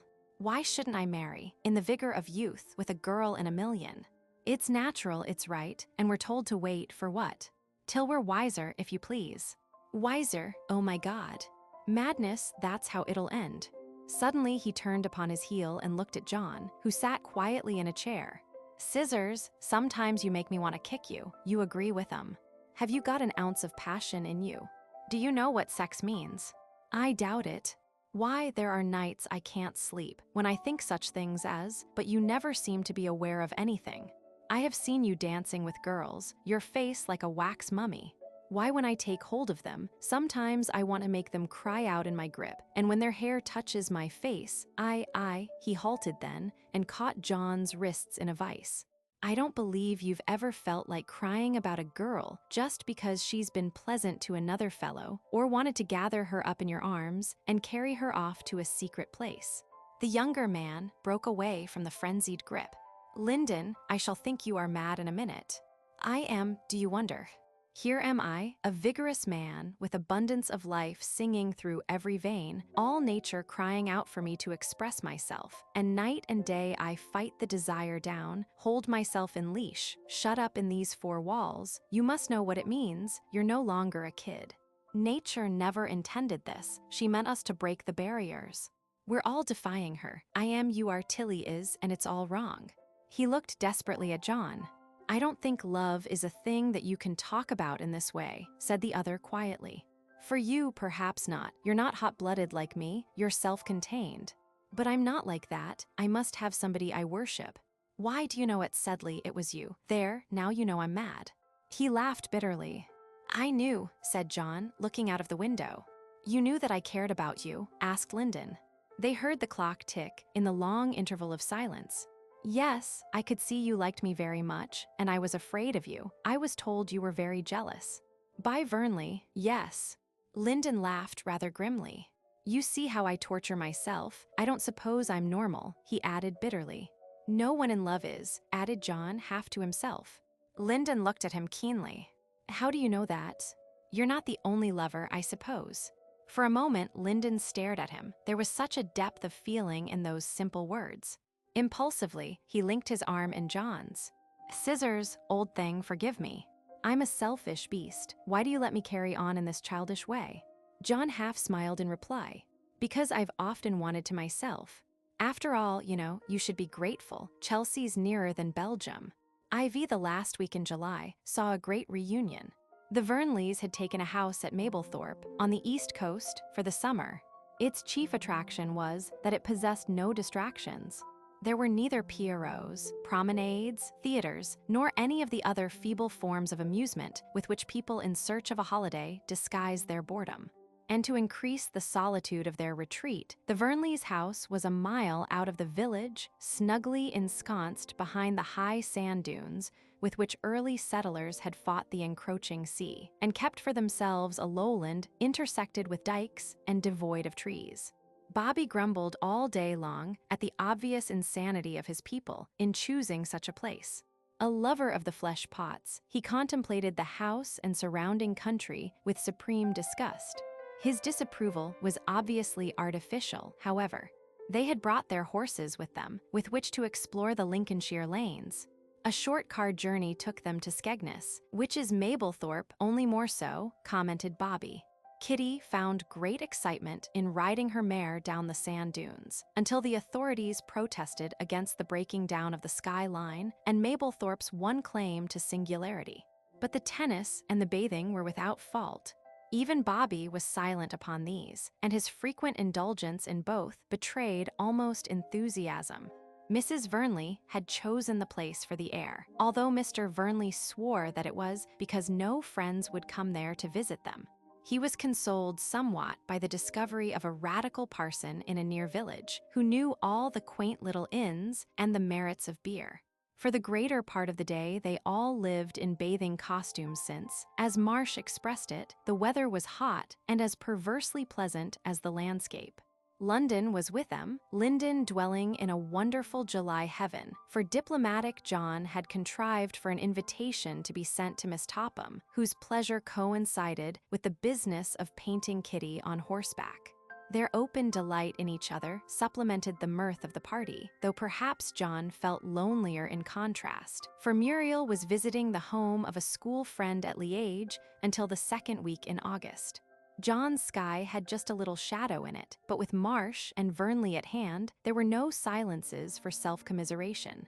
They breakfasted at 7, with the sea wind blowing through the room.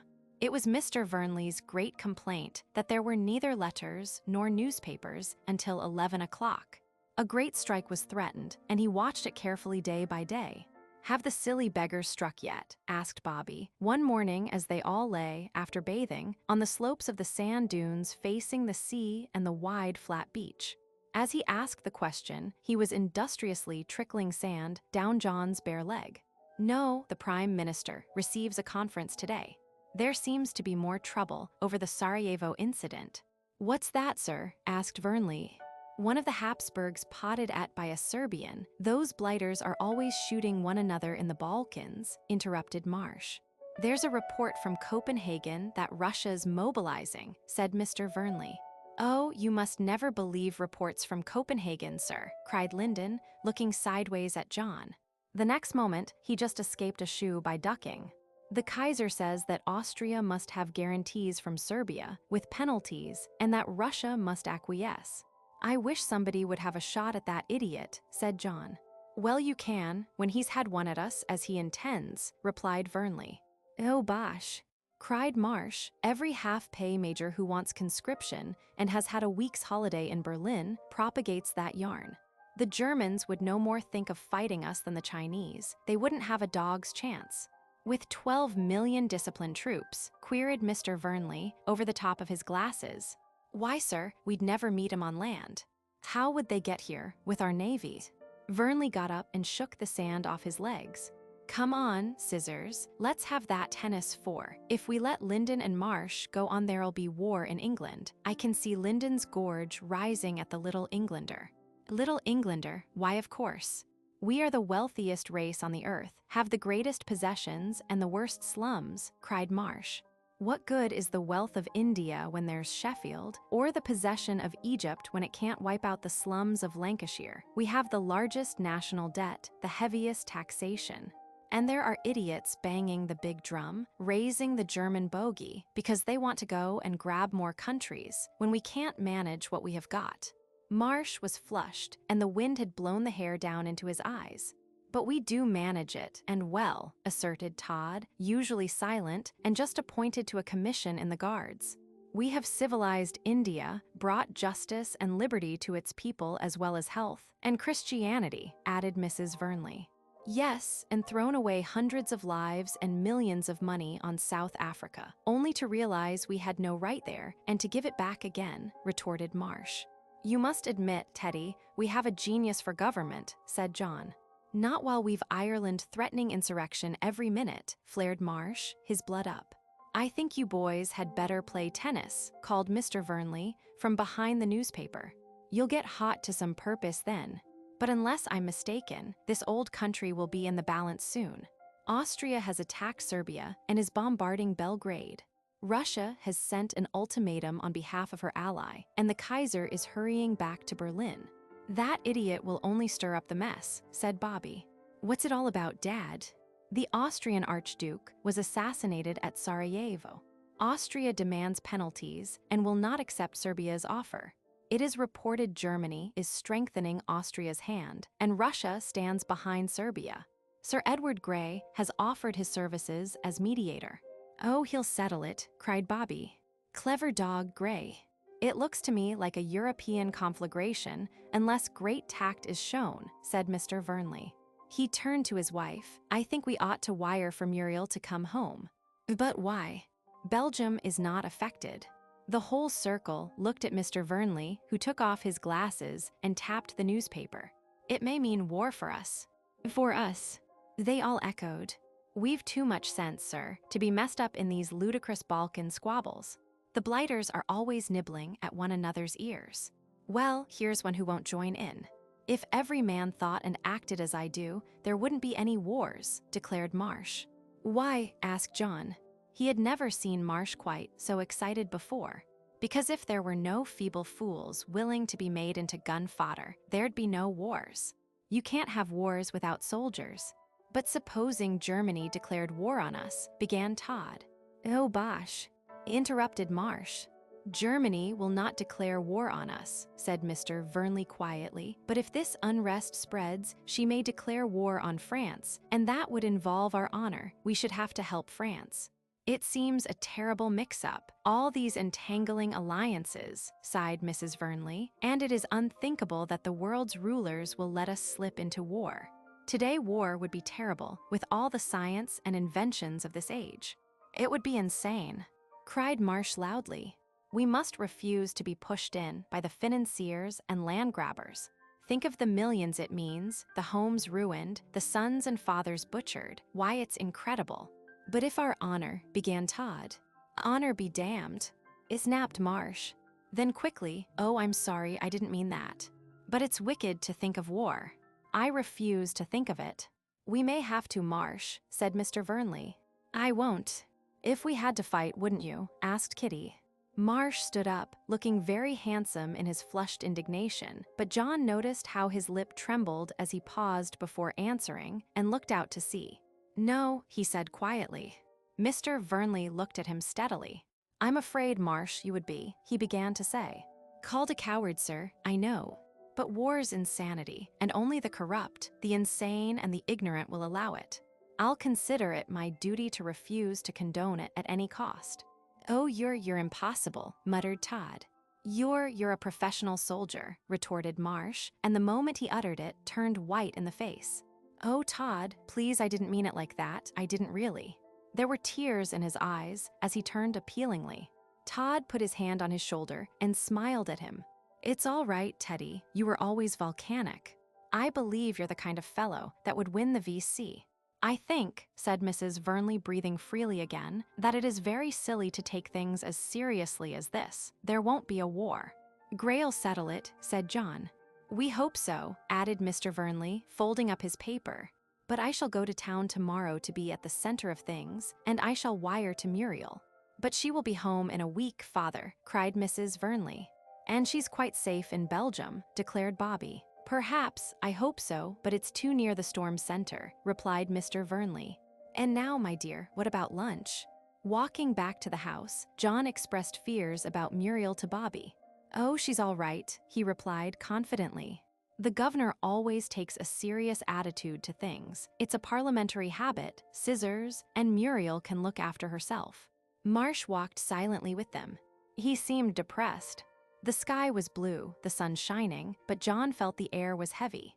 He slipped his arm through Marsh's. Rumors followed rumors, and one morning as John came down into the hall before breakfast, Tilly met him. She looked very attractive and girlish in her white jersey, with its blue collar encircling her pretty neck. John could understand Lyndon's infatuation. He had watched her slim figure in the water, a graceful sprite, so light and vivacious that she might have been a fairy's child. Her cream skirt this morning was short, revealing 2 shapely legs in white stockings, and he could not help looking intently at the little bare patch beneath her throat, red with the sun, running down to a channel of milky whiteness, dimpled by the suggested proximity of her breasts. She noticed his admiring observation and placed her hand, light as a bird, on his arm. "Scissors, what do you think? Todd's going to town with Mr. Vernley this morning. I tell him he'll spoil the men's 4 we arranged to play the doctor's friends. To town, whatever for. I don't know, you persuade him to stay." "Righto, where is he?" Tilly nodded towards the dining room. John walked in, and as he did so, he realized something. "Morning, Todd." He called brightly. "I hear you're going to town." "Yes, Scissors, I've got to see a few friends." "Oh, you'll be coming back before I go." "Oh, yes." At that moment, Bobby burst in. "I say, Todd, what's this nonsense about going to town? You simply can't, you'll bust up the..." He caught a glance from John that checked him. "I must see some friends," said Todd. "I'll be back in a few days." "Oh, very well," assented Bobby lamely. John had gone out. He followed quickly, overtaking him in the hall. "What on earth did you look like that for Scissors?" he asked. John drew him aside from where Mrs. Vernley stood watering a flower pot. "I thought you did not realize." "Realize what?" asked Vernley. "Why Todd's going to town. It isn't to see friends." Then, seeing the mystified expression on his friend's face, "I'll bet he visits the War Office to find out whether his regiment's likely to get orders." "Good God," exclaimed Vernley, "but surely we're not going to war." "I don't know." "We must keep this from the mater," whispered Vernley. Then to John, "You're a wise old bird, Scissors, I'd never have guessed." Immediately after breakfast, Mr. Vernley and Todd left for London. Their going brought one little hope to John. Muriel would be here now in a few days. This was the last week in July, Tuesday. He had to return in a week, the Tuesday following bank holiday, on August the 4th. Muriel would be here by the 1st at the latest. They would have a few days together before he could come back again, early in September. On the 5th, he had to leave for Paris, to relieve Phipps, who was there on a special mission. Those jolly days went quickly. They bathed, boated, played tennis, and lolled on the dunes. Marsh made frequent excursions into Mablethorpe, where he had contracted a mania for shooting at bottles in a booth, returning with a coconut and a German watch as prizes. He was elated with his great success as a deadly shot. "I'm surprised you should like shooting," laughed Mrs. Vernley when he presented her with a coconut and pinned the watch on the cook's blouse. "But at bottles, not human beings, Mrs. Vernley." "Same thing as soldiers," cried John. "How?" "According to you, green and empty." There was a laugh all round, and Marsh shied the coconut at John, who split his white ducks in performing a somersault. That afternoon, he infected Lyndon and Tilly with his craze and dragged them off to Mablethorpe. John dozed on the lawn, Bobby was engrossed in a novel, Mrs. Vernley was taking her siesta. Only Kitty was alert. She had been writing to Alice, who was singing on the morrow at Manchester. Suddenly, she put down her pen. "Bobby, I say, just look at Teddy tearing along. Has he gone mad?" She pointed, and they looked in the direction of the Mablethorpe Road that ran between a deep dike and the sandhills. He was running breathlessly, his shirt wide open at the neck. He was a lonely figure on the road, but catching sight of them on the lawn, waved a paper in the air. John woke up. "He's won another prize," he suggested. "But where's Lyndon and Tilly?" asked Bobby.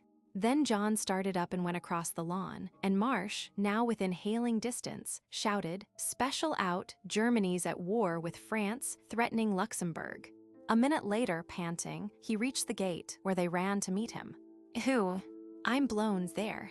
He thrust the paper into eager hands. "Tilly and Lyndon are coming. I've run all the way."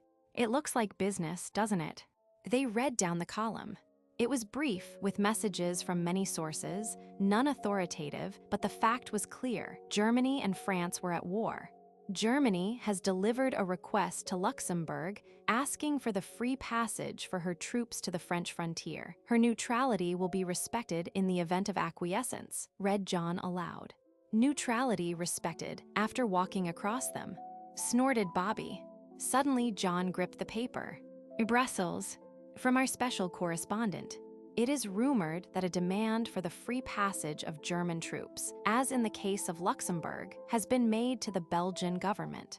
No official statement was made at noon, but the Belgian army is being mobilized as a precautionary measure."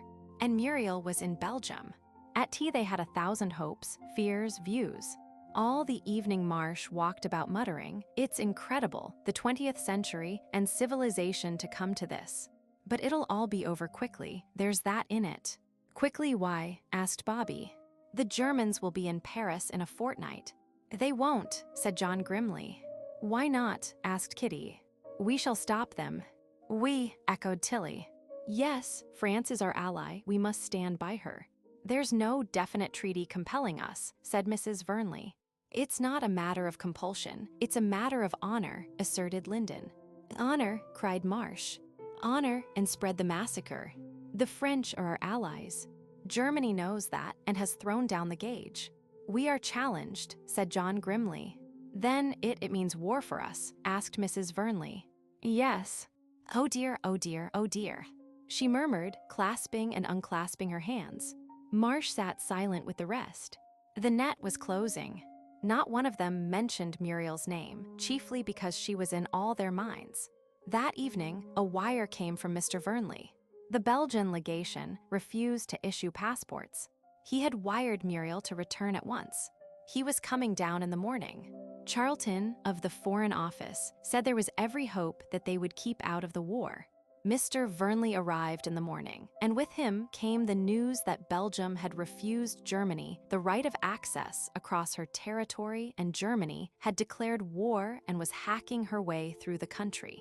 "That means we are all in," said Lyndon. "We shall know soon. England has sent an ultimatum declaring she will defend Belgian neutrality according to the treaty." Those were hours of suspense to the Vernley household. All their thoughts turned to Muriel. Where was she? Mr. Vernley was sure she was on her way to England. She had had ample time to reach Ostend.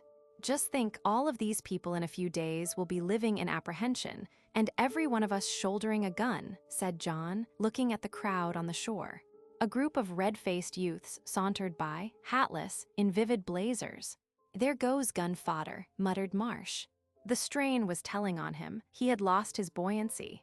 "You pessimist, youth's going to have the time of its life. Action, a world in the making." "Why, Marsh, it's our age, this."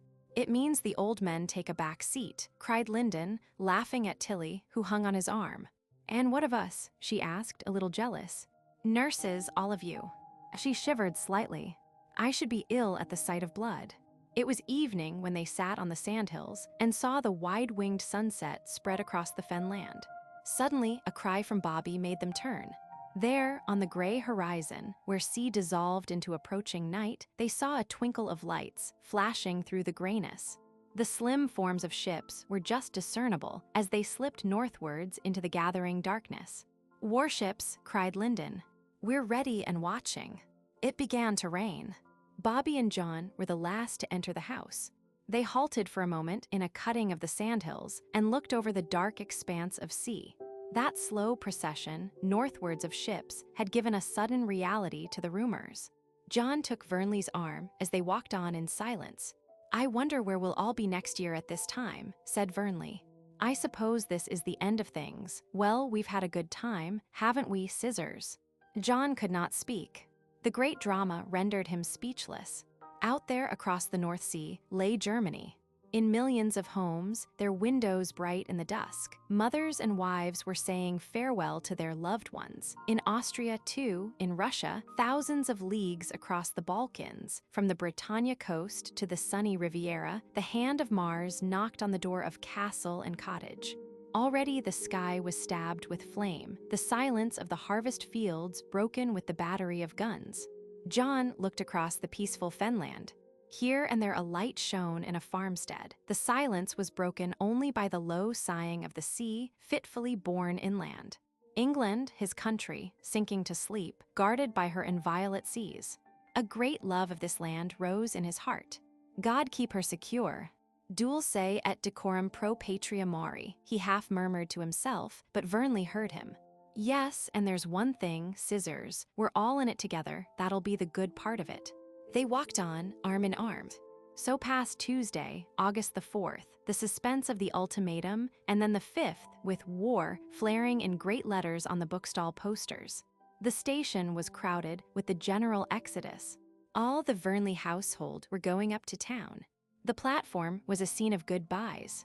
Hatless lads were bidding one another cheerful farewells. The girls, jerseyed and laughing, hung on their arms. There was an air of suppressed excitement. They might have been going to a picnic, but deeper observation revealed a nervous tension. At Boston, Marsh left them to go on to his people. He had been very silent for the last 2 days. He said goodbye gravely. Only to John did he unburden himself in the last minute. "This is the end of us all, Scissors. This war will go on for years. We shall be worked up into a fierce hate. The press will keep it going. It'll get bloodier and bloodier, and no one will win in the end. There'll be nothing but widows and cripples, famine and debt. Goodbye, Scissors, write to me at home." They shook hands, neither dared say more. The next minute, the train moved out, leaving Marsh standing amid his luggage, raising his hat to them, a graceful figure of youth, outwardly calm. Intensity increased when they reached London. They all parted hurriedly. Bobby was going to enlist at once. Todd had received orders. Lyndon hoped to get out as a dispatch writer. John, what was he going to do? He did not know. He was bewildered. In his head, there was only one idea: to get to Belgium at all costs, to find Muriel, from whom no word had been received. At his rooms, he found a wire from Merritt bidding him call. Walsh saw him at once. His wish was miraculously fulfilled. He was to leave immediately for Belgium as special correspondent of the Daily Post Book 5. The New World. Chapter 1.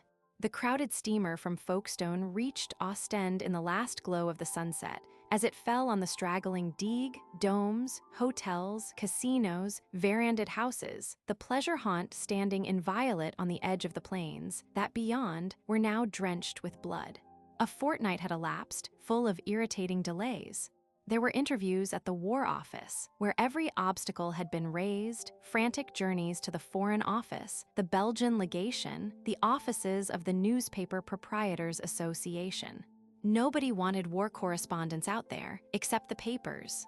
Then more delay while John bought a car, a rare thing, for everyone had been commandeered by the War Office. And with all this work, he had made desperate attempts to get into touch with the Daily Post resident correspondent at Brussels, beseeching him to ask for Muriel at the Convent of the Sacred Heart. But all was chaotic at the other end of the wire, and day after day, he had to return to poor Mrs. Vernley with no news. Then, the last day, at the last minute, news came from Muriel herself. She had joined the Belgian Red Cross. The convent had been turned into a hospital. The steamer was warped in at Ostend amid amazing scenes. The harbor was crowded with refugees, pitiable objects, sitting on their small bundles hastily gathered before flight. The moment his car was landed, John pressed on towards Bruges. Again and again, he almost told his chauffeur to turn round and pick up the wretched people straggling along the road towards Ostend and England. Tired women trudged the long roads, carrying infants in their arms, while small children clutched at their skirts. There was no crying, no complaining, only dull, voiceless despair on every face. Old men and women went by, pushing their worldly wealth, bedding for the most part on barrows. Yes, they had seen the war, out there. The German bombardment was terrible. They were destroying everything. The gallant army resisted every inch, but what could they do, little Belgium, against these hordes? John ran into Bruges soon after dusk. At daylight, he was on the crowded road again, this time towards Ghent, where the other correspondents had established their headquarters. There had been one topic at Bruges. The wonderful English army was over and fighting. It had all been so swift and silent. The Germans were furious and amazed. They had orders to wipe out the contemptible little army. Nearing Ghent, there were signs of war. Ambulance vans swept by, in them inert swathed figures, mud-stained and pallid. The environs of Ghent were choked with cars, lorries, refugees, detachments of men on the march. John found his colleagues at the long, low Hotel de la Poste in the Place d'Armes. There was Tompkins of the Standard, tall, lean, and depressed with the hopelessness of it all, and V.E.A. Stevenson, the veteran, who had seen 10 wars and hated them all. He was a cynic, a pacifist, and a revolutionary. He derived grim satisfaction when ardent Belgians mistook him, with his red, weather-beaten face, trim beard and white hair, and breast blazing with war ribbons, for an English general. He suffered them to embrace him ecstatically and sighed for his home at Hampstead, built out of the blood of the Boers, he explained grimly. Trevor of the Times walked about morose and self-important. The heavy brow of Willing of the Express was seen towering above every group of Belgian generals. He had a miraculous knowledge of the disposition of the armies, and they consulted him as a general staff. Also, genial and an optimist to the core, Biddings of Reuter walked about the lounge in carpet slippers. He refused to go out. What was the good of running about the highways and the byways? Every general and person who was somebody came to the hotel. He picked their brains, very poor rubbish heaps, gathered up the gossip, and at tea time had such a store that the weary, muddy colleagues were glad to barter news. He was more eloquent, despite an impediment, with the poker in his hands, when, with the cinders, he would show why the Germans could not possibly get to Paris. On the third day after John's arrival, Phipps turned up. He had been in the thick of it, at Termond and Alost. He had had no food, was nervy, and on the verge of a breakdown. His eagle features were sharper than ever, and his brain wonderfully alert. His dispatches had created something of a sensation in England, not only for their news, but also for the humanity, the tenderness running through his vivid epics of suffering and incredible heroism.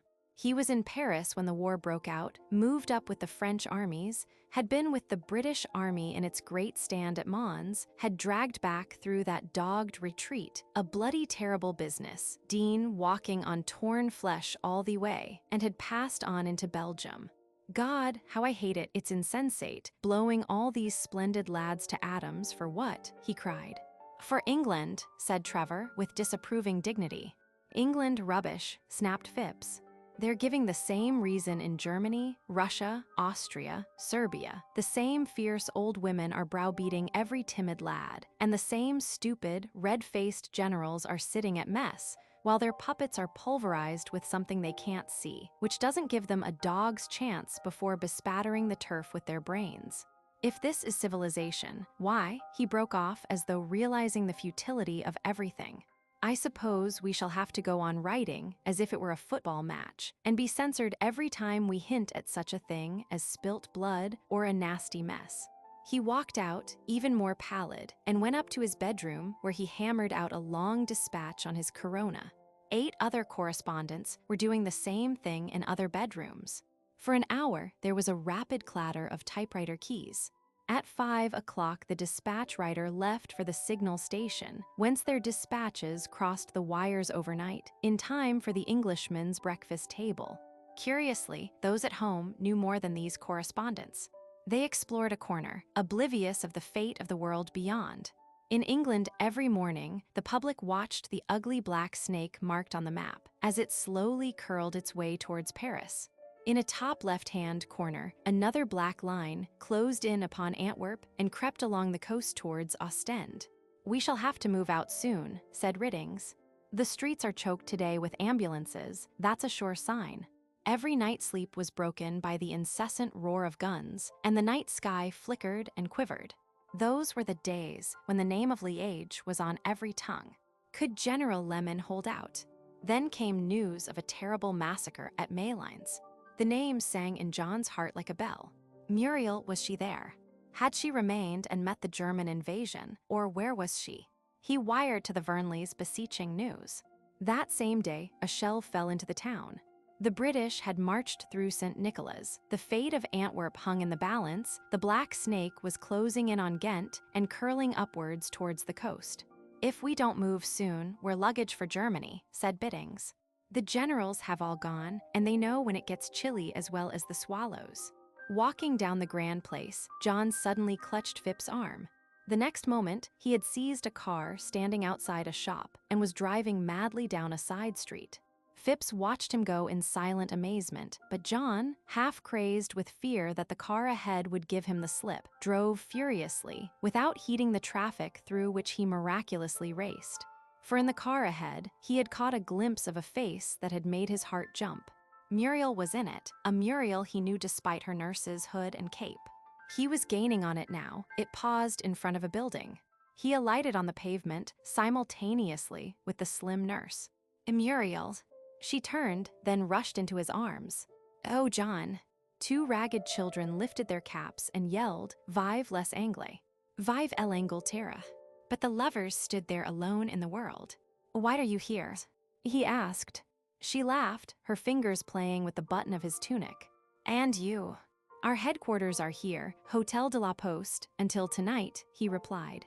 Her face shadowed. I have just been fetched. Todd, he is here dying. Todd. Yes, he came out with the Antwerp expedition. I am just going in to him. Come. She clasped his hand, and they entered the gloomy porch together. The place had been a school. Desks and chairs were piled up in the lobby. A Belgian soldier saluted and conducted them to the matron, a pale little Belgian woman. Lieutenant Vernley. Yes, he was here, but he could not be seen. Monsieur was ill, very ill, et la mort, she added, raising her hands helplessly. John explained. Ah, his sister, pardon. We expected her. Yes, come. You shall go in. They followed down a long ward with dozens of beds and groaning shapes beneath blankets and entered a small room, very dull. In the corner was a bed, and on it the figure of a boy. His shirt was open at the neck. His unshaven chin was growing a sandy beard, which contrasted with the green-gray pallor of his face. The hands which lay over the brown blanket were red and soiled. Muriel slipped to her knees at his side. "Todd, dear," she whispered, taking his hand in hers. But he lay without response, his leaden head deep in the pillow. John stood in the doorway. "In the stomach, Sear, a shell splinter," explained the matron. "He has been delirious, Muriel." That was all he cried, "Muriel. We found a letter from Mademoiselle in his pocket and sent for her yesterday." "He doesn't know me," said Muriel, turning pathetically, but a pressure on her hand told her she was wrong. "Oh, Todd, darling, I've come. I'm going to nurse you." A glimmer of a smile faded across the lad's face. John left her then. He would be back in an hour. When he returned, Muriel, very quiet, was sitting in the matron's room. He knew in a moment it was all over. Very gently, he took her into his arms and let her cry with her head on his shoulder. They buried Todd the next morning. Phipps was there, and an English army chaplain and 2 Belgian generals carrying wreaths from the town authorities. Thus, another Englishman was committed to the soil for whose defense he had gladly given his young life. After the funeral, they had to hurry away. Shells were falling into the town. Mel had been heavily bombarded, and the town hall was a heap of ruins. Half the inhabitants of Ghent seemed to be streaming along the road to Bruges. The inevitable moment of parting came for John and Muriel. She was rejoining her unit, now at Bruges. When would they meet again? For a long moment she clung to him in the desperation of love. "We will get leave together and be married, Muriel," he urged. "Yes, John, but not now. We must go on. These poor things need us. I am almost happy here. I could not sleep in England, knowing what happens day and night. Muriel, promise you will take care. I shall be anxious for you. And you are running all the risks. Oh, John, we must come through. Life is going to be so wonderful even yet." He kissed her hungrily, wrapped the rugs round her in the car, and saluted as it carried her away. He waited until the traffic blotted her from view. Then he joined Stevenson, who was waiting with his car at the hotel.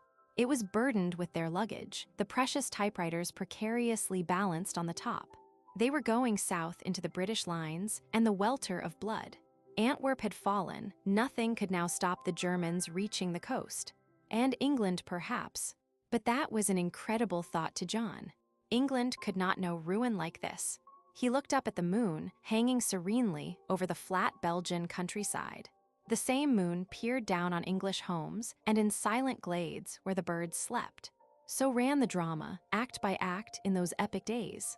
While England waited breathlessly, the terrible tides of war, now sweeping onwards, now refluent, devastated the countryside of Europe.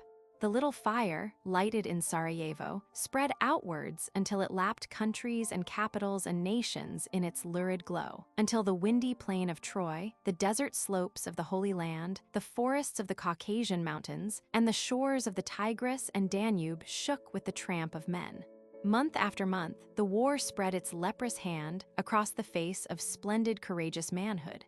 Sometimes, in the agony of his soul, when coming from dressing stations where men held in their entrails, by pools colored like sunset with the blood and limbs of men and horses, John cried out against the monstrous infliction of pain. Was it not better that the world should crash into another planet and find the peace of obliteration? And to height the useless agony of this drama came the reports of official squabbles, the blunders of statesmen, the rhetorical recriminations of politicians, hurled from nation to nation with cheap victories of words, while men struggled with mud under a murderous hail of iron. For 15 months John rushed about the fringe of war in his great car. They were days of terrible strain, but his efforts seemed as nothing beside the Herculean labor of those wonderful boys who tramped along the tree-splintered roads of Flanders, singing in defeat as in victory, dropping swiftly by the roadside in a convulsive cough as death fell upon them from the air. He was up every morning at 5, astir before daylight in the cold, wintry air, with a long motor journey to the lines, there to watch the colored panorama of a bombardment, the unearthly silence of zero when the barrage lifted, to wait in those minutes when youth leapt forward upon death, and then to visit the clearing stations where men who had been splendid to look upon, so full of the vigor of youth, lay torn in ribbons, demented, delirious. Month after month, he went through the hideous routine when suddenly, one night, after writing his dispatch, he fell forwards upon his typewriter. They found him in a dead faint. "I've seen this coming," said Biddings. "He's worn himself away, and he'll have company soon," he said, turning to Phipps, "if you don't write and smoke less." A week later, John was at the Vernleys, lying about in their rooms and talking as though all those months had been a nightmare. It was not the same house. Kitty was nursing in London, Alice was on a farm. Bobby was back home with a wound, hoping to be released daily from a luxurious private hospital in Sussex, where the chambermaid's a countess and the matron a snob. Muriel, the saga of Muriel, they all called it. She had contributed to history. The story of her stand at Lens had made all England ring with her fame. She had been mentioned in dispatches for her heroism under fire. John had not seen her since that memorable day in Ghent, but letters came and went. She wrote vividly of her experiences, and he began to be a little in awe of her obvious efficiency. News of one he could not gain. There was no mention of Marsh among any of his friends. Bobby had been curtly silent when asked. "Never heard of him, don't expect he's wounded." Was that a sneer? Thought John. Even Mr. Fletcher, forwarding parcels from the boys of his house, asked, "We can't trace Marsh. Do you know his regiment?" He does not reply to letters. With quiet and Mrs. Vernley's assiduous attention, John quickly recovered. She had aged much since the death of her eldest boy, and sorrow had rendered her more gentle and self-effacing than ever. These were lonely days for her, with Mr. Vernley away as a director in one of the ministries, her daughters all on war work. They had long talks at tea time, when John read the pages he had gathered together of a book of dispatches. He was a famous man now, and he rather enjoyed the experience. There was nothing elating in being famous, just because everyone was glad to shake you by the hand, or because your name was a password whenever and wherever it was uttered. It was indeed wearisome to be pestered with petitions for your support of all kinds of fantastic charities, to be expected to speak here, there, and everywhere, or to be an afternoon's attraction at an ambitious ladies' drawing-room party. What he enjoyed was the Freemasonry in which he could now move among the men and women of the earth who did things, and were great simply because their natures were rich in character and prodigal with varying gifts. After his sojourn at the Croft, he spent a fortnight in town looking up old friends. It was a London strangely, terribly changed. It was, in one phase, a London more interesting. Down its pavements in great variety of uniforms passed the young men of all the earth, youth from the plains, the jungle, the prairie, the veldt, the backwoods, and the ranch, youth in splendid careless vigor, snatching hectically at joy, not turning to see the shadowy specter over their shoulders.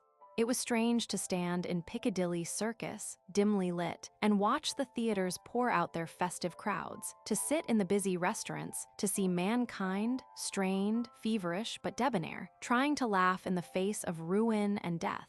It was a London of extremes, the wounded silently borne from Charing Cross, the beautiful living swept out in the deadly maelstrom at Victoria Station, the painted women gaily surrendering to the rabid hunger of youth in arms, full-blooded and reckless, the air of intense expectation of fresh development, the swift rise and fall of national heroes, the craving for a strong man to lead the nation to victory. It was while watching the crowd surging into the Piccadilly tube entrance that John's heart suddenly leapt up in surprise. Surely, yes, it was the undisguisable Marsh, and yet, John stared a moment. A tall, sun-browned youth in kilts, with the black and red hose of the Black Watch, was laughing down into the face of a girl whose hand rested persuasively on his arm. She was pursuing her profession, the oldest under the sun, with all the usual assets, the flaunting white stole over the shoulders, the large beaded vanity bag, one hand gloved, the other thin, manicured and nervous, glittering with rings, too large to be genuine. There was something pathetically obvious in the loud declaration of her clothes, the challenge of her carriage, the provoking tilt of her hat over large, observant eyes. She had found her object of a night's passion and pay, the human agent of bread and rent. Here was another youth, beautiful in his strength, snatching at a brief expression of manhood as a pleasurable anodyne for an approaching ordeal. She turned, and the young officer half hesitated. John moved forward. "Marsh," he said quietly. A malevolent look glittered beneath the dark hat. The tall youth peered at the intruder half resentfully. Even then, he seemed confused. With a shock, more of pain than disgust, John saw that Marsh was not quite sober. "What are you?" began John, when Marsh's senses cleared. "Scissors, by God, this is great." Then, awkwardly, he grew conscious again of his company, insistently standing by him. "This lady is. That's all right, Marsh, where are you going?" asked John. "He's coming home with me," said the girl sullenly. John put his hand in his pocket and pulled out a note. "This is an old friend I've not seen for a long time. I want to talk to him," he said quietly, putting the note in her hand. Defiantly, she thrust it back, and her mouth, hard and unpleasant, curled malevolently. She was balked of her prey. "Keep your BL, money, I'm not depending on missionaries," she snarled. John looked at her calmly. "I'm sorry, I did not mean to offend you. Then you will join me at supper with my friend."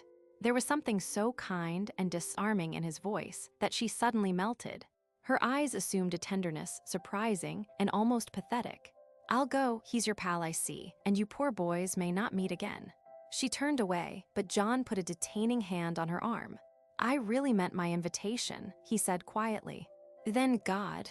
The horror of it, she momentarily misinterpreted his insistence, and involuntarily her professional air returned, only to be dispelled again by the kind cleanliness of the young man's eyes. "No kid, thanks, I guess I'll pick up a boy." John put his hand in hers. "No, in memory of our meeting, have a holiday," he added lamely. This time, she let the note rest in her hand. He thought she was going to cry, but suddenly she turned and was lost in the passing crowd. Marsh stood there, silent, bemused. John said not a word, but called a taxi and pushed his friend into it. In the darkness, Marsh sat huddled up. They were speeding down Piccadilly and turning by Hyde Park Gate when he seemed conscious that he was being carried away.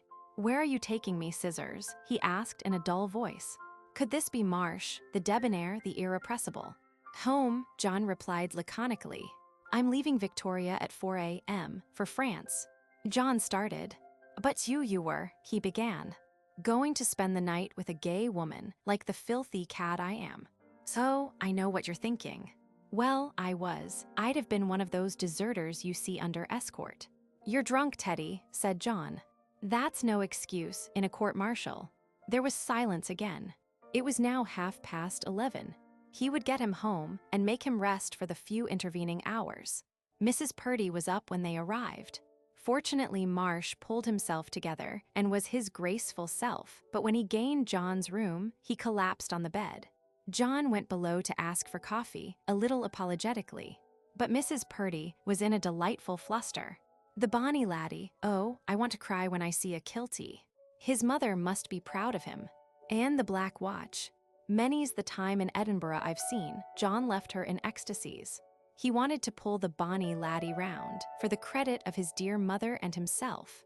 But Marsh had recovered and was sitting upright in a chair. He had been brushing his hair and straightening the thin khaki tie. "I suppose you're thinking," started Marsh bitterly. "What a stroke of luck it was. Jove, Teddy, it does me good to see you." "But where have you been?" cried John. And the other, seeing he had no intention of alluding to the circumstances of their meeting, took the hint. "This is the end of 2 years' resistance to the folly of mankind," said Marsh in a laugh that had no mirth, as he stroked the sparran over his knees. "It's been a long, disagreeable story. Let's see, we parted at Boston in August 1914. Lord, it seems ages ago. I went home, and then the battle began. I didn't believe in war. I don't believe in the war," he added with emphasis, "and I've gone through hell for my belief. I'm not going to give you a recital of it all. The badgering of one's relatives, the sneers, the fierce old ladies who asked if I didn't think I ought to go. And the maters had it too. They made it so unpleasant for her that she never goes out now. Well, I've stuck it out for 2 years, and hell every minute of it. Scissors, I'm just nowhere at all. I went to some of the meetings held by the conscientious objectors, but they made me ill. Most of them are long-haired fanatics, living on vegetables and cram full of isms. They've got courage, there's no denying that. It takes more courage to stay out of this war in face of public opinion and calumny than to go into it, but they seem to enjoy their persecution and welcome it. I can't, it's misery not to be along with all the boys, but I've stuck to my belief until, oh, scissors. He bent his head forward, burying his face in his hands, and cried like a child. John moved and sat beside him on the arm of the lounge chair, placing an arm across his shoulders. Teddy, old man, I know it must have been awful, you needn't tell me. Marsh lifted his head again and blew his nose very hard. Until, scissors, he continued determinedly. One day, a year ago, I was at Paddington Station and saw Bobby coming down the platform.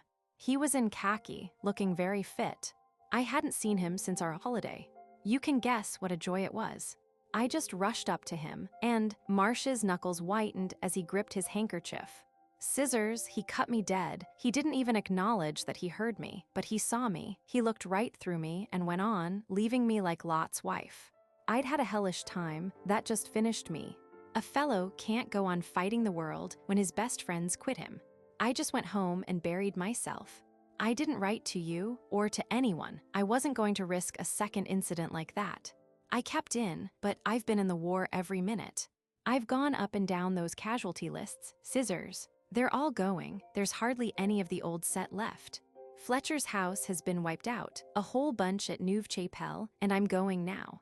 I don't believe in the damn war. It's mad, it can't bring anything but indemnities, starvation, hatred. Every day I am more convinced of the insanity, the beastly, selfish filthiness of it, with all these horrible old politicians making speeches out of it, the businessman doing his bit, as he calls his plundering, the fierce old women lapping up German blood like vampires. I've deserted, scissors. I've funked the battle against it. I can't carry on this lone fight any longer. I enlisted a few months ago, been training at Salisbury, and here I am, a tailored product of Scott 80, Highland Outfitters, and one of our darling brave lads ready to die for his country. He laughed bitterly at the wry humor of his position. I'm going to disembowel some mother's son I've never seen. They have been working us up to blood fury on stuffed sacks. I've learned how to draw out my bayonet with a twist, and when I've blotted out the light of life in half a dozen mothers' hearts, a more expert pig sticker than I am will blot out my mother's happiness. And it'll go on and on for years, till there's hardly a sane, able-bodied fellow left, and then one side will crack, and the political and financial ghouls will gather over Europe's corpse and exact terms and wave flags of victory. Marsh stood up and paced the room. Where's the sense of it? He cried, stretching out his hands. What has victory to do with justice? The strongest wins, but it doesn't follow the strongest is right. His eyes softened. And scissors, those kids in my platoon, there's not one of them 18 yet. They're just babies and I mother 'em night and day. You know how puppies are, with clumsy paws and trusting eyes. Well, they're just like that, scissors. And when they're sent into the line, here his words choked him. Mrs. Purdy entered with the coffee, and with further exclamations of delight, offered all kinds of service. With many thanks and refusals, John got her out of the room again, but not before she had asked to give the young gentleman a kiss. As if I was your ain mother, bless her, and God keep you safe, she said, retreating to the door with tearful eyes. Marsh seemed better for having unburdened himself. John wanted him to have a nap, but he would not. Let's talk, scissors, till it's time. We've such a lot to say, and you never know, we may. Oh, rubbish, Teddy. So they talked, and the old days with their golden careless hours all came back again. Remorselessly, the clock crept on. At 3, Marsh said he would have to go. He had his kit to get at the luggage office. John went with him. They walked along the silent, unlit streets. At Victoria, there were signs of life. Figures in khaki loomed out of the darkness. For a moment they halted, the sound of marching feet came down the Buckingham Palace Road. Ghostly they sounded in the night hush. A little group under the flare of the coffee stall watched them pass 1,000 strong, burdened with kit, obscurely leaving the homeland many would never see again. Marsh and John watched them pass, grim faces, pallid in the dim light, a few whistling out of bravado, but apathetically silent, most of them. They followed the detachment into the lighted station, past the barrier at the departure bay. Marsh found a carriage full of other officers, some half sleepy after long night journeys, two saying farewells to their lovers, one very drunk, alternately blasphemous and maudlin, kept in control by a friend. The doors slammed, a shrill whistle cut off the useless scrappy conversation. Their hands met in a firm farewell clasp. They could not trust themselves to speak. The train moved. Marsh, with a final forced smile, looked at Scissors, equally mechanical in response. A yard now apart, 2 yards, the train diminished, the carriage faded, then 2 red lights receded in the girdered darkness. After that, a mist and the heart's desolation. The next morning, the Daily Post rang up, asking him to call at once, and the same voice told him that news had just come of the death of Ronald Stream. It was difficult for John to realize that the death of one so exuberantly young was possible. He had a vision of a night in a room at Cambridge when he had talked there, so radiant and intensely interested in anything, and so much the young god in his beauty and zest that John had felt shy of approaching him.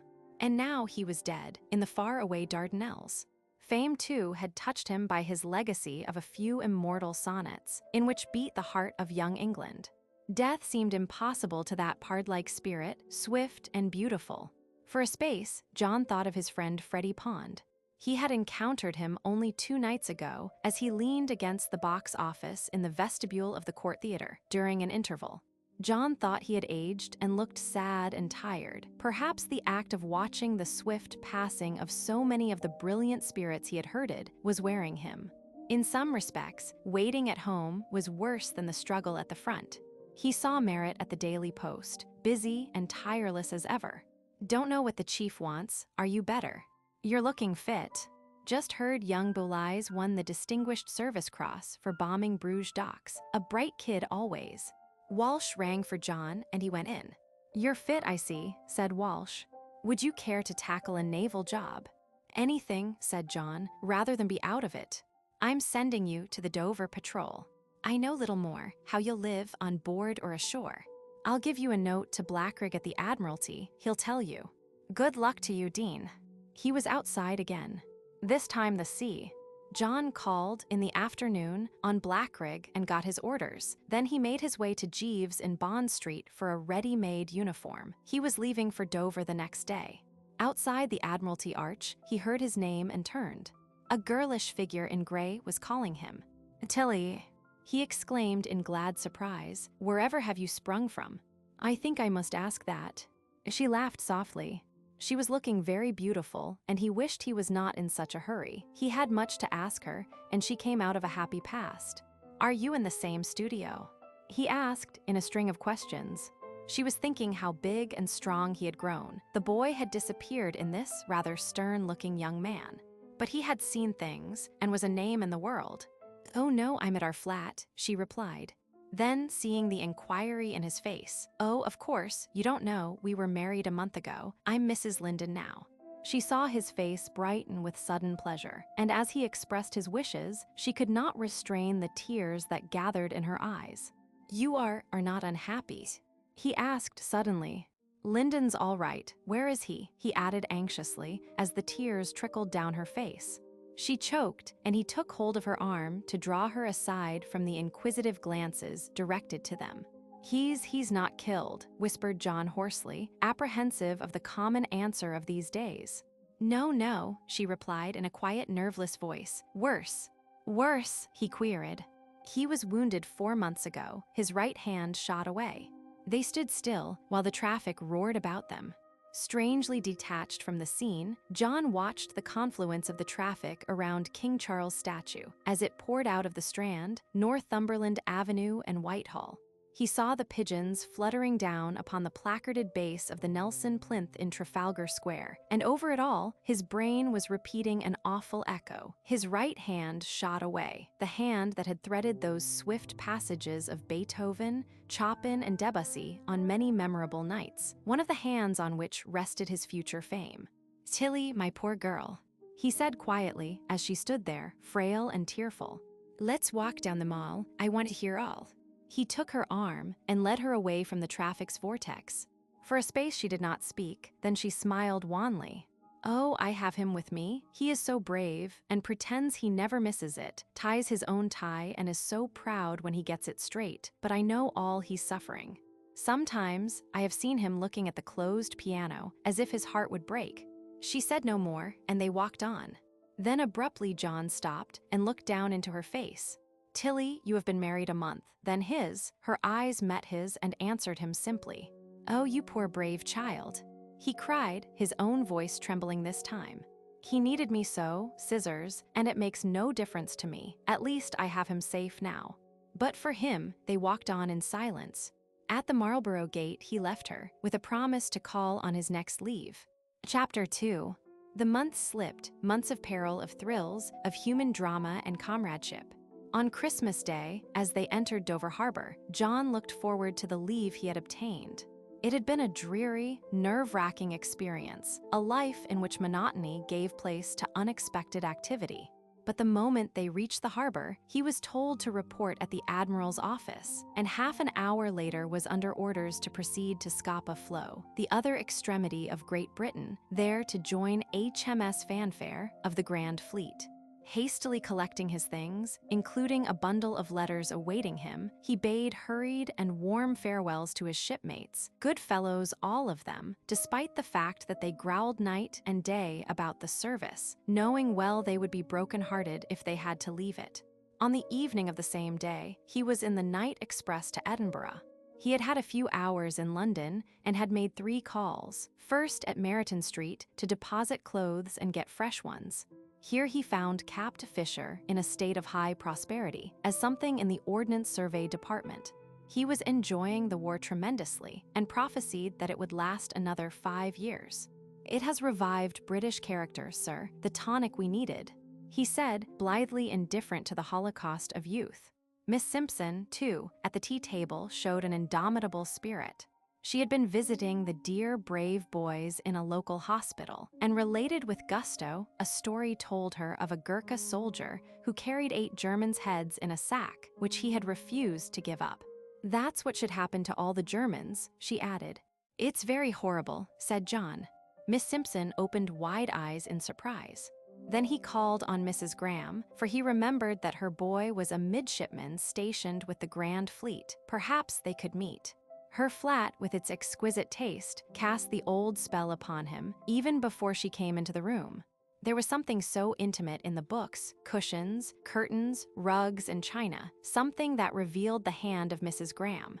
She greeted him with great pleasure, made him talk, and as he did so, he sat wondering at her beauty, the lovely order of her hair, the music of her voice.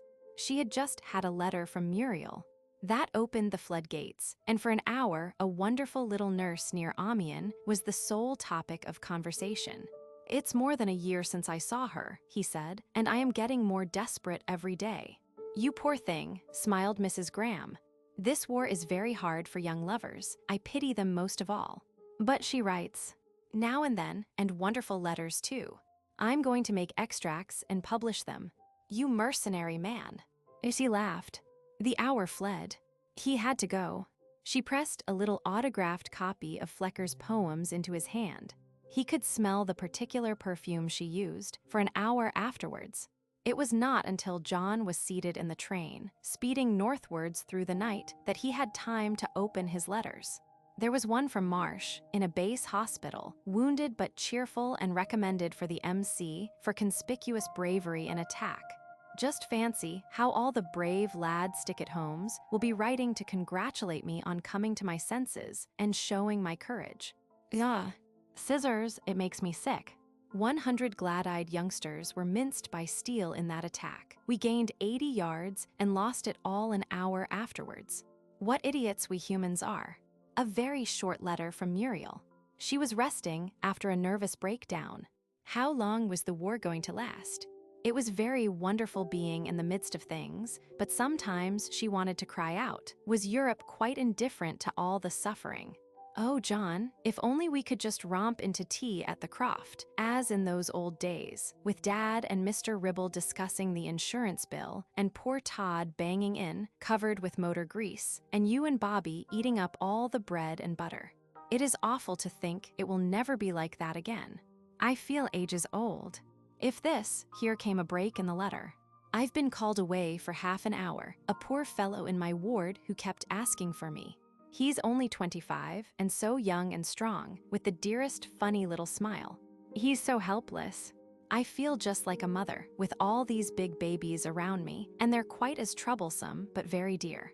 I begin to realize, John, that I had never really lived. I see things quite differently, and you'll probably find me another kind of Muriel altogether. I expect you've changed also. Haven't all values changed these days? We lived in a very little world once and thought too much of ourselves. He dropped the letter, a chill had come over him. Was it envy of those big babies, and particularly the one with the dearest funny little smile? Changed? What did she mean by that? He hadn't changed, why should she? True, they hadn't met for a year, and she had not written lately. Why had he not insisted on their marriage? He laughed then, a little uneasily at a thought that said, "You're jealous," and read on, "It was very wonderful when you wrote about our settling down when it is over, if ever. Somehow it seems too much to hope from life. Things were getting very crazy in 1914, and I feel this war is putting our relations on a more sensible basis." A more sensible basis? What on earth did the girl mean? Was she getting unnerved? He read the sentence over again. Yes, he must insist on their marriage. She wanted a controlling hand. This war was too much for her. With this resolve, he read on again and became easier in mind. John, I couldn't leave this now like this, with all this life going on. It must be terrible for women to sit and wait at home. Poor things. I read some of their letters to the men here, and I nearly break down. I am feeling a little shy of you, John. You are so famous now. The nurses here bring me cuttings about you, and in the mess room, there's a sphere photograph of you coming down a gangway. I love the naval uniform, and to think that I've never seen you in it. Be kind to all those dear little middies. They must feel so lonely on that big dreary sea. John smiled as he put the letter away. At that very moment, one of those dear little middies lay with his head fast asleep on John's shoulder, where he had slipped over. He would have to tell Muriel that they detested being called dear, little, or middies, and that the average snotty could be entrusted to look well after himself. There was another letter from Bobby. He was not fit for foreign service, and he had been given a post at the War Office. Miss Piggins sent a pair of woolen gloves she had knitted in desperate moments, for Chawley School was now a hospital for the wounded, with Mrs. Taubin as commandant, very successful, her firmness keeping the men in order. Mr. Taubin was a chaplain at the front. She had had a piece of Egyptian pottery sent by Mr. Woodman, who was a lieutenant in the yeomanry stationed near the Suez Canal. Having read his letters, John surveyed his carriage, thinking of sleep. He had been unable to get a sleeping berth, but there was only the snotty and himself in the compartment. That young gentleman had been solacing himself for his departure from home worship and civilization with a copy of La Parisienne and the semi-nude mademoiselles therein, all of whom appeared to spend their time dressed only in chemises, sitting on the knees of officers. John reflected on the necessity of a press censor for the safeguarding of snotty's morals. The immediate problem was how to dispose of this lad without waking him, if possible. John looked at the face on his shoulder. It might have been a baby's, so fresh and unwrinkled, with a little red mouth through which a row of white teeth just showed. Very quietly he lowered the lad until he was reclining on the full length of the seat, pulling his legs up in tailed risk, but it was done, and the navy slept soundly. John made himself comfortable and dozed off. He was awakened by a ray of sunlight striking his eyes. The train was standing in a small station. Looking out of the window, he saw a group of houses, all brightly yellow in the morning sun. A slight mist and a chill air told him it was early morning. And there was the smell of the sea in the air. A great range of blue mountains loomed in the distance, with a flat estuary between and the tide out. He was alone in the compartment, but in a minute or so, his companion returned along the platform, fresh-colored and bright-eyed in the nipping air, bearing 2 cups of steaming coffee. "Will you have one, sir?" he asked. "I'm awfully sorry I went to sleep on you last night. Did I push you off the seat, sir?" John laughed and explained. "Where are we?" he asked. "Bonner Bridge. We're on the Highland Railway now, sir. We've passed Cromarty Firth. We've got a dummy fleet in there to diddle Fritz, then through Sutherlandshire, jolly wild and desolate over those moors all the way to Thurso. We'll be there by tea time, sir." The boy chatted away brightly. This was his second journey. He was proud of being a veteran. He had been in the Jutland battle, blown into the sea, and picked up from a grating by a submarine, along with 5 survivors of a crew of 800. The day drew on, noon passed, still they climbed northwards. They were in desolate regions now, with tiny hamlets set in the wild moors. There was a feeling of great space, and the silence was broken only by the cry of a bird. They passed Dunrabin Castle, standing high and lonely on its promontory, overlooking the desolate sea. As prophesied, they reached Thurso at tea time. A motor omnibus took them along the coast from Thurso to Scrabster, the point of embarkation. Here John parted from his young companion, who gave him the smartest little salute, bestowed on admirals and admiring young ladies only. John boarded a destroyer. Half an hour later, entering a gate made by 2 drifters which lowered a boom, he saw the fleet. There it lay, enormous, like floating animals asleep on the water, glittering with the afternoon sun. Here was the strength of England. It was a sight to quicken the heart. From his place on the bridge, to which the skipper invited him, John surveyed this gray steel city of the Brotherhood of the Brave. The sea mist seemed to cloud his eyes. That night, he met his fellow officers, walked over the ship, a new model of the Dreadnought class, installed himself in his cabin, saw his office with typewriter, clerk's desk, and telephone to the wireless room. He interviewed his Marine orderly, a stocky little Cockney youth, shining all over like the breech of a gun. He slept soundly that night, awakened early by his orderly with a hip bath, hot water can, and carefully brushed clothes. At 10, a cutter came to take him to the flagship to present his much-examined credentials. A smart flag officer met him at the top of the companionway and conducted him below. The commander-in-chief would see him in a few minutes. John waited on the deck flat. Rear admirals entered and emerged from the white-enameled, brass-handled door on his right. There seemed to be a staff of flag officers in attendance, all young and alert, with their gold lace and showy aigults drooping from their shoulders. Half an hour passed, John growing more nervous every minute.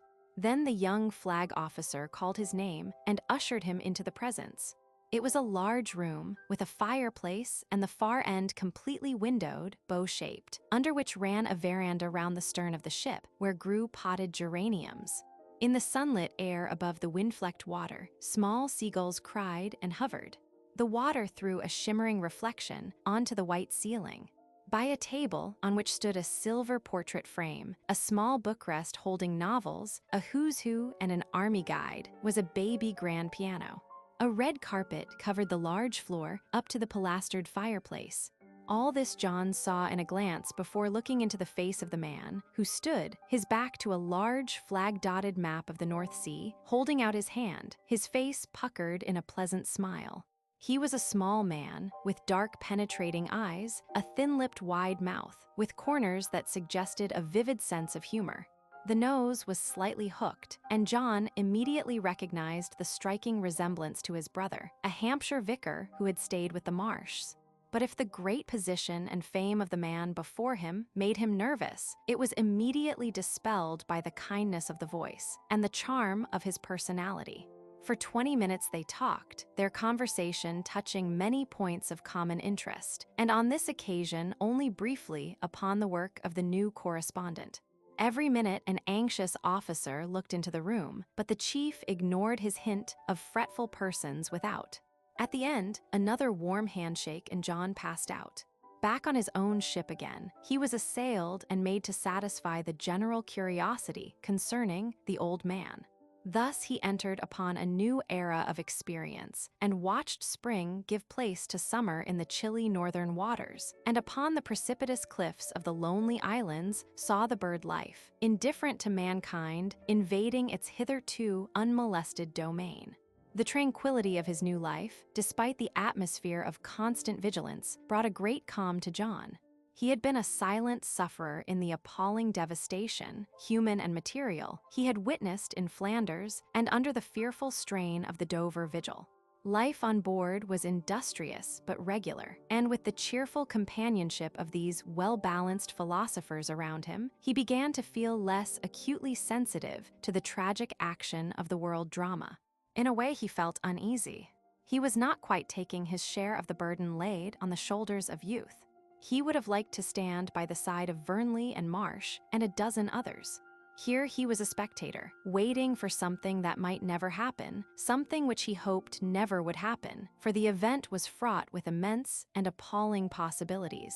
Often John stared, hypnotized by the sleek, quiet power of the long guns that moved so slowly in the morning air like cautious antennae.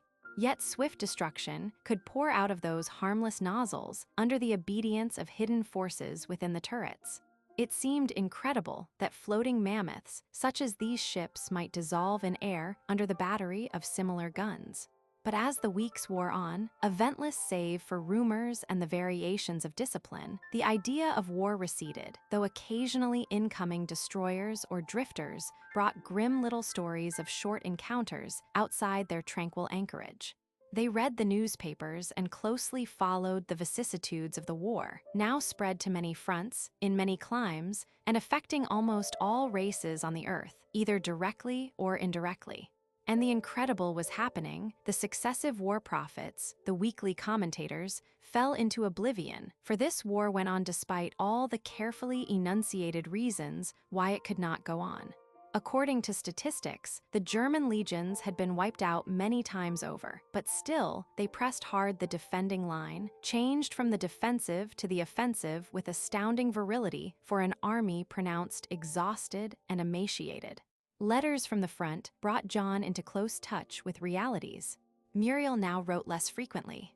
Her hospital work grew heavier. He could discern the heartache underlying some of her words, sometimes an impatient note of protest against the politicians gaining wordy victories, while wrecked humanity poured into the hospitals to be botched up and start out again, until the human shuttlecocks fell, never to rise.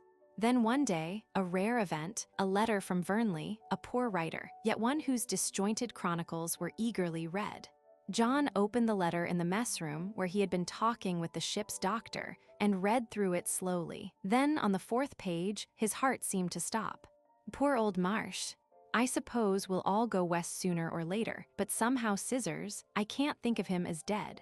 He was so full of life, such a tireless beggar, and such a fund of fun in him. I'm tormenting myself with the thought that I once behaved rather silly. I cut him on a platform one day before he joined up. I know it hurt. I wanted it to. He told me so later when I ran across him here. Thank God we put it right. Still, I hurt him, Scissors, and he was too dear a chap for me to behave like that. And I'm coming to think he was right, the more I see of this bloody mess, with no end to it, and all of us wondering why we stand it. John put the letter down, numbed. He watched a destroyer through the porthole, passing on, saw a gull wheel and turn, with a silver glint as the sun caught its wings, heard the siren of HMS Oak, speeding on its message-delivering mission. All these things went on about him, yet they were in a picture, only he was the unreal thing. Marsh gone. How could that be with the morning so fresh and active, with so much life about? Surely he would walk in here, and with a laugh, clap him on the shoulder, with something thoroughly absurd to say. Dead. Why fellows like Marsh could not die. His thoughts flew away to the rambling vicarage. He saw Mrs. Marsh sitting at the piano under the lamplight, saw Mr. Marsh in his study, pipe going, the nation in his hands. Could life go on, and Marsh not be part of it? Hours passed before the significance of it became clear to him, but a week passed before he was able to take up a pen and write to Mrs. Marsh. That terrible task performed, he felt now prepared for anything.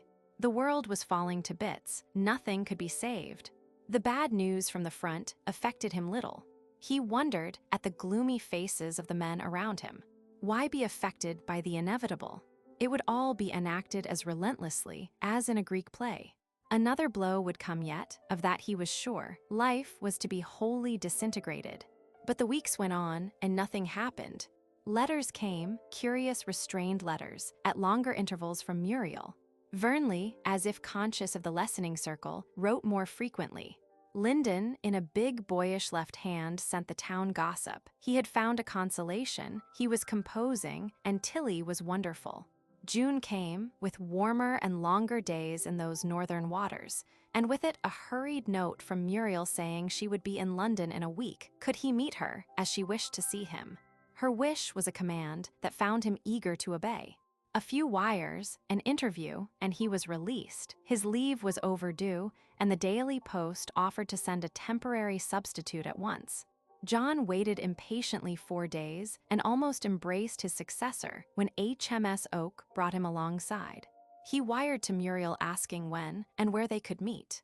On Friday night, he was back in London, more wonderful, more beloved than ever to the exile, and found a reply at Mrs. Purdy's bidding him meet her in the lounge at Claridge's on Saturday evening at 7. He pictured her, waiting for him there in a chic nurse's uniform, and to be worthy of her and in celebration of the great occasion, he put on his best service jacket. He was there at 5 minutes before the hour, and to his surprise, she was already waiting for him. He rushed towards her with impetuous boyish joy that raised smiles on many observant faces around. Her greeting was more restrained, and her calmness steadied him. How splendid she was, and how lovely, he thought. She had changed, of course, but she was the more Muriel for all that. "We've a private sitting room, let us go upstairs," she said, when he had let her withdraw her hand. "You're staying here?" he asked, surprised. "Yes," she answered. There was nothing said in the lift. He could only look at her, but once the door had closed upon them in the small hall opening on the tiny sitting room, he put his arms out to take her into them. "Darling," he whispered, but she seemed too agitated with nervous joy to respond, and led the way into the room, where she immediately sat down. Even then, he did not see that she was slightly unnatural, as under a strain. The first indication was her voice, as she pronounced his name. He looked at her more observantly. A dumb pain in her eyes, which met his with a quiet strength, caused his heart to sink a little. "Muriel, there's nothing wrong." She looked down at her hands a moment, and then up at him as he stood over her. Something in her whole attitude struck him as piteous. He sat down opposite her. "John, dear, I am going to hurt you terribly. If you cannot forgive me, I shall understand. I am no longer Muriel Vernley. I am Muriel Harvey." He looked at her. What was she saying? She was unnerved, he could see that. This strain had been too much for her. But in that brief silence, she saw by the kindness in his eyes that he had not understood. "I am Mrs. Frank Harvey. John, I'm married." And to make her words clear, she held out her hand with its ringed finger. Even then, he just looked at her, and she saw that his eyes were those of a troubled child. "Muriel, you can't mean it. How can you be married?" he cried in a low voice. This time she could not look at him. She did not want to see the agony that was coming. "I cannot ask you to forgive me, John. I know that, and if you think hardly, perhaps I deserve it. But oh, I don't want to hurt you. I don't, John. He had risen now and had gone over to the window, his face turned from her, looking down into the well of the building. What was he thinking? "It's incredible," he said huskily, after a pause. "You cannot make a fool of me like this, Muriel, you can't. Why, it's impossible." He burst out, turning and spreading his hands wide, and then seeing her face clearly for the first time, he knew it was true. She was talking now, words, words, words. What could a woman say worth listening to by a man thrown on one side like a discarded doll, and he knew it all. Of course she had met him in hospital, there was no need to narrate all that. He had appealed to her sympathies. But he blamed her, not the man, who only pressed his opportunity. He assumed a calm attitude until she had finished, as though he had not really heard, for he was busy putting on a mask, determined she should not see how cruelly hurt he was. Once out of the room, he could face the thing squarely, but here she must not see. "Of course it has all been very silly, our boy and girl romance," he said, as lightly as he could, and he found a slight pleasure in noticing he had hurt her, for she paled as she stood up. "Silly, you cannot think it was that, John," she pleaded, and his heart smote him, but pride insisted on the mask. He held out his hand formally. Goodbye, Muriel's. Would he go like this, she thought, so blind to her terrible trial? A noise behind made him turn. A key was being fitted in the lock. She saw his face set, and its sudden tension told her more than his voice or words had betrayed. There was the sound of voices. One he knew well, would have rejoiced at on any other occasion but this. It was Vernley's. And the other. John's eyes met Muriel's, and they felt their hearts throbbing in that long moment. The door swung open and Vernley entered, following a young man, an officer, fresh-complexioned and of medium height and build. "John!" cried Vernley, holding out an eager hand, but John was looking at him. "Frank," said Muriel quietly. "This," the man interrupted her eagerly. "Muriel, I'm getting on fine. I've put the key in myself. Don't move, I know where you are, watch me. There's a window on the right, the lounge on the left wall, you're standing by it, and a chair here," he cried, touching it lightly with his fingers as he walked forward. "Frank, this is my friend, Mr. Dean," she said. The young officer halted, his hand raised for a moment. "Oh, sorry," he cried cheerfully. "How do you do?" He turned and held out his hand, but in front of John, a little to the left as though he might be there, and the face turned that way, smiling at him. A glance, and John took the misdirected hand and looked into sightless blue eyes. "How do you do, Mr. Dean? Glad to meet any of Muriel's friends. I'm rather sudden on the scene, eh?" He laughed boyishly. "And they'll wonder why she's got this blind old warhorse, won't they, Muriel?" His laughter would have been infectious at any other time, but now it echoed as in an empty room and was engulfed in silence. Vernley, watching it all, stood by the door. Muriel was crying now. The blind man stood gripping the chair, sensing something unusual. "I must hurry away now," said John. "Goodbye." He shook the soldier's hand again, then moved towards Muriel, and without speaking, raised her hand to his lips. For a long moment he held it so, while she looked down on his bowed head mistily. A moment later, he had closed the door behind him and was in the corridor. But he was not to go alone. Vernley hurried after him. "Scissors, my dear old scissors," he cried, taking John's arm as they walked towards the lift. "It's a mystery, I don't understand it, I'm sure she. Oh damn, you know what I mean. Let's go somewhere, I'm all upside down." The lift took them out to the world again. Chapter 3. They were very patient with him at the office of the Daily Post. He delayed his return to the Grand Fleet again and again. Merritt, with an observant eye, saw that the young man was on the verge of a nervous breakdown, but he could not disguise his surprise when, after 14 days' absence, during which they had no word from him, Dean entered his room and said he could not go back to Scapa Flow again and wished to resign. Merritt stared for a moment and poured out a flood of reasons against such preposterous folly. There was his duty to the paper, which had given him his chance and helped him to fame. Would he let Walsh down in this manner? What of the public that read his dispatches so avidly? It was base ingratitude, sheer folly.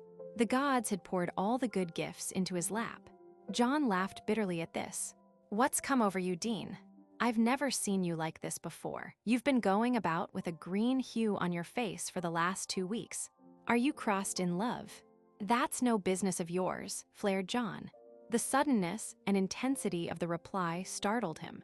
Merritt veiled his surprise. He had touched a secret spring somewhere. "Oh, I'm sorry, Dean, but you're getting a little difficult to deal with." "I'm sick of life," said John, dropping into a chair and beating a tattoo upon the table with his hands. Merritt let him brood a while. "What's the matter?" he asked. "Are you tired of the Navy?" "No, but I want to go away right away." "Well, go back to France." "I'll speak to Walsh." "No, that's too near. Right away if I go anywhere." Merritt looked at him, but said nothing. John rose. "Come in tomorrow. Walsh may want to see you." "Right, and I want to see him." "Merritt, I've decided to throw it all up, this correspondent work. I'm going to join up." If Merritt felt like falling, he did not show it. He was sure now that the strain had affected the boy's reason. "Oh well, you'll be a quitter if you do." "How?" With a pen like yours, you've a duty to perform. Haven't you thought of all the people who read newspapers for a gleam of comfort? You've a sympathetic note in your work, and many a worried mother's had a little more hope to hold out with after she's finished your column. It was the first time Merritt had praised him. If you want to go, you'll go, of course, and we can't stop you, but you fall in my estimation. If it's England you want to get out of, well, we want a man in Mesopotamia. Mesopotamia, the East. Again and again, John's thoughts had traveled eastwards. In the last few weeks, a deep longing for the skies of his boyhood had possessed him. He wanted to throw off all the Western civilization, now curbing and fretting him. If you'll send me there, he replied quietly, I'll carry on, but I want to get right away. Merritt had won his point. John promised to return and see Walsh in the afternoon. The subsequent interview was short and satisfactory. He was to sail from Plymouth in a fortnight, his ultimate destination being Basra. It's strange, Dean, but I didn't care to propose this when I first thought of it some time ago, said Walsh, as he bade him goodbye. I thought you'd dislike being so far from your home base. Downstairs again, John, with the words home base echoing in his ears, laughed to himself. What home base had he here in England, with friends dying in every trench and the world tumbling in ruin about his ears? The East, that was, after all, his true home base. He should never have left it. To this hour it called him. Its witchery was in his blood. Almost he could smell the distinctive odor, hear the jingle of camel bells as the caravans wound out along the old highways. And then a pang of regret smote him. He had friends here, good friends. Ever since that terrible night when his whole future had collapsed like a pack of cards, Vernley had been assiduous in his attention. They had passed the ensuing days together, doing nothing in particular, strolling here, eating there, talking of everything but the one thing that obsessed them both. Once only had they faced reality. I can't think why she did it, Scissors, I can't really. She must have been deranged with all she'd seen, and her pity overcame her. Women are at the mercy of moods. I've not spoken to her yet about it. I daren't trust myself at present, but when I do, John put a detaining hand on his arm. Bobby, please don't. It can make no difference now. Perhaps we are all wrong. The whole world's upside down somehow. I don't want to feel bitter. I'm not going to feel anything again, I think, and if she's happy, she can't be, Scissors, interrupted Vernley vehemently. Then she is suffering too. Don't make it harder. It's her fault, no, it's his. I think he's played upon her sympathy. He caught her with a, Bobby, don't. We can't hit him now as he is. Vernley whisked his stick through the air, as though beating his way through a tangle. They walked on in silence. Suddenly he stopped and confronted his friend, his face quivering, his voice ringing with suppressed emotion. Scissors, you're a wonderful chap to take it like this. God, if it had been me, I'd have. Faced it, Bobby, said John simply, but why talk about it anymore? But his calm belied him. To the wondering Vernley, it was marvelous self-control and astounding resignation. Even Vernley did not realize that his friend had sunk so low in the waters of despair that a numbness was upon him, that light and air were no longer the craving of life. He was drowning, and the first fearful struggle had given place to a benumbed acquiescence in fate. Yes, light and air had gone, that was cert.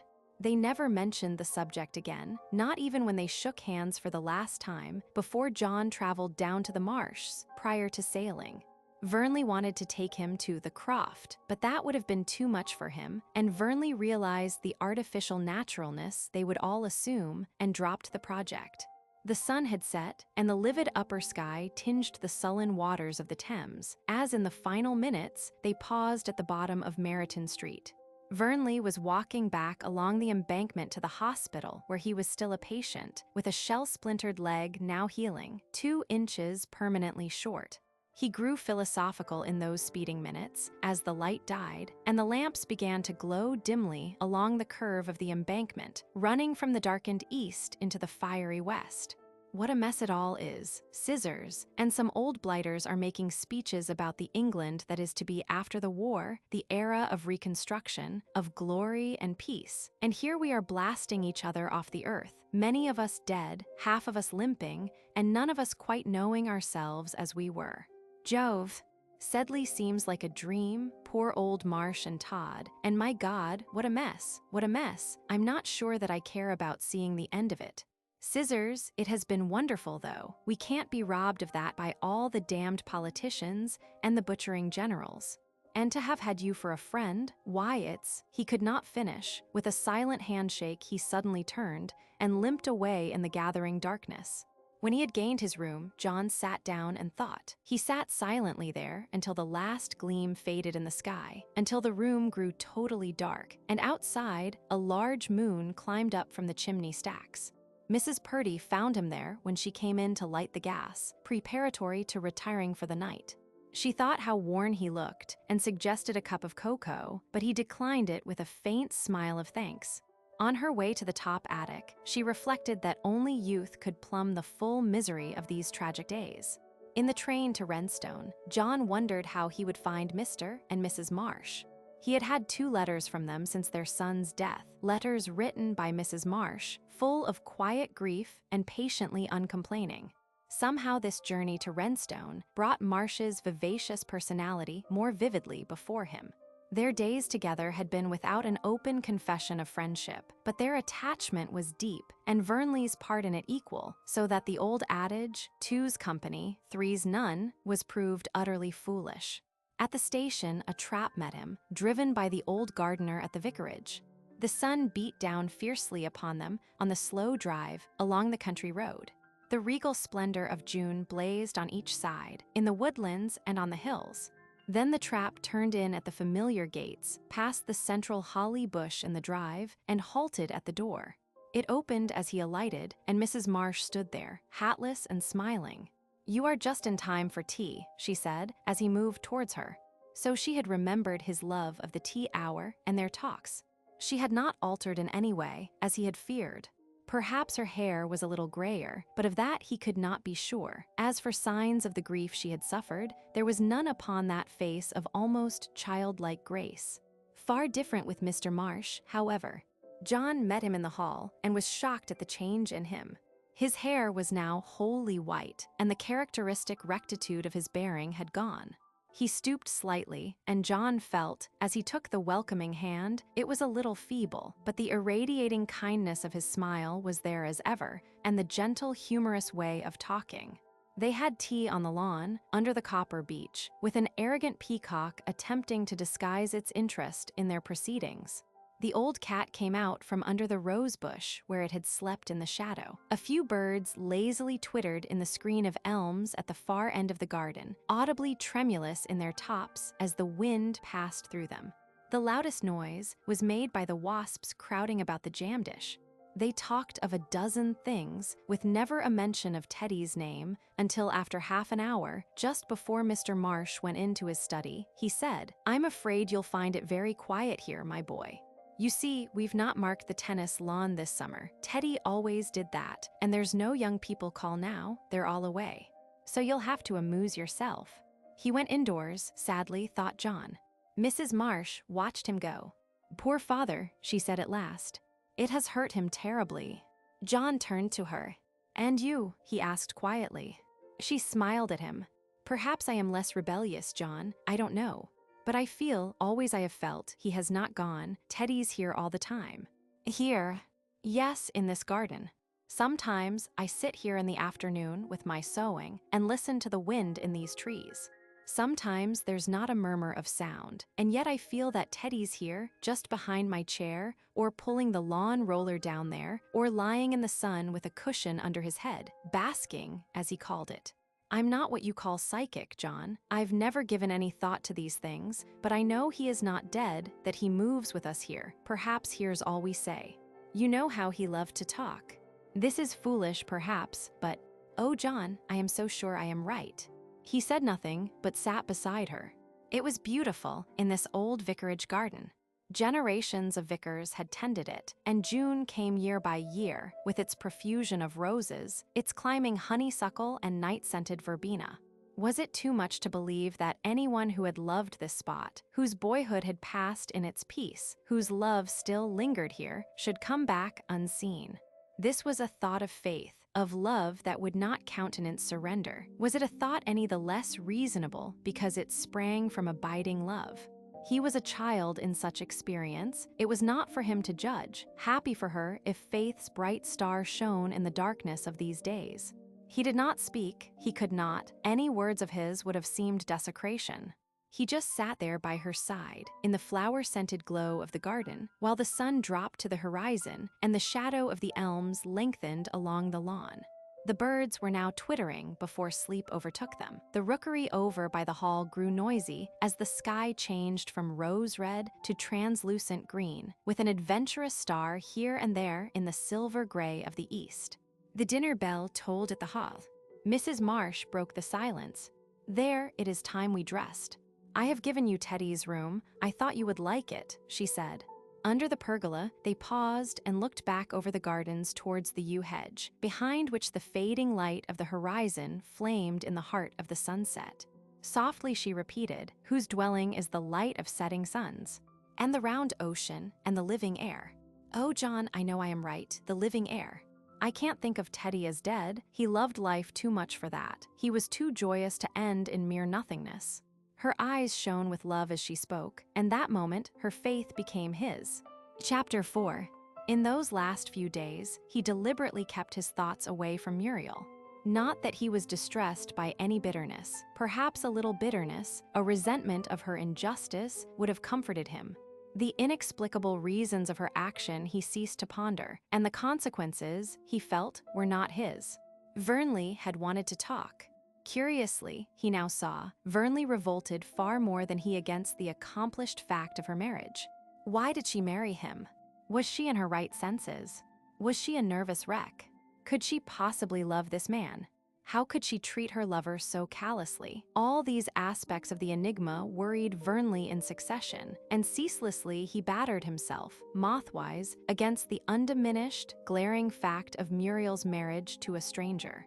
All this had not helped John, and he had tried to make Vernley see it, but the latter fretted ceaselessly against the finality of her folly. "I don't understand women, I don't really. If ever a girl was madly in love, she was with you.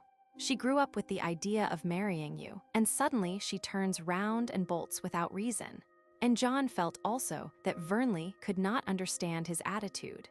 Vernley did not realize that henceforth he had ceased to feel anything, that he was just numb to life. Muriel had written after that dreadful interview. She made no excuses, gave no explanations, only she wanted him to know that always he had been first in her thoughts.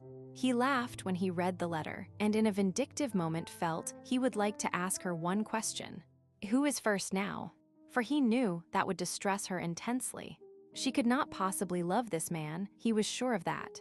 She had mistaken motherliness and the protective instinct for the deeper emotions of love, and in a temporary aberration had seen in self-sacrifice something greater than a love which had encountered no real obstacles.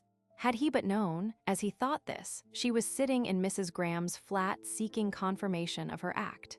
Mrs. Graham listened to her sympathetically, but gave her no comfort, for she affected no compromise with the hard fact that Muriel had not married the man she loved. "Am I to blame, Mrs. Graham? Oh yes, I am, but he must know I am not callous, that I still," Mrs. Graham smiled gently and took the nervously clasped hands in hers. "Muriel, in all you've said when you have said him, you have meant John. Need we disguise that? You can no more explain than I can. We women will never know why we throw away our lives." At that the young wife broke down and wept in the other woman's arms. "What can I do? What can I do?" she implored. "Nothing," said Mrs. Graham. "My dear child, you are not the first or the last sacrifice to impulse. You are not going to suffer long. Your husband needs you so greatly. And I think we women, if we realize it early enough, are only lastingly in love when we are happy in self-sacrifice." She felt Muriel quiver in her arms and held her a while. Half an hour later, composed again, she went, but not before she had talked of her husband, of his cheerfulness, his eagerness to follow all she did. He had planned their whole life together, and she was not to realize she had a blind husband. It was well she had not stayed to tea, for scarcely an hour had elapsed when the bell rang. Instinctively, Mrs. Graham knew it was John. That he would come, she had never doubted. His confidence in her had touched her from that moment of boyish ardor in which he had acted as self-appointed cavalier on their first meeting at the Croft. When he entered, she saw that he had changed. He had put on a mask, of that she was sure. "Muriel has just gone," she said straightly, looking at him. "Oh," he replied, but with no surprise or embarrassment. They sat down to tea. He talked of the Marsh, of their garden, of how Mrs. Marsh bore her loss. Mrs. Graham watched and let him talk of anything but the subject on which he really wished to talk. Then quickly, as he leaned over to take a piece of bread, "How is Muriel?" he asked, without a tremor in his voice. "She has been here and talked to me, John. It's no use our putting masks on. You know she loves you still." He sat silent for a few moments, then twisted his handkerchief in his hands and looked down into his teacup. "I never thought otherwise," he said at last. And then, dispassionately, he told her his plans. He was going away, he was going to keep away. He would never forget, of course, but she might, and that would be half the battle. If they met later, and she showed that he had ceased to be first in her love, then he would not find it so hard. To go away, to stay away, only that offered hope for them both. Mrs. Graham smiled in his face as she said, "That is a desperate remedy," and although nothing had betrayed him in his voice, his eyes were full of dumb pain. "But John dear, perhaps you will be unable to stay away. Had you thought of that?" He laughed now, bitterly, she thought. "Then I must make it impossible for me to return, but no woman can mean all that to a man," he added fiercely. "After all, love is the whole of a woman's life. It's only part of a man's. He has other interests." "You don't mean that, John, dear," said Mrs. Graham quietly. "I do." "You don't," she reiterated, looking at him steadily. For a moment he returned her look boldly, while her hands closed over his on the table. Suddenly, his eyes filled with tears, and he bowed his head over her hands. Neither of them spoke for what seemed a long time. She saw he could not endure this strain, and came abruptly to earth. "More tea, John?" she asked, withdrawing her hands and smiling at him as though they had been foolish. For the next hour, they were very practical. He explained his plans. The prospect of his work filled him with lively anticipation. "You know, I feel as if I were going home, as if I had a home," he said, "and if I hear Turkish spoken, although I have forgotten it all, I'm sure I shall lapse into those Amasia days again. I had a great friend there, a fellow called Ali, a Turk. I often wonder what's happened to him, whether he's been smashed up in it all. It's a silly world. Here I am, his official enemy, and we were sworn brothers. Look, I've still got his talisman here." He opened his shirt and pulled out the moonstone with the word Kismet inscribed upon it. "What a beautiful thing," cried Mrs. Graham. "Would you like it?" he asked impulsively. "No, John, you must not part with it after all these years, and he gave it to you to keep. But it's only silly sentiment, Mrs. Graham. Sentiment is not always silly, John. Kismet, who knows?" He laughed out gaily, and she was glad to hear him laugh so. There was the ring of youth in it still. "Very well then, I'll wear it because of you," he said. "And Ali," she added.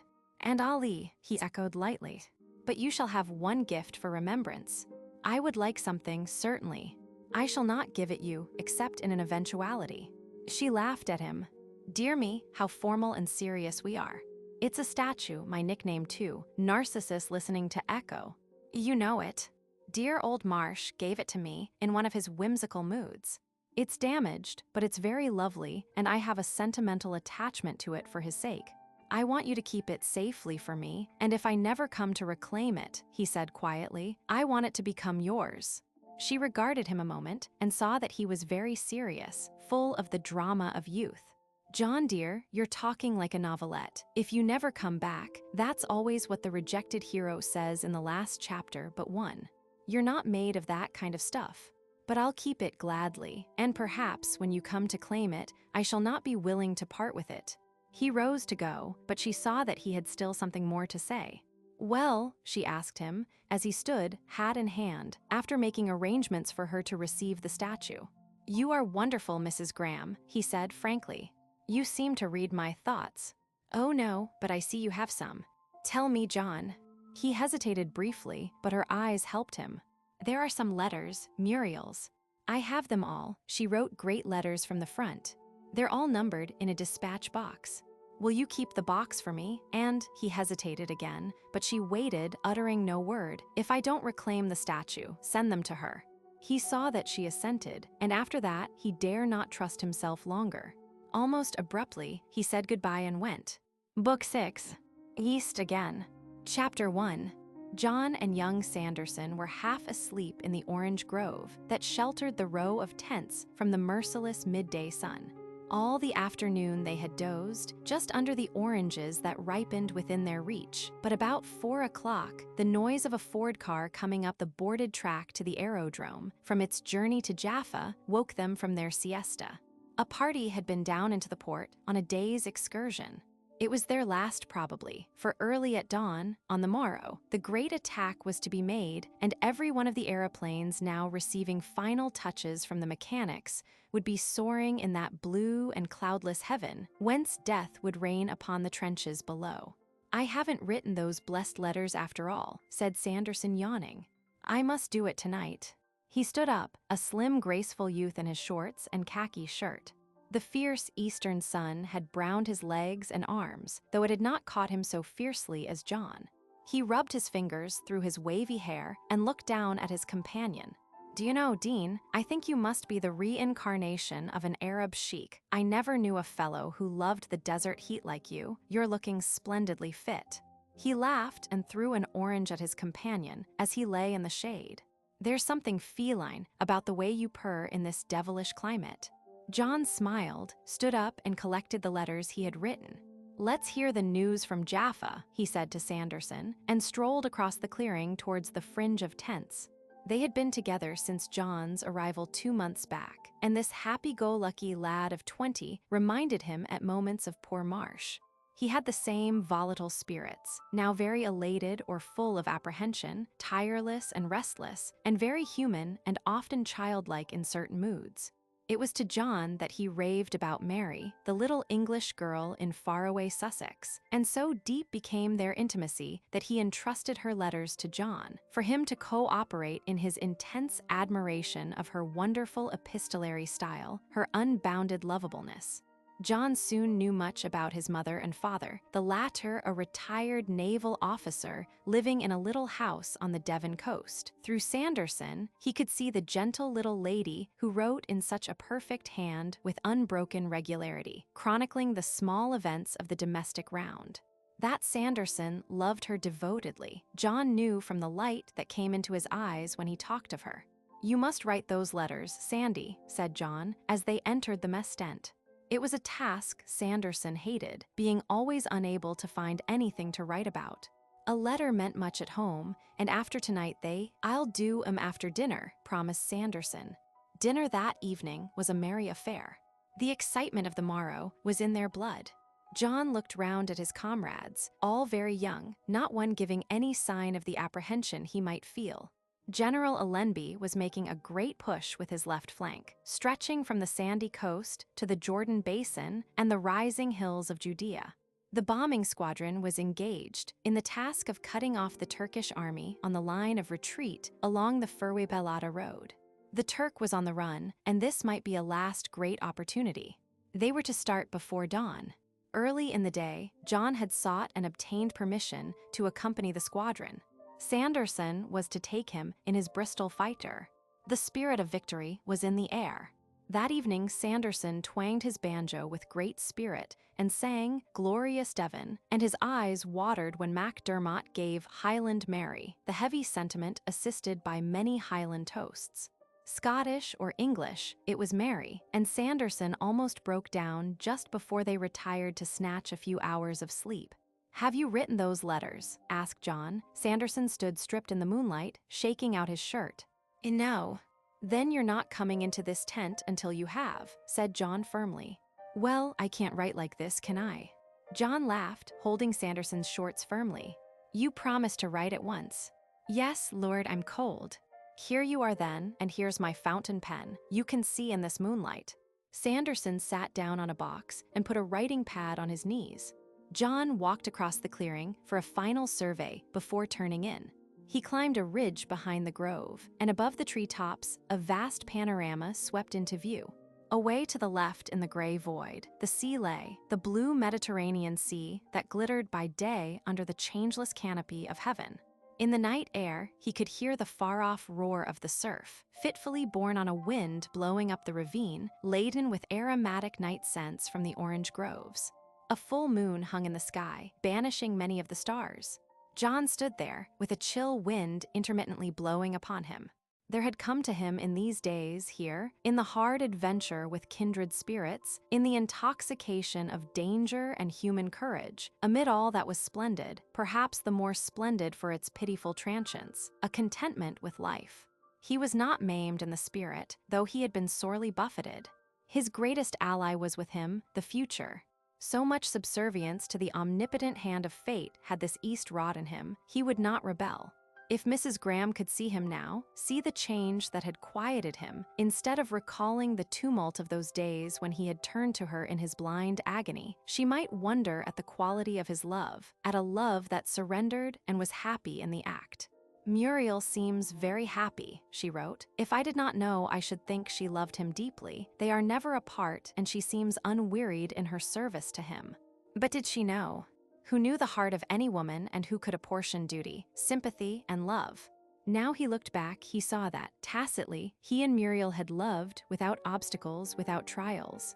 From the first dawn of instinct, from that wintry day by the copse, when unknown temptings of nature and boyish impulse had made him gather her into his arms, they had followed the natural course of their early affection. For himself, even now, he had never doubted but that the fulfillment of that first impulse lay in his marriage to Muriel. Painfully, but frankly, he followed the remorseless logic of the facts. It had comforted his egotism, the eternal possessive instinct of man, to think that she had married in a mood of pity. What if she also married for love, suddenly awakened, and all the stronger and more impetuous now it was really awakened?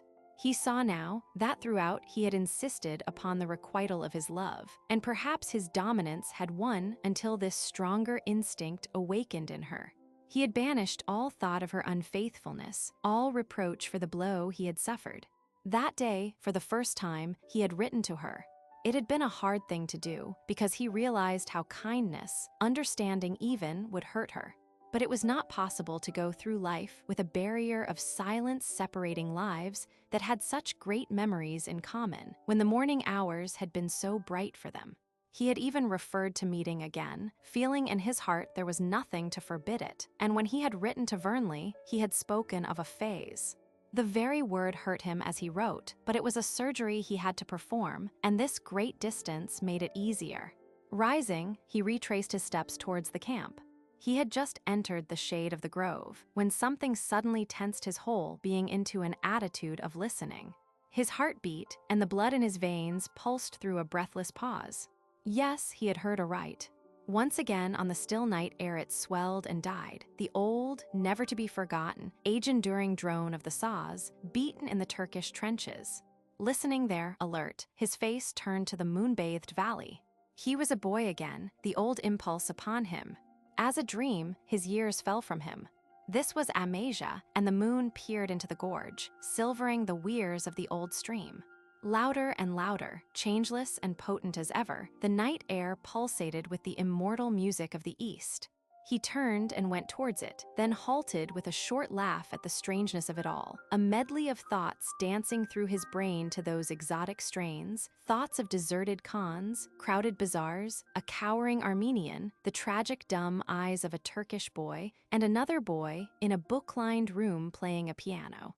Then a voice suddenly cut sharply across the whispered suggestion of the night. "Adine." It rang. "Here, coming," answered John, shivering with a nervous chill. He blundered across the stubble, scratching his bare knees. The figure of Sanderson loomed out of the darkness. "Good heavens, Dean, I thought you'd been kidnapped. It's 12 o'clock and we're off at 4. Sanderson had come up close now, and John's face shone clear and blanched in the moonlight. Its expression alarmed the younger man. "I say, what's the matter? You look hypnotized." "Rubbish," John laughed uneasily. "I'm cold, that's all." They walked back to the tent in silence and turned in. It seemed only a few minutes later that the batman awakened them in the dark tent. Outside, there was a movement of feet and voices coming from the darkness. Hastily, John and Sanderson dressed, in warm things this time, for the morning air was very cold. All the machines were out of the canvas hangars, lined up for the flight. There were muffled figures and voices. The mechanics stood by. There was an intermittent roar of an engine as it started up and died down again. Sanderson climbs into his seat, John following. This first 5 minutes is trying to the nerves. His fingers are cold, and he shivers slightly. They have said goodbye to the wing commander, who has wished them good luck. Some will not return again, but their thoughts do not dwell on the fact. Sanderson turns his head and smiles. "All right, Dean," he calls. "Yes."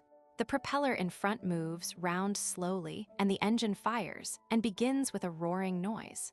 Now the propeller has vanished as it gathers speed, and they can see ahead, across the clearing, to the orange groves and the blue ridge of moonlit mountains. The mechanics are wheeling the machine round for the run down the field. The engine is tested with them hanging onto the wings. Sanderson waves his hands. They let go. They are off. Imperceptibly, they lift from the ground up into the cold air of the moonlit night. The gray-blue country spreads around them. The stars have vanished with a paling moon. To the east, the silver of the dawn creeps over a black ridge. The low, flat roofs of Jaffa are dimly visible. Here and there they catch a glimpse of moonlight rippling on the sea. They are facing the wind, but the roar of the engine is no longer audible, lulled by the perpetuity of the sound. The coastline grows more distant as their eyes become accustomed to the light. But dawn is breaking rapidly. They are flying, for the present, until the enemy lines are reached in close formation. To the left and right, like gray birds, soar the other aeroplanes. In a few minutes, they will cross the enemy's lines, over which they will have to deploy and run the gauntlet of anti-aircraft fire. Their crossing is well timed, for dawn is advancing. "We're over, do you hear?" cried Sanderson. Far below came on the wind a familiar sound. Rat-a-tat-a-tat-a-tat-a-tat. It was machine gun fire, trying to find them in the darkness above. They were flying downwind now and had lost their companions. The altimeter registered 8,000 feet. And then suddenly, the world was transformed. From a cloud bank, the sun emerged with a triumphant blaze of yellow light. John saw the light, like a live thing, go streaming over the hills and valleys below, flooding in 1,000 hues the objects of day.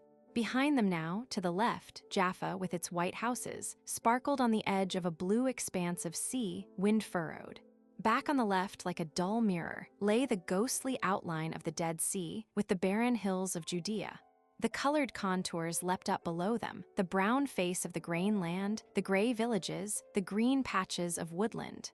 A silver spear shot athwart a green-gold valley, where the Jordan twisted southwards to the Dead Sea. From the sand dunes of the coast to the Jordan basin, a series of brown scars cut the earth's face. "That's the last enemy line," called Sanderson, pointing down.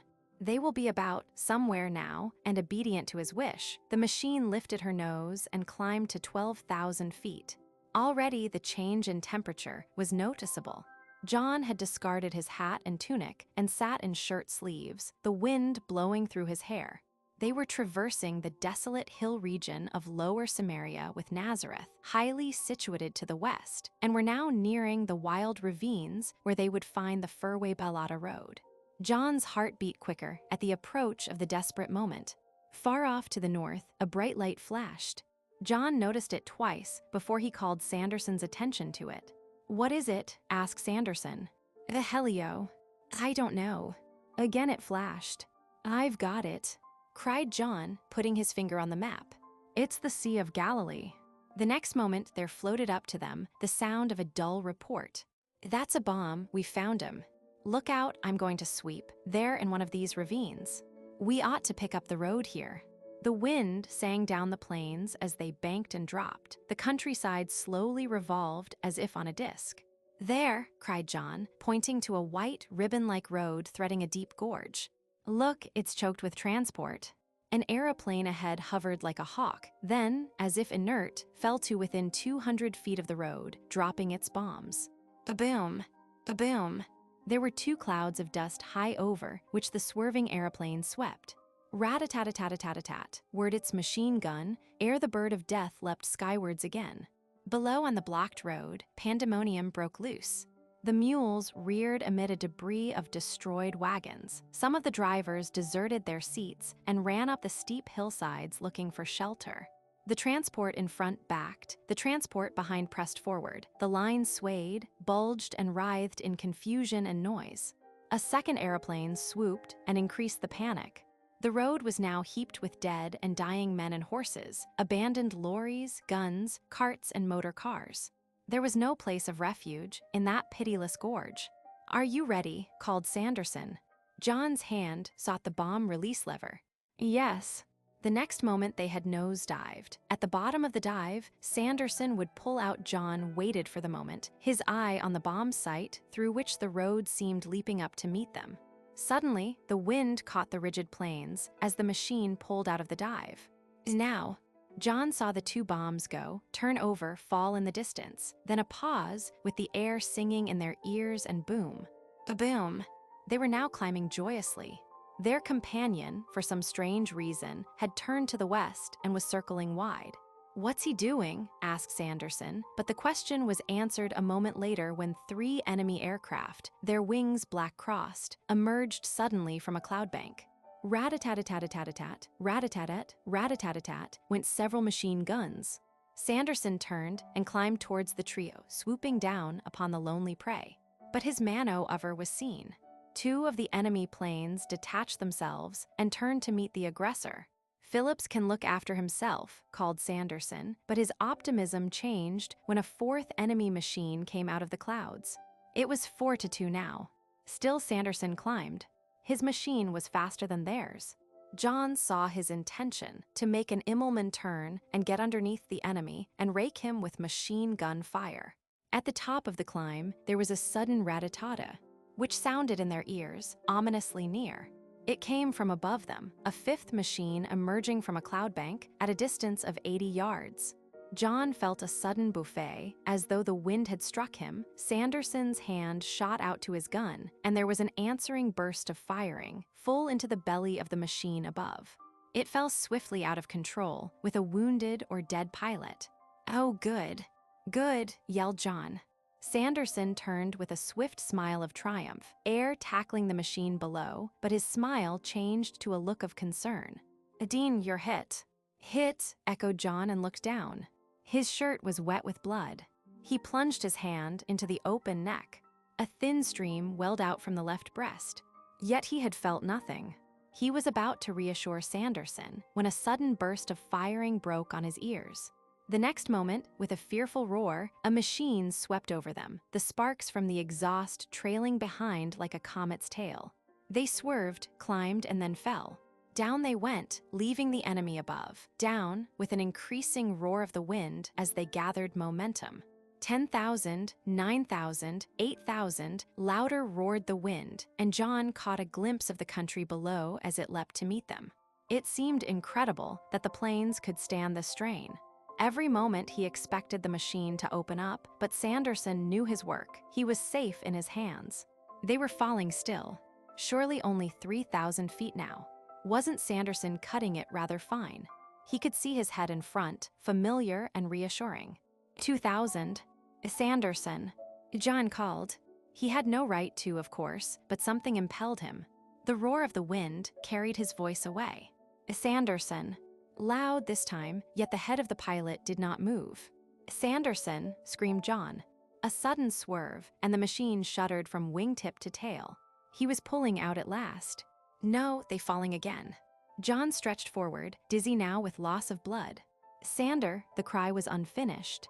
Sanderson lay with his head inert on the side of the fuselage. They were out of control.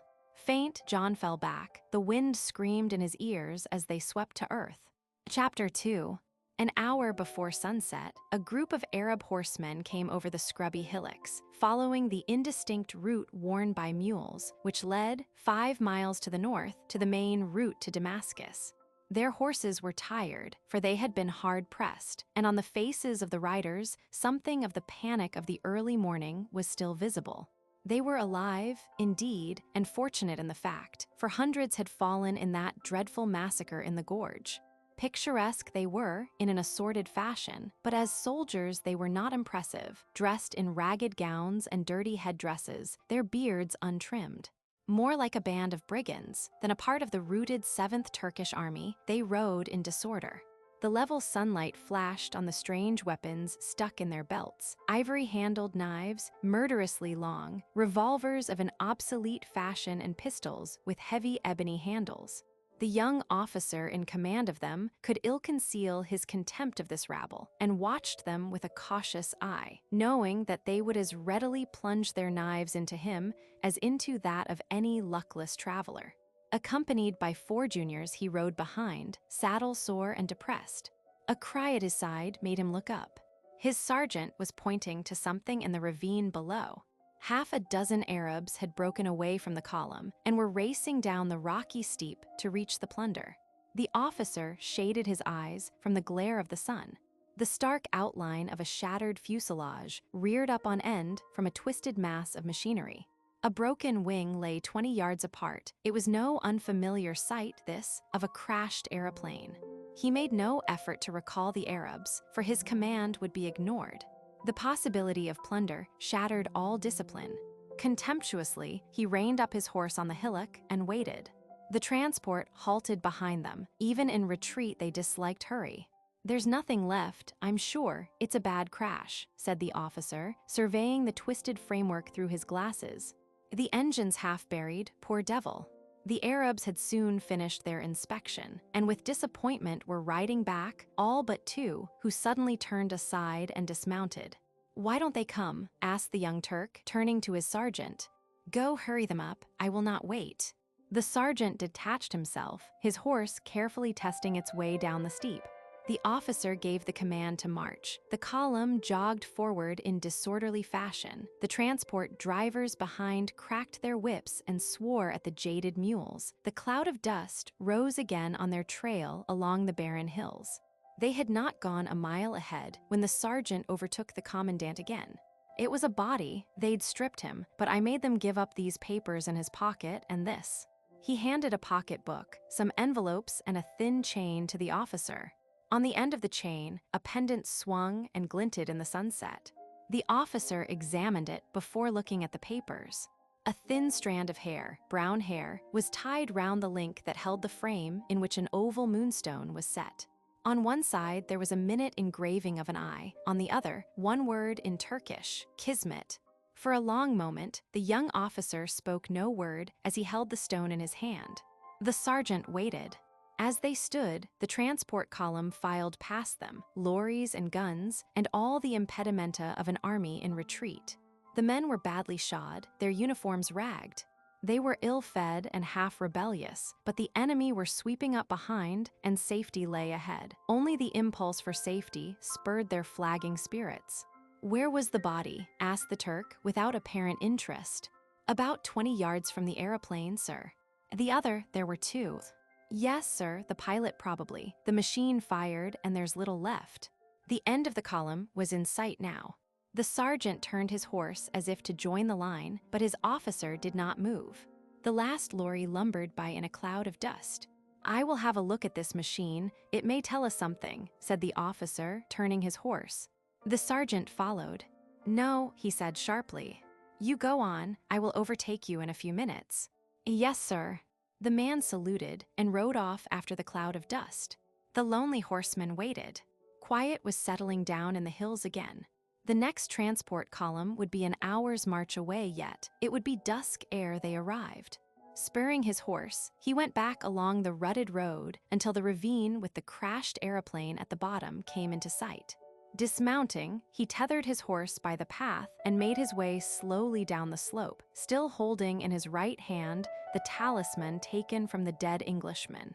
If what he feared was true, it was a strange meeting after these many years. Kismet indeed. He had reached the bottom of the slope now, dusty and shaken by his swift descent. It was dusk already in the ravine, and the level rays of the sunset were gilding the ridges of the hills above. He shivered in the cool shade, and the silence grew oppressive. The call of a jackal came from a thicket nearby, a horrible, blood-chilling whine. He stumbled. The light would be gone if he did not hurry. He could see the object he sought, a small patch on the ground ahead. Breaking into a run, he approached the naked body of the dead man.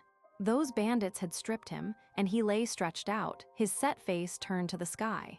Two birds took sudden flight at the approach of the man, and rose with a whir of large black wings, sinister and sickening to the sight in their repulsive portent.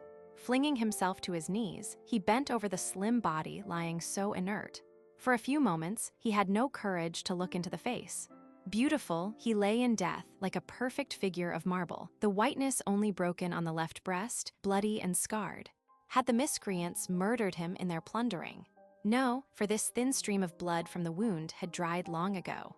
Bending forward, the living face looked on the dead, and in that moment of recognition, a sharp cry of pain broke on the desert hush. Gathering him up in his arms, he pressed the lifeless body to his breast. "Oh, John Effendi! Oh, John Effendi!" He sobbed, brushing back the hair from the brow of the dead man. "See, I have our token, and thou wast faithful, John Effendi. Great brother of my heart, what woe is come upon us? Dost thou not hear me? 'Tis I, Ali, thy friend of boyhood's days. O thou unfortunate one! Unhappy the servant of Allah, that these eyes thus behold thee, most beloved brother of my soul, John Effendi. Oh, John Effendi!" He bent over the lifeless form, peering into the unclosed eyes of the dead man, as if he would read therein some words of recognition, of greeting.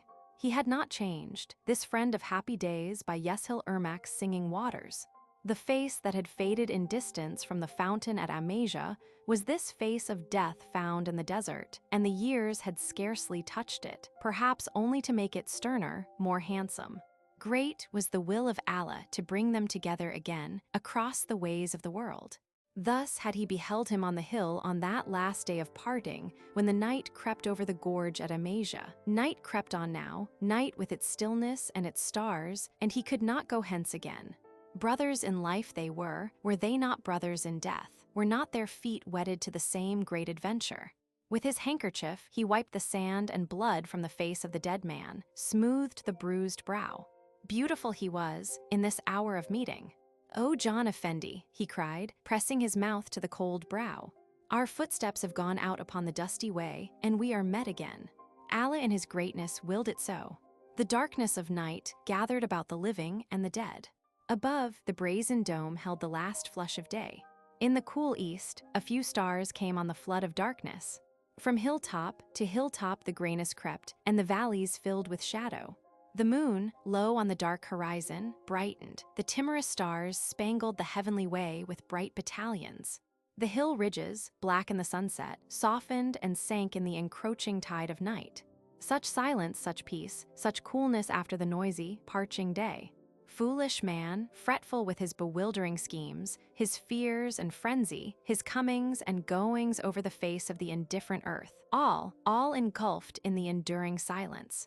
And for the end of all, this beneficent peace. But no, even now, the hush is broken. Out of the darkness it comes, mysterious, stirring, portentous, the sound of 1,000 years, the low, insistent droning of a drum. Listening, the living hears its mournful, suggestive music, even as he heard it in the khans at Amasia. It rises, it falls undulating. And if the dead hear, then is the call familiar, the call of a far-off night, when under almond blossom, a little white figure, dream-impelled, stepped towards the moonlit stream. Nearer it comes, nearer, nearer. The night winds bear it afar down the ravine. It is the music of war, the music of 1,000 conquerors marching in brief glory out to the silence of death. Gently, the living man lowers the dead from his arms. He rises to his feet, solitary and minute under the inquisition of the stars. The tethered horse on the highway stirs and whinnies. The transport column comes winding along the road of retreat. Nearer now sound the drums, soon the riderless horse will be found. Suddenly, shattering the night, a shot rings out, doing violence to the quiet of the valley. The echo ricochets from hilltop to hilltop and faintly dies in the distance. The deep hush flows again, the eddies of sound fade out on the pool of silence. Over the gray crest of the eastern hills the moon climbs, pouring its light into the ravine. A jackal cries and slinks away among the scrub, and again, the insistent calling of a drum.